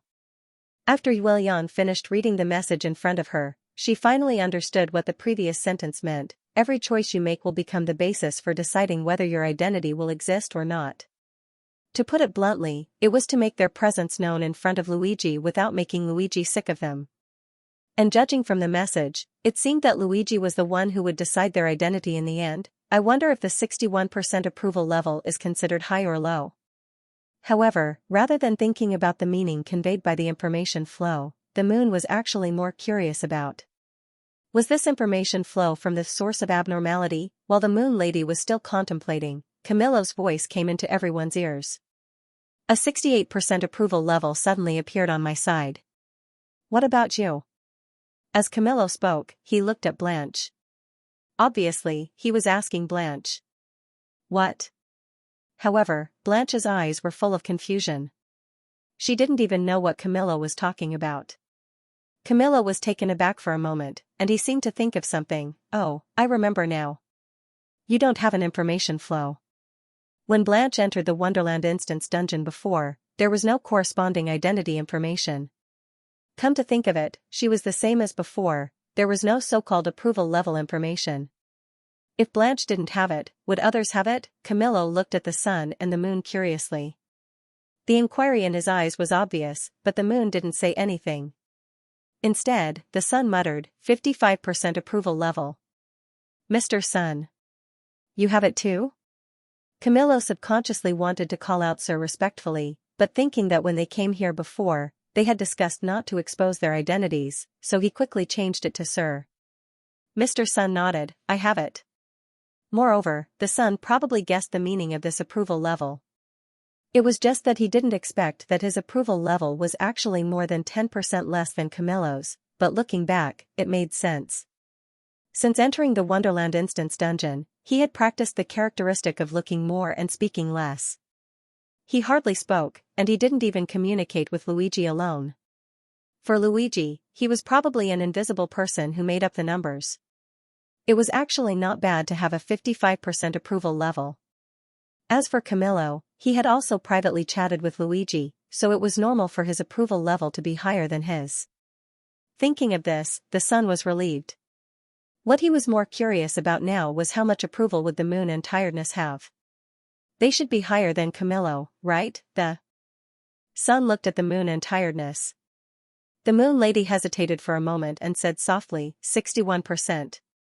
The black cat tiredness snorted softly, mine is 70%. After tiredness finished speaking, he wanted to add, compared to the cunning human, I am more popular. But after thinking about it, he shut his mouth. After listening to everyone's approval level, not to mention the others' reactions, Camillo was confused. Everyone's approval level is different. What is this approval level? Who is the judge? Everyone looked at each other, and no one said a word. They couldn't answer. After a moment of silence, Luigi suddenly said, You can also see the approval level? After the exchange, Luigi finally understood that he wasn't the only one who received the notification from the Wonderland. The others also received the notification. Moreover, judging from the time they received the notification, it should be when he clicked on everyone's approval level that the Wonderland prompt was distributed to everyone. In other words, Luigi was the trigger. Can you tell me what this approval level is? The one who spoke was the Moon Lady. Although she had already guessed the meaning of approval, she still asked. She wanted to hear how Luigi, the protagonist, viewed this approval level. Everyone's eyes also looked at Luigi. Luigi hesitated for a moment, but he still gave the official explanation of the approval level. In short, although the approval level is based on my impression, it's not up to me to judge. It's a comprehensive judgment based on the operating rules of the Wonderland dungeon. I don't know what the specific criteria are. Luigi's expression was very clear, and the Moon Lady naturally understood. She could be sure from the feedback in tiredness eyes that Luigi wasn't lying. He couldn't decide the amount of approval level by himself. However, if she wanted to increase the approval level, she still had to gain Luigi's favor. This made the Moon Lady feel a little vexed. When she didn't know, she just let nature take its course. Now that she knew, she felt a little restrained. Then do you know how much approval level we have to reach in order to keep our identity? The Moon Lady asked the most critical question, which was also the question that everyone, including Camillo, was concerned about. The Moon Lady wanted to keep her identity, leave the Wonderland dungeon, and look for the source of abnormality. Camillo, on the other hand, wanted to witness the legendary dream civilization. So, the survival of their identities was the most important thing for them right now. About that. Luigi lowered his head and gradually lost his voice as if he was thinking. But in fact, he was talking to Angor, who was outside the dungeon. Should we tell them? Luigi asked Angor. Outside the dungeon. Angor didn't see the prompt with his own eyes, but he still saw everyone's information through the information flow. Angor considered and said, since they already know about the approval level, you can tell them. He could hide it if they didn't know about it. But since they already knew about the approval level, it didn't matter if he told them. Most of the time, people would be more motivated after they knew what their goal was. Luigi also thought about it and agreed. Besides, if he lied now, Black Cat Weariness would probably notice it. Also, Luigi had a feeling that even if he didn't say anything, the Wonderland's prompt would tell the Moon Lady and the others about the 3 proposed identities in a while. So, he could at least show his sincerity by telling them now. With this in mind, Luigi decided not to keep it a secret anymore. When you mentioned the survival of your identities, I received a prompt from the Wonderland. According to the prompt, you may have 3 different identities in the end. They are. After telling them the 3 identities, Luigi also told them about the approval level required for each identity. After hearing Luigi's words, the moon first looked at tiredness. After making sure Luigi wasn't lying, she began to think about the information. So 60% approval is enough to get an official identity? The Moon Lady thought. If it was only 60%, she already reached it. It was a pity that the identity of a temporary traveler couldn't allow her to go to the outside world. And to go to the outside world, she had to reach 100% approval level. How should she do that? The Moon Lady thought it was too difficult. 100% approval wasn't enough to make her a close friend, but at least she had to become Luigi's friend. And Luigi was obviously still wary of them. How could he reach 100% approval in such a situation? While the moon lady was worrying, Camillo suddenly spoke up, "My approval level is 68%. Does that mean I can become a temporary traveler now?" "Yes." Luigi considered. As long as Luigi agreed, Camillo could immediately change his temporary identity to an official one. Camillo's eyes lit up. "Then can you change my identity to temporary traveler and let me stay here temporarily? Then I'll slowly increase your approval level. Is that okay?" End of chapter. Let's not talk about Luigi's reaction. Anyway, the Lady of the Moon's eyes brightened up. She was obviously thinking the wrong way. She only wanted to reach 100% tonight. That was not necessary at all. She would not become fat in one night. She could just follow Camillo's suggestion and get a temporary status first. Then she could slowly think of a way to increase her approval. As far as the Lady of the Moon was concerned, 100% approval would be achieved as long as she had enough time. As for how, that would depend on what Luigi needed. Whether it was knowledge or secret techniques, she could solve all of them. She could even go to the origin world to find some secret training methods for the mirror realm. Therefore, the Lady of the Moon believed that as long as Luigi asked for something, there would be a way to get his approval. Of course. The premise was that Camillo's idea of getting a temporary status first and slowly increasing his approval would work. With that in mind, the Lady of the Moon looked at Luigi and waited for his response. Luigi was also surprised. He didn't expect Camillo to suggest such a method of first get on the bus, then pay for the ticket. But Luigi thought about it carefully and realized that it was not a bad idea. Through this method, he would definitely benefit from it. If they wanted to slowly increase his approval, they would have to give him something good. Otherwise, were they going to rely on slowly getting along with each other and relying on their friendship to gain recognition? Of course, if they really wanted to slowly gain his approval by making friends, Luigi would be willing to do so. However, the premise was that they were truly willing to make friends and not just putting on an act. Back to something good. In order to increase his approval, they would definitely give him something good. When the time came, all he needed to do was to give them a hint, and he would be able to get the harp scores from various countries in the Western continent. Luigi was already feeling very happy about this. Speaking of which, Luigi did not know if he could get on the temporary status first. Besides, there was no such information in the Wonderland. So, Luigi asked for help from the magical conch, Angor. As a matter of fact, Angor was also thinking about the same thing after hearing Camillo's question. Angor was not thinking about whether he could get on the temporary status first. Instead, he was thinking about whether he should accept them as temporary residents. He had already found the answer by analyzing the information flow. Camillo's method was feasible. Indeed, they could first obtain the identity of a temporary resident, and then slowly gain the identity of a voyager through the method of slowly gaining recognition. After making sure the plan worked, he began to consider whether they could stay or not. Camillo and Blanche could become temporary residents because they were not much of a threat. But was it really appropriate to give the moon, the sun, and the black cat tiredness the status of temporary residents? Two of them were legendary beings, and the identity of the black cat, Weary, was a mystery. If he gave them temporary residency status, would it bring disaster to the Dream Crystal? He had thought about this before, but he didn't have a plan yet. Now that the authority of Fairyland gave him 3 identities to choose from, it meant that the plan was laid out in front of him. This made it necessary for him to come up with an answer. He considered for a moment and decided to grant them the status of temporary residents. Because whether they stayed or not, they already knew about the Wonderland dungeon and Luigi's existence. As long as they wanted to investigate, they would eventually find some clues. If they came to the White Sun Mirror domain, they would also know about the existence of the Dream Crystal.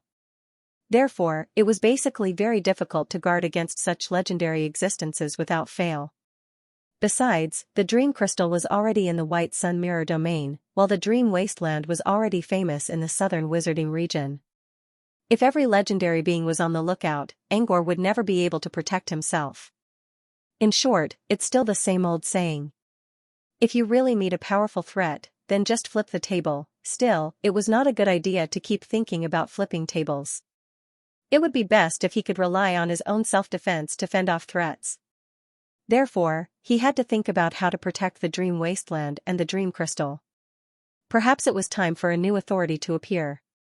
Now, back to the problem at hand. Angor decided to give them the status of temporary residents, but he didn't really mean that the dream crystal would be defenseless against legendary beings right away. He also planned to use this status to observe Moon and the others. In other words, from temporary residents to voyagers, they would be observed during this period. If Angor found out that they were up to no good during this period, he would be able to disable their access to the dream crystal in time. After making up his mind, Angor listened to Luigi's explanation. Angor couldn't help but feel a little nervous after listening to Luigi's explanation. He already knew that if he gave Moon and the others the status of temporary residents, they would surely give Luigi something good in order to gain more recognition. But he didn't expect that the only thing Luigi was looking for was music scores. Well, it was good enough that Luigi came up with music scores. At least, he didn't think of poetry books yet. Angor considered and sent a voice transmission to Luigi. I just analyzed the information flow. It's possible to give them temporary residence first and then slowly gain more recognition. Luigi's eyes lit up. So I'll accept their request? Of course. But if you're only thinking about music scores, don't you think your recognition is a little too cheap? Angor tried to remind Luigi. Luigi nodded. I see. Tell me what you want, and I'll give them a hint. Do you want a wizard's secret spell or something else? I remember Laplace mentioned that there's a spell called Calamity Spell in the Western continent. It's unique to all four corners of the wizarding world. Why don't I help you ask about this kind of adversity technique? Actually, I think information is important too. Angor already knew about Calamity Spell. He also knew that those who learned Calamity Spell were called Calamity Wizards, which was considered a major school of thought. To learn Calamity Spell, one had to go to the headquarters of Calamity Wizards and undergo a special ritual to awaken one's spirit. In other places, even if one had a book of Calamity Spell, one would not be able to learn it. Therefore, there was no need for Luigi to ask about Calamity Spell. Information? Luigi considered. You're right. Information is important. With enough information, many disasters can be avoided in advance. For example, if we know about the nightmare puppet in advance, we can find a way to stop the singer and the Yusen clan from coming. Angor was speechless. Don't you think you're overthinking things? Besides, stopping the singer and the Yusen clan won't stop the disaster. Unless you can stop them together with the nightmare puppet. But that's impossible. Then it's decided. We'll focus on the information, and the music scores will be secondary. We'll see about the rest later. Luigi slapped the table in his mind and made his decision. The Lady of the Moon and the others weren't stupid. They should understand after a little hint. With his decision made, Luigi looked at Camilla and pretended to think. First, I'll become a temporary resident, then a voyager? That's possible. But even if you become a temporary resident first, I can't guarantee that you'll become a voyager later. Do you understand? Camilla nodded. I understand, sir. The increase in recognition was not decided by Luigi, so he could not guarantee that he would be promoted to a voyager in the future. It was very likely that Camilla wouldn't be able to reach 100% for a long time after becoming a temporary resident. All his efforts on Luigi's behalf would be wasted. Even so, Camilla still wanted to give it a try. As a dream manipulator, he was very curious about this new blue ocean. In the past, when he was in the dream realm, he was completely confused and had no direction. He might even be unreasonable.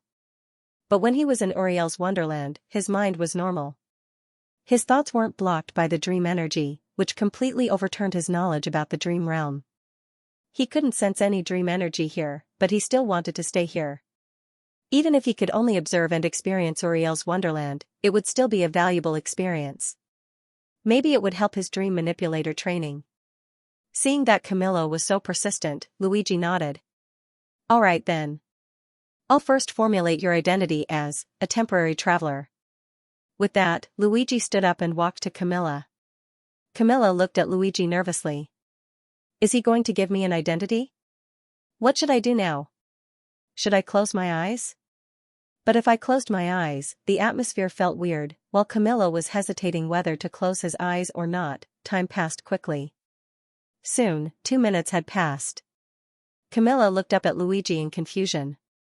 Why wasn't there any movement? Did my identity change? Camilla looked at his identity card. It didn't show any changes. Just as Camilla was about to ask, Luigi coughed awkwardly. It's also my first time being given an identity. I don't know what to do. Wait a moment. Camilla nodded. He believed Luigi because the tips of his ears were already a little red. He was ready, but when he arrived, he became listless.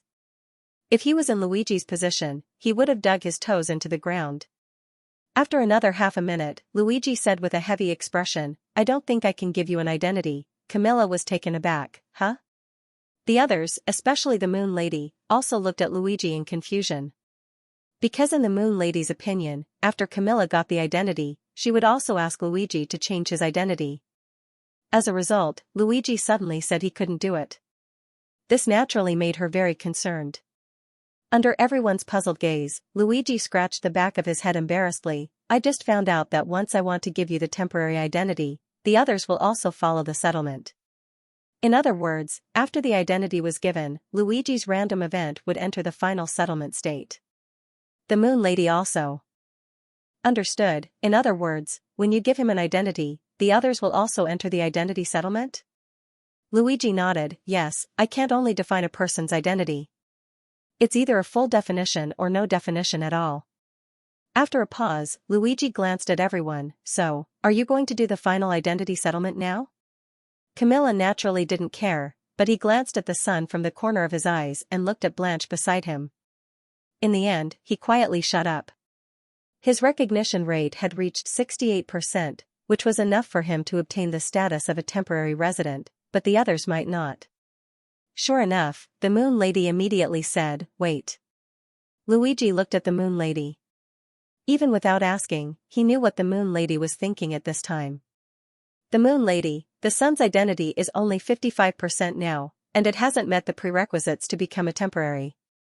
If it's settled now, can he only become a returnee? Luigi nodded, yes. The Moon Lady said apologetically, then can you wait a while before settling the settlement?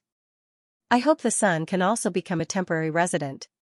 Luigi glanced at the sun and nodded gently, yes, but I can't be sure if he can reach the threshold of a temporary resident before tonight. The Moon Lady showed a grateful expression. I understand, I will make the sun work harder. As soon as she said that, Camilla said softly, I want to ask, can Blanche also become a temporary resident? Blanche was hugging her legs with both hands at this time, burying herself in the crook of her legs. Hearing Camilla's voice, she raised her head weakly from her legs, only revealing her bright eyes. She was actually very curious about the Wonderland dungeon and the world outside the dungeon, but she seemed to have been marginalized. Although she felt ignored, she actually quite enjoyed it.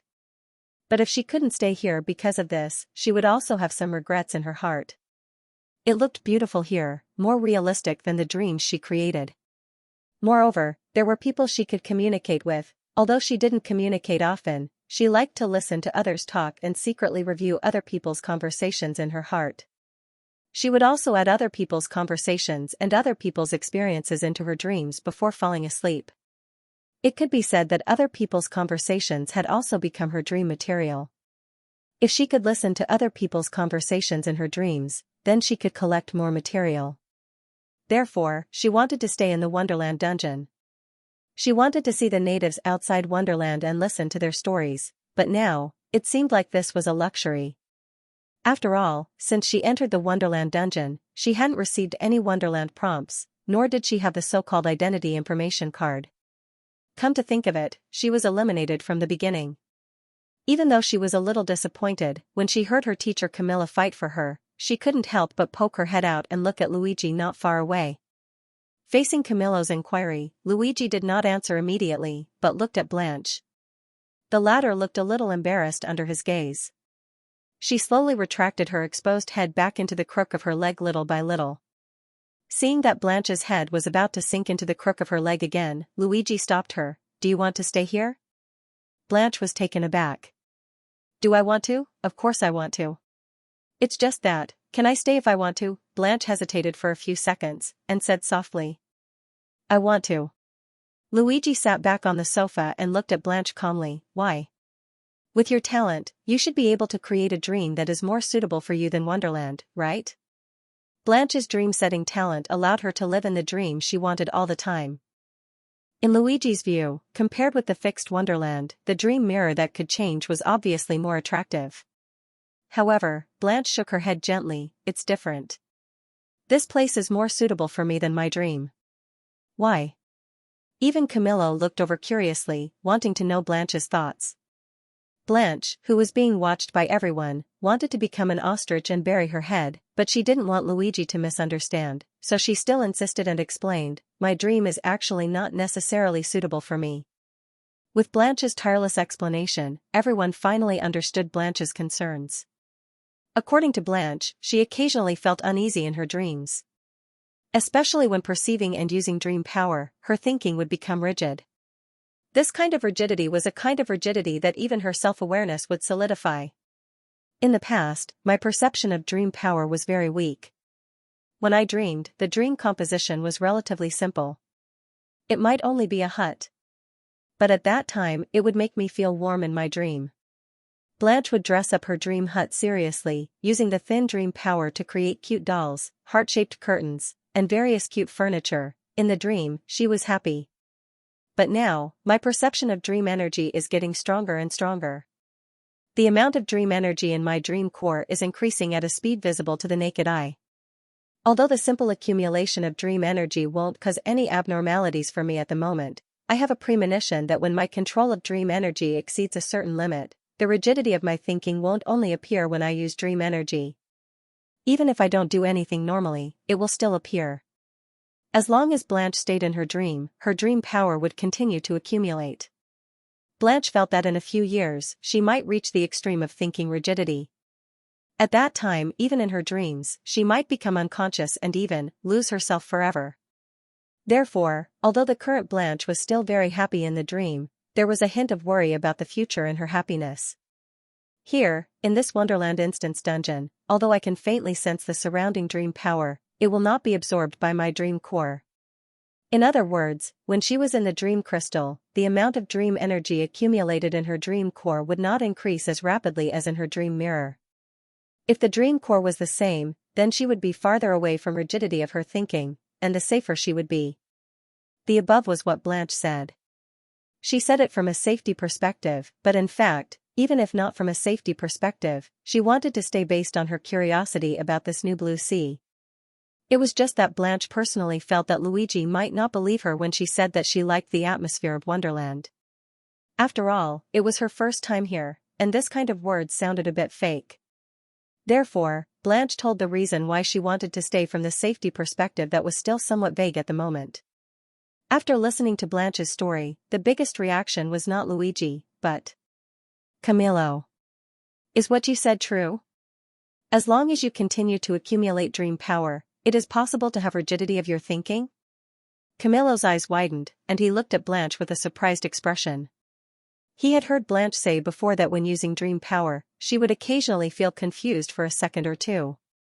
At that time, Camillo felt that something was wrong and asked Blanche not to use dream power as much as possible.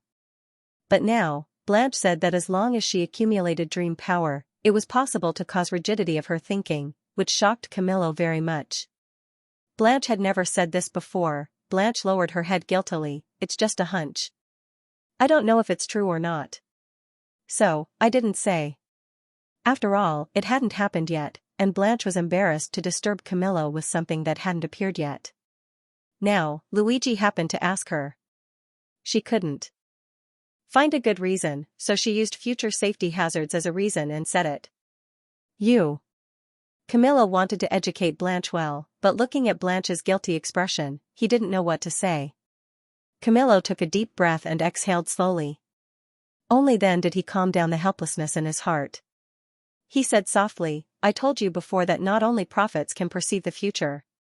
The vast majority of transcended have some future perception, especially about themselves. That kind of vague hunch is likely to be a warning to you from the spirit sense. You must pay attention to it. Even if the hunch mentioned by Blanche didn't happen, when she vaguely felt that this was a hidden danger, it was probably a hidden danger in the end.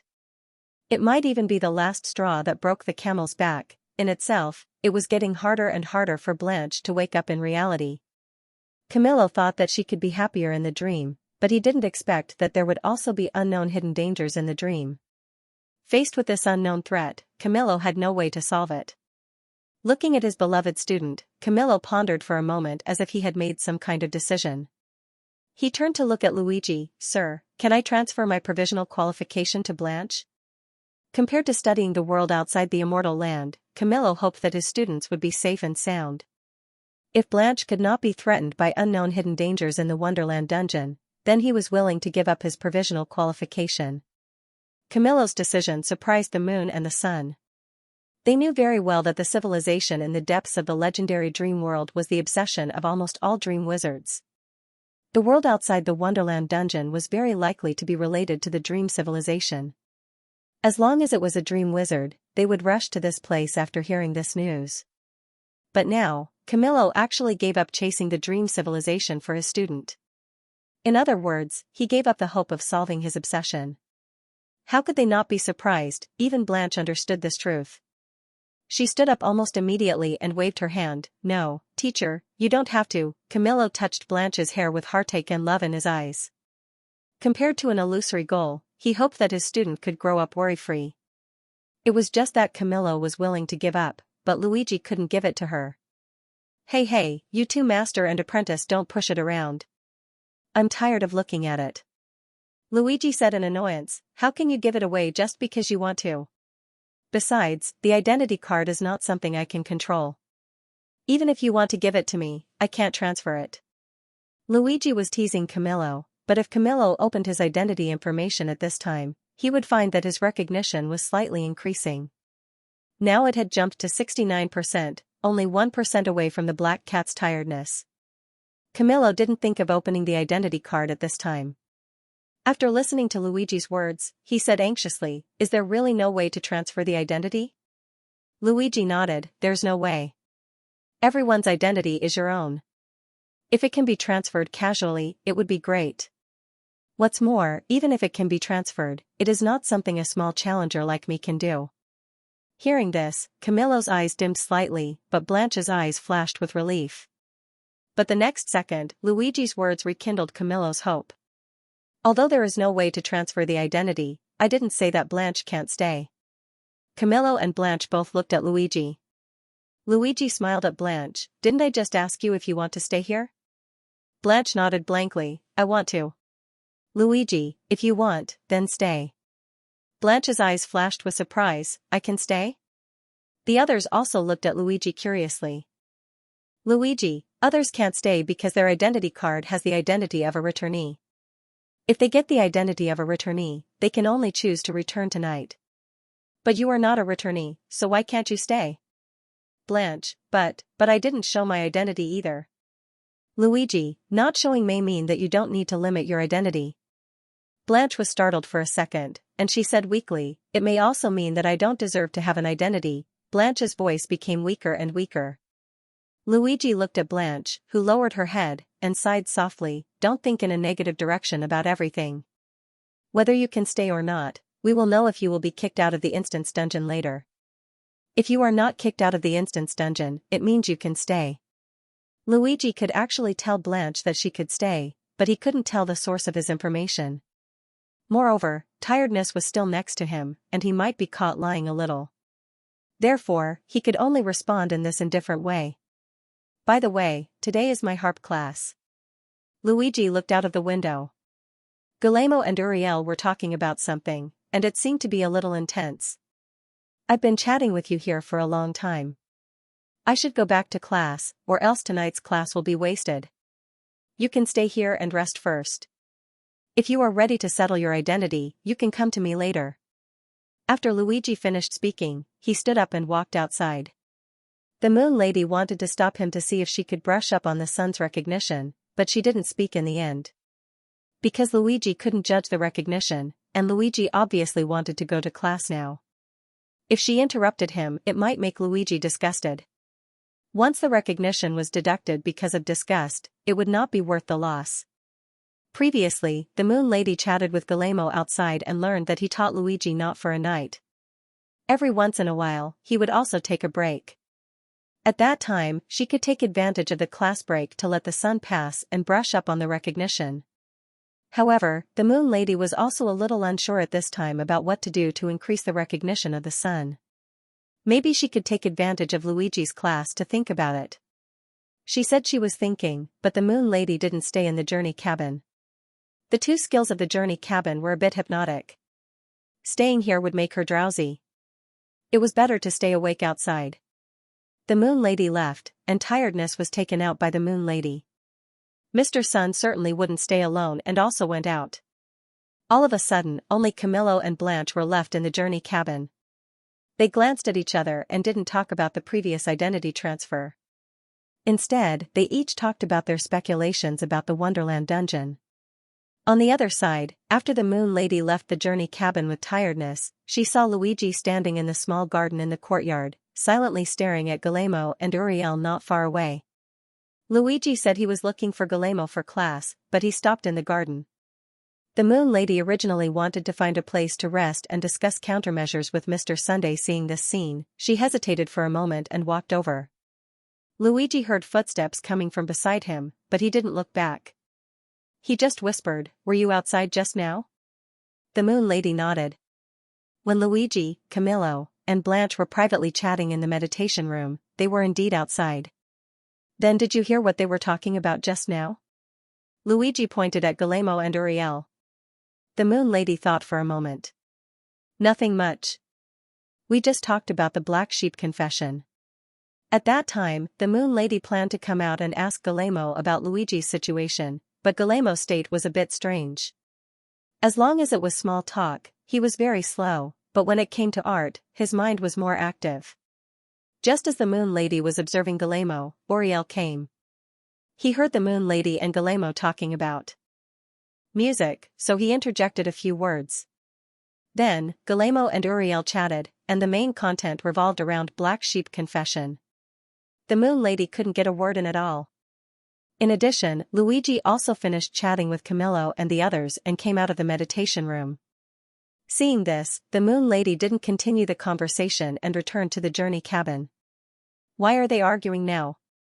The Moon Lady was a bit confused.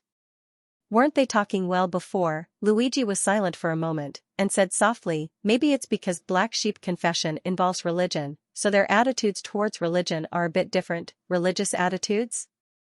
The Moon Lady recalled her conversation with Guillermo in the past few days. I remember that Guillermo and Uriel don't seem to like religion very much. Aren't their attitudes similar? Luigi shook his head. Although they don't like religion, one is extreme, and the other is conservative. Guillermo was extreme, and Uriel was conservative. In the eyes of the extreme, if you didn't oppose the extreme, then you didn't oppose it. Fortunately, one was in a dream state, and the other wasn't.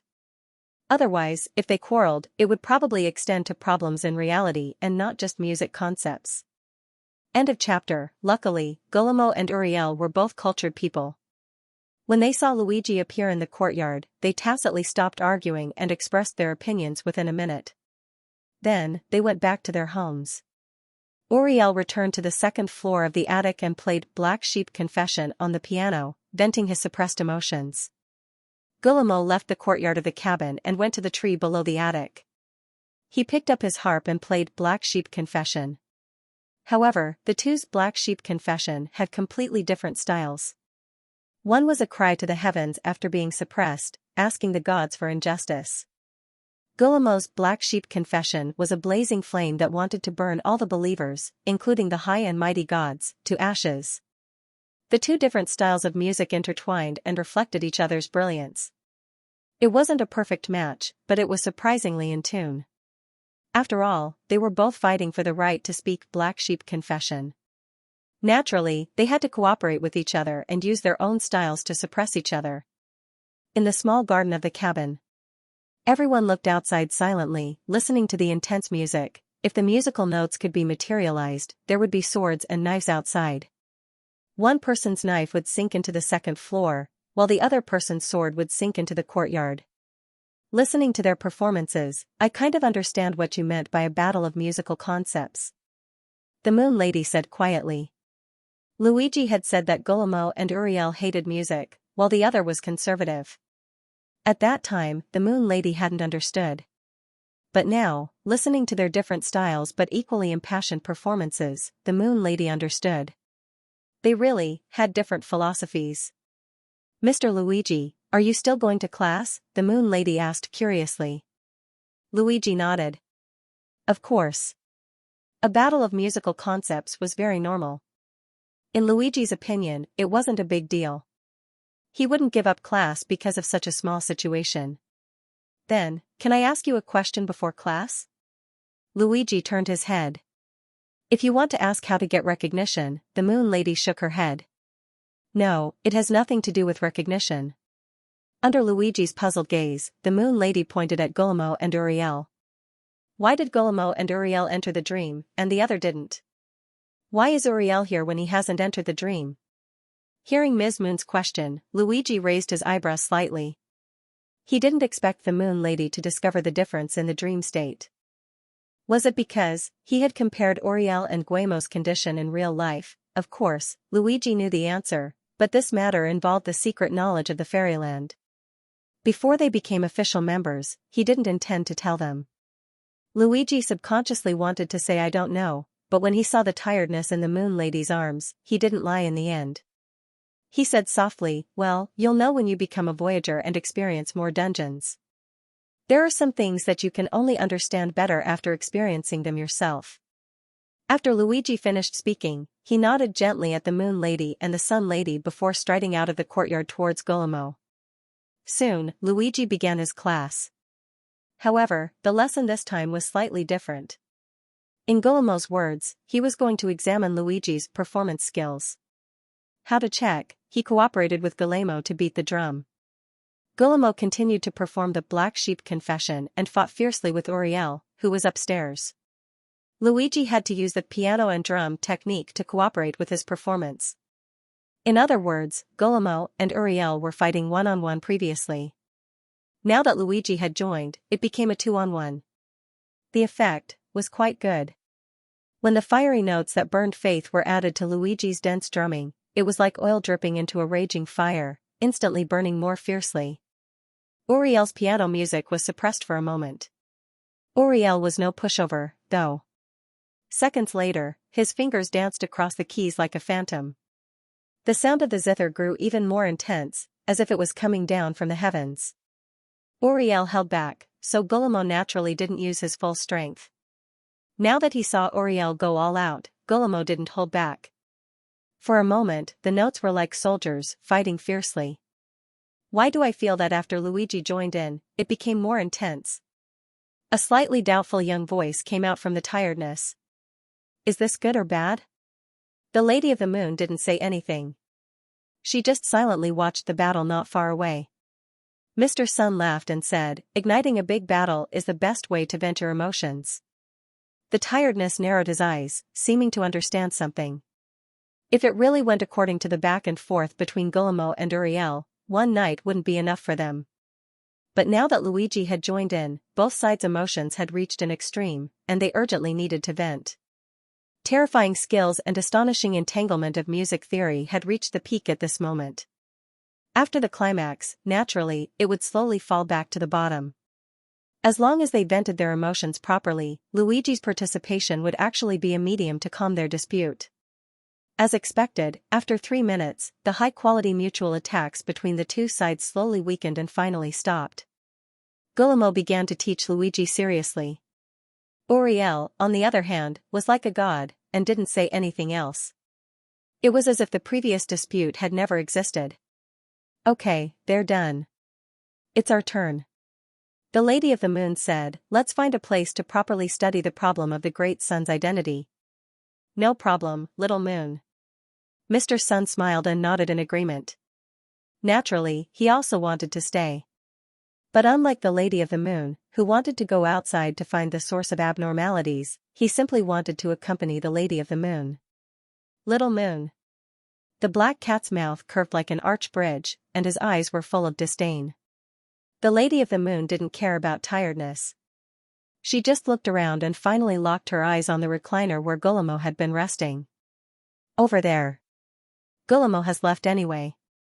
This place is left for us. The black cat looked at the recliner in the distance, his eyes filled with confusion. Just one recliner, how could it be enough? Just as he was thinking, he saw Mr. Sun lying down on it. The Lady of the Moon lay down gracefully beside Mr. Sunday. She even wanted to put tiredness between the two of them. But tiredness was faster than the Lady of the Moon's hand and jumped down. He squatted on the edge of the flower bed near the recliner. Looking at the two people on the small recliner, tiredness felt that his eyes were about to roll to the sky. Fortunately, it was just a static interaction. If it was a dynamic interaction, tiredness felt that not only would Mr. Sun's identity not increase, but even the Lady of the Moon's would probably fall below 60%. Stop rolling your eyes. When we go back, we'll also find you a beautiful little male cat. Tiredness said, no. Don't talk about me. It's time to talk about the main topic. How do you want to increase your identity? My idea is, to impart knowledge, said the Lady of the Moon. Since Luigi could endure learning Guillermo's harp knowledge, he must be thirsty for knowledge. So, they could gain his recognition by imparting knowledge. Mr. Sun asked, what knowledge? The Lady of the Moon said, it can be extraordinary knowledge, or it can be knowledge of music theory. Since Luigi liked art and music so much, the Lady of the Moon felt that they could start with music theory. Mr. Sun? Mr. Sun didn't know anything about music theory. He didn't think he could teach Luigi. But the Lady of the Moon had other plans for this. It doesn't matter. You don't have to know how to teach someone. You just have to read books on music theory. Mr. Sun seemed to understand the Lady of the Moon's idea. He had indeed read books on music theory, but he hadn't read them deliberately. He had just flipped through them by chance. With his terrifying memory and memory reserve, almost all the books that he had casually flipped through had been placed in the depths of his sea of memories. If he wanted to flip through them, he could resurface at any time. As long as he wanted to, he could really write down a few books on music theory from memory. He could even write down quite a few music scores at will. How about he write down a few music scores for Luigi? Soon, 2 hours passed in the blink of an eye. At this time, it was almost dawn in the outside world. At the same time, everyone in the Wonderland instance received a notification from the Wonderland. Please note that Guillermo is about to leave. When this notification appeared, Guillermo would return to reality in an hour at most, or a few minutes at most. In other words, everyone would also leave with Guillermo. After all, the medium through which they entered the dream was Guillermo. The moment Guillermo woke up, they would inevitably wake up as well. After receiving this message, Camillo and Blanche, who were in the journey cabin, immediately stood up. They had been chatting about their speculations about the Wonderland instance. They didn't expect that the conversation would last for so long. Seeing that Guillermo was about to wake up and that their identities hadn't been settled yet, Camillo was a little anxious. He immediately grabbed Blanche and walked out of the journey cabin. Just as Camillo opened the door of the cabin, he happened to see Luigi and the others walking towards them. When Luigi saw Camillo open the door, he even greeted him with a smile. I wanted to come over and look for you, but I didn't expect you to have already come out. Great, then let's talk here. Luigi casually found a tree to lean against, surrounded by the Lady of the Moon and the others. Camillo stole a glance at Mr. Sunday. He didn't know if Mr. Sun had increased his recognition during this period of time. But Mr. Sun's expression was very calm, and Camillo really couldn't see anything, so he could only silently retract his gaze. I've gained a lot today. I really have to thank Mr. Sun for your support. Luigi nodded in Mr. Sun's direction to express his gratitude. Mr. Sun said indifferently, it's good that you like it, sir. Unfortunately, there isn't enough time today. I actually still remember a lot. If I have time next time, I'll write a few more for you. A smile instantly appeared on Luigi's face. Thank you, sir. Mr. Sun glanced at his recognition from the corner of his eyes. When he saw that it jumped again from 60% to 61%, the corners of his mouth couldn't help but curl up. Sure enough, drawing a big picture could also increase his recognition. However, if this big picture couldn't be fulfilled in the future, the recognition would probably drop even more. Therefore, after leaving later, he really had to memorize some music scores. Luigi, now, Guillermo is also leaving, and your recognition has reached 60%. It's time to settle your identities. Camillo was taken aback. 60% recognition? Mr. Sun is also at 60%, although Camillo didn't open his mouth to ask. Luigi saw the doubt in his eyes. Luigi looked at Camillo, and his eyes rolled. He coughed softly, and said, "Let's settle the accounts quickly. Mr. Sun just gave me a few pieces of music scores from the Western continent, and I can't wait to go back and study them." Camillo's eyes lit up when he heard Luigi's words. He seemed to understand why Mr. Sun's recognition increased. If there were no accidents, Mr. Sun relied on gifting music scores to increase his recognition. Did that mean that he could also rely on gifting music scores to increase his recognition and reach the height of a Voyager?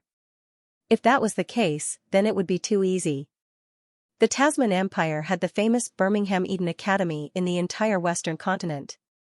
He only needed to walk around the academy, and he would probably be able to get the music scores. Thinking of this, Camillo couldn't help but feel excited. However, the next second, Luigi suddenly said, "As a bard, I like music and poems. I also like to see different scenery and listen to various stories. If only I had the chance to go to the Western continent. Maybe I could see different scenery from the White Sun Mirror region and hear different stories, as well as foreign music and poems." Sigh, why am I telling you all this? I just received the music scores from the Western continent and felt a little emotional. You don't have to worry about it. Luigi said that they didn't care, but his eyes kept glancing at everyone. Even Blanche, a girl who didn't know much about the world, could hear the meaning behind Luigi's words. The others present were all smart and naturally understood what Luigi meant. I'm very knowledgeable about the gossip of the Western continent sorcerer world. I even know some of the gossip of the source world. Ms. Moon smiled and said, "The next time we meet, I'll tell Mr. Luigi. I hope it can provide you with material for your creation." Luigi nodded fiercely. "Thank you in advance, Ms. Moon." Luigi looked at Mr. Sun again. Mr. Sun was silent for a moment. "I also know a little," Luigi thanked him gladly, and his clear eyes looked at Tiredness and Camillo one by one. As for Blanche, Luigi also looked at her, but he didn't care whether Blanche could provide information or not. After all, Blanche didn't need recognition at all to enter and exit the Dream Crystal region at will. End of chapter. Finally, it was time to check their identities. Everyone else's approval rating had reached more than 60%, so they were all calm. However, they were still wondering how they would enter the Wonderland dungeon in the future. This time, they entered together with Blanche. Would they need Blanche as a medium to enter the Wonderland dungeon in the future? Compared to the others, Camillo and Blanche were very nervous. Blanche didn't have an identity information card, nor did she have an identity. Whether she could stay or not in the end depended on this identity settlement. "Luigi, I will now check your identities. Speaking of which, this is my first time checking someone's identity. Don't blame me if something goes wrong." After Luigi finished speaking, his gaze shifted to the top of everyone's head. There was a small magnifying glass there. He used eye movement to open the magnifying glass, and everyone's information was revealed. Sun, approval rating 61%. Moon, approval rating 61%. Camillo, approval rating 69%. Black Cat, approval rating 73%. Luigi was a little surprised when he saw everyone's approval rating. Before everyone gathered, Sun's approval rating was only 60%. But it just increased by 1%? Could it be that the big pie he drew was also counted by the authority of the immortal land? Apart from Sun, Camillo's approval rating also increased by 1%. Luigi did not know when it happened. And fatigue. Its increase was much greater than the others, jumping from 70% to 73%. But Luigi remembered that he did not talk to fatigue at all. Why did fatigue's approval rating increase when he did not talk to it? Moon, who had been holding fatigue, talked to Luigi for a while. But Moon was the only one who did not increase his approval rating. Strange. What's the criterion for the authority of the Wonderland to judge someone's approval rating? Luigi could not figure it out, and he could not find anyone to ask. Even Angor was at a loss now. In the end, he could only put it aside and give up thinking. After making sure everyone's approval met the temporary traveler requirement, Luigi looked at the temporary traveler status in the column Temporary Traveler. Proposed identity, Temporary Traveler. A long journey will always be tiring. At this time, a temporary sojourn is needed. Unlocking this identity requires 60% approval rating. Currently unlocked. Please note that Temporary Traveler is an official identity. You can stay in the immortal land for a long time. But for now, he could only stay in the special immortal realm, Auriel's Choice. In this identity information, the word unlock was highlighted, indicating that it could be touched. When Luigi touched the rune, information about Wonderland immediately popped out. Are you sure you want to make the sun your identity? Yes/no. Please note that when one person's identity is calculated, everyone else's identity will be calculated as well. Luigi clicked yes without hesitation. Although he had settled Sun's identity, Sun did not immediately obtain a new identity. In Luigi's field of vision, the information of Wonderland popped up again, but this time, there was more information. Please draft an identity for the moon. Are you sure you want to use the moon as your identity? Please draft an identity for Camillo. Are you sure you want to use Camilla as your identity? Please be Black Cat Weary. Everyone's identities popped up at the same time. Clearly, Luigi needed to confirm everyone's identities before the calculation would take effect. Luigi already knew what to do. He selected Temporary Traveler one by one and clicked yes. When everyone's identities were confirmed, a torrent of information suddenly descended from the sky like a river that could overturn the heavens. Every inch of Auriel's instance dungeon was tightly packed with information. From Angor's point of view, the entire dungeon was flooded by an enormous amount of information. Even Angor did not dare to touch such an enormous amount of information. He could only watch as the torrent of information washed over Auriel's Wonderland. He didn't dare to touch the information directly. But through Box Ting's eyes, he could see that the basic information in Auriel was being washed away and changed by the new information. He did not know what would happen to Auriel's instance dungeon. But he speculated that the basic information of the instance dungeon was changing because the authority of the Wonderland had created a new instance dungeon to accommodate the new temporary residents. Only a new instance dungeon could accommodate the temporary residents for a long time. Of course, there was no evidence to support this theory. But when the torrent of information washed away, the answer would become clear. On the other hand, the people inside the instance dungeon could not sense the torrent of information at all. In their vision, their surroundings did not change at all. If they had to describe it, it was as if there was a breeze brushing past their cheeks. But the breeze was so light that it did not even move the mist outside the yard. Apart from a slight breeze, there were no other changes. No, something changed. That was the change in their identity information cards. For example, the moon's identity card had changed. Name, Moon.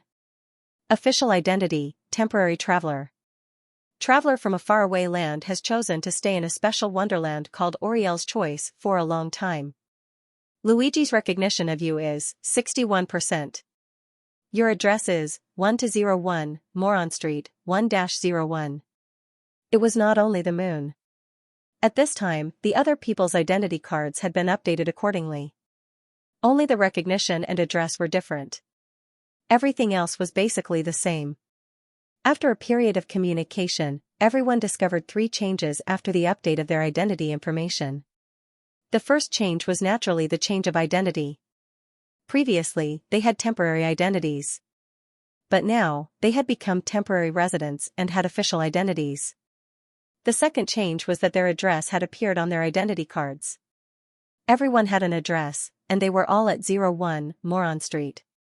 But there were some differences in the house numbers.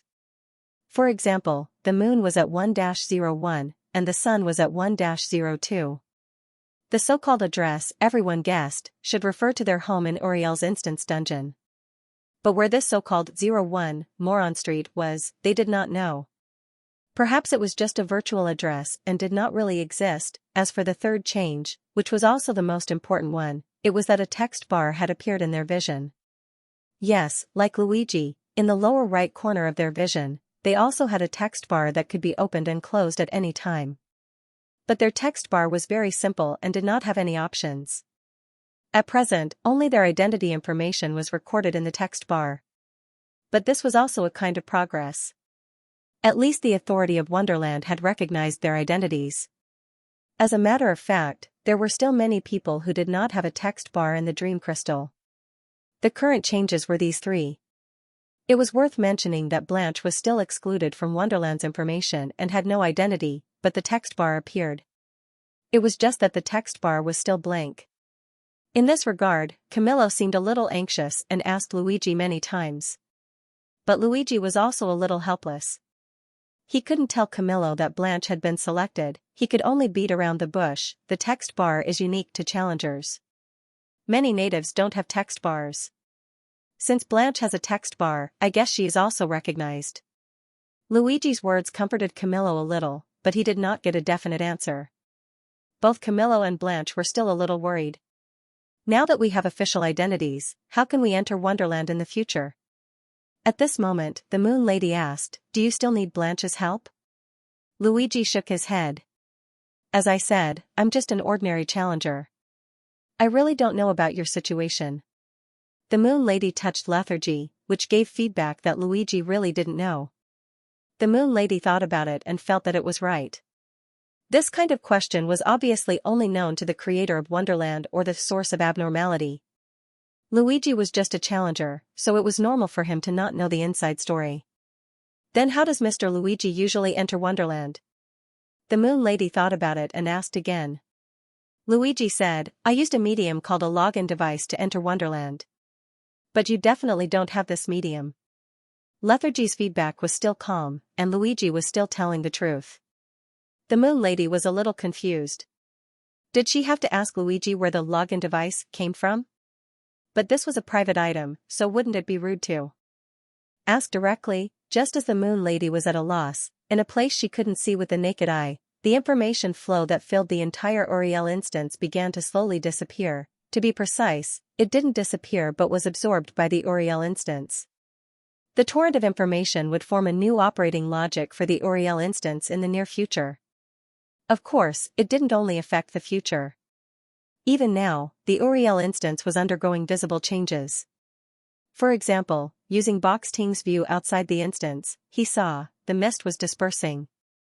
In the place that was previously covered by the thick fog, a 4-story Western-style building appeared. The building was made of bricks and stones, and the exterior was covered with a layer of gray paint. However, most of the paint had fallen off, and the walls looked old and mottled. There were also large patches of wet moss on the walls near the ground floor. Judging from these marks, the building must have been around for quite some time. Although the building looked a little old from the outside, the interior of the building was well maintained. From what he could see, the 8 rooms inside the building were clean and tidy. The walls inside the rooms were also well maintained. There were even different wallpapers pasted on them.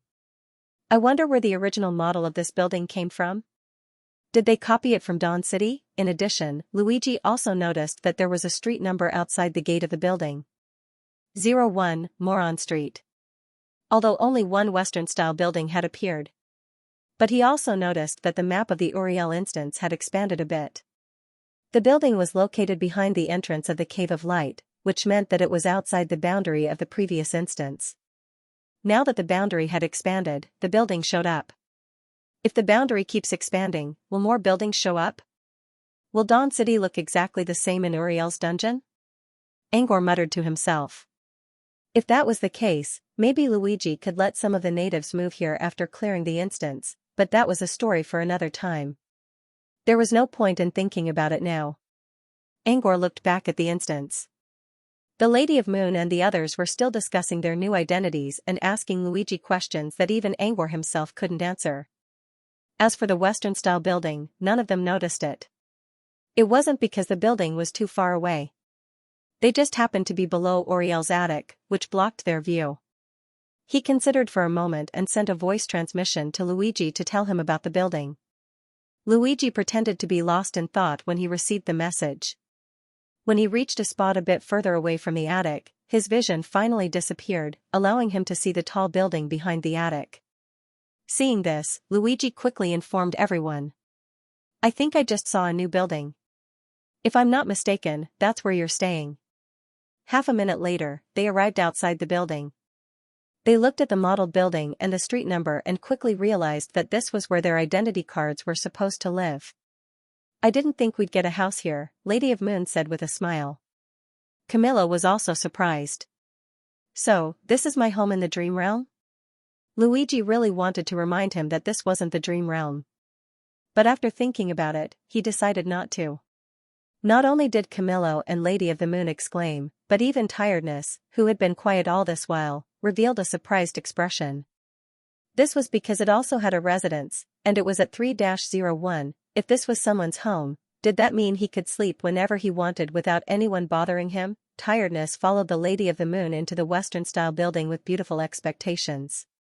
Only the residents of the building were allowed to enter. Even Luigi was blocked by the Western-style building. However, Lady of Moon had the right to invite others in since she was a resident. Following Lady of Moon's invitation, Luigi finally broke through the invisible barrier and entered the building. There were 2 rooms on each floor of the 4-story building, number 01 and number 02 respectively. Lady of Moon's room was 1-01, which was located on the left side of the first floor. Mr. Sun's room was 1-02, which was located on the right side of the first floor. The others' rooms were located on the second or third floor. The 4th floor was empty. Since Lady of Moon's room was the closest to the door, everyone went to her home first. The door was also protected by an unknown energy barrier, which prevented anyone from entering unless they were invited by Lady of Moon. Following Lady of Moon's invitation, everyone entered 1-01. The house was very big, and there were 3 suites inside. There was also some furniture, but the furniture was very simple. Bed, sofa, table. The rest were empty. But the room was clean. Since there was nothing in the room, everyone was ready to leave. But at this moment, Lady of Moon suddenly said, "There's a new message in my text bar. Currently located at residence. Charging is accelerating. Charging has been completed. Charging has been completed." The Moon Lady read out this piece of news, but everyone was confused. What was charging? Why didn't they receive this Wonderland prompt? Just as everyone was guessing, Luigi said, "Look at the Wonderland news in the text bar. Are there any words that are highlighted?" The Moon Lady took a look and nodded. The color of the word charging is a little dark. Luigi's eyes showed an as expected expression, and he immediately taught the Moon Lady how to touch the word charging. You can use eye movement, manual operation, and energy operation to touch the highlighted text bar to get more information. Luigi briefly explained the 3 different operation methods. You should only be able to use manual or eye movement operation at the moment. As for which operation method to use, you can choose according to your preference. After a pause, Luigi looked at the others except for the Moon Lady.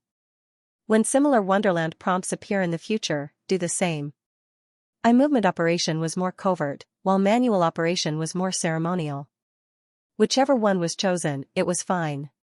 The Moon Lady chose eye movement operation. Compared to ceremonial operation, she still wanted a more convenient operation.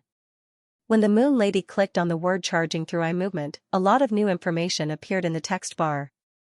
Charging, this is the proof that you can stay in Wonderland. Method, when you are in the special Wonderland Oriel's choice, the charging will automatically start. Charging time, in the residence, you only need to stay for 10 minutes to complete the charging. Outside the residence, you need to stay for 120 minutes to complete the charging. Please note that every time you go online, the charging will be emptied. Only by completing the charging can you continue to log into Wonderland next time. Please note that if the charging is not completed during the time you go online, your travel career will end, and you will be stripped of your temporary traveler status. After the Moon Lady read this information, everyone roughly understood the meaning of charging. Simply put, everyone had a charging pool. Every time they went online, it would automatically start charging, and the charging could be accelerated in their respective residences. Only when the charging pool was full could they continue to log into the Wonderland dungeon next time, or they would be stripped of their temporary traveler status. In everyone's opinion, this was probably a disguised way to increase the time and frequency of being online. You have to be online for at least 10 minutes every time. Otherwise, your login rights will be revoked. As far as Angor was concerned, it had nothing to do with the amount of time spent online.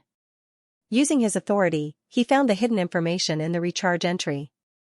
The so-called recharge was actually to help everyone anchor the dream crystal. The living beings of the White Sun Mirror realm could enter the dream crystallization realm through the login device.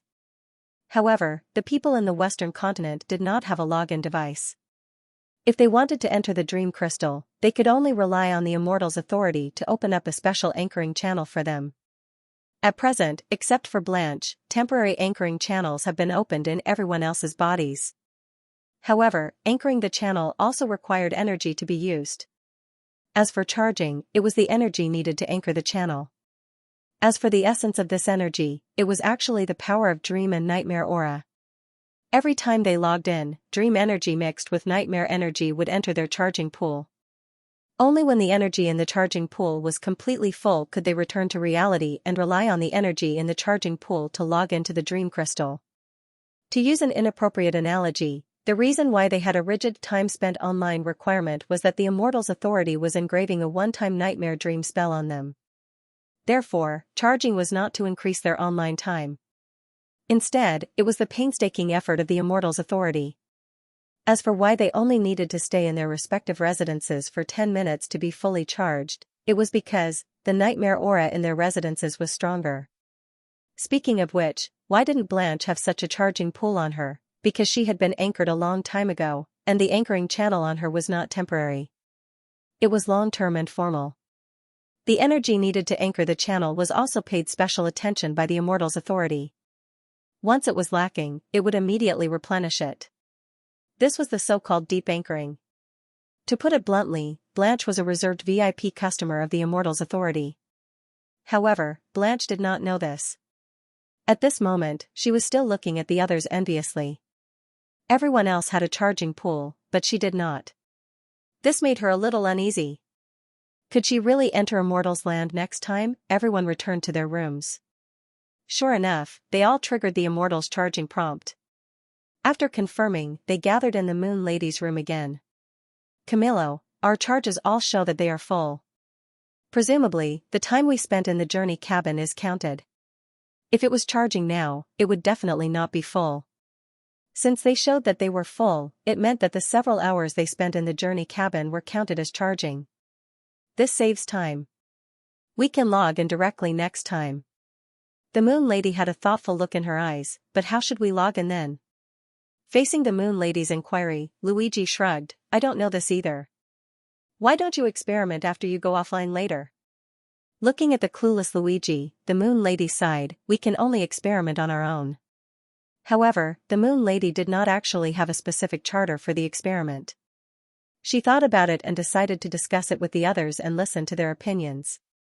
However, before she could speak, she saw Luigi raise his eyebrows and said, I received a prompt from Immortal's Land, saying, today's reward course is over. In other words, Golemo has left. The moment he said that, Luigi looked up at everyone and found that their figures were slowly fading. Obviously, with Golemo's departure, the medium channel they left on Golemo was about to shatter. Seeing this, the Moon Lady and Mr. Sun could only accept it, although they were a little helpless.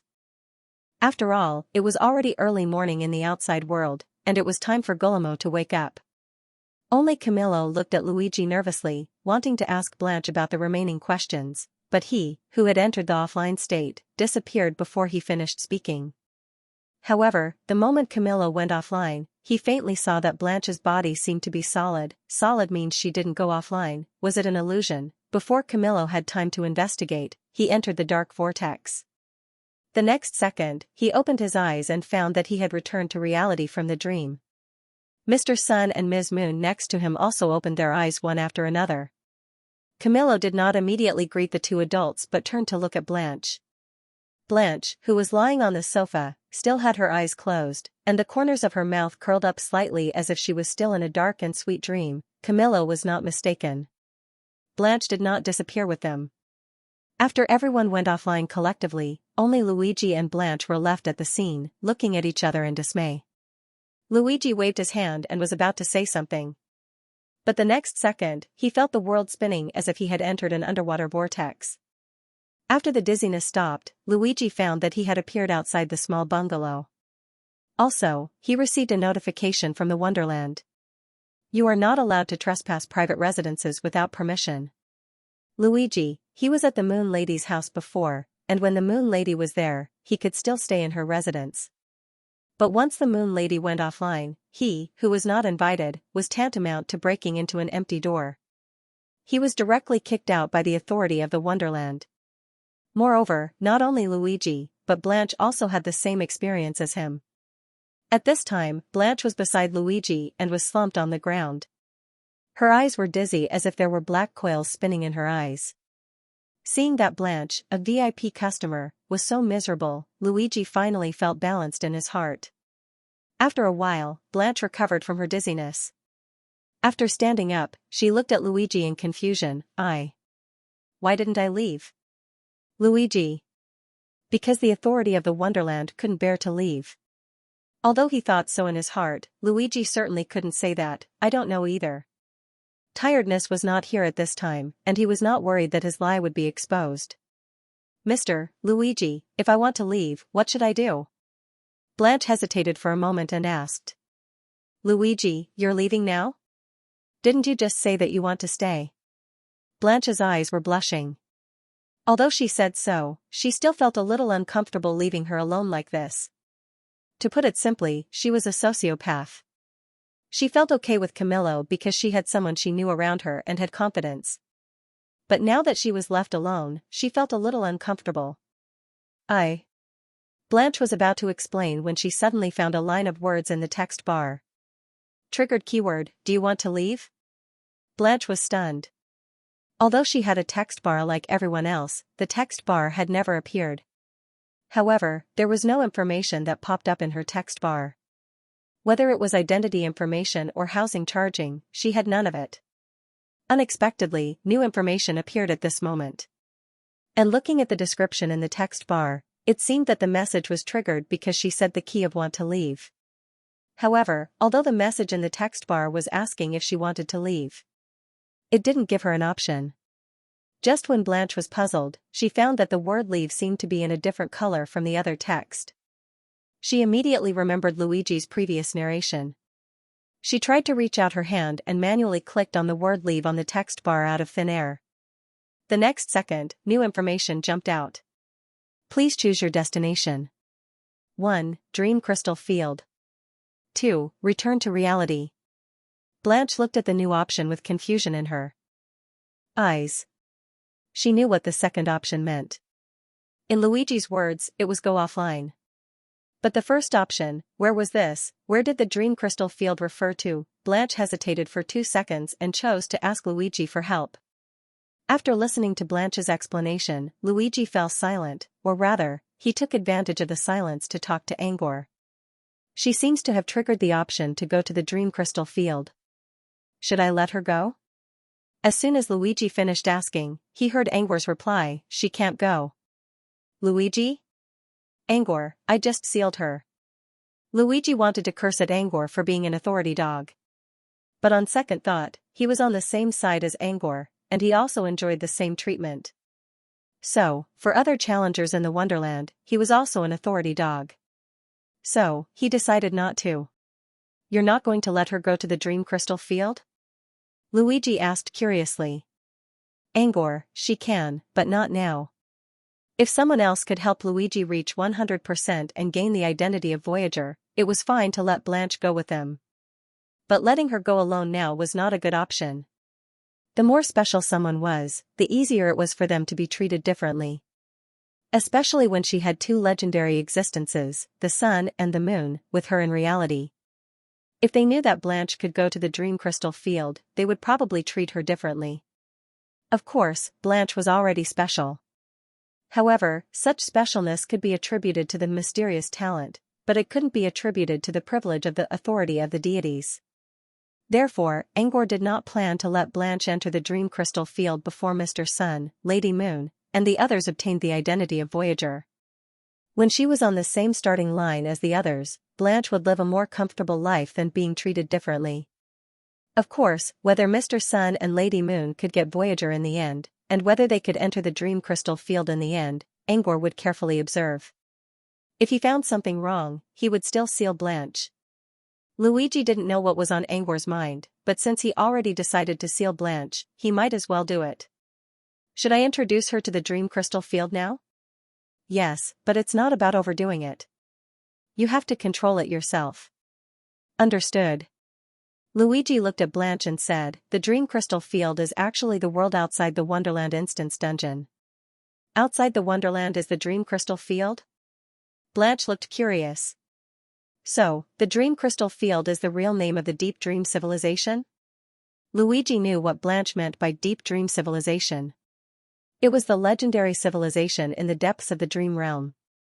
He didn't know if such a civilization existed, but the deep dream civilization definitely had nothing to do with the dream crystal field. However, Luigi didn't explain it to Blanche. Instead, he gave an ambiguous answer. I don't know whether it is or not. Maybe you can only confirm it if you see it for yourself. End of chapter. Is the dream crystal plane the deep dream civilization? Luigi's answer was that he didn't know. Blanche believed in this because most of the time, it was difficult for people in it to perceive the uniqueness of their surroundings.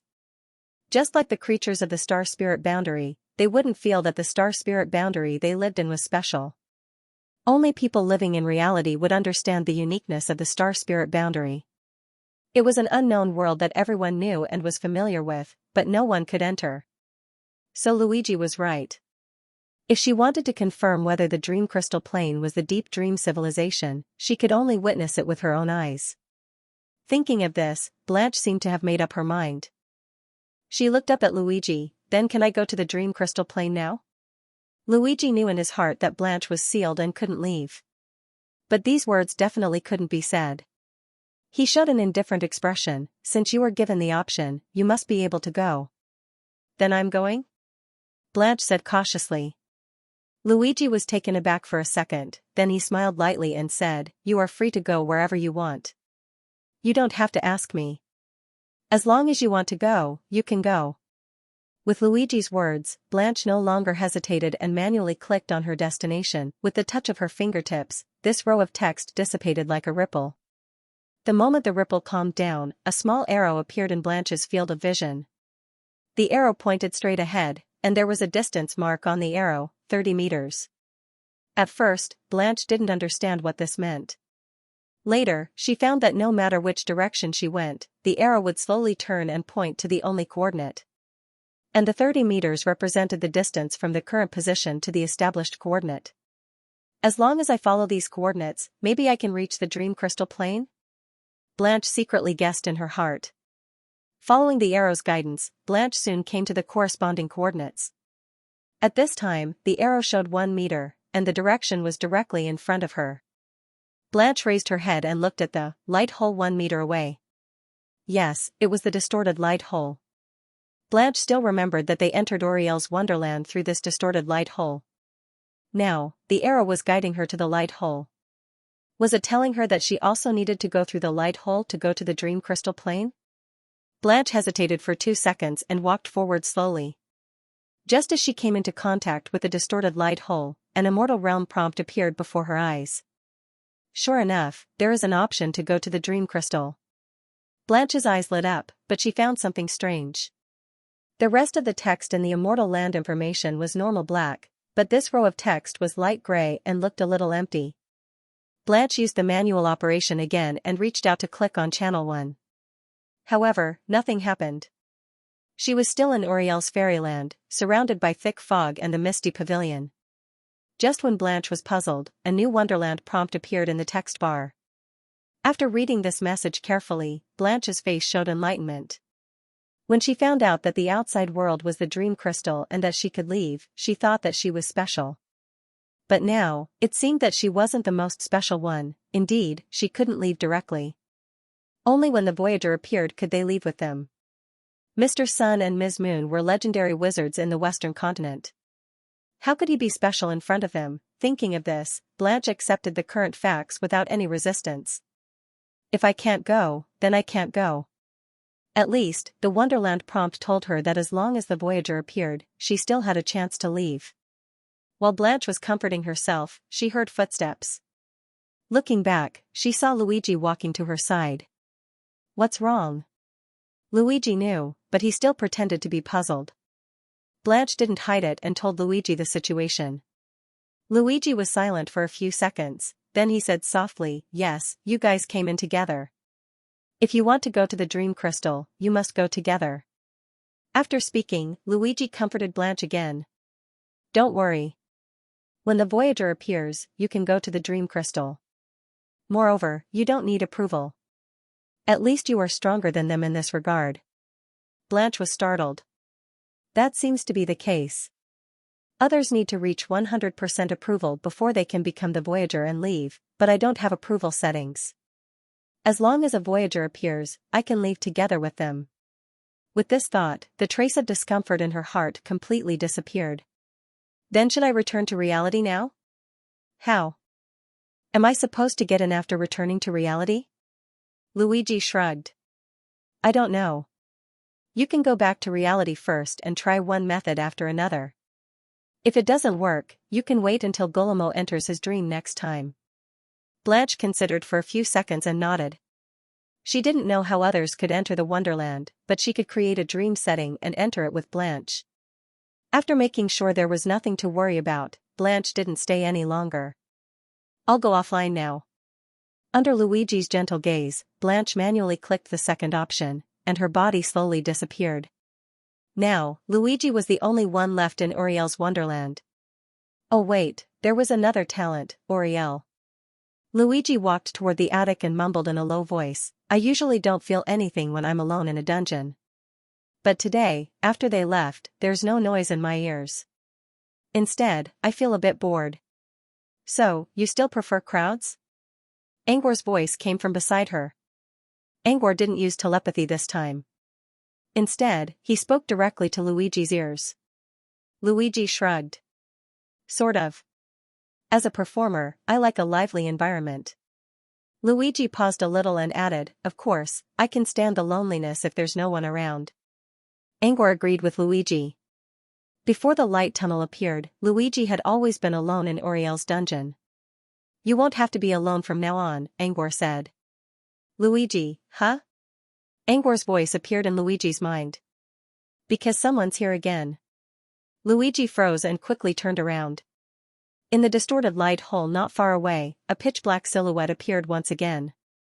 A second later, a man walked out of the tunnel. It was Camillo, who just logged off not long ago. They're online already? Luigi was surprised. He was going to ask Angor about how they could enter the Dream Crystal without a login device.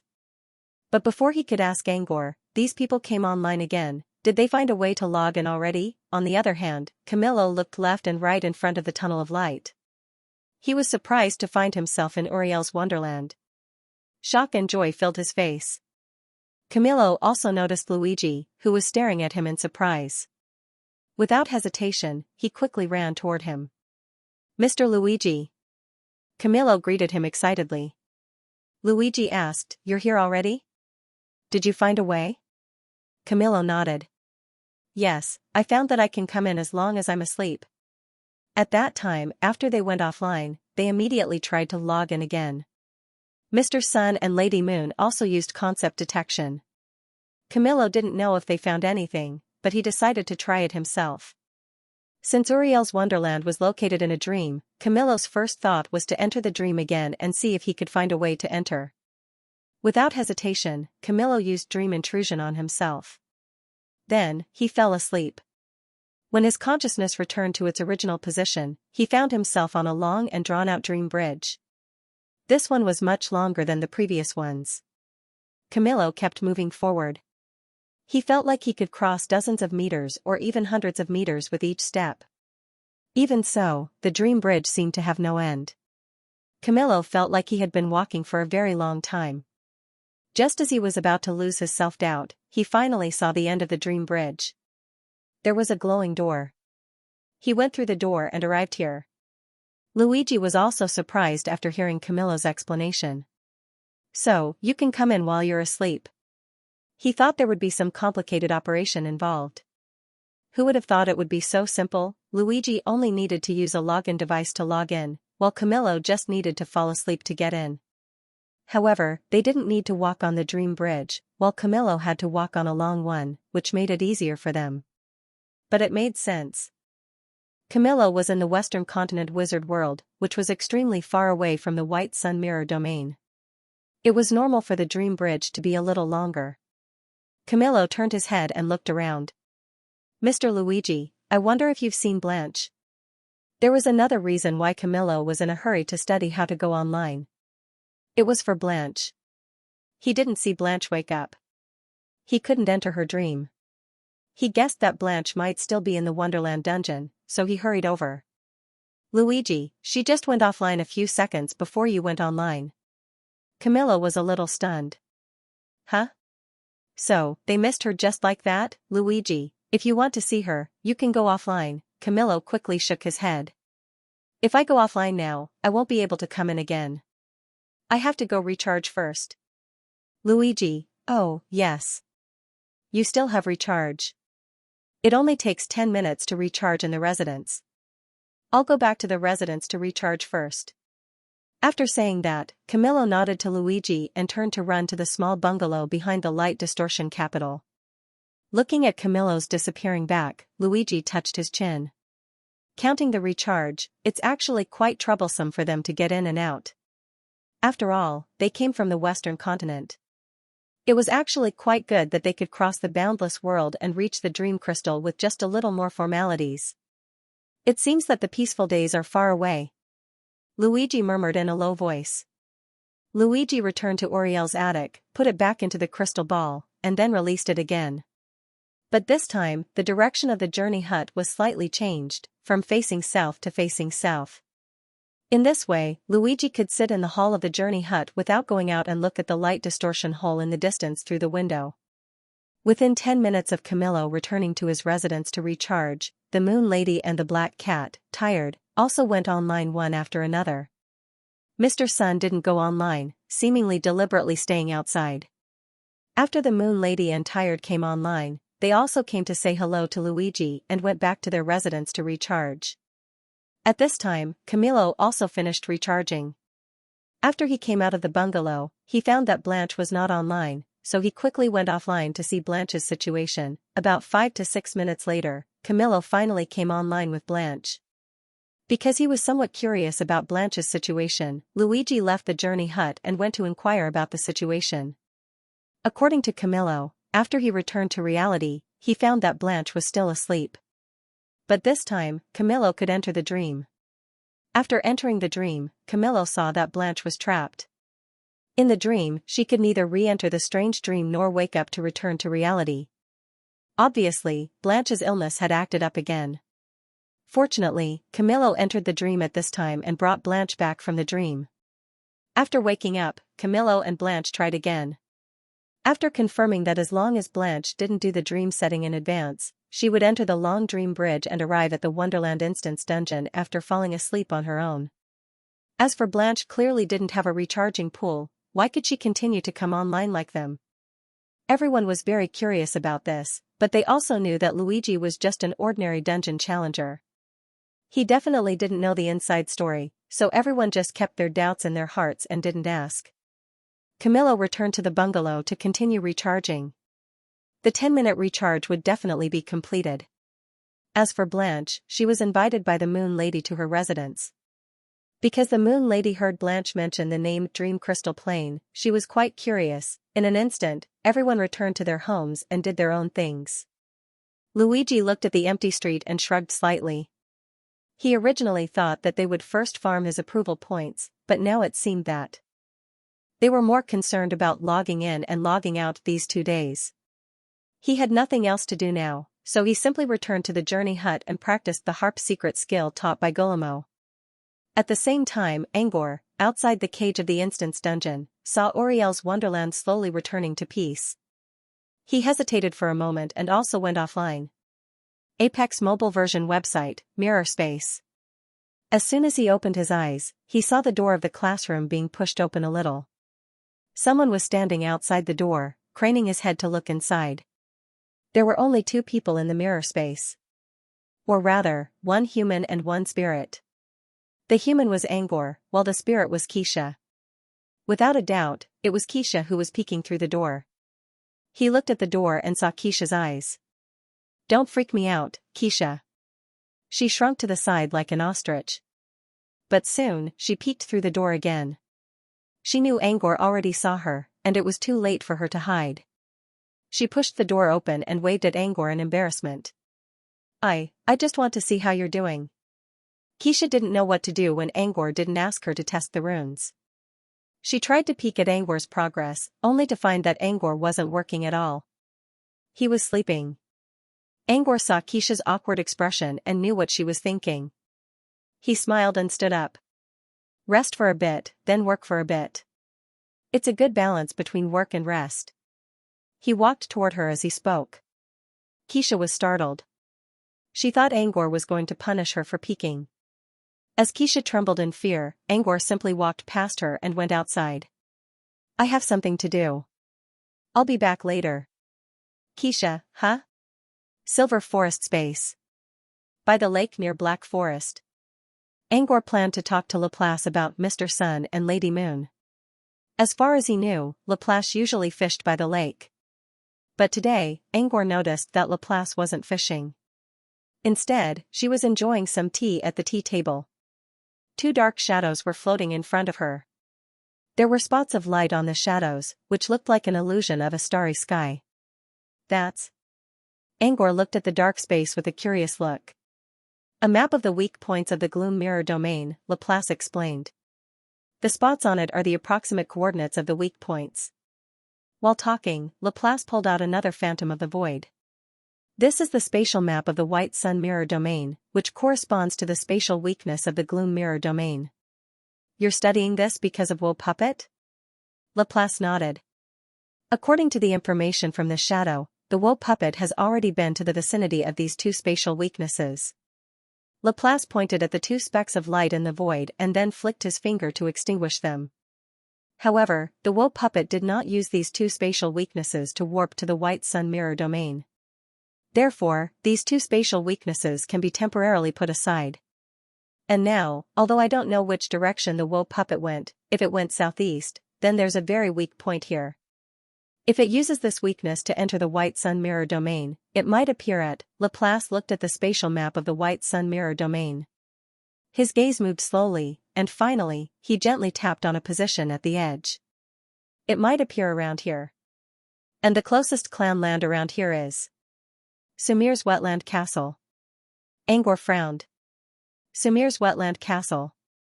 That's the clan land of the Holy-Eyed clan, Goodalee's home?" Laplace nodded. "Yes. Because Gleipnir calculated that the Woe Puppet has a certain probability to warp to Sumir's Wetland Castle, she asked me to help her recalculate to see if she was wrong. So far, her calculations are correct." Gleipnir and Goodalees were best friends, so when she sensed that the Sumir Wetland Castle might face a disaster, she also panicked a little. Angor could understand why. He considered for a moment before saying, "The Woe Puppet might not go to that spatial weakness." "About 1 in 8, said Laplace. "Even if we do, we won't be able to get out of that weak spot.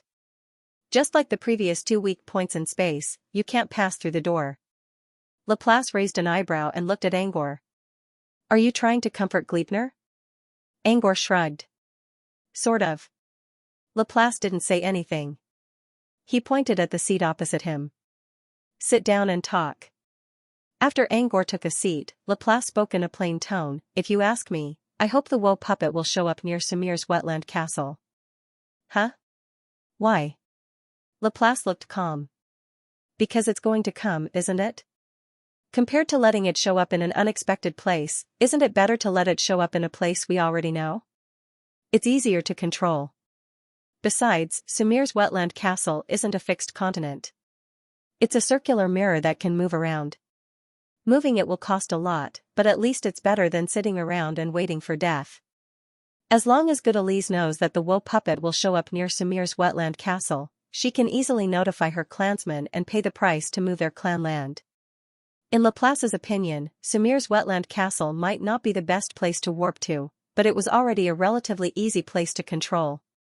Angor considered Laplace's idea and realized that it made sense. Having a controllable place was better than having no control at all. What about Gleipnir's response? Angor asked out of curiosity. What can they say? They'll accept it, of course. As far as Laplace knew, Good Elise had already arranged for the relocation of Sumir's wetland castle. At the same time, he began to set up a control in the vicinity. If the wool puppet really appeared, he would use the control to guide the direction of the wool puppet. As for where to, somewhere far away, beyond Angor's mental boundary. Speaking of which, since they've already set up their controls, they'll need a lot of logins. We don't need that much right now, but we'll need more in the near future. Laplace glanced at Angor. Angor pondered for a moment and nodded. I see. He still needed to deal with the zombie crystals in the next 2 days. After all, Datubi was still helping him. If he could solve the problem as soon as possible, he would. If he couldn't do it in 2 days, Angor would take a break and deal with the logins first. Seeing Angor's expression, Laplace considered and said, the current logins will last for a long time. Don't worry. Angor knew that Laplace didn't want him to feel too much pressure. He was willing to accept Laplace's kindness. He smiled and nodded. Laplace didn't continue to talk about this issue. Instead, he changed the topic and said, you didn't come all of a sudden just to talk to me about the deployment, right? Angor nodded. I do have something to talk to you about. What is it? Laplace looked at Angor curiously. Usually, when Angor came looking for her, it couldn't be something simple. It's like this. Not long ago, Luigi received a random event in Uriel's dungeon. Angor didn't hide anything and told Laplace everything that happened in Uriel's dungeon from beginning to end. Laplace was stunned when she heard Angor's story. She expected Angor to come to her for something serious, but she didn't expect it to be something so serious. In Laplace's opinion, it was something very serious. It involved 2 legendary wizards, Mr. Sun and Lady Moon, who were famous on the Western continent. Laplace even felt that Angor's story was too calm. She had been a legendary wizard for thousands of years. She knew how terrifying legendary existences were. Yet Angor simply told her that 2 legendary wizards traveled through the mist of time and arrived at Uriel's wonderland. Laplace had to admit that she admired Angor's calmness. But Laplace also understood. Angor was a wizard who didn't know much about legendary wizards. It was normal that he didn't know much about them. Laplace, what do you want to say about this? Nothing. I'm just thinking that Mr. Sun and Lady Moon will come to Uriel's wonderland again in the future.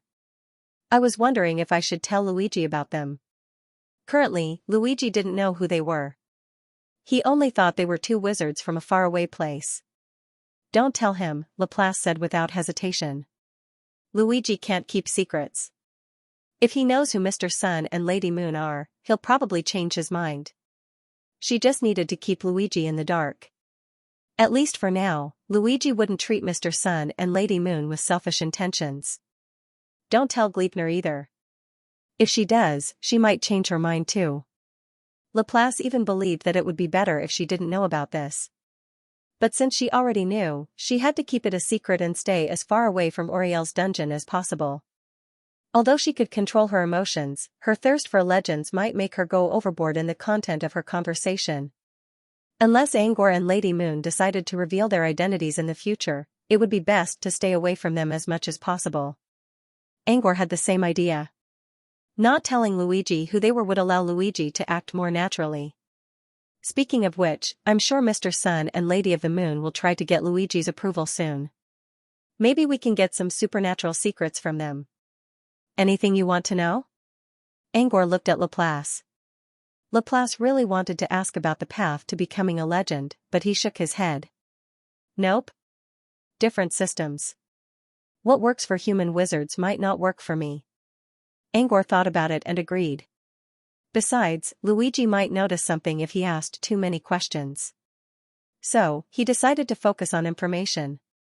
With that thought in mind, Angor prepared to bid farewell to Laplace.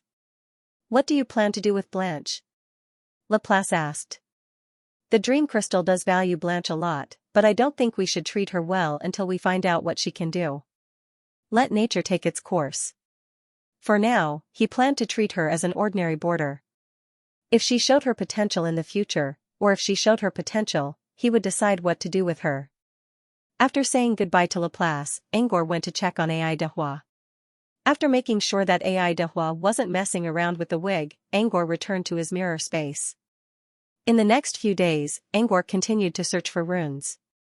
There were so many runes recorded in the book that it would take him several months to sort them all out. Fortunately, Angor had a target in mind. He had to seal his spirit twice, both physically and mentally. Now that he had a target, he found the runes much faster than before. Time passed. Morning, afternoon, Angor finally looked up from his desk when the last rays of the evening sun shone on the world outside. There were over 100 runes in front of him. These runes were all found according to the Haunted House rune and Spirit Spawning rune. The Haunted House runes could restrict Xianxia's movements and slow down her soul energy dissipation, which meant hard control. The Spirit Spawning runes could make Xianxia lose herself in an environment similar to her mother, which would greatly reduce her soul energy dissipation, which meant soft control. The runes Angor was looking for had to combine hard control and soft control together. These hundreds of runes were the result of Angor's hard work for a whole day. After making sure the runes were correct, Angor called Xianxia over without hesitation. When Xianxia came to the classroom and saw dozens of desks filled with rune scrolls, she was surprised. Angor only tested a few or a dozen scrolls before, and now there were over 100 of them. Although Xianxia felt that it was a little exaggerated, she was also very happy. According to Angor, all the scrolls in the classroom would belong to her after she finished the test. The Spirit Spawning rune already made her obsessed. If there were other similar runes here, she would make a fortune. At least it would bring some light to her boring spirit life. Come on, one by one. I'll warn you first. Don't get too addicted. Even if you do, pay attention to how fast your soul energy dissipates, Angor warned. Xianxia nodded and looked at a rune on the far left desk. This is a spirit rune. They say it allows the soul to sense the source of one's soul energy. Angor explained. Of course, this was only a superficial effect. The real effect of the rune was to trap the soul within a certain range by using the spirit spawn to attract the soul. This rune was not only effective on souls, but also on undead creatures. It could create a soul trap similar to a circle prison. Vertex mobile version website, Xianxia's spiritual body was as light as a feather. With the help of a gentle breeze, she floated gently in the air. His bare feet touched the leather scroll of the spiritual origin magic pattern. Her soul energy instantly activated the scroll.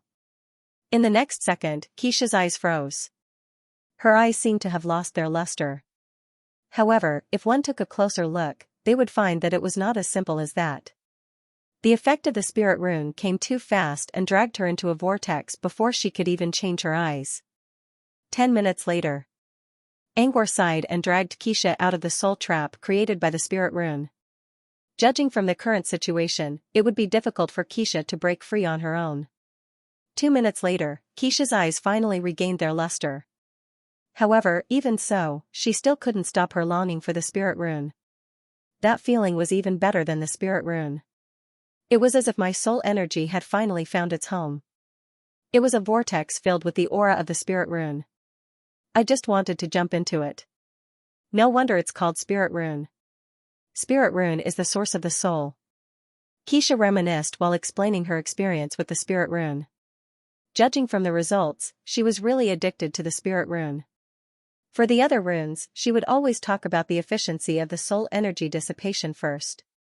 In the end, Xianxia felt a chill down her spine when Angor stared at her so intensely that she finally remembered her original intention of experience testing. He coughed twice, and hurriedly said, although I'm indeed a little obsessed, I didn't forget to observe the dissipation of soul power. From the looks of it, there is indeed dissipation, and the speed of dissipation is slightly better than the spiritual mageweth. If the spirit rune's soul energy dissipation rate was 100 per minute, then the spirit rune's soul energy dissipation rate would be 50 per minute. Overall, there was an improvement, albeit not by much. However, compared to the runes he drew in the beginning, which would cost him thousands or even tens of thousands of runes per second, this one worked much better. Also, since the soul energy dissipation rate was decreasing, it meant Angor was going in the right direction. Not only did he need to control the soul energy, but he also needed to control the soul energy. I see. Let's move on to the other runes then. Xianxia nodded and glanced at the spiritual origin magic runes with reluctance in her eyes. However, at the thought that these magic patterns would belong to her after the evaluation, she felt much better. By then, she would be able to use them for as long as she wanted. The second Mageweth was called the Lost Mageweth, which was also a combination of hard and soft control. It would make one feel as if they were in a fog, unable to find their way forward. However, the Mageweth was more prominent in its controlling effect, and its control over the mind was slightly weaker. It only weakened the soul's desire to find an exit. In this test, Xianxia was clearly much better. The evaluation was completed in just 2 minutes. His comment was, "It's better than the Haunted House rune, but not as good as the Spirit-bearing rune."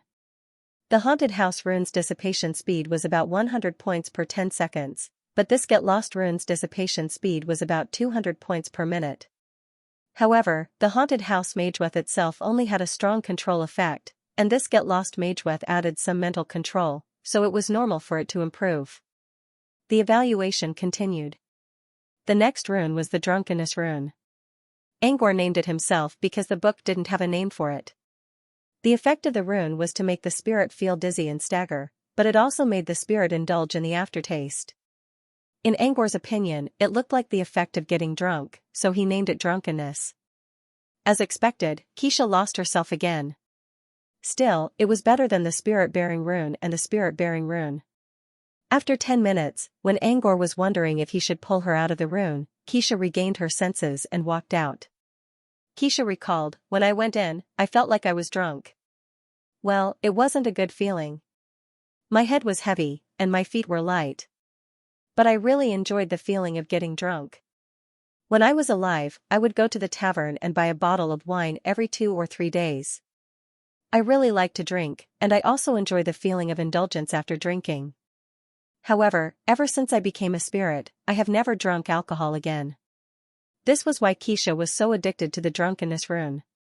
She often got drunk when she was alive, so she already had a set of measures to deal with the dizziness. This was why she was able to get out of the rune on her own after 10 minutes of drunkenness. The Drunkenness rune is stronger than the Spirit-bearing rune, but not as good as the Spirit-bearing rune. Xianxia concluded the evaluation, and finally added, "However, if I had to choose one of the 3 Mageweths, I would choose the Drunken Mageweth." So this was the self-cultivation of a drunkard. Angor glanced at Xianxia. Adults never choose. They want everything. Xianxia froze for 2 seconds and laughed. "Yeah, I almost forgot. I don't need to choose. They're all mine in the end." He nodded and pointed at the runes on the table. "Keep going. I hope you can break free on your own from now on. Don't need me to save you." "I'll try," Xianxia said. The next runes included Cloud Rune, 5 Tones Rune, Mind Rune, Hymn Rune. There were more than 90 runes, and it took Xianxia nearly 5 hours to finish them. What was worth mentioning was that Xianxia had almost broken free from the Mageweths with her own strength. There were a few that needed Angor's help, but he didn't do much. There was even a rune called Mind Rune, which was similar to an enhanced spirit-bearing rune, and it also had the effect of a Haunted House rune. Angor thought Xianxia would get addicted to the runes, but she managed to break free on her own.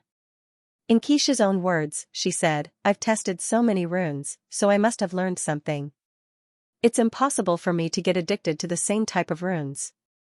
In John's words, the same trick couldn't be used on a Saint Seiya twice. Anyway, Xianxia was quite proud of her achievement. But soon, she was slapped in the face. Angor said that Xianxia almost got out of the runes on her own. He used almost instead of almost because Xianxia failed on one of the runes. This particular rune had the same effect as the previous one. Xianxia even managed to get out of the previous one on her own. It was Taowu rune. Its corresponding Mageweth was the Drunken Mageweth that Xianxia had previously evaluated. Judging from the name, Xianxia knew that Angor came up with it himself. This rune was even better than Drunken Rune, which could make a spirit fall into a drunken slumber. It could be said to be a similar type of mageweth to the drunkenness mageweth. Xianxia slapped herself in the face on this rune so that she wouldn't be defeated by the same trick. However, she failed on Tawu rune. Xianxia stayed on the rune for 15 minutes. Angor couldn't stand it anymore, so he pulled her out. When she came back to her senses, she seemed to have thought of something, and her face turned red and white. In the end, she sighed helplessly. She always walked by the river, and her shoes would get wet eventually. She managed to get out of Drunken Rune and proudly claimed that it was the result of her training when she was still alive. But Tawu rune, she couldn't take it anymore. It made sense. Xianxia often got drunk when she was still alive, and she couldn't wake up in a short time after getting drunk. Those who did wake up were usually in a half-drunk state. Anyway, Xianxia's progress was much faster after she was slapped in the face by her own words. She tried her best to keep up with Angor, and she would leave as soon as she sensed any sign of addiction. Back to the main topic, more than half of the mageweths tested had a slower rate of dissipation of soul power than the gestation mageweth. Once again, this proved that Yin alone couldn't grow, and Yang alone couldn't grow. Angor had to use both hard and soft methods to slow down or even completely stop the soul energy dissipation. However, it was still a pity that there were no mageweths that could completely stop the dissipation of soul power among the 90-odd mageweths. The most effective one was the Tawu rune that kept Xianxia in an intoxicated state. It was about 10 times stronger than the spirit summoning rune. It could dissipate 100 soul energy in 10 minutes. At this moment, it was already dawn. Of course, it didn't matter to Xianxia whether it was dawn or not. Angor's original plan was to solve the problem today. If he couldn't do it today, he would have to put it aside for now.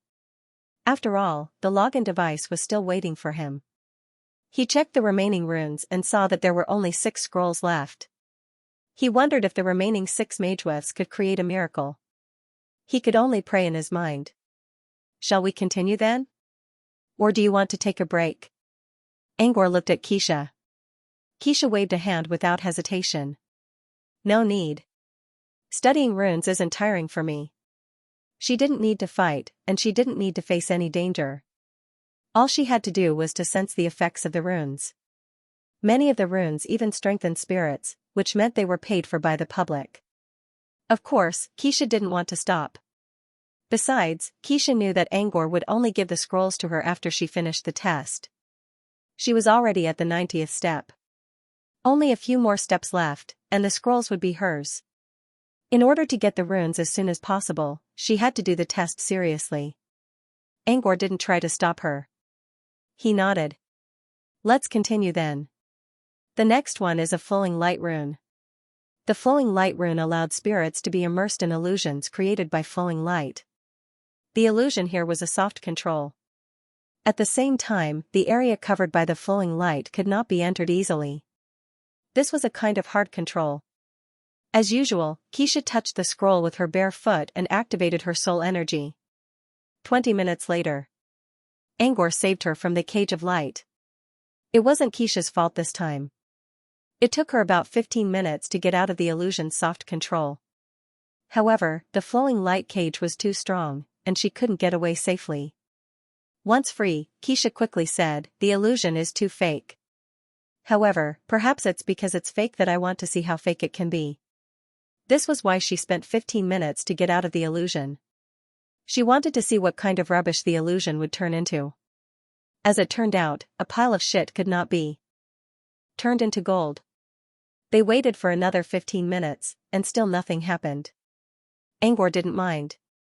After all, he didn't make up the illusion in the light cage. It was based on the underlying logic of runes, which was naturally created. If it was an illusion created by Angor, he was confident that even 10 Xianxia together couldn't get out of the cage. She might not even be able to tell whether the illusion was real or not.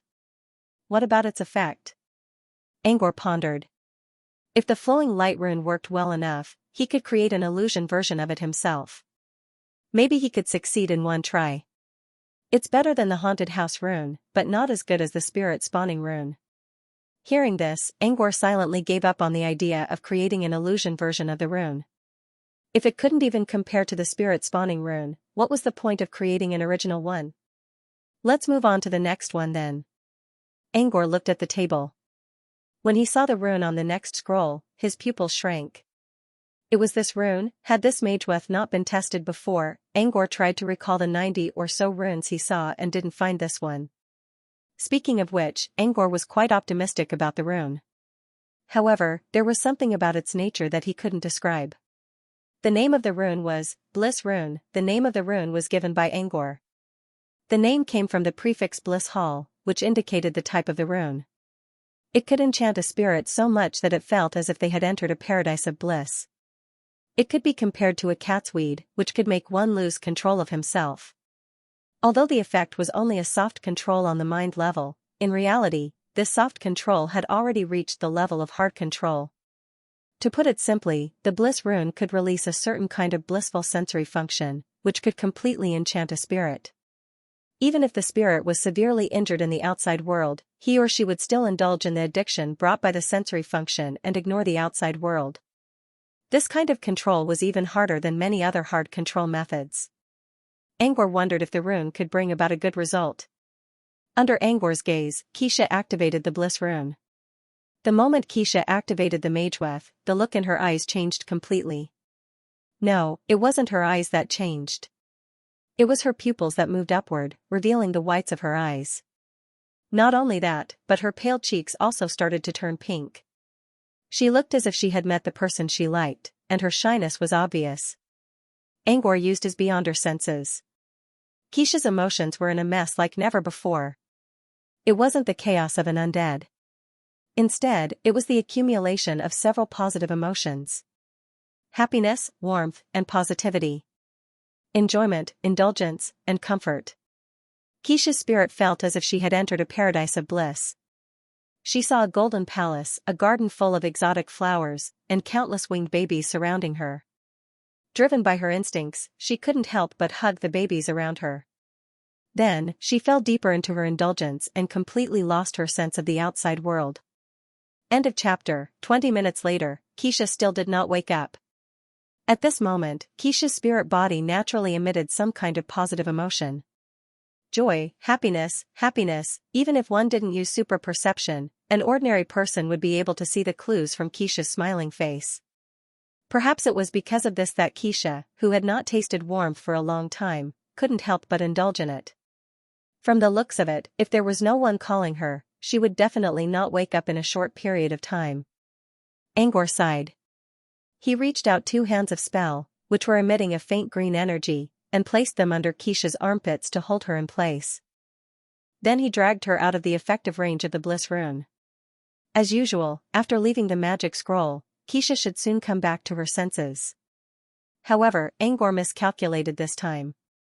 Even after leaving the Bliss Rune, Xianxia still seemed to be immersed in the extreme happiness. Her spirit body collapsed on the floor of the classroom and did not wake up for a long time. Judging from the reaction of her spirit body and ultra-perception, Xianxia already knew that she was out of the effective range of the Bliss Rune. However, the effect of the Bliss Rune did not end immediately after leaving its effective range. The lingering sound could last for 3 days without stopping.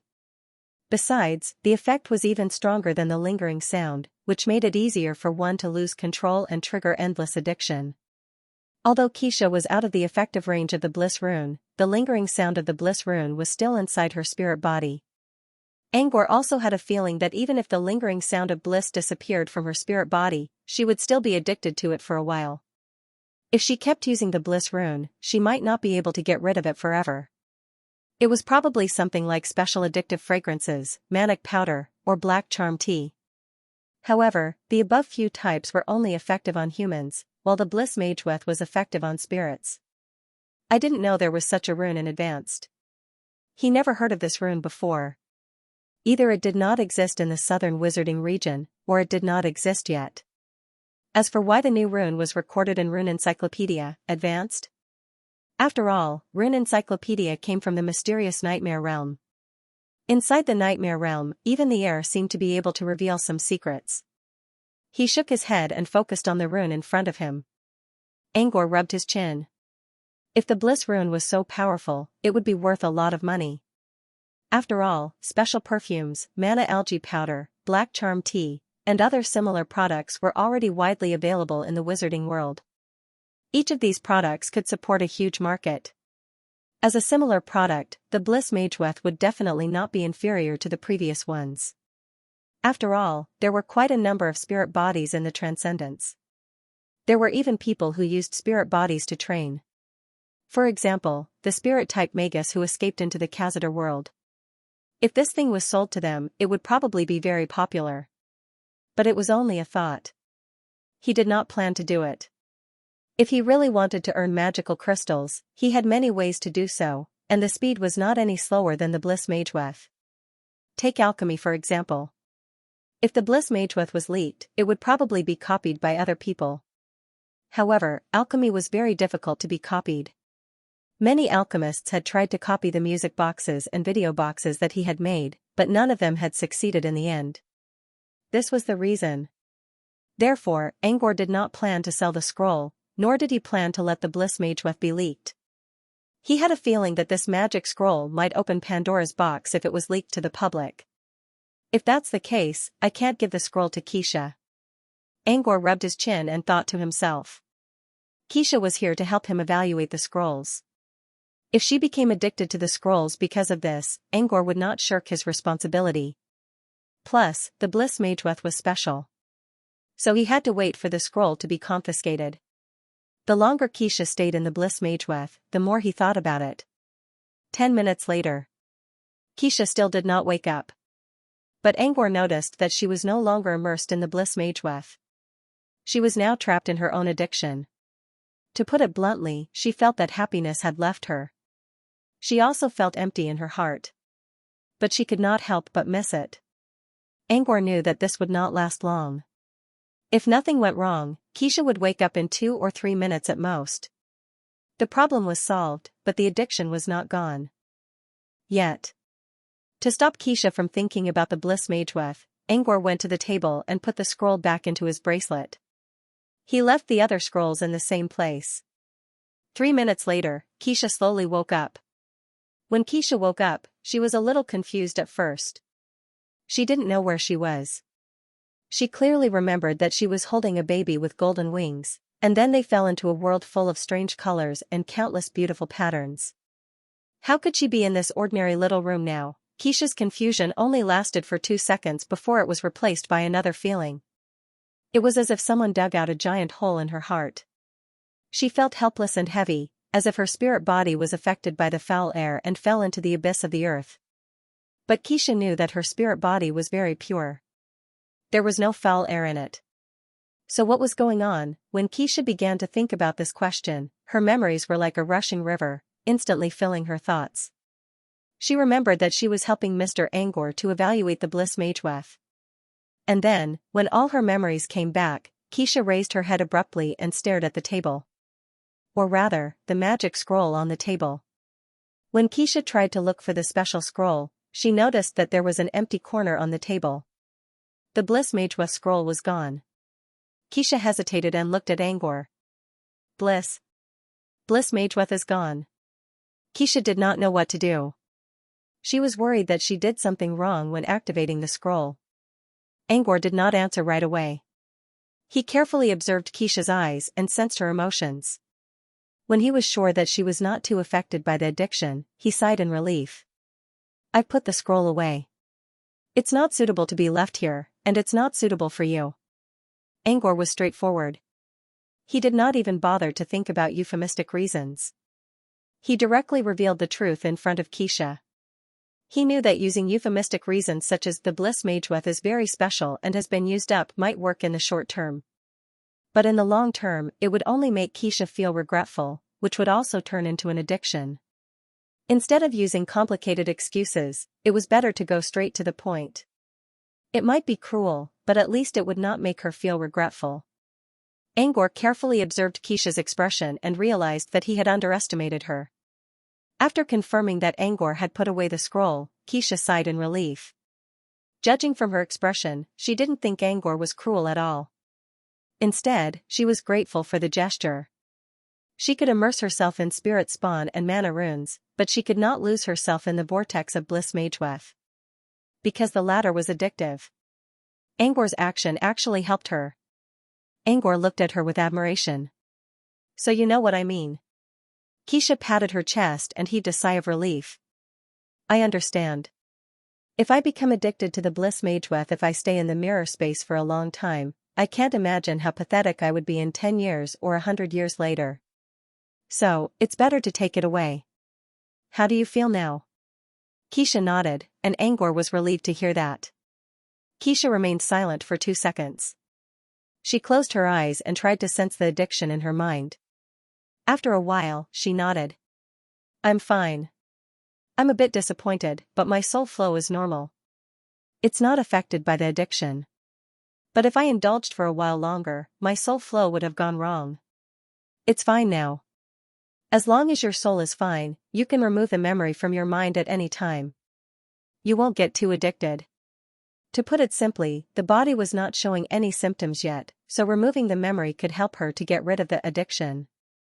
It would also cause her to be weak for a while, but at least it would not leave too big of a flaw.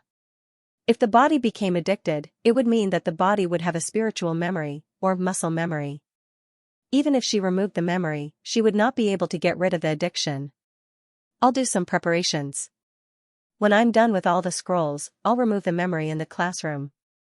After that, I'll be weak for 2 days and won't be able to test runes for you, sir. But I should be fine in 2 days. Xianxia was in such a hurry to remove the memory because she was afraid that she would not be able to leave the classroom. Being indecisive would only lead to trouble. That was why she asked Angor to keep an eye on her. Angor nodded. All right. This is related to the test, and I can't get away from it. When you erase your memories, I'll help you look after your spirit body. Xianxia nodded. Thank you, sir. Angor asked, back to the topic. What's the result of your test? Can the bliss rune affect the dissipation of your soul energy? Xianxia was still immersed in the addiction. She hesitated for a long time before she stammered, After stuttering for a while, Xianxia lowered her head and muttered in a voice as soft as a mosquito, I forgot to do the test. Angor did not know what to say. Angor looked at Xianxia's guilty face and sighed in his mind to show that he understood. After all, the mana algae powder and black charm tea were highly sought after in the world of spirits. It was not easy to maintain one's sense of self in the bliss vortex. But there was a problem. Xianxia had already experienced the bliss rune once, and she almost became addicted. If she did it again, she would be pushing her into a pit of hell. But the bliss rune failed again. She needed to do another test. Maybe he should find a new soul for the test, but could other souls really maintain their sense of self in the bliss vortex? Xianxia suddenly spoke up, I forgot to do the test, but it's okay. I remember the total amount of soul energy I had before I tested the bliss rune. I just need to subtract the remaining amount of soul energy I used to recover my soul energy and compare it with the initial amount. Then I'll be able to determine the degree of dissipation. With that, Xianxia excitedly asked Angor how much time had passed since the bliss rune test ended. Angor understood Xianxia's meaning. It was a simple question about the fluctuation of soul energy. He did not check the time strictly, but he did have a good grasp of the time. It took me 20 minutes and 11 seconds to drag you out of the bliss rune. After that, you woke up after 14 minutes and 27 seconds. Now, it's 41 minutes and 50 seconds since the test began. While Xianxia was calculating in her mind, Angor explained the number. A moment later, Xianxia looked up in confusion. Something's wrong? Angor looked at her in confusion. What's wrong? What's wrong? Xianxia scratched her head and said in disbelief, I subtracted the amount of soul energy I used to recover my soul energy and compared it with the total amount. But, the total amount did not increase or decrease. When Xianxia said this, she subconsciously made a swallowing motion, although she couldn't swallow her saliva. She looked up at Angor and said, when I was inside the bliss rune, I didn't feel any soul energy escaping. In other words, Xianxia's eyes widened. Mister, I think, that's the rune you're looking for. Angor was a little surprised by what he heard. He slowly sank into his thoughts. An hour later. Xianxia removed her memory about the bliss rune. By now, she had completely lost the feeling of being addicted to the bliss rune. Even if Angor told her about the bliss rune, she would not get addicted again. Therefore, Angor told her about the bliss rune again. This was Xianxia's own request. After removing the bliss rune from her memory, she felt that she had lost part of her memory. After all, she was the one who removed it. If he didn't explain to her which memories were removed and why, based on her personality, she would probably continue to delve deeper into it. Xianxia used the shadow stone. Angor gave her a brief description of the bliss rune.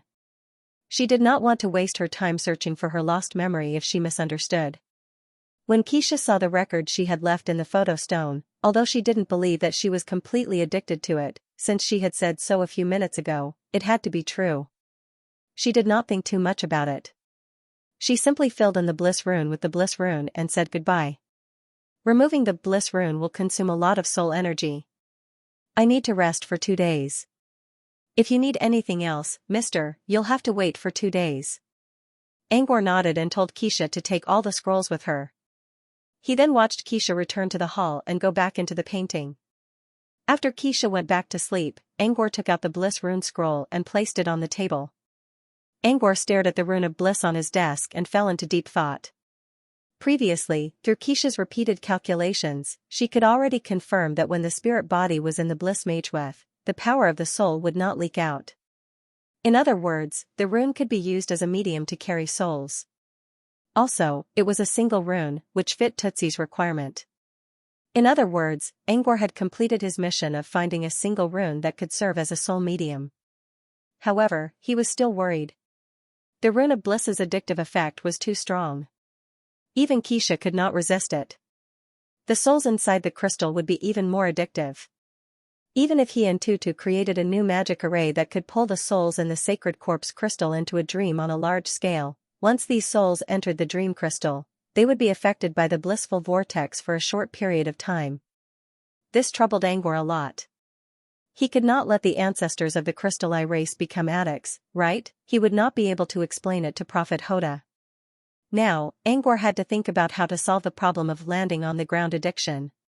He thought for a while and still could not come up with a good idea. Unless, he did not use the rune of bliss as a medium. But he was not sure if he could find a new rune in a short time. Half an hour later, Angor sighed and decided to visit Tootsie first. At the very least, he should first tell Dudubai the news of finding the carrier medium and ask Dudubai if there is a solution. With that in mind, Angor slowly closed his eyes. Dream Crystal, Silver Coral Island. Angor appeared on the Sunshine Coast.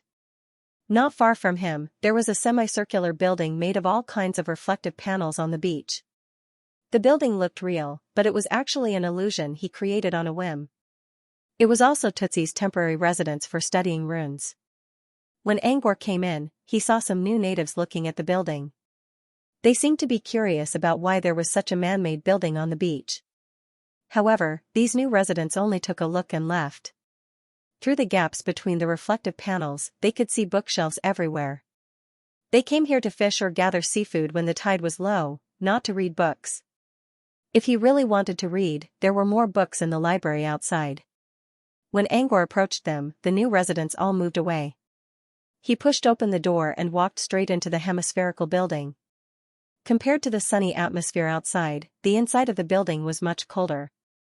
In the center of the bookshelves was an oval space with tables and chairs. Dudubai was sitting at the table, bent over the table and writing quickly. All kinds of draft papers were piled up around him. Even the ground was a mess, covered with crumpled paper balls. It was worth mentioning that the draft paper used by Toot Toot was actually composed of illusion nodes. Even though he didn't pay much attention to the paper, he still managed to gather a lot of information from the feedback of the illusion nodes. However, Angor did not understand. After all, these were not official writings, but drafts that Toot Toot had casually recorded. Also, Toot Toot had a unique way of writing down notes. Angor couldn't really understand them. He could only make out the outlines of several universal words. Dudubai also heard the footsteps, but he didn't care at all. Recently, there were more people on the beach, and people often looked in. Occasionally, people would even enter the building to take a look. However, Dudu was covered by the fog illusion. Even if these people came in, they would not be able to see him, let alone come to his side, so Dudu did not care too much.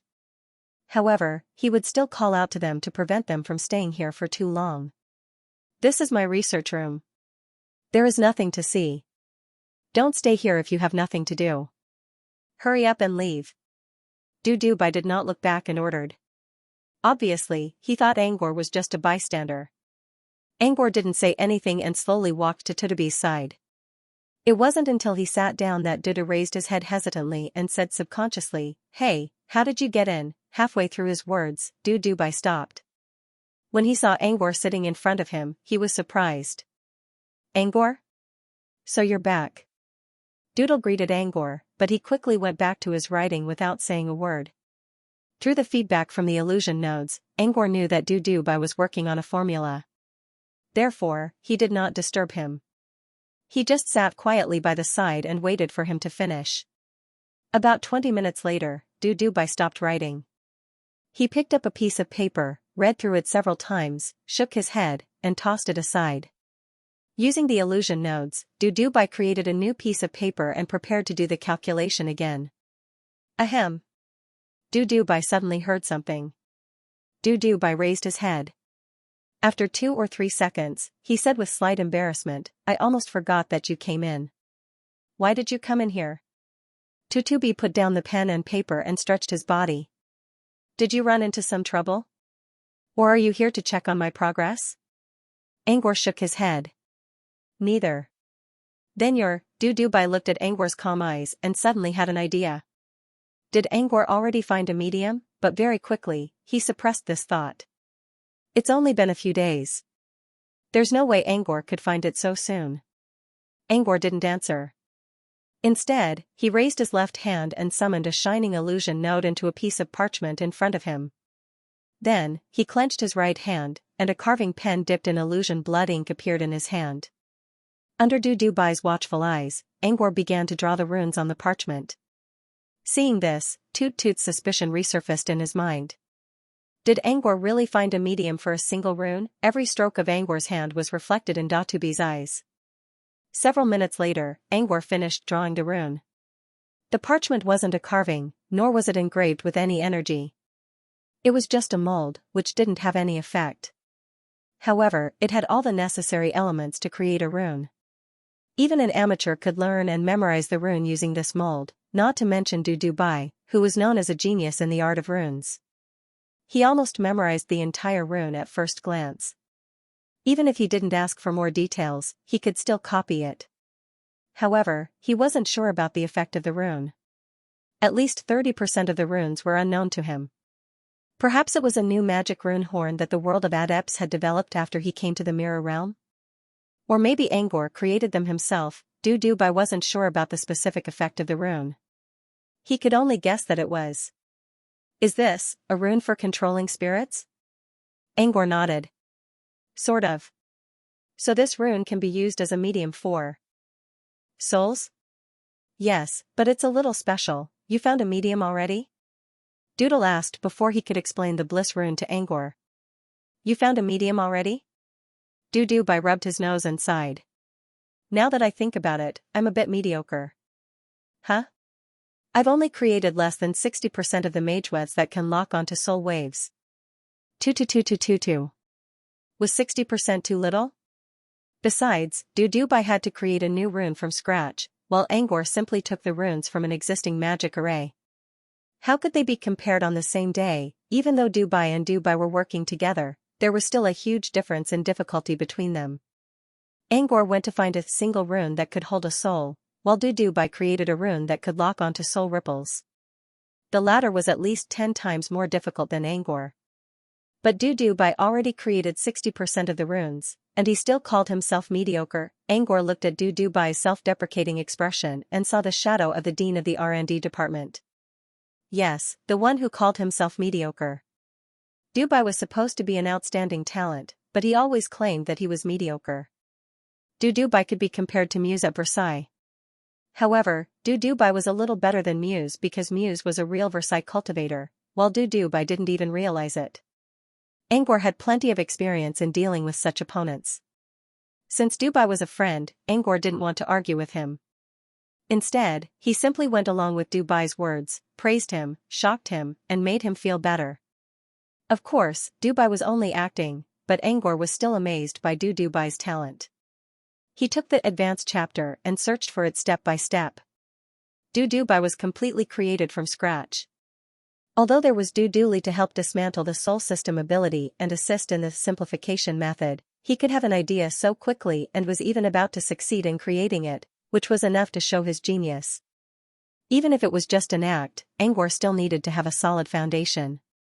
Otherwise, he wouldn't be able to pull it off. After the mutual shock was over, Angor finally got down to business. This rune is called Bliss. Angor briefly told Dubai about the Bliss rune. He emphasized the result of the test, as well as the powerful side effect of addiction. Anyway, it can be used as a medium to carry souls. But I feel that all souls carried by this rune will more or less get addicted to it for a short time. Angor sighed. That's troubling me. Dubai understood Angor's concern. As far as Dubai was concerned, this addiction was not a big deal. It would go away in a few days. Dubai didn't mind it, but others couldn't. Those who could survive the addiction were usually people with strong minds. If they were slightly unbalanced, a small addiction could turn into a major demon. This was what worried him the most. Angor looked at Dubai. I've been thinking about it for a long time, but I can't think of a solution. I just want to see if you can help me solve this problem. Or, should I go and find a new soul medium? Dubai waved a hand. No need. It's not that easy to find a soul medium for a single rune. Since we found one, we'll use this one first. As for the side effect, it's hard to solve it. Even if we can, it won't be able to carry souls anymore. Although Dubai had not tried it himself, he could guess that the reason why the Bliss Mageweth could prevent the soul power from dissipating was because the soul and body had fallen into the whirlpool of bliss and could not extricate themselves. Both soft and hard control were used to the extreme, and only then did the soul power stop dissipating. However, once the problem of addiction was solved, it would be equivalent to cutting off the pleasure of bliss. When the time came, the spirit body would sink into it and not be able to feel the vortex of bliss, and the power of the soul would probably dissipate again. Therefore, it would be difficult to solve the problem completely. After explaining the importance of addiction to the bliss rune, Dubai suddenly changed his tone. I can't solve the problem, but I can find a way to avoid it. Huh? Did he just come up with a way to avoid the spell? Angor spent half an hour trying to figure out how to solve the problem, but he still couldn't find a solution. But Toby didn't even need to think about it. Did it mean that Toby had found a way to avoid it? So this was what it meant to be a runemaster. No wonder Dubai was a runemaster who single-handedly supported an entire family. It's simple. It's like how Xianxia erased her own memories. I can add a few corners of the rune that can remove external memories to the rune that I created that can lock onto soul waves in a certain direction. Even if the soul inside the crystal is affected by the bliss addiction, they will forget about it as long as I remove their memories, just like Xianxia. She might even be better than Xianxia after her memories were erased. This was because after Xianxia's memories were removed, if there was no way to fill in this blank memory, she would go into a dead end and search for her lost memories. However, the souls within the sacred corpse crystals had been in hibernation for many years. To them, their external memories were blank. The additional memories of their addiction would be directly removed, and it would not affect their nature. Dubai looked proud. What do you think? Easy, right? Easy, Angor muttered. If so, why didn't he think of it before? Because, it wasn't that he didn't have the courage to think about it. How to add an effect of removing external memories to an established magic array? If Angor had to answer, his answer would probably be, find a rune that could remove memories and put it into the original magic array. Under such circumstances, the magic array would definitely become more complicated. After all, with each additional Mageweth, the mana array would become larger and more complicated, and there would also be more problems. If something went wrong, Angor would have to deal with it as he saw fit. This was Angor's answer. It could solve the problem, but it could also create problems. It was a reasonable answer. However, Dudubai's answer was not to add any mageweth, but to add the effect of memory removal to the original mageweth that could lock onto soul waves. Adding a compound effect to the same mageweth already sounded ridiculous. What was even more outrageous was that the original mageweth that could lock onto soul fluctuations was an original mageweth created by Tutu. In other words, Tutsi was going to create a compound effect rune on top of the existing one. This was completely ridiculous. In the eyes of laymen, the solution given by Dudubai sounded very simple at first glance. However, upon further investigation, one would realize that apart from the top prodigies of the mageweth lineage, who else could achieve such a feat? It was not that Angor couldn't think of it, but he didn't even dare to think about it. This was something that only a runemaster could think of, and it was something he couldn't do for now. Angor looked at Tutsi. Will it be difficult to add a memory removal effect to the original rune? Tutsi looked at Angor in confusion. Difficult? Seeing Angor's curious look, Tutsi considered and said, well, it'll be harder than the original rune. But I haven't created my original rune yet, right? Because of that, the original rune is still a half-finished product. It'll be much easier to add some other effects on top of it. For example, when you finished writing a novel and were about to publish it, you suddenly thought of adding a romantic scene for the main character. You couldn't figure out which plot to insert such a scene even if you racked your brains. After all, you already finished your novel. The plot and story were one. Adding a romantic scene would cause serious problems between the plot and the main character.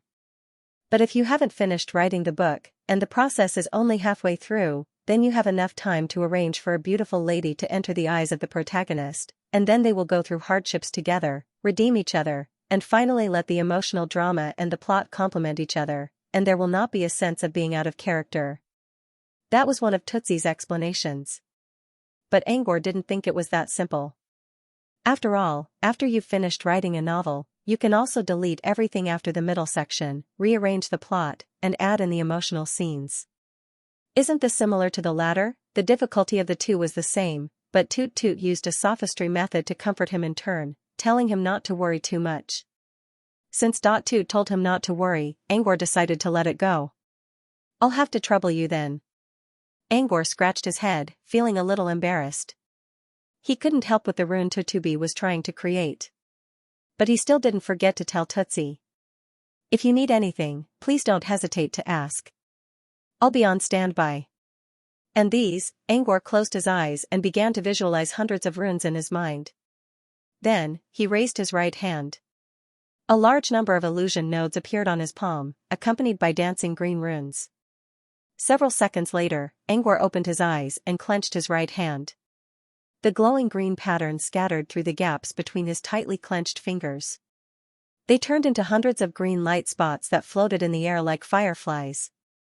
The green light spots slowly sank and turned into several leather scrolls. The scrolls were stacked together and placed on Tutsi's desk. Tutu lowered his head to take a look, and discovered that there seemed to be a different mageweth engraved on each of the scrolls. These mageweths are... Tutu looked at the mageweths with a hint of doubt in his eyes. These are the runes I experimented with when I was looking for a medium. Tutsi picked up a few of the scrolls. These are rare runes. Many of them are rune horns. I've never seen them before. Tutsi mumbled something and looked at Angor. Why did you suddenly show them to me? You're not going to tell me something about compensation again, are you? Angor nodded out of instinct. Indeed, these were his compensation for Tutsi. In Angor's opinion, Tutsi had to add the memory removal effect to the existing runes, which increased Tutsi's workload. And all of this was because he hadn't found the most suitable medium to carry it. He wanted to make it up to Tutsi. However, when he saw Tutsi's narrowed eyes, he cleared his throat and swallowed his words. He clenched his fists and covered his mouth. No, this isn't compensation. Besides, we've already talked about it, haven't we? I took these out because these are mageweths that I felt would be useful when I was looking for a medium to carry the mageweths. Anyway, I can't integrate them, but I feel that Dudubi might be able to pick out some unique mageweth horns from these mageweths, and then create a medium without any side effects. That way, we won't have to use the Bliss mageweth. Bliss rune has too many side effects. Is that so? Tootsie mumbled as he continued reading the runes. Some of these horns are interesting. Maybe they can be used as a medium. But what? Tootsie looked up. But I'm not sure if I can use them to create a new medium. Even if I can, it'll take me a long time. It's better to use the bliss rune. At least, I can resolve the side effects of the bliss mageweth, right? You're right. Angor considered. Let's use the bliss rune then. As for these runes, well, I'll leave them here for you to use as a reference. Since they're all related to souls, maybe they can be used to lock onto soul ripples. Tootsie nodded. He did see some rune horns that were related to soul ripples. Next, Tootsie spent about half an hour memorizing the runes Angor gave him. Another half an hour was needed to digest them. When he was done, he looked up at Angor. You really gave me something good this time, huh? Tutu said, I did find some useful mageweth edges in these mageweths. Incorporating the horns into the system of mageweths that can lock onto soul waves can indeed speed up the progress of my creation. According to Tootsie's estimation, it would take him at least a week or two to complete the new runes. However, with the help of these rune horns, he might be able to save half of that time, or even more. If he was lucky, he might be able to finish it in 2 days. Tootsie was not an idiot. He knew that Angor left these runes to him as compensation. Who would have thought that such an unintentional gesture would turn out to be a great achievement? Leave the rest to me. I'll create the runes as soon as possible. With that, Tootsie went back to his work. Angor wanted to ask if Tootsie needed any help. But seeing Tootsie busy writing, Angor assumed that he wouldn't be needed for now. He considered for a moment and logged out. Inside the classroom inside the mirror space. I think I'm about 80% done with the problem of locking onto souls, Angor muttered to himself. According to his original plan, he needed to create a new magic array. The new magic array consisted of 4 runes. The core rune was used to lock onto souls. The bliss rune was used to carry souls. The amplification rune was used to amplify soul ripples. The multiple runes could lock onto large amounts of soul ripples. When these 4 runes were combined, they could instantly pull in thousands of souls from the crystal. Bliss, amplification, and multiple runes were already in place. All that was left was Tootsie's lock-on rune. Of course, after Tootsie's lock-on rune was completed, he still needed to create the magic array. Angor asked Tootsie about this before, and the answer was easy. Just leave it to him. Angor did not need to worry about the crystals at all. All he needed to do was to draw the magic array and pull a large number of crystals into it. Since the matter here was considered to be over for the time being, he now needed to consider another matter. The problem of the logins. Currently, the logins could still be distributed. But once the deployment began, a large number of them would be distributed to the frontline controllers. When that happened, the number of logins would not be counted in hundreds or thousands, but in tens of millions or billions. Therefore, the lack of a login device was huge, and they had to make preparations in advance. Logins were easy to make. Angor could make hundreds or thousands of them in a day. However, he couldn't take care of all the logins by himself. Therefore, he definitely needed help. But who should he ask for help? At first, Angor planned to post a bounty mission in Billion Tree Garden and ask for the help of some apprentice alchemists in the southern wizardry region. He would then inject his soul into the embryos. However, after careful consideration, he decided against it. There were still too few people. How many apprentice alchemists could there be in Billion Tree Garden? Even if there were hundreds of apprentice alchemists, each of them could only make 10 or 20 embryos per day. Besides, did Billion Tree Garden have hundreds of apprentice alchemists? Of course not. It would be difficult to rely on apprentice alchemists to fill the gap. Angor thought for a moment and took out his notebook. On a new page, he wrote a title, How to Fill the Logins Gap. After a few minutes of hesitation, he wrote down the first line of words. First, gather people. The logins needed by the controllers were in great demand. Without a special method, he would have to gather people to create the embryos. The people gathered here were definitely not limited to the alchemy apprentices of Bailuan shooting. They needed more people who could help refine the tool embryo. The artifact embryo was easy to refine, but it was also difficult to refine. They were easy because they didn't require too much skill. Even mortal blacksmiths could crack the embryos easily. However, the embryos were only shapes. To turn them into logins, Angor had to create a chip box on the embryos that could carry the nightmare illusion spell. The chip had to be the nightmare illusion spell.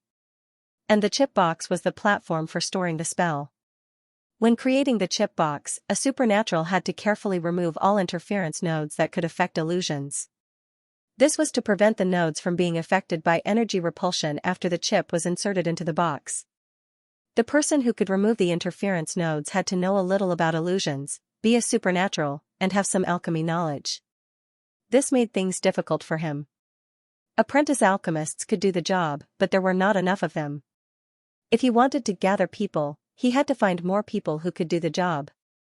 It was best to find such people in the White Sun Mirror region. After all, they were the biggest victims of the Woe puppet. Only when they had a common enemy could they unleash great power. But was there anyone in the White Sun Mirror region who knew about alchemy and illusions? He thought for a while and wrote down another line of words: Paluxiu, Crystal Eye Race, Treasure Dragon. Paluxiu had a unique talent in crafting artifacts. There were many of them, so it shouldn't be a problem to find Paluxiu who knew about illusions among them. The Crystal Eye race were born with the ability to manipulate crystal shells, which could also be used as the main material for logins. They should be able to join the crowd. Treasure Dragons were born with the ability to control metal. They belong to the Mirror Dragon family, so they should be fine.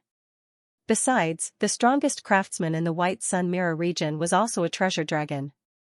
However, Mirror Dragons were rare. A few Treasure Dragons wouldn't be of much help. The Treasure Dragons could only be used as decorations. Angor still needed to rely on Paluxiu and the Crystal Eye race to complete the task. These two races had a lot of talented people. They were the main force. However, Angor didn't know if they were qualified for the task yet. After all, these two races more or less had some problems at the root.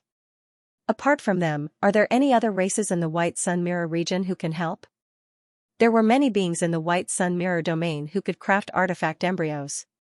However, there shouldn't be many who could do it like Paluxiu and the Crystal Eye race. Still, Angor wasn't from the White Sun Mirror domain, so he didn't know much about the Mirror domain. He would have to ask them later to confirm his theory. Apart from joining forces, Angor thought of another solution. And that was, secondly, a unified login server. The reason why the login device could send people into the dream crystal was because the login device was enchanted with a nightmare illusion technique. Activating this technique would pull people into a dream. To put it bluntly, the logins themselves weren't important. What mattered was the nightmare illusion inside. Under such circumstances, Angor began to think of an idea.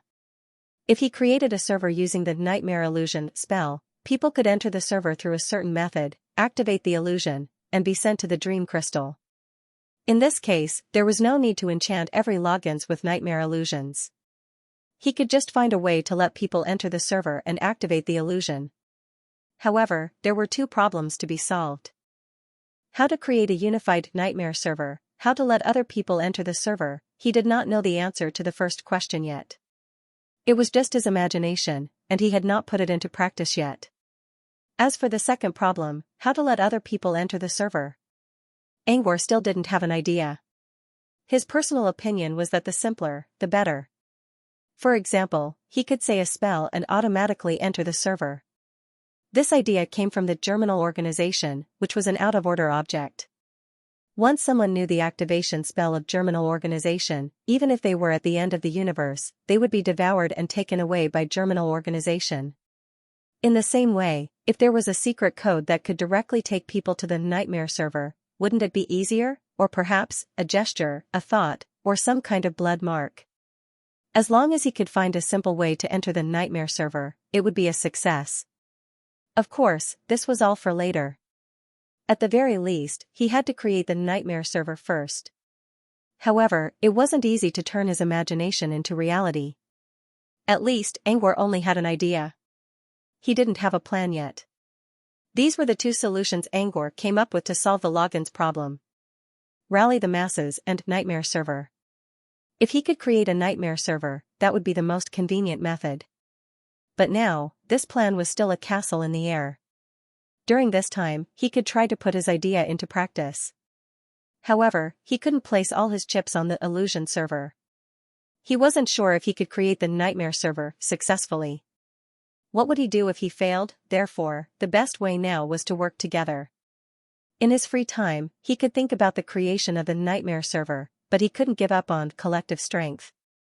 Currently, he still had to rely on collective strength to solve the problem of the login device. He put away the letter and prepared to go to Silver Forest to see Laplace. There were two main reasons for this meeting. Firstly, he wanted to know if there were more races that could refine artifact embryos other than Paluxio and the Crystal Eye race. Secondly, he hoped that Laplace could contact Gleipnir and inform Palucci and the Crystal Eye race so that they could gather all the people who could refine the prototype. But to Angor's surprise, Laplace wasn't there. In the past, Laplace would either be fishing by the lake or enjoying tea at the tea table. However, when he came out today, he did not see Laplace in the familiar place. He considered for a moment and decided to ask Zeus Thundercloud about it. However, Zeus had been focusing on the lake for the past few days and did not pay attention to anyone else. Zeus? Angor asked. Zeus tilted its head and answered, Zeus? Zeus? Angor sighed and patted Zeus's head to let it play by itself. Next, he looked at the library near the tea table. As the creator of this illusion library, Angor knew that there were people inside. However, the people here weren't Laplace, but her energy avatars. Should he go and ask them? Angor hesitated. Every time he saw the energy clones, he would be surrounded like a monkey in a zoo.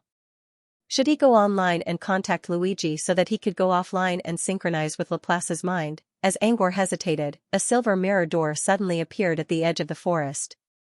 The door was pulled open, and Laplace stepped out. Angor's eyes lit up. So he didn't have to go to Luigi. Angor quickly went to greet Laplace. However, Laplace seemed to be thinking about something. His brows were furrowed, and he didn't even notice the movements around him when he first came in. She only realized it when Angor approached her. It's you. Laplace sighed in relief when she saw Angor. I thought it was a clone. What's wrong with a clone? Nothing. Laplace shook her head and sat down at the tea table. She asked the teapot to pour her a cup of specially brewed black tea. I asked my clones to keep an eye on Blood Calamity. Why? Blood Calamity? Angor sat down in front of Laplace. It's a long story. Laplace didn't try to hide anything.